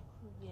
그리고 와 방금 저는 또 느꼈는데 드마님은 못 느끼셨겠지만 이 차례 아니요 도도도? 오르막 올라갈 때 이렇게 여기서 힘이 많이 필요하잖아요. 엔진은 좀 힘이 부족해서 보통은 다른 내연기관차 같은 경우에는 왕 하면서 이렇게 소리를 내면서 올라가는 그런 상황일 때 자연스레 모터가 들어와 주면서 모터가 차를 엄청 부드럽게 밀어줍니다. 그래서 지금 언덕이 꽤 심하잖아요. 영상에서도 당연히 보이시겠지만 이런 상황에서도 너무 부드럽게 차를 밀어주는 게 느껴지네요. 자, 그렇다면 다시 한번 인사를 드리도록 하겠습니다. 다음 영상에서 또 만나겠습니다.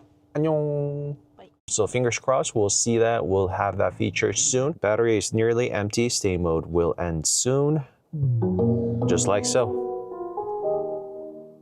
Welcome to CarSceneKorea. I introduce newly released Genesis, Hyundai, and Kia cars. Today's video is my exhaustive review on 2026 Hyundai all-new Palisade Hybrid HTRAC. And HTRAC is an all-wheel drive for Hyundai cars. And that's such a long name, isn't it?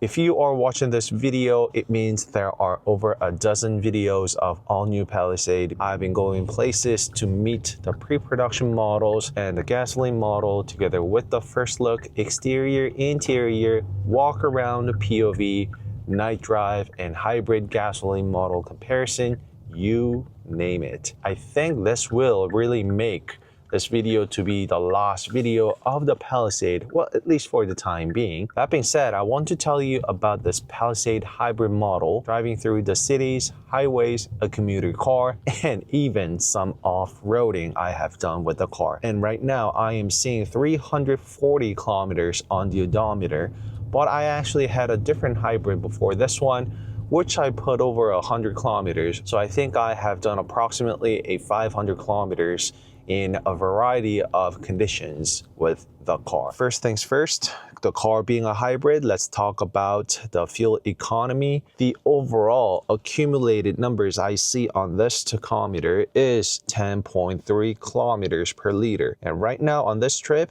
8 kilometers per liter, because I just started driving. I almost never ever get the suggested fuel economy from the manufacturer. There has only been about 2 cars that I have done so, and that was strictly because I was driving under very fuel efficiency friendly way, and this Palisade Hybrid, of course, as you can see, was not such case, because the suggested fuel economy on this Palisade Hybrid is 14.1 kilometers per liter mixed.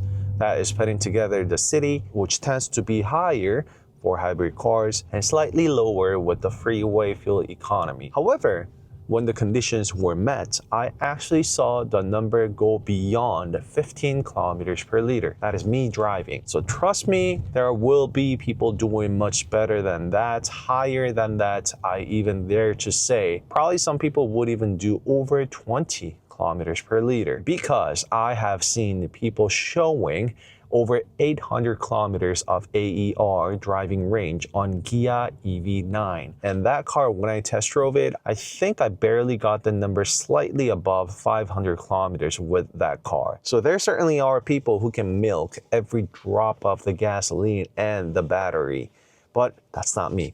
Once again, so I'll be honest and blunt, 10.3 is what I had, but I had the peak driving efficiency of over 15 kilometers per liter. When the car meets the right person, the fuel economy will be much, much higher than this. So this might mostly be just limited to domestic market only, domestic being Korea. That is, there are 7-seater and 9-seater configuration when it comes to this all-new Palisade. And the model I am driving right now is, well, guess which one it is?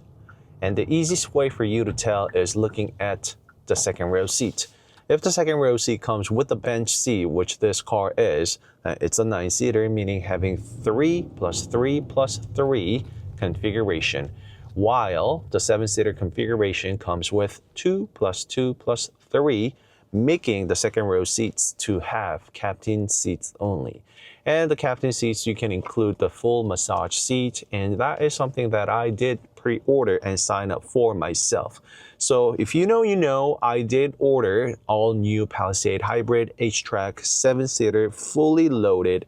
That's including all the Hyundai genuine accessories inside out. And speaking of which, it's the same interior color that I got as my car, which is the navy beige two-tone interior. And it's the first time Palisade, or I should say Hyundai, got this bright two-tone interior color. That was pretty much reserved for Genesis only thus far. And on top of that, there's also another tech that Palisade got for the first time from Hyundai, and that is the Preview ECS, Preview Electronically Controlled Suspension. And that was reserved for Genesis only up until now. Come this all-new Palisade, it is now offered as an option. And I strongly recommend that you include it whichever the trim you get. I mean, I even would recommend that you up the trim if you cannot include that Preview suspension in lower trims, because it is just a completely different car when you have the Preview ECS versus not. And I'm not just talking about the way it handles or rides. The ride with gasoline model was just beautiful thanks to the Preview ECS. However, come this hybrid model, there is the first hybrid tech introduced to this hybrid model, which is called TMED. TMED. It is the next generation hybrid tech that is first introduced on this Hyundai Palisade, and that is from the entire Hyundai Motor Group, just so you know. What it is and what it does, I do have a whole video dedicated for that coming up soon, so meet me over there for details and numbers if you're interested. But simply put, with the TMED, they have implemented the motor without using the belt. So there is less physical friction, which gets converted into less energy efficiency and slower response. All that is gone with this TMED, which gets converted into the exact opposite of what I just told you, more responsive and less friction and resistance. So there is all sorts of motors associated with the hybrid tech, starting from the P0 all the way to P1, 2, 3. Once again, there are too many numbers and techs associated with it, so please meet me in that video for details. This is something that I've been praising on and on about whenever I review and test drive a Hyundai Motor Group hybrid cars, is that it's not just about fuel economy when it comes to the hybrid cars nowadays, because there's also technology called e-motion, e-ride, e-DTVC, and it's got all the E in front of it because it's hybrid exclusive tech, which of course contributes to higher battery efficiency, driving range, but it's really about the ride and handling. And I'm not just saying that it provides a better ride and handling. I mean, that's a default, but what I am saying here is utilizing the hybrid specific tech, it will help you prevent from the understeer and oversteer, i.e., the car will also help and aid you with better control in pretty much all sorts of driving conditions. How is that possible? Look for eDTVC, and come this TMED, the car also now controls the pitching even more. It sends out the counter force on the rear, therefore it is canceling out the residual shocks after it goes over the bump. So originally, Hyundai Palisade detected the speed bump in front of it, and how does it do it? It utilizes the onboard navigation and also cameras and sensors that the car has, but it was mostly dependent on the navigation system. It will ready the car when the car goes over the speed bump. Using the force to cancel out the upwards movement, the car would provide the better ride, but it was only on the front part up until now. However, come this TMED, the latest hybrid technology, the car will also utilize the system to help with the rear part as well. The hybrid motor now will also use the lateral movement to cancel out the unwanted pitching movement, so which is going up and down. So this is the pitching, this is lateral movement, this is the roll. And moving on to the next one, for the first time on this hybrid is the stay mode. You can utilize the battery inside this hybrid and run it as like an EV, if you will. So have the car completely shut off and just run the car using the battery and battery only. And I thought it was just a bit of a gimmick, but throughout the course of that 400 kilometers I've been putting on the car, I actually found myself using this feature a lot. Because there are times where I would still stay inside the car. Maybe I am waiting for someone, or maybe I am trying to kill some time. I would just naturally go into the hybrid settings, which by the way, I have put on my favorite buttons. So right here, you see the stars and also another star on the steering wheel. You can press hold long time to customize whatever you want with that button. You can see I put on the phone projections, and that one over there, you can see the hybrid system right here. And there are many options you can choose from. So you can pretty much customize whichever the mode or button, the feature you want to have for according buttons. So again, this one, I put it on the hybrid. That way I can come into this menu right away where it will show you all the details, numbers, specs about the hybrid system overall. And not just that, this is where the important thing hides. So going to the settings within the hybrid mode, you'll see there is the stay mode. And enable stay mode when I arrive, and when I do so, it will show you the time, how long the system can last. And just like it was on EVs, that number will differ depending on what you are running inside the vehicle. Speaking of which, let me also turn on the ergo motion seat, which is my favorite. All right, drops down to 10 minutes. Drawing a lot of electricity from that one. 9 minutes now. This is because I didn't enable this right here, activate stay mode upon arrival at a set destination. What that does is that it will ready the car to charge the battery to its maximum. It doesn't charge to 100% though, but it will charge as much battery as possible. That way we can use most of the battery at stay mode upon destination. And speaking of which, the car doesn't necessarily use or eat up all the battery there is. I think it is to protect the battery itself. I mean, if you look up lithium battery, there is that sweet spot for the battery. You don't want to overcharge it. You don't want to drain it too much for the lifespan of the battery, for the battery health, if you will. So I found out that it will keep 25%. It wouldn't go lower than that. Once again, if you think this is just a gimmick and that is too short of time, I saw the number go 25 minutes and 30 minutes. First, it is not, because you can charge your electronic devices inside the car. You can run the massage seat. You can run the ergo motion seat as you saw. And most importantly, you can run the AC without the car being fired up. And right now, I actually didn't turn off the car and the engine is not running at all. There is no consistent fire up and shutting down of the engine when you park your car. You might not agree with me on this one, but that is something that annoyed me a little, because being a hybrid, when the engine is shut off, it is just like an EV, which I absolutely love, but it would occasionally turn back on and off again to charge the battery and to keep the battery at that sweet spot charging status, right? Again, when you enable the stay mode, there is none of that. You don't see the car being fired up. So speaking of the electronic devices I told you about, the car comes with 100 watts on each and all of the rows found inside. First row, 2 of them, 100 watts. And also that is for the data connection to your Android Auto and Apple CarPlay that I've been using, and 1 on each side of the seat. So there are 2 on the second row seat as well. The third row also has 100 watt C-type charging port on each side, making it 6 outlets total that supports up to 100 watts. But the kicker here is that you have to use the original authentic cable from Hyundai, and it has a bit of thicker cable as you can see, and I believe it is inside this cable that will communicate with your electronic devices to get that 100 watts output or not. But I did use my cable to see the readings, and I saw the number go up to about 60 watts charging the MacBook no problem. Again, 100 watts kilowatts is insane amount of output. You can pretty much use and charge all of electronic devices that you would use inside a car, no problem. And if that is not enough, the last one but not least, there is the V2L in the trunk. I've been charging my blower battery using that V2L, no problem. And once again, the car is still running on the stay mode, and this is all Hyundai genuine accessory.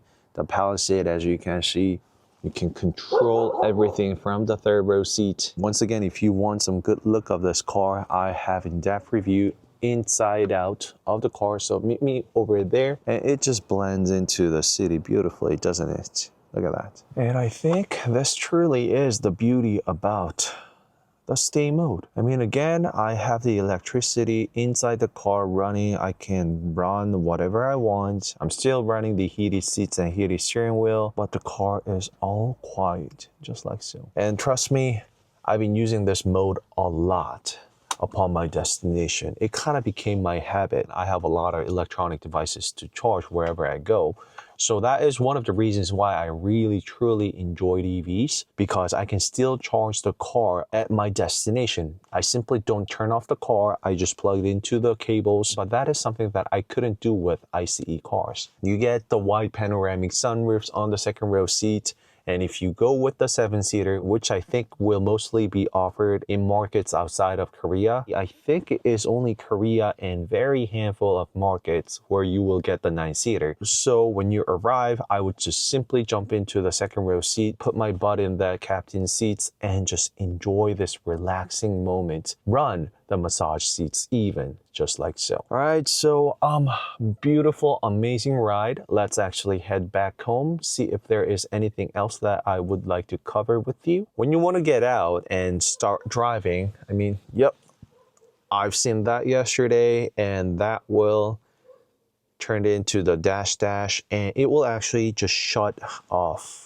Let me do that, try to drain the battery even more, run the AC. It will just quit from stay mode. Battery is nearly empty. Stay mode will end soon. Just like so. And I needed that anyway because I need to turn off the car and fire up again in order to run the car again, just like so. So I see the battery is slightly over 25%, but that is the battery already being charged after I started moving the car. The battery actually does go up and down really fast because we don't get the largest battery in hybrid cars, right? Like I told you, it actually saves about 25% of the battery. And right now it's already charged about 50%. And if you think Palisade Hybrid is only capable of going slow, going gentle through the cities, well, let me show you this clip right now.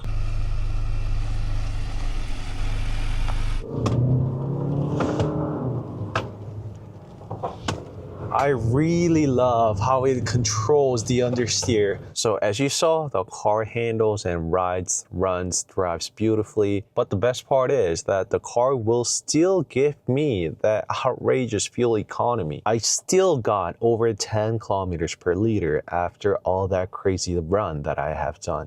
The moment I go on the fuel-friendly roads and conditions, the numbers would just keep on going up. And all the safety-related techs and features, such as BVM, blind spot view monitor that you saw, and also DCM, my personal favorite, digital center mirror. So that being said, I want to wrap up today's video saying that Hyundai took the hybrid experience to the next level. Everything that we've been enjoying, we've had thus far with the hybrids are all here, of course. They didn't miss a thing. Be it the fuel economy, be it the driving sensation, also the safety related in terms of the drivability, understeer, oversteer control, the pitching, rolling, going over the speed bump, the list just goes on and on and on. But with this Palisade Hybrid, the stay mode that I told you about and having the V2L inside, it's like the cherry on top. It transforms your life around the car to a whole new different level. I can't even remember and recall how many times I actually enabled the stay mode. Adding on top of that, I did use this activate stay mode upon arrival mode a lot too, so I can get the most out of the battery. But the kicker here is that I needed to use the onboard navigation system only in order to activate upon arrival feature. because that's the only way the car actually knows you are arriving where, because the iPhone nor Android Auto apps does not natively communicate with the car just yet. So fingers crossed, we'll see that. We'll have that feature soon, because just like I've been doing, as you can see, I use Apple CarPlay a lot, not just because of the third-party navigation apps, but also to have the music going on and etc. But the upgrade that I actually also found out and felt is that you can run both the onboard navigation and also the third-party navigation app at the same time, because it wasn't possible with some earlier models before. It would consistently cancel out the navigation when I had one or the other. So that is it for today's video, going over and sharing with you what it is like to have this all-new Hyundai Palisade Hybrid. And it's not just the car that is an all-new, but the latest hybrid tech from Hyundai Motor Group as well. Your hybrid experience redesigned, I would say. And Hyundai took another step forward, getting closer and getting more of that EV experience into this ICE hybrid cars. I mean, I didn't even tell you about the NVH, noise, vibration, and harshness, but it's immaculate, of course. Dual acoustic laminated glasses on first and second row seat together with the windshield. I did cover all this in my first and earlier videos, so meet me over there for those details, please. And I actually do have an update on my order that I've done with the Palisade. I eventually backed off on my order. Well, simply put, because I couldn't afford the car. I did run the calculation, and when I first pre-ordered the car back in December, I honestly thought that I could afford the car, but the reality is harsh, I guess. But if I ever get or upgrade my Kia Seltos, it will be a Palisade. Although it may not be this all-new one, but it certainly will be Palisade, trust me. All right, that really is it. I'll see you in the next one. Bye-bye.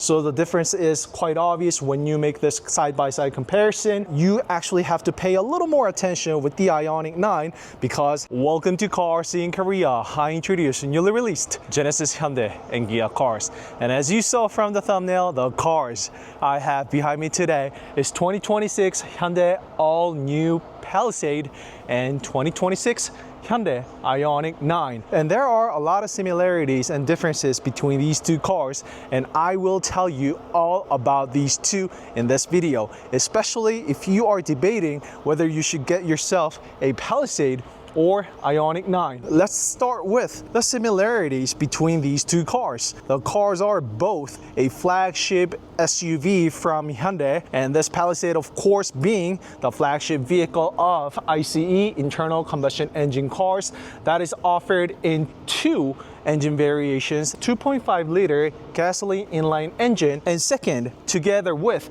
the hybrid motor. Moving on to the IONIQ 9, this car is also a flagship SUV of Hyundai, but it is IONIQ. If you didn't know, IONIQ is the EV brand of Hyundai, which is portrayed by these pixel lights. So you will see pixels inside out of IONIQ cars, and IONIQ 9 is no exception. So there are DRL, daytime running lights, in cubes and pixels, and both of the cars give an amazing welcome light ceremony, but two are quite different because the IONIQ 9 has the pixelated seamless horizon lamp, and coming to this Palisade, there is also the seamless horizon lamp found right here. So I will insert an amazing B-roll we got with the welcome light ceremony both on the Palisade and IONIQ 9. Tell me in the comment below which one you prefer better, but I honestly have to give it to IONIQ 9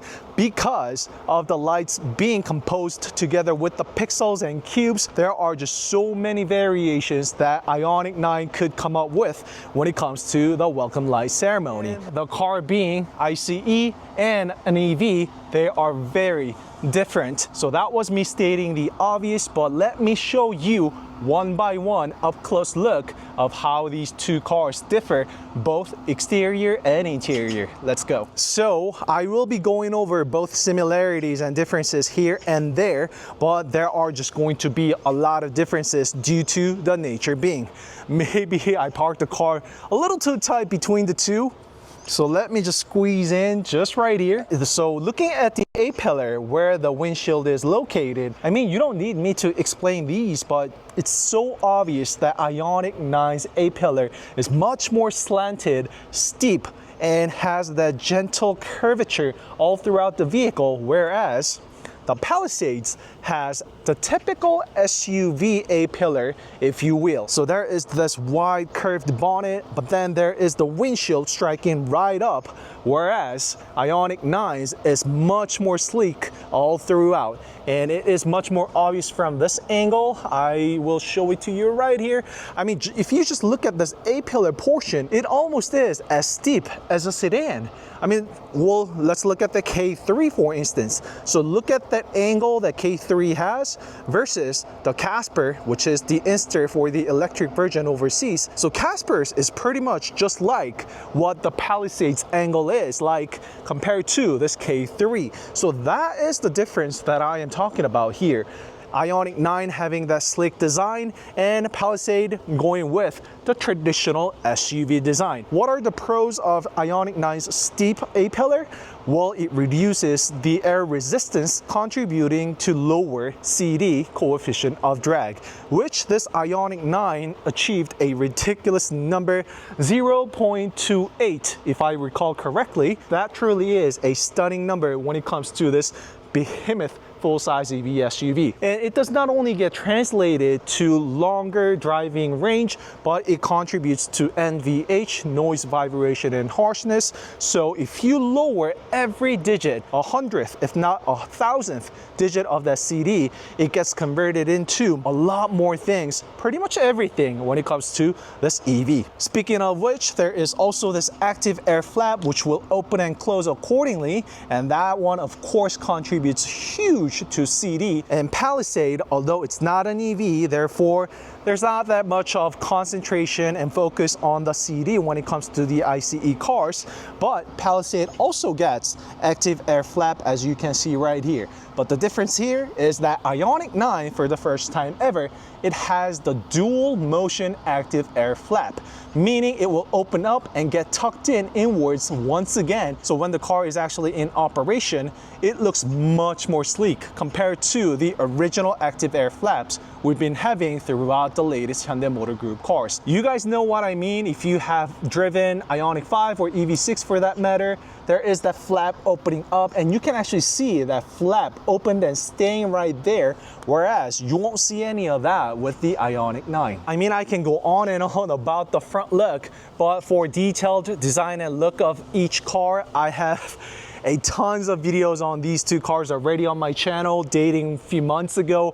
I even caught the Palisade before the production model came out, so make sure you watch those videos for in-depth review. Of course, I really wanted to give you this real-world side-by-side comparison so you get the feeling of how big and how similar and how different they are all at the same time. So let's take a look at the wheels too. Both of the cars are offered in 20-inch wheels, having 255/50 20-inch for this Palisade with Majesty X Solus tire from DumA, that's Korean brand. So it is focused on the ride and comfiness, the coziness of the ride inside the car. Whereas the IONIQ 9's has Michelin Promissory Tour A/S whereas with the size of 285, 45, 21-inch wheels and tires. It's bigger, it has much more expensive meaty tires on. The IONIQ 9's tire has noise reducing tires as well, so there is sound absorber inside the tire,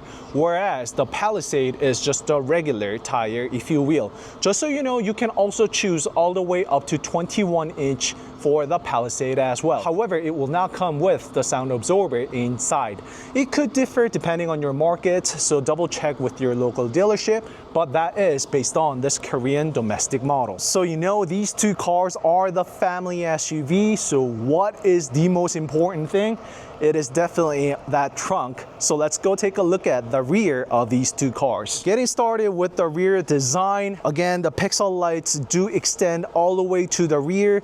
I mean, it is pixels everywhere, starting with the tail light, the blinkers, the third brake light, as well as even the reverse light and the reflectors. So it is just pixels and cubes everywhere with the IONIQ 9. So squares and rectangulars. However, look how curvy and streamlined this IONIQ 9 is. If you look at the rear of this design, which I of course covered in my first impression video, it has that boat tail design. So both of the ends actually kind of comes together towards a point at the end. So giving that aerodynamic as well as aesthetically pleasing design, meaning IONIQ 9 is both functional and practical all at the same time. When it comes to Palisade, it has the good old traditional SUV, as you can see. I mean, as much as I want to say both of the cars are SUVs, family SUVs, they just look very different looking at the profile. So the curvature that I told you about when it comes to the IONIQ 9 versus having that bold straight line stretching all the way to the A-pillar from the end right here. And I like this matte silver finish towards the end with that robust spoiler on the back. And just so you know, flip this upside down, that is the rear diffuser at the bottom. So that is the design I actually do really like on Palisade. Enough of design. I've been going over and over about this in my previous video, so please, please, please check that videos out. So the trunk button is right here. Press on that.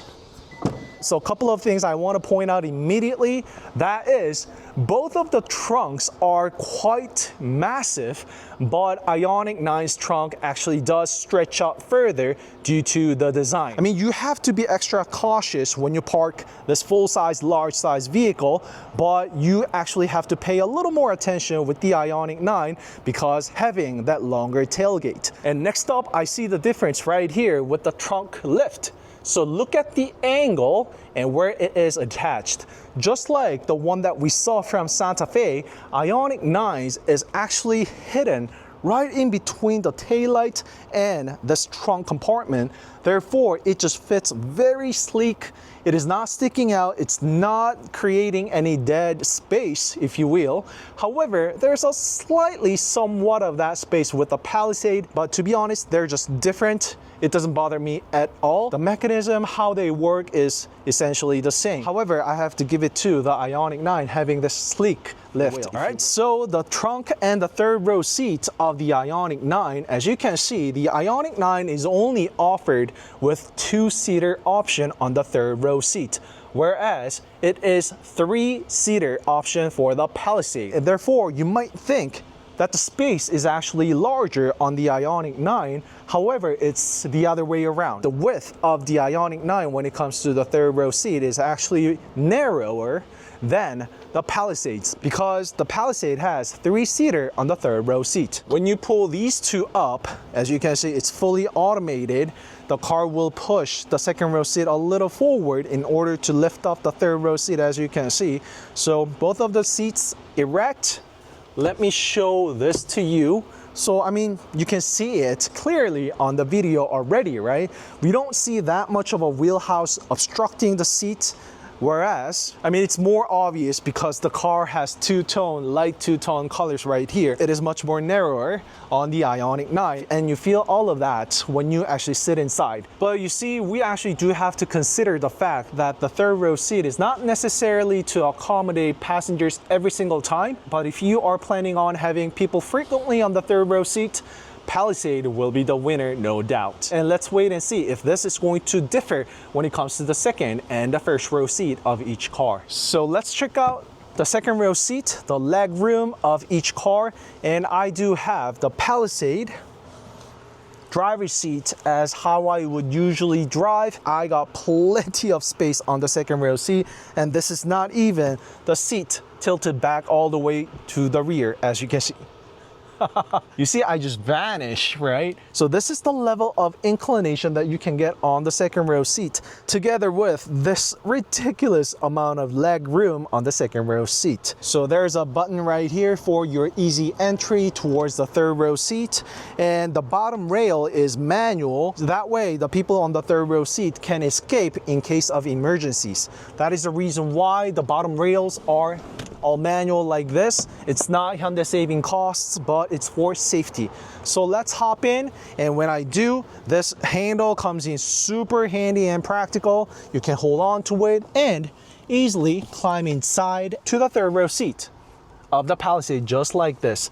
And I can also tilt the third row seat like this. It is fully motorized, as you saw. Let me squeeze in to this side right here, and do keep in mind that the second row seat is actually pushed back all the way on this Palisade, and also tilt the third row seat just like so. So it is pushed all the way back for the second row seat, and I can actually squeeze and fit inside. Just push this a little forward. An adult can easily travel on the third row seat of this Palisade, no problem. Let's go check out the IONIQ 9. And even when getting out, this handle comes in quite handy. So push this back up and push the button again. The seat will go into its original position just like so. And of course, you can fully fold the second row and the third row seat as well. So the second row seat of the IONIQ 9 together with the third row seat, let's go check it out. You can see the car came in with the captain seats on the second row seat. So it's not a fair game, to be precise, when it comes to the second row seat. But you know, the seat having the captain seats, it is much more comfy, but you can still get the same captain seats for the Palisade as well. So let me push the seat all the way to the rear and tilt it. I mean, it's going to tilt a whole lot more, I think, because due to the nature being, but let's keep it this way. Never mind, there's no way I'm gonna be able to fit right there. So I need to pull the seat back up just a little bit.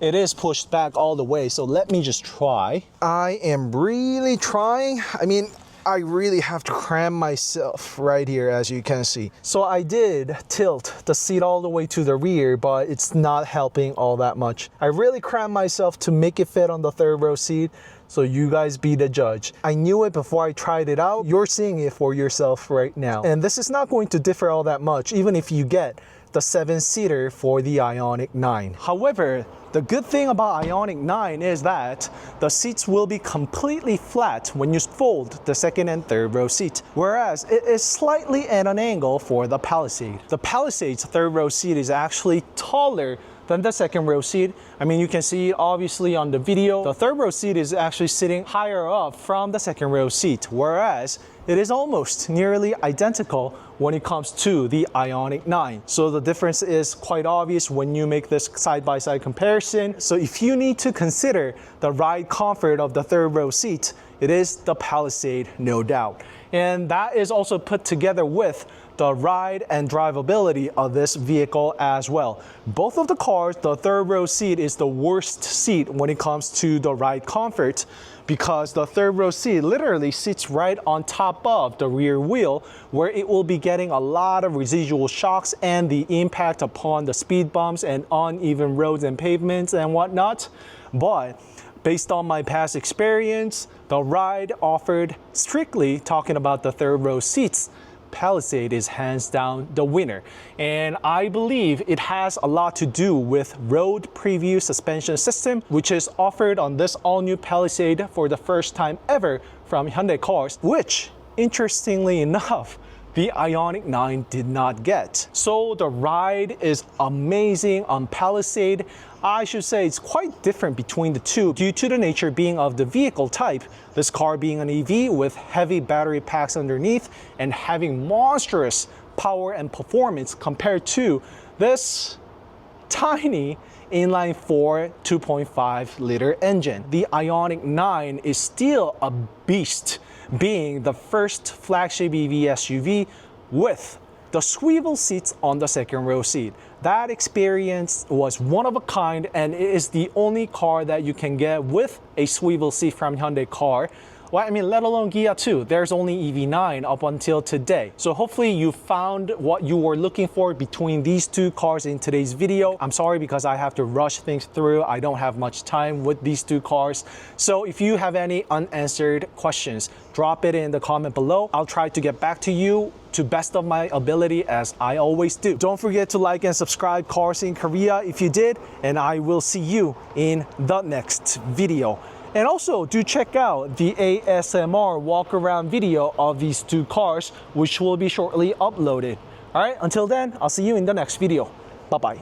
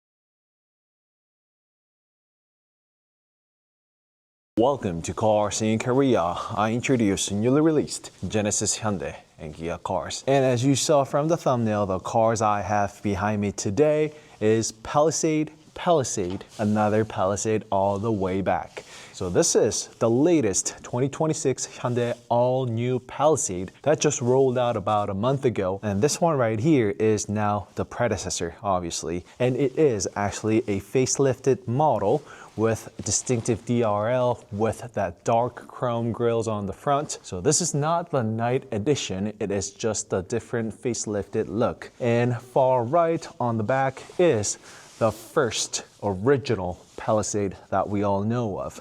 And the reason why I decided to shoot today's video is to give you the side-by-side comparison of the exterior looks of the all-new Palisade and the predecessor, as well as the original Palisade in real life. And I came up with nearly about a dozen videos on this all-new Palisade, starting with the pre-production model, walk around, interior, exterior review, as well as the test drive. Speaking of which, if you have any question about this car, drop in the comment below. I will try to answer all your questions. And another reason why today's video is important is that I came up with a whole measurement video of this all-new Palisade using the latest tech and device that I got myself, a laser measurement. But then I found out that some of the measurements were off because I actually pushed on a wrong button, changing the settings to measure from the tip of this laser measurement, not at the bottom. So I started off measuring from the bottom, but at one point I must have pressed on the wrong button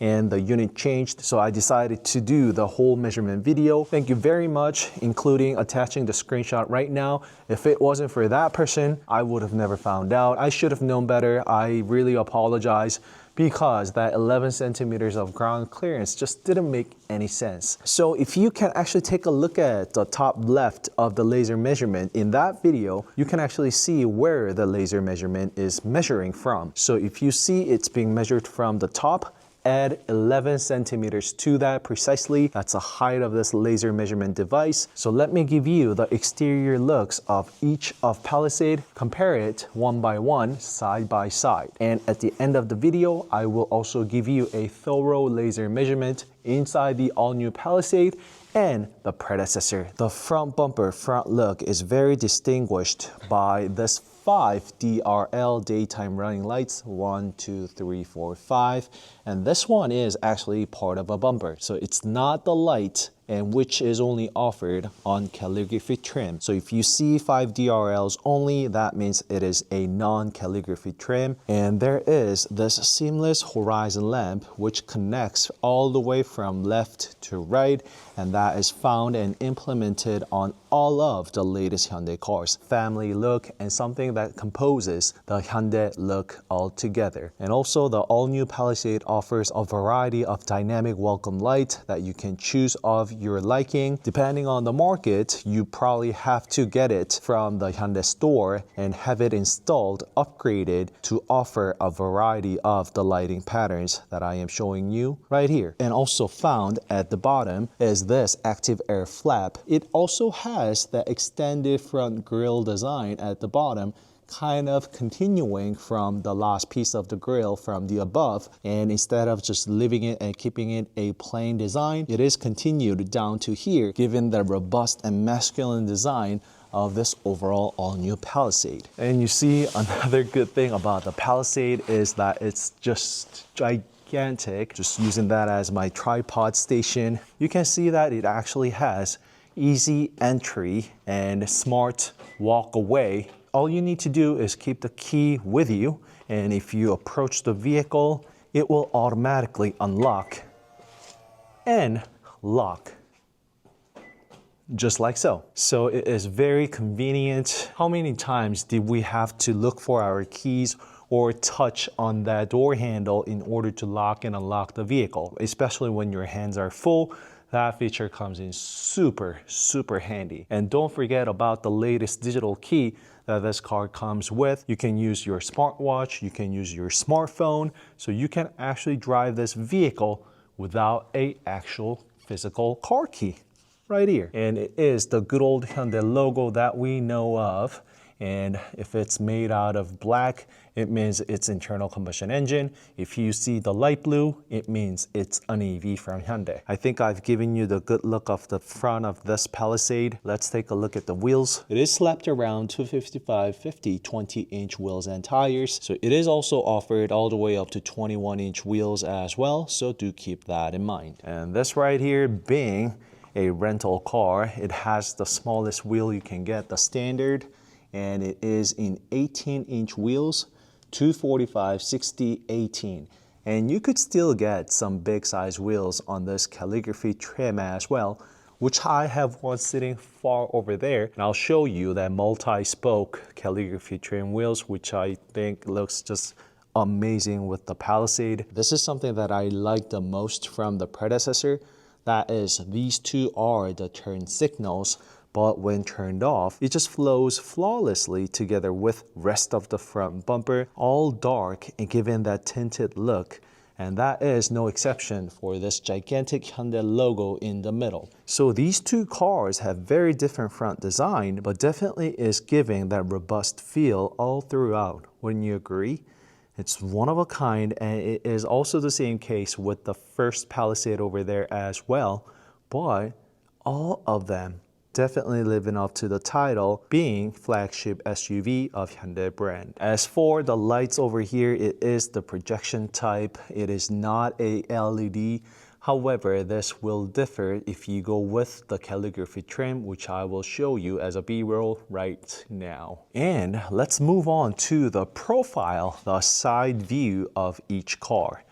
I mean, you are probably seeing it on the video right now. They're very different. I mean, for starter, there is a distinctive discontinuation in between the C-pillar or after the second row, kind of giving the minivan vibe, if you will. I don't know if you would agree with me. I mean, we do have an Escalade sitting over there just gently, and it is quite a similar case with that Escalade over there too. If you follow the belt line here, it gets disconnected right over there, whereas it's not the case with this all-new Palisade. So I think it would boil down to your personal preference, thinking which looks better. But I have to give it to this all-new Palisade because the line starts all the way from here. If not, it does get carried down together with the DRLs even. So starting from here, the belt line stretches all across like this. Unlike the predecessor, there is no separation between the second and third row seats because it's well hidden with this black C-pillar, as you can see, together with this gigantic quarter glass that the car originally had. But I mean, do take a look at this side profile. It is just straight line. You can distinctively see which is top and bottom, and it just almost just feels like a elongated coupe look. I hate to break it to you, but the side view, the profile, definitely the all-new Palisade is a clear winner. Now that I noticed it, I cannot unsee it. It just feels like that is just Kia Carnival towards the D pillar right there, but it just reminds me of a luxury, elegant SUV, especially thanks to this matte chrome finish that we have here. And the door handle is color matched with creamy white pearl that this exterior has. And similarities between these two, I want to point out this flag type side mirror that is attached right onto the door. That's also found on the predecessor as well as the original Palisade as well. So big thumbs up. I absolutely love that because it gives an extra flag glass out this way, which reduces the blind spot. So less blind spot there is, extra safety, and it's not just the safety for you, but everybody on the road as well as other drivers and pedestrians. So watch here, you can physically see through this flag type glass, and that makes a huge difference. You being able to see things out the window versus not. Just imagine how many accidents and lives that this flag type glass alone probably have saved up until today. Let's take a look at the side skirt too. So there is a tiny bit of side skirt over there that kind of differentiates the upper and lower parts. It is very thin, you see? So it's about this much. And as it always has been with the first Palisade, the whole side skirt portion opens up together with the door. That allows the interior to be kept clean 24/7 when you find your pants dirty here because you've been cleaning up the side skirts when you were getting in and out of the vehicle. And of course, it's the same case with the second row. And also notice that silver accent is carried over to the front as well as the rear, which I will show you momentarily. So same thing with this predecessor model. However, the side skirt is definitely sitting much taller than the all-new model. It stands out even more because of the unmatched body color of this Palisade, as you can see. So it has the plastic cladding around the vehicle. In the middle is the silver accent, and above is the body color. And the door handle is also different. It's not body color matched, yet the rest of the design actually follows to the rear, the back as well. I've gotten so used to this rear taillight because I see so many Palisade on the streets of Korea. I mean, it seems like it is one of the best-selling cars in its category, I'll give you that. There's not that many replacement, there's not that many competitor, and that legacy is actually carried over to the all-new Palisade as well. So take a look at this taillight, and the tip of the taillight does get carried over to the side profile together with that one straight line. So keep that in mind. And of course, Nice Palisade lettering. So unlike the predecessor, it is now part of the fender, rear fender. So it hugs the rear fender together with that rear tip. The bottom portion actually is really stretched out. It's very aggressive for the taillight design. So that pointy rear taillight towards here, it's really pointy, you see. So they've done a great job with putting together the fitment. Everything here is just so flush together with the bumper and the rear fender, as well as the taillight, as you can see. So just like it was on the front, there is the 5 lights here with long stretched line at the bottom. The difference is that all of these 6 light up, unlike the 5 DRLs on the front. And these 2, 4, 6 dots, of course, is the rear turn signal and the reflector at the bottom with the reverse light together with the guided lamps for safety for you, safety for the pedestrians. The Palisade lettering is upgraded together with this flat brand new latest Hyundai logo emblem. And looking at this flat emblem and lettering, it already feels like that the first gen, the gold 3D emblem of the first gen kind of looks really outdated now. And there is also that HTRAC that is all-wheel drive for Hyundai. It is actually Hyundai traction. So the third brake light, the massive one on the rear, if you invert it, flip it upside down, it's actually the same design at the bottom, the rear diffuser. And there is, of course, the onboard camera 2.0, which now records both front and rear together with the audio, and now records longer than it used to. And that camera is for the DCM, digital center mirror, which also the predecessor model had, and I absolutely loved it. And I think it was that Palisade that got the DCM for the very first time. And now that we have spent good amount of time together with these two cars, let's go to the very first Palisade. So it has that front grille design of the old-time Hyundai, that hexagonal, except for the grille design, the DRL and the projection headlamps right here, they still remain the same.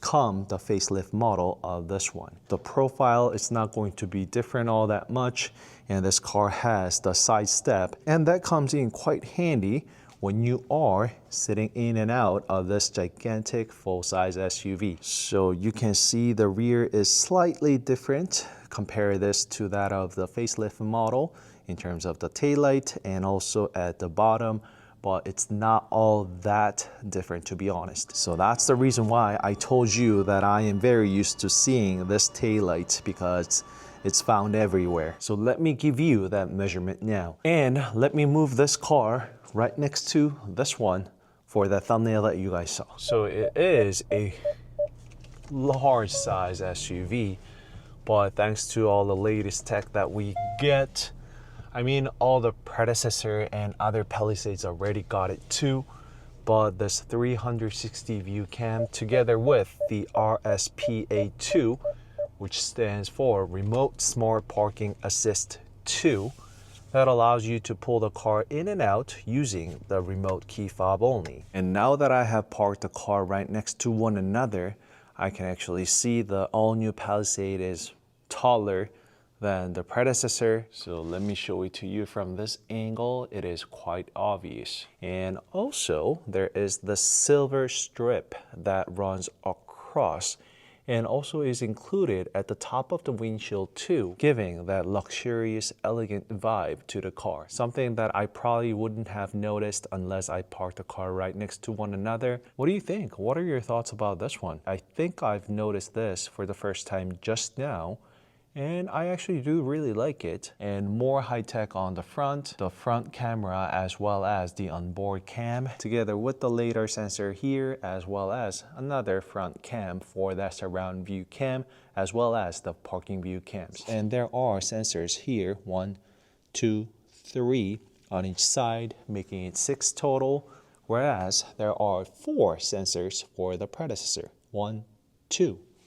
So making it 4. Once again, another closer look at the front grille as well as the active air flap. Even not knowing which car this is, I think anybody would be able to tell that this is the latest and the brand new car of Hyundai family. The all-new Palisade indeed is bigger than the predecessor, but it looks so much bigger than that car on the left because the headlight actually intrudes and is extended, stretched out all the way to the fender, as you can see. There's only that much of the body panel, whereas we see a whole lot with the predecessor, and that DRL, that tiny DRL, is the only thing kind of separating the fender to the rest of the front bumper, whereas we have this entire Palisade face, if you will, right on the front, just like so. So this is the laser measurement I'm going to be using where I want to be measuring from. So as you can see, it is actually measuring from the bottom of this meter. So measuring from this length and all the way to,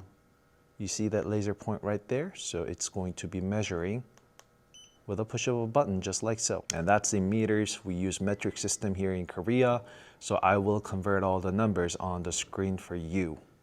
So let's get started with the trunk and rest of the measurements that are crucial when it comes to the family SUV. So let's go measure the trunk of these two Palisades. And being a rental car, this one does not come with the automated tailgate. So let's get started with this measurement right here and measuring from here to there. So let me do a several just to play safe. And it's 1.89. So it's pretty accurate all throughout. And doing the same with the lowest part.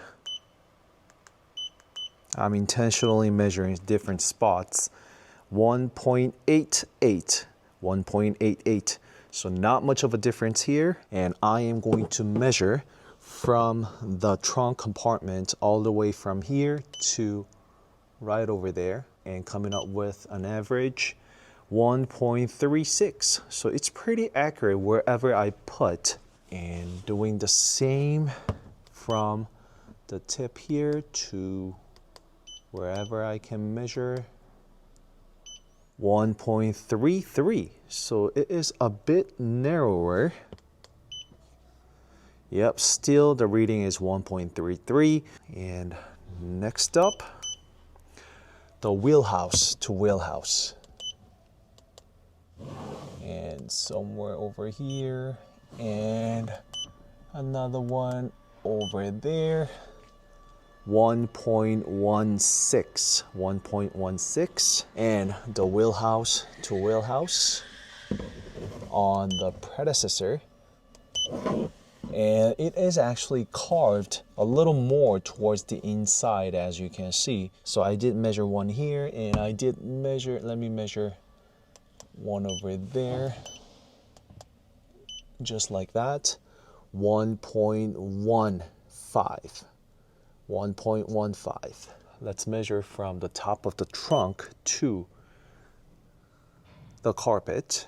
So that much. First one towards the tip here, over here, about 0.8 on an average.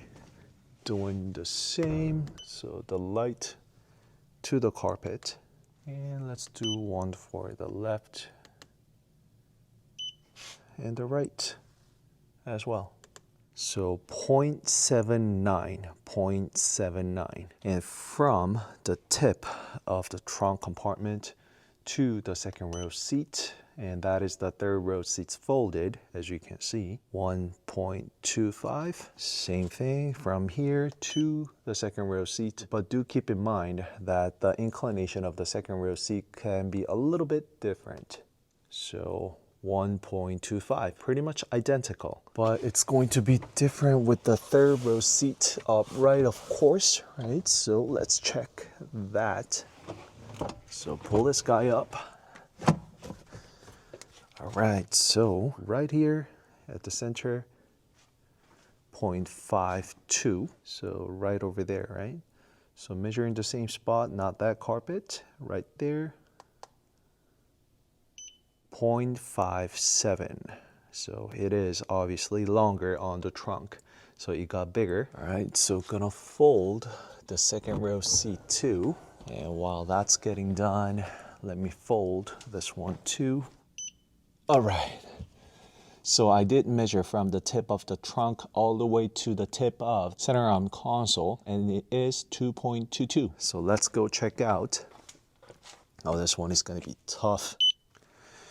It might be a little bit off, but do keep in mind, but it is about 2.21, 2.22.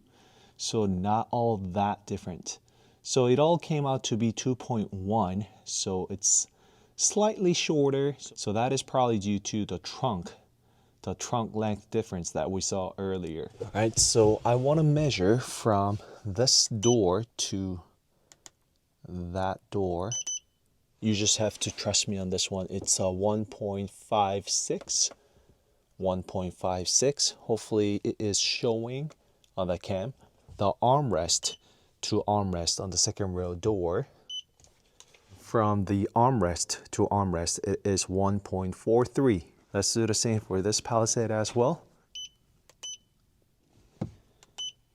So it is 1.54 and 1.47. So let me measure somewhere here in the middle and towards the tip of the thigh support right there.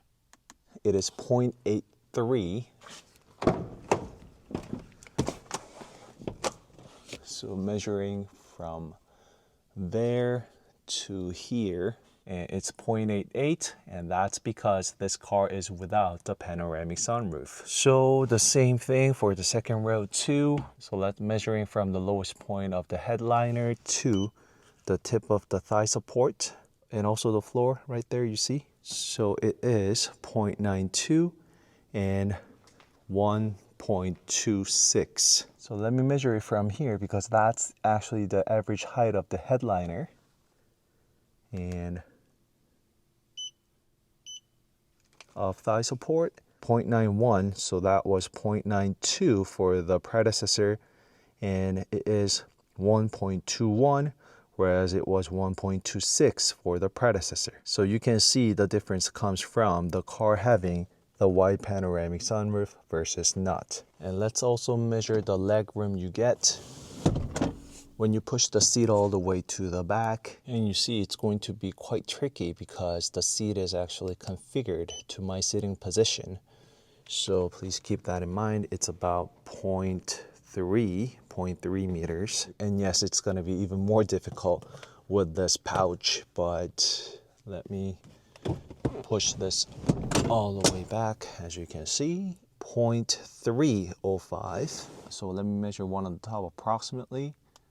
The driver's seat push forward, so it's about 0.42 meters. And also the distance between these two seats,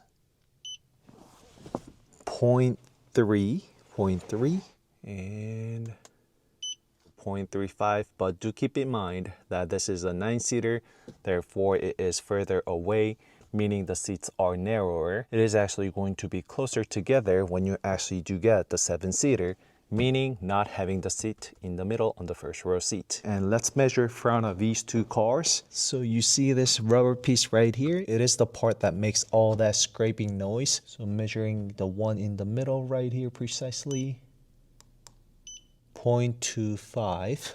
And this here, so 0.25 and 0.22. And because we have it available, let's also measure this, the side mirror.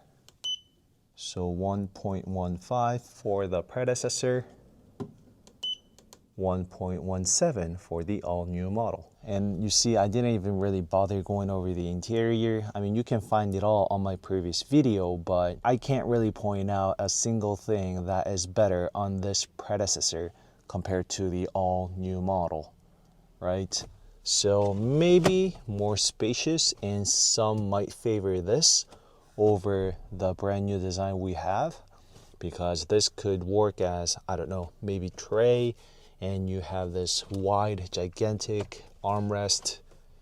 But it's also the same case when you get the 7-seater for the all-new model, and that button type gear selector. I know it's not everybody's favorite, and I really love that column type shifter on the all-new model because it is where the start engine on and off button is, and also just twist it, rotate it to whichever direction you want to go, then the car is ready to go. But these two cars have the same monotone, but I think it is much more upscale and luxurious on the all-new model. And not to mention about the ambient lighting. Do keep in mind that this is not the Calligraphy trim, so it is not the top of the line, and also it is a rental car, so it's a little bit wary, and you can see that the car has aged. However, we can still get the good look at the car inside out. So I think I gave you all the measurements in terms of the interior. I mean, I rented the car, so let's fire up the car once at least. That gold logo ceremony. So not a fair game because the car nearly has about 100,000 kilometers on it, so no doubt. But honestly speaking, I actually am okay sitting inside here. I still feel this enormous large size vehicle, and this truly is the flagship SUV, no doubt. And I like all these physical buttons, and it feels like I'm in a cockpit of a fighter jet or something because there are just so many buttons included with this gear shifter and the drive mode. Just rotate it to go into the different drive modes, just like so. Once again, not a fair game. It's not a Calligraphy trim. It is just the base trim for the rental cars, but gets the job done. Well, let's also measure from the door panel to door panel. So I am right here on the silver accent and right there. And let me also do the armrest to armrest as well, if I can. And yes, I can. So these are the numbers I have. Let's go to the all-new model. So the all-new model, so from the door panel, top of the door panel, to the top of door panel over there, the armrest to the armrest right there. So the two numbers on the top is the predecessor, and 2 at the bottom is the all-new model. And you can see it is slightly bigger with the all-new model, but not by that much. I absolutely love this column type shifter. Get inside the car, fire up the car, and then you can just simply rotate it right away to whichever direction you want to go. And it is just as simple as that. Twist it to the back to reverse, push it to the forward for drive, and slightly in the middle for neutral, and push it in for parking. And when you're done, press that to turn it off. It is just very direct and intuitive, as you can see. It just doesn't get any more easier than this. Not to mention about all the space saved in the middle, and thanks to that column type shifter and relocating everything into the middle here, the third row seat in the middle has become possible. If it wasn't for all these tech, the third row seat in the middle and the Palisade becoming a 9-seater would not have become a reality. That's it for today, going over this all-new Palisade to that of the predecessor, as well as the original Palisade you saw on the back. And pardon me if I've been jumping here and there, and also the poor lighting I had. This was the best place I could find together with this rental car, and I had to pull an all-nighter. You can probably tell from my face and my voice, because today is the only day I have the time to come up with this measurement videos. So that's it for today's video, going over the measurements and the exterior comparison between all the Palisade we've had thus far. Don't forget to like and subscribe CarSceneKorea, and I gotta get home, get some sleep, and work on this edit as soon as possible. All right, so that's it. I'll see you in the next video. Bye-bye. Welcome to CarSceneKorea. I introduce newly released Genesis, Hyundai, and Kia cars. And as you saw from the thumbnail, the car I am test driving long term is 2026 Hyundai all-new Palisade. Just so you know, 2026 all-new Palisade now is available in gasoline and hybrid model only. There is no more diesel, unfortunately, And as far as the gasoline model is concerned, it is the i4 inline 2.5 liter engine that we've been seeing here and there, such as the motor used on Sonata and Line. I really love the fact that we are getting a variety of interior color choices even in Hyundai cars. Just so you know, it's not a Genesis. This car is also equipped with Preview Road Suspension System that literally previews the road in front of the vehicle, adequately controls the suspension to provide the best ride possible, which is introduced for the first time ever on this all-new Palisade as a Hyundai car. That was exclusively to Genesis cars in front of us, such as GV70, GV80, you name it. If you are looking for a full in-depth walk-around ASMR video, I have that on the channel. You can take a look at the car just like how you would in the showrooms. That's what my channel is all about, as you guys know. Walk-around ASMR video, my first impression, the test drive. I also have tested out the all-wheel drive, which is HTRAC for Hyundai, on snowy roads and conditions as well. In this video, I will tell you, go over the things that comes to my attention immediately test driving this car on a long-term and distance drives, things that come in handy and useful as you become a owner of this all-new Palisade and daily drive this vehicle together with your family, doggo. So I will be driving for next 30 if not 40 minutes. One thing I want to point out immediately is this thing right here. As a automotive YouTuber, vlogger, content creator, you name it, I often have to charge the batteries on the go, especially when I'm out shooting for the whole day. You can see that I currently have my phone hooked up to the C-type charging ports right here, which actually supports up to 100 watts maximum when used solo. It will drop down if you plug it into both of them and use it at the same time. The far left one is for the connected wireless Android Auto or CarPlay, but don't be confused. The car does support wireless Android Auto and Apple CarPlay, of course, thanks to having the latest infotainment system called CCNC, Connected Car Navigation Cockpit, composed of dual 12.3-inch monitors right and left. So it is divided in the middle, and I've been seeing this on and off here and there throughout my car reviews. That is, it doesn't really matter, to be honest, because that portion is mostly blocked by this portion of your steering wheel, so it is perfectly fine.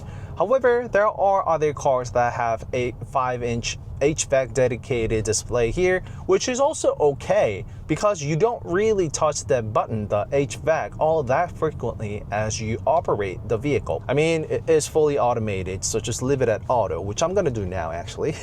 This whole system you see here is built and dedicated for that and that only. So make a good use of this feature. And you can also see that I just casually turned on the HDA. The car is equipped with HDA2, Highway Driving Assist 2, which is the latest tech and feature from the Hyundai Motor Group thus far. It's included with this eye sensors. It is to meet that enhanced extra safety regulations around the world. There is this wireless charging pad in the middle, together with the fingerprint recognition system as well. Extra storage right here, and the reason why it's this tiny on this car is, I don't know if you guys noticed, but this car I am driving is actually a 9-seater car. So this one is actually a seat in the middle. Here in Korea, if you have 6 or more passengers sitting inside a vehicle, you can actually be on that bus only lane. That makes your travel a whole lot quicker. As you can see, there is no traffic on the bus lane, whereas I'm just going at 30-40 kilometers per hour on this expressway right now. Before this Palisade came along, it was the Carnival, the car you see on the left, and Staria or StarX, the RV, or more like minivan or large size vans, were the only choices when you wanted such a car that can drive on the bus lanes here in Korea. But with this all new Palisade, the 9-seater, you can finally also drive this car on that bus lane with 6 or more people inside. And Palisade actually is drawing attention from those prospective buyers of Kia Carnival and other RVs that I've just listed. So let me know, drop in the comment below if you are that person who just really hates driving a minivan, but you had to go with it because you simply didn't have the choice? Let me know in the comment below. More about the seat configurations and how they are different on the second row seat as well as the first row seat. You can find it all on my previous video, so do not miss it out. Speaking of which, it yields to my next point. This car being a 9-seater, it has narrower seats both on the driver's seat as well as the shotgun, just due to the nature being. The 7-seater, 2 seats, captain seats on the second row and 3 seats on the third row seats. That car actually provides wider first row seats, driver and shotgun. So I do feel the seat being a little bit more tighter given the fact that this is a full-size flagship SUV. So the seat could have been wider, more comfy, but I can live with that. It's completely fine. And because this yields to the next point, the car comes with ergo motion seat, or it is called comfortable stretch, because that name is reserved for Genesis, I believe. So the car does provide you that ergo motion seat. If you guys are used to that, you guys know what I mean. Just like it was with the predecessor, the ergo motion seat or comfortable stretch seat is only offered on the driver's seat. Something that my wife DumA does not like whatsoever, because she absolutely loves the ergo motion seat as well as the comfortable stretch seats. Car comes with the auto stop and go. It is stop, engine shuts off, very cozy and comfy. I mean, it is the tech that we've been seeing here and there, so don't need to mention it all that much. And also, as you saw, when it detects the car in the front starts rolling, the engine will start up on its own. That way, it reduces the lag incurred by you putting your foot on the accelerator. A miscellaneous thing, you might say, but it does contribute quite huge to your driving experience. And imagine having that feature versus not throughout your entire ownership of this all-new Palisade. The car being all-wheel drive, named as HTRAC for Hyundai cars, the vehicle moves swiftly even when stopped on an uphill, as you just saw, and I believe that is a good compensation to a bit of lacking power derived from the i4 engine. I'll be honest and blunt, it's not the most strongest and it's not the fastest car you can get from Hyundai. Forget about the EV, let alone the ICE cars, but it's not like you will be doing a spirited drive. I mean, not that you can't, you could. There certainly is fun doing a spirited drive with low powered and a bit of sluggish car, because it just provides that its own unique feeling. It's not recommended you put this car on a toge spirited runs. However, when it comes to city drives like ones I am doing for the past 30 minutes, I just cannot complain much about it. I mean, it's great to have the fastest car at a red light and stoplight. That way, I don't know, you can be the guy next to you. But if you operate this vehicle to its needs, which is being a family car, right? You want this soft, gentle push, both stop and go, which this car certainly provides, because I've been doing that for the past 30 minutes, right? I did run the car, taking photos and setting up my gears, and also I currently am seeing not the best fuel efficiency. It is 5.6 kilometers per liter for the past 54 minutes of driving 13 kilometers. The car can certainly do better with mixed fuel economy, but it is what it is. So once again, if you are looking for that power as well as the fuel economy, the hybrid is for you. Then what is the reason for you to get a gasoline model? It is very straightforward. It is the price difference between the gasoline model and the hybrid. So the price difference between the two, convert that to the mileage you'll be covering throughout the ownership, calculate that together with the gas money. It's a little difficult for you to actually retrieve that money difference between the ICE gasoline model versus hybrid. But then, in other words, why would you go with the hybrid paying that much extra then? It's not just about fuel economy when it comes to hybrid cars nowadays. There is the hybrid motor assisting not just the fuel economy, but the drive.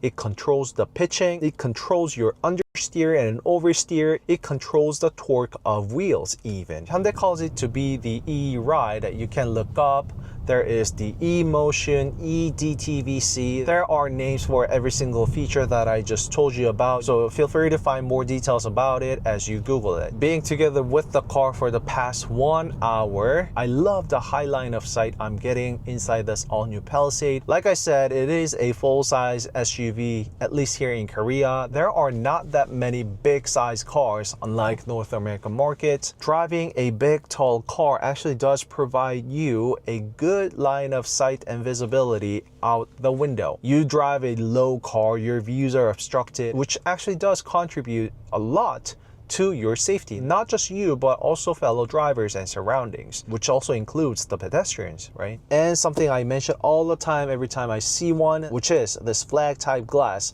And it's a little, so it is about the size of a palm. It is actually quite meaningful because that flag type glass gets rid of less blind spot created. And that plays a huge role when you frequently park the car in your driveway, in and out, reversing the car frequently. I mean, there are surround view cams and sensors always giving you that secondary safety aid. However, being able to physically see it with your eyes out the window is a whole new different story, because we unconsciously always are monitoring about that much, and having that as a blind spot versus not, day and night differences. I am near my destination. This is the end of my first day's impression. So feel free to drop in the comment below anything, everything you guys are curious about with this 2026 Hyundai all-new Palisade. Don't forget to like and subscribe CarSceneKorea if you did, and I'll see you in the next video. Bye-bye. Welcome to CarSceneKorea. I introduce newly released Genesis Hyundai and Kia cars. And as you saw from the thumbnail, the car I have behind me today is 2026 Hyundai all-new Palisade, and I will be giving you the precise measurements inside out of the vehicle. If you've been watching my channel, you guys probably know that I already have covered it. I actually made a stupid mistake in that video, and thanks to the subscriber who found out that mistake. So this is the laser measurement device that I used, and if you take a look at the top left here, there is a button where I can actually decide if I want to measure from the tip of this laser or from the bottom. And I did start out from the bottom, but in between my shots, I must have touched that button and changed it, so it did alter the measurement all throughout. So most measurements were actually indeed measured from the bottom of this device, which I intended on doing, but there were some measurements measured from the tip. So I decided I would do another whole new video on it. It is more clear and correct. But I know you guys are going to be asking me. I'm here at Hyundai Motor Studio Goyang. There are several motor studios here in Korea, but this is the largest one. I mean, you can probably just see from their parking lots. There are latest Hyundai cars and Genesis here on display, and some of the cars are actually hidden under the curtain, as you can see. Also, those classic cars from the old time. And these cars you can come check out and experience here at Hyundai Motor Studio Goyang, so do not miss it out. Let's jump right back into the purpose of today's video, the measurement of this all-new 2026 Hyundai Palisade. And you see there are tons of IONIQ 9s and Palisade on my background, together with the IONIQ 5Ns actually. So all of these cars are the cars that I really want for myself, be it IONIQ 9 or IONIQ 5N or the Palisade. Of course, I have videos on all of these cars on my channel. I recently also uploaded the comparison video of the IONIQ 9 and Palisade, because these two are the flagship SUV of each category, the ICE internal combustion engine and EV SUV. So let's get started with the front of the vehicle, and I want to measure this, the plastic cover, not the lowest point, because the lowest point is going to be this plastic cover you see underneath, right? So measuring from the tip of the silver front bumper, 0.267, and that is in meters. I use metric system here in Korea. I will convert this into the US measurements. So measuring from the tip of this plastic piece. So that is 0.235. If you take a look at this part right here, there is also another cover that's even lower than this rubber lip, if you will. And that is the part that actually makes all that noise in the world when you go down steep uphill or downhill, or when you're pulling in and out of your driveway. Usually it's always this guy, and the measurement on that is 0.203. 0.203. Because I have it here, I also want to measure this side mirror right here, 1.145. And this is the important part, the side skirt. So let me measure the silver part right here, and also underneath of this undercover. So you see where I'm measuring here? The very lowest point, that is the undercover. So it is 0.215 for the undercover and 0.284 for the side skirts. So let me measure one more time, but this time I want to measure somewhere far here. That way I can find out, see if there is any difference, but I doubt it. So the silver part, and this is the tricky part because the undercover is actually shaped a little different towards the end here. So I will measure this. And moment of truth, 0.284 versus 0.295 towards the rear, and 0.215 for the undercover on the front, 0.216 for the rear undercover. So there certainly is going to be somewhat human error. However, you can see it's very similar. Since it's a little bit off with the side skirts, let me actually measure all different 4 points of the side skirts and see what the number we get. So I'm gonna measure one all the way to the front, and one right over here, and on the second row door, and the end of the side skirts. And I have the 4 measures here: 0.278, 0.289, 0.291, 0.293. And let's go measure the trunk. And you guys know that I intentionally have that angle for you guys. I mean, just look at these guys, right? So you see where it is carved for the luggage cover. So I am attaching this right there, and then measuring the same spot.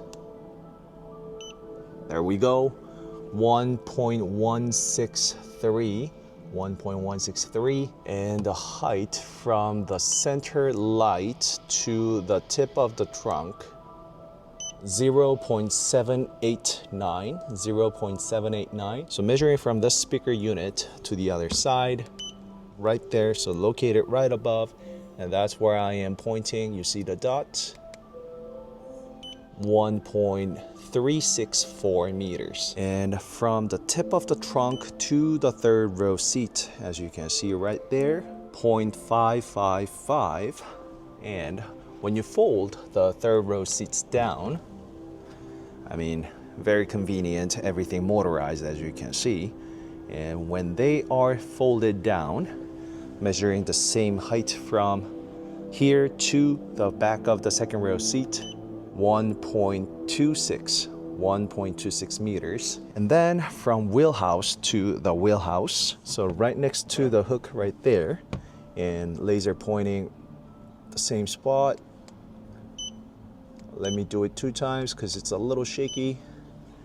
So 1.157 and 8, so 1.158. And from the top to top on the second row seat, so that's where I am pointing the laser against the cover here, from the third row seat, right in front of the speaker, and same thing, pointing there. Let me do it twice. A little shaky, but same measurement, 1.416. So let me get inside the second row seat. So from this door to door, so right underneath the curtain here, located the measurement and pointing the same spot right there. Let me just do here and there so I can average it out. 1.544 and 1.546. So because the car gets the wide panoramic sunroof, it has narrower headroom compared to a non-sunroof Palisade. So keep in mind, And also there's a lot of curvature here and there, and measure it from this top to right over there, 1.2 meters. Just so you know, I have more than the size of a fist for the headroom here, and I am 175 centimeters tall, so there's plenty of headroom on the second row seat. So from the top of the headrest to the headliner, it is about 0.241, so that's how much my head actually sticks out from the headrest. That's about a fist size. And for the rest of the size comparison, I actually have done so with the previous model Palisade. So I am measuring from here to right over there. It is 1.571, and it wasn't that much different from the previous model, to be honest. Let me measure the length between the passenger seat and the driver's seat, and let me do some multiple readings here so I can average it out. Also keep in mind that this car is a 9-seater, meaning having the third seat on the first row even, so the seat is going to be smaller than the 7-seater Palisade, meaning it is going to have further distances between the two. So it's 0.36 or 0.35 on an average. So one of the important thing, the measurement from the trunk, I am actually measuring this very tip. There is also another plastic part that's sticking out, but I am giving you the measurement here.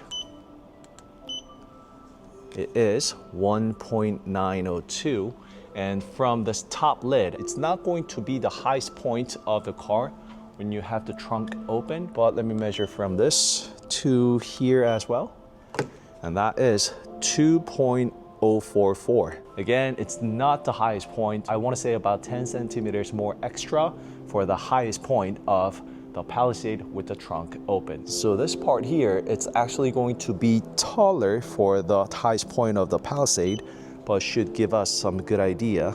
It's about 2.012 meters.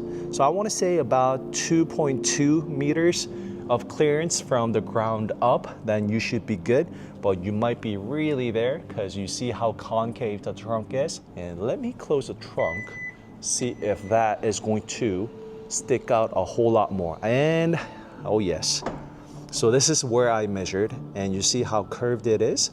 So do give about, yeah, I definitely want to say do give about 20 more centimeters of room for that top clearance. All right, so that's it for today's video, making up my stupid mistake that I made before. I apologize, and I thank you very much for pointing that out. And honestly, I didn't even notice that at first because it was precisely measuring the height it was supposed to. I mean, I did test it with my height, something like this. You see, I am 175 centimeter tall, and it's reading 182 right now because of my shoes. You see my shoes? So that's how I kind of configured it. But again, I made a stupid mistake and I just gotta go. That's it for today's video. Don't forget to like and subscribe CarSceneKorea if you did, and I will see you in the next video. Bye-bye. An adult could easily travel on the third row seats. It is completely doable. I did compare that with the IONIQ 9. Welcome to CarSceneKorea. I introduce newly released Genesis, Hyundai, and Kia cars. And as you saw from the thumbnail, I am test driving 2026 all-new Hyundai Palisade intensive thorough review, driving the car for 222 kilometers, 8 hours and 40 minutes. I'll give it to you straight. It's 7.2 kilometers per liter I have clocked. That is together with the exhaustive tests, and I am the worst person when it comes to the fuel economy. I never ever get the suggested fuel economy, just so you know. So you will get much better number than that. And honestly, I don't even know how many Palisade videos I have made. If you haven't already, please check out my earlier videos and reviews of Palisade. I have intensive walk around, interior, exterior, test drive, first impression, ASMR video, you name it, I have it all. I even have measurement videos that I shot twice because I actually made a mistake here and there in the first video. A long story short,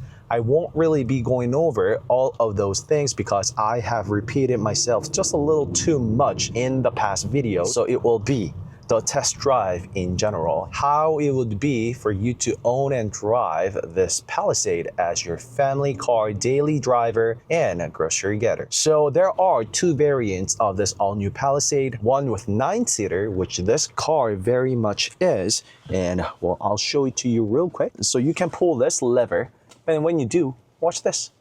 So you can actually raise it up. I don't want to lose my tumbler here. Raise it up, this becomes into a seat, making this car to be a 9-seater car. And why is that? It's the first time that Palisade got such, but the appealing reason behind it is that you can actually drive on bus-only lane in Korea when you have 6 or more people sitting inside a vehicle. So it was only StarX or Staria or Kia Carnival up until today that could actually do so. So it's a possibility you see this Palisade on the bus lane here in Korea. I know it's not all markets around the world, but that is what it is here in Korea. And I know there are a few countries just like this that has special benefit of operating 9 or more passenger cars. So that is probably the most reasonable idea that I can come up with this 9-seater Palisade. So that being said, there is also a 7-seater Palisade seat configuration of 2 + 2 + 3 on the third row seat. 2 seats on the second row seats come with captain seats that has a full legit massage seat.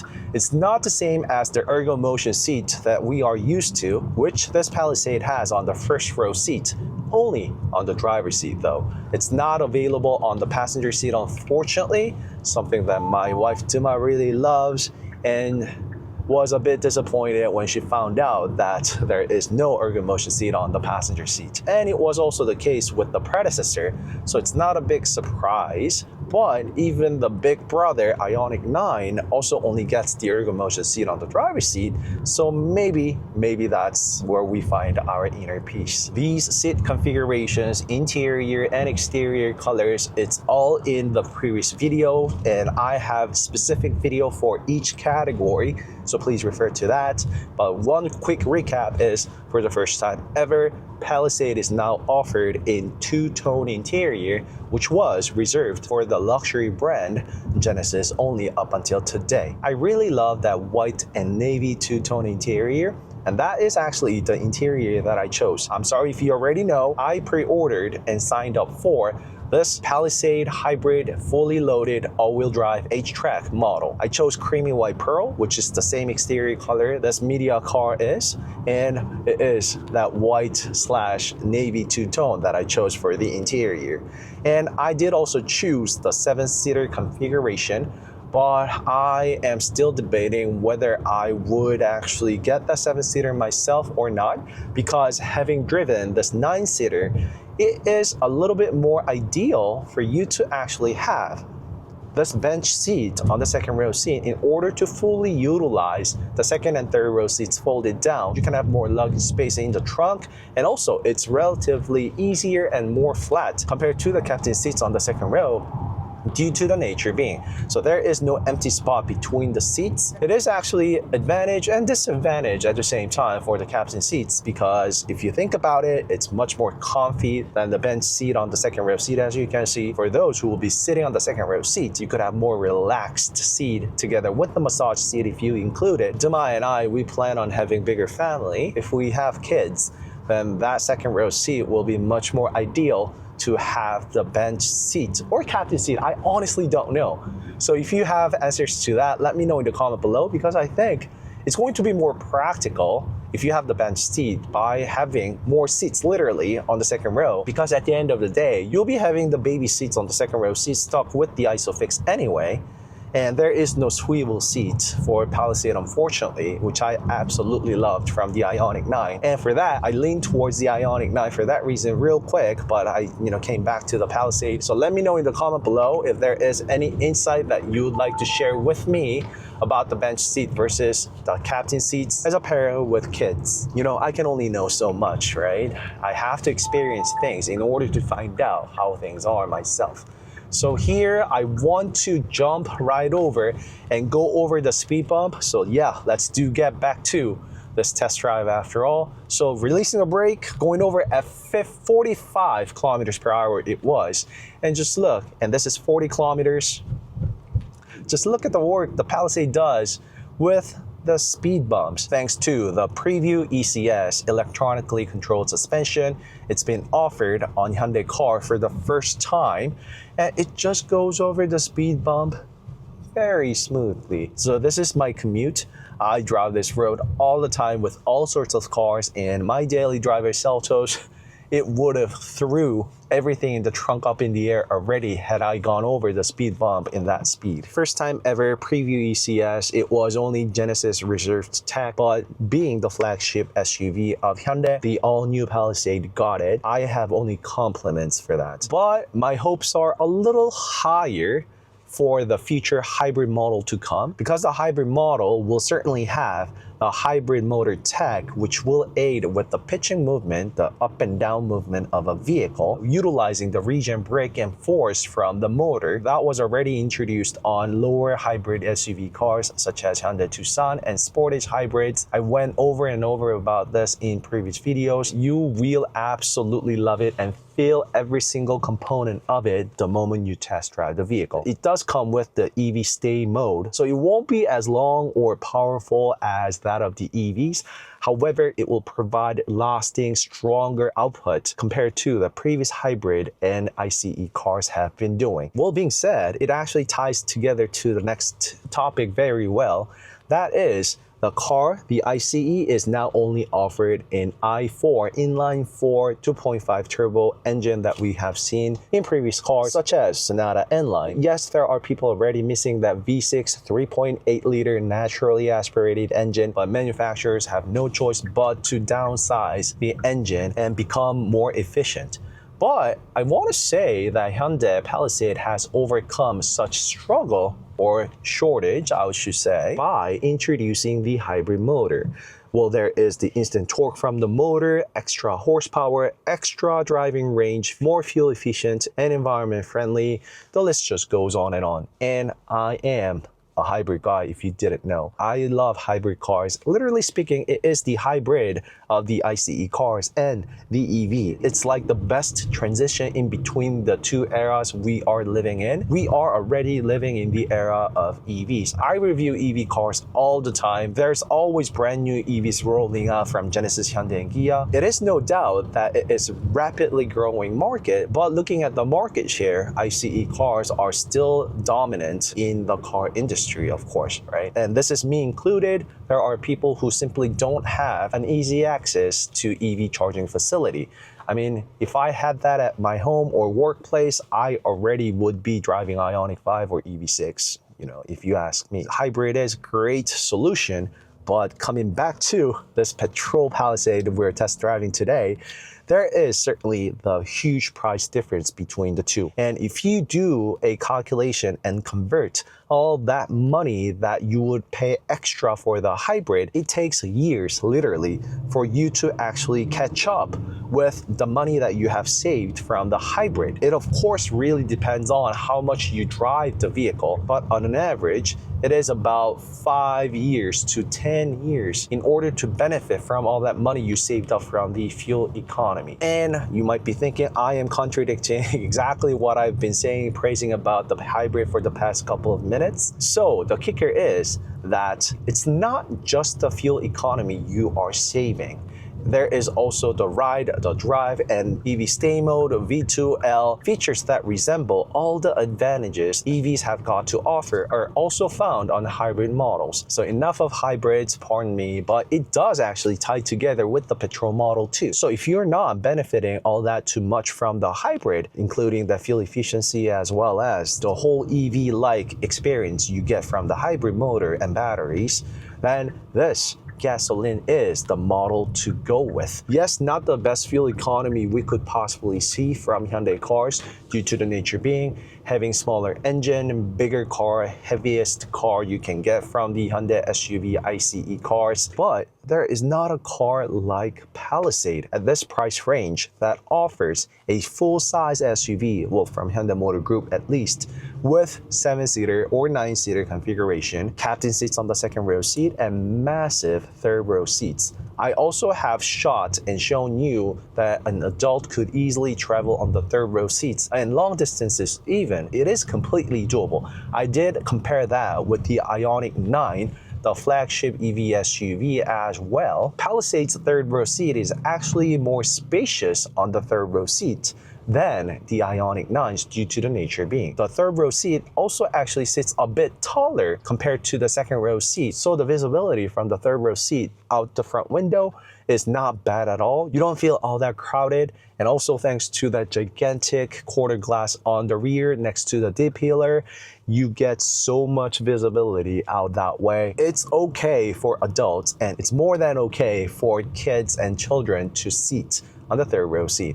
But do keep in mind that the third row seat is sitting right on top of the rear wheel, so it's not necessarily going to provide the best sitting comfort or experience possible. Speaking of the third row seat, there is still very usable and practical space in the trunk, the boot, even with the third row seat upright. You can also tilt the third row seat. Hyundai utilized every inch of this Palisade inside out, thanks to shorter overhang on the front and longer on the rear part, which got translated into larger cabin space together with the trunk space that I just went over. All in all, the NVH, noise, vibration, and harshness, nothing to complain about unless I compare it to an EV. I just finished test driving an EV, Genesis EV to be precise, so I do feel the car is a bit more noisy compared to 100% full EV electric vehicles. However, the car does come with the stop and go, so the engine will shut down just like so, and also fire up again when it detects the car in the front moving, which I actually really liked. There is no sluggish moment when you just want to go when the light changed, so the car is actually already preparing itself on its own. All this driver user-friendly text and features here and there, I absolutely love, and this made my driving experience really, really pleasant. And despite this behemoth size, I don't know what is in play, to be honest, because I would actually have to sit down, go over all these tiny details and numbers, but it's got to be the latest text and features such as the blind spot view monitor, BVM we just saw, and 360 view cams, surround view cams that you can run right here. So when you go into the tight parking lot and area, you have secondary aid, the visual camera aid out the car, so you can actually drive really close to the pillar, the wall, the curbs, and you don't need to worry about it. It's gonna take some time for you to get used to, but once you do, this camera has got you covered. And thanks to that, I didn't scrape a thing. I mean, I shouldn't even without it, but I didn't scrape a thing. So that's it for today's video, going over the exhaustive and intensive review of this all-new Hyundai Palisade. So that really is it for today's video. Thanks for watching CarSceneKorea, and I will see you in the next video. Bye-bye.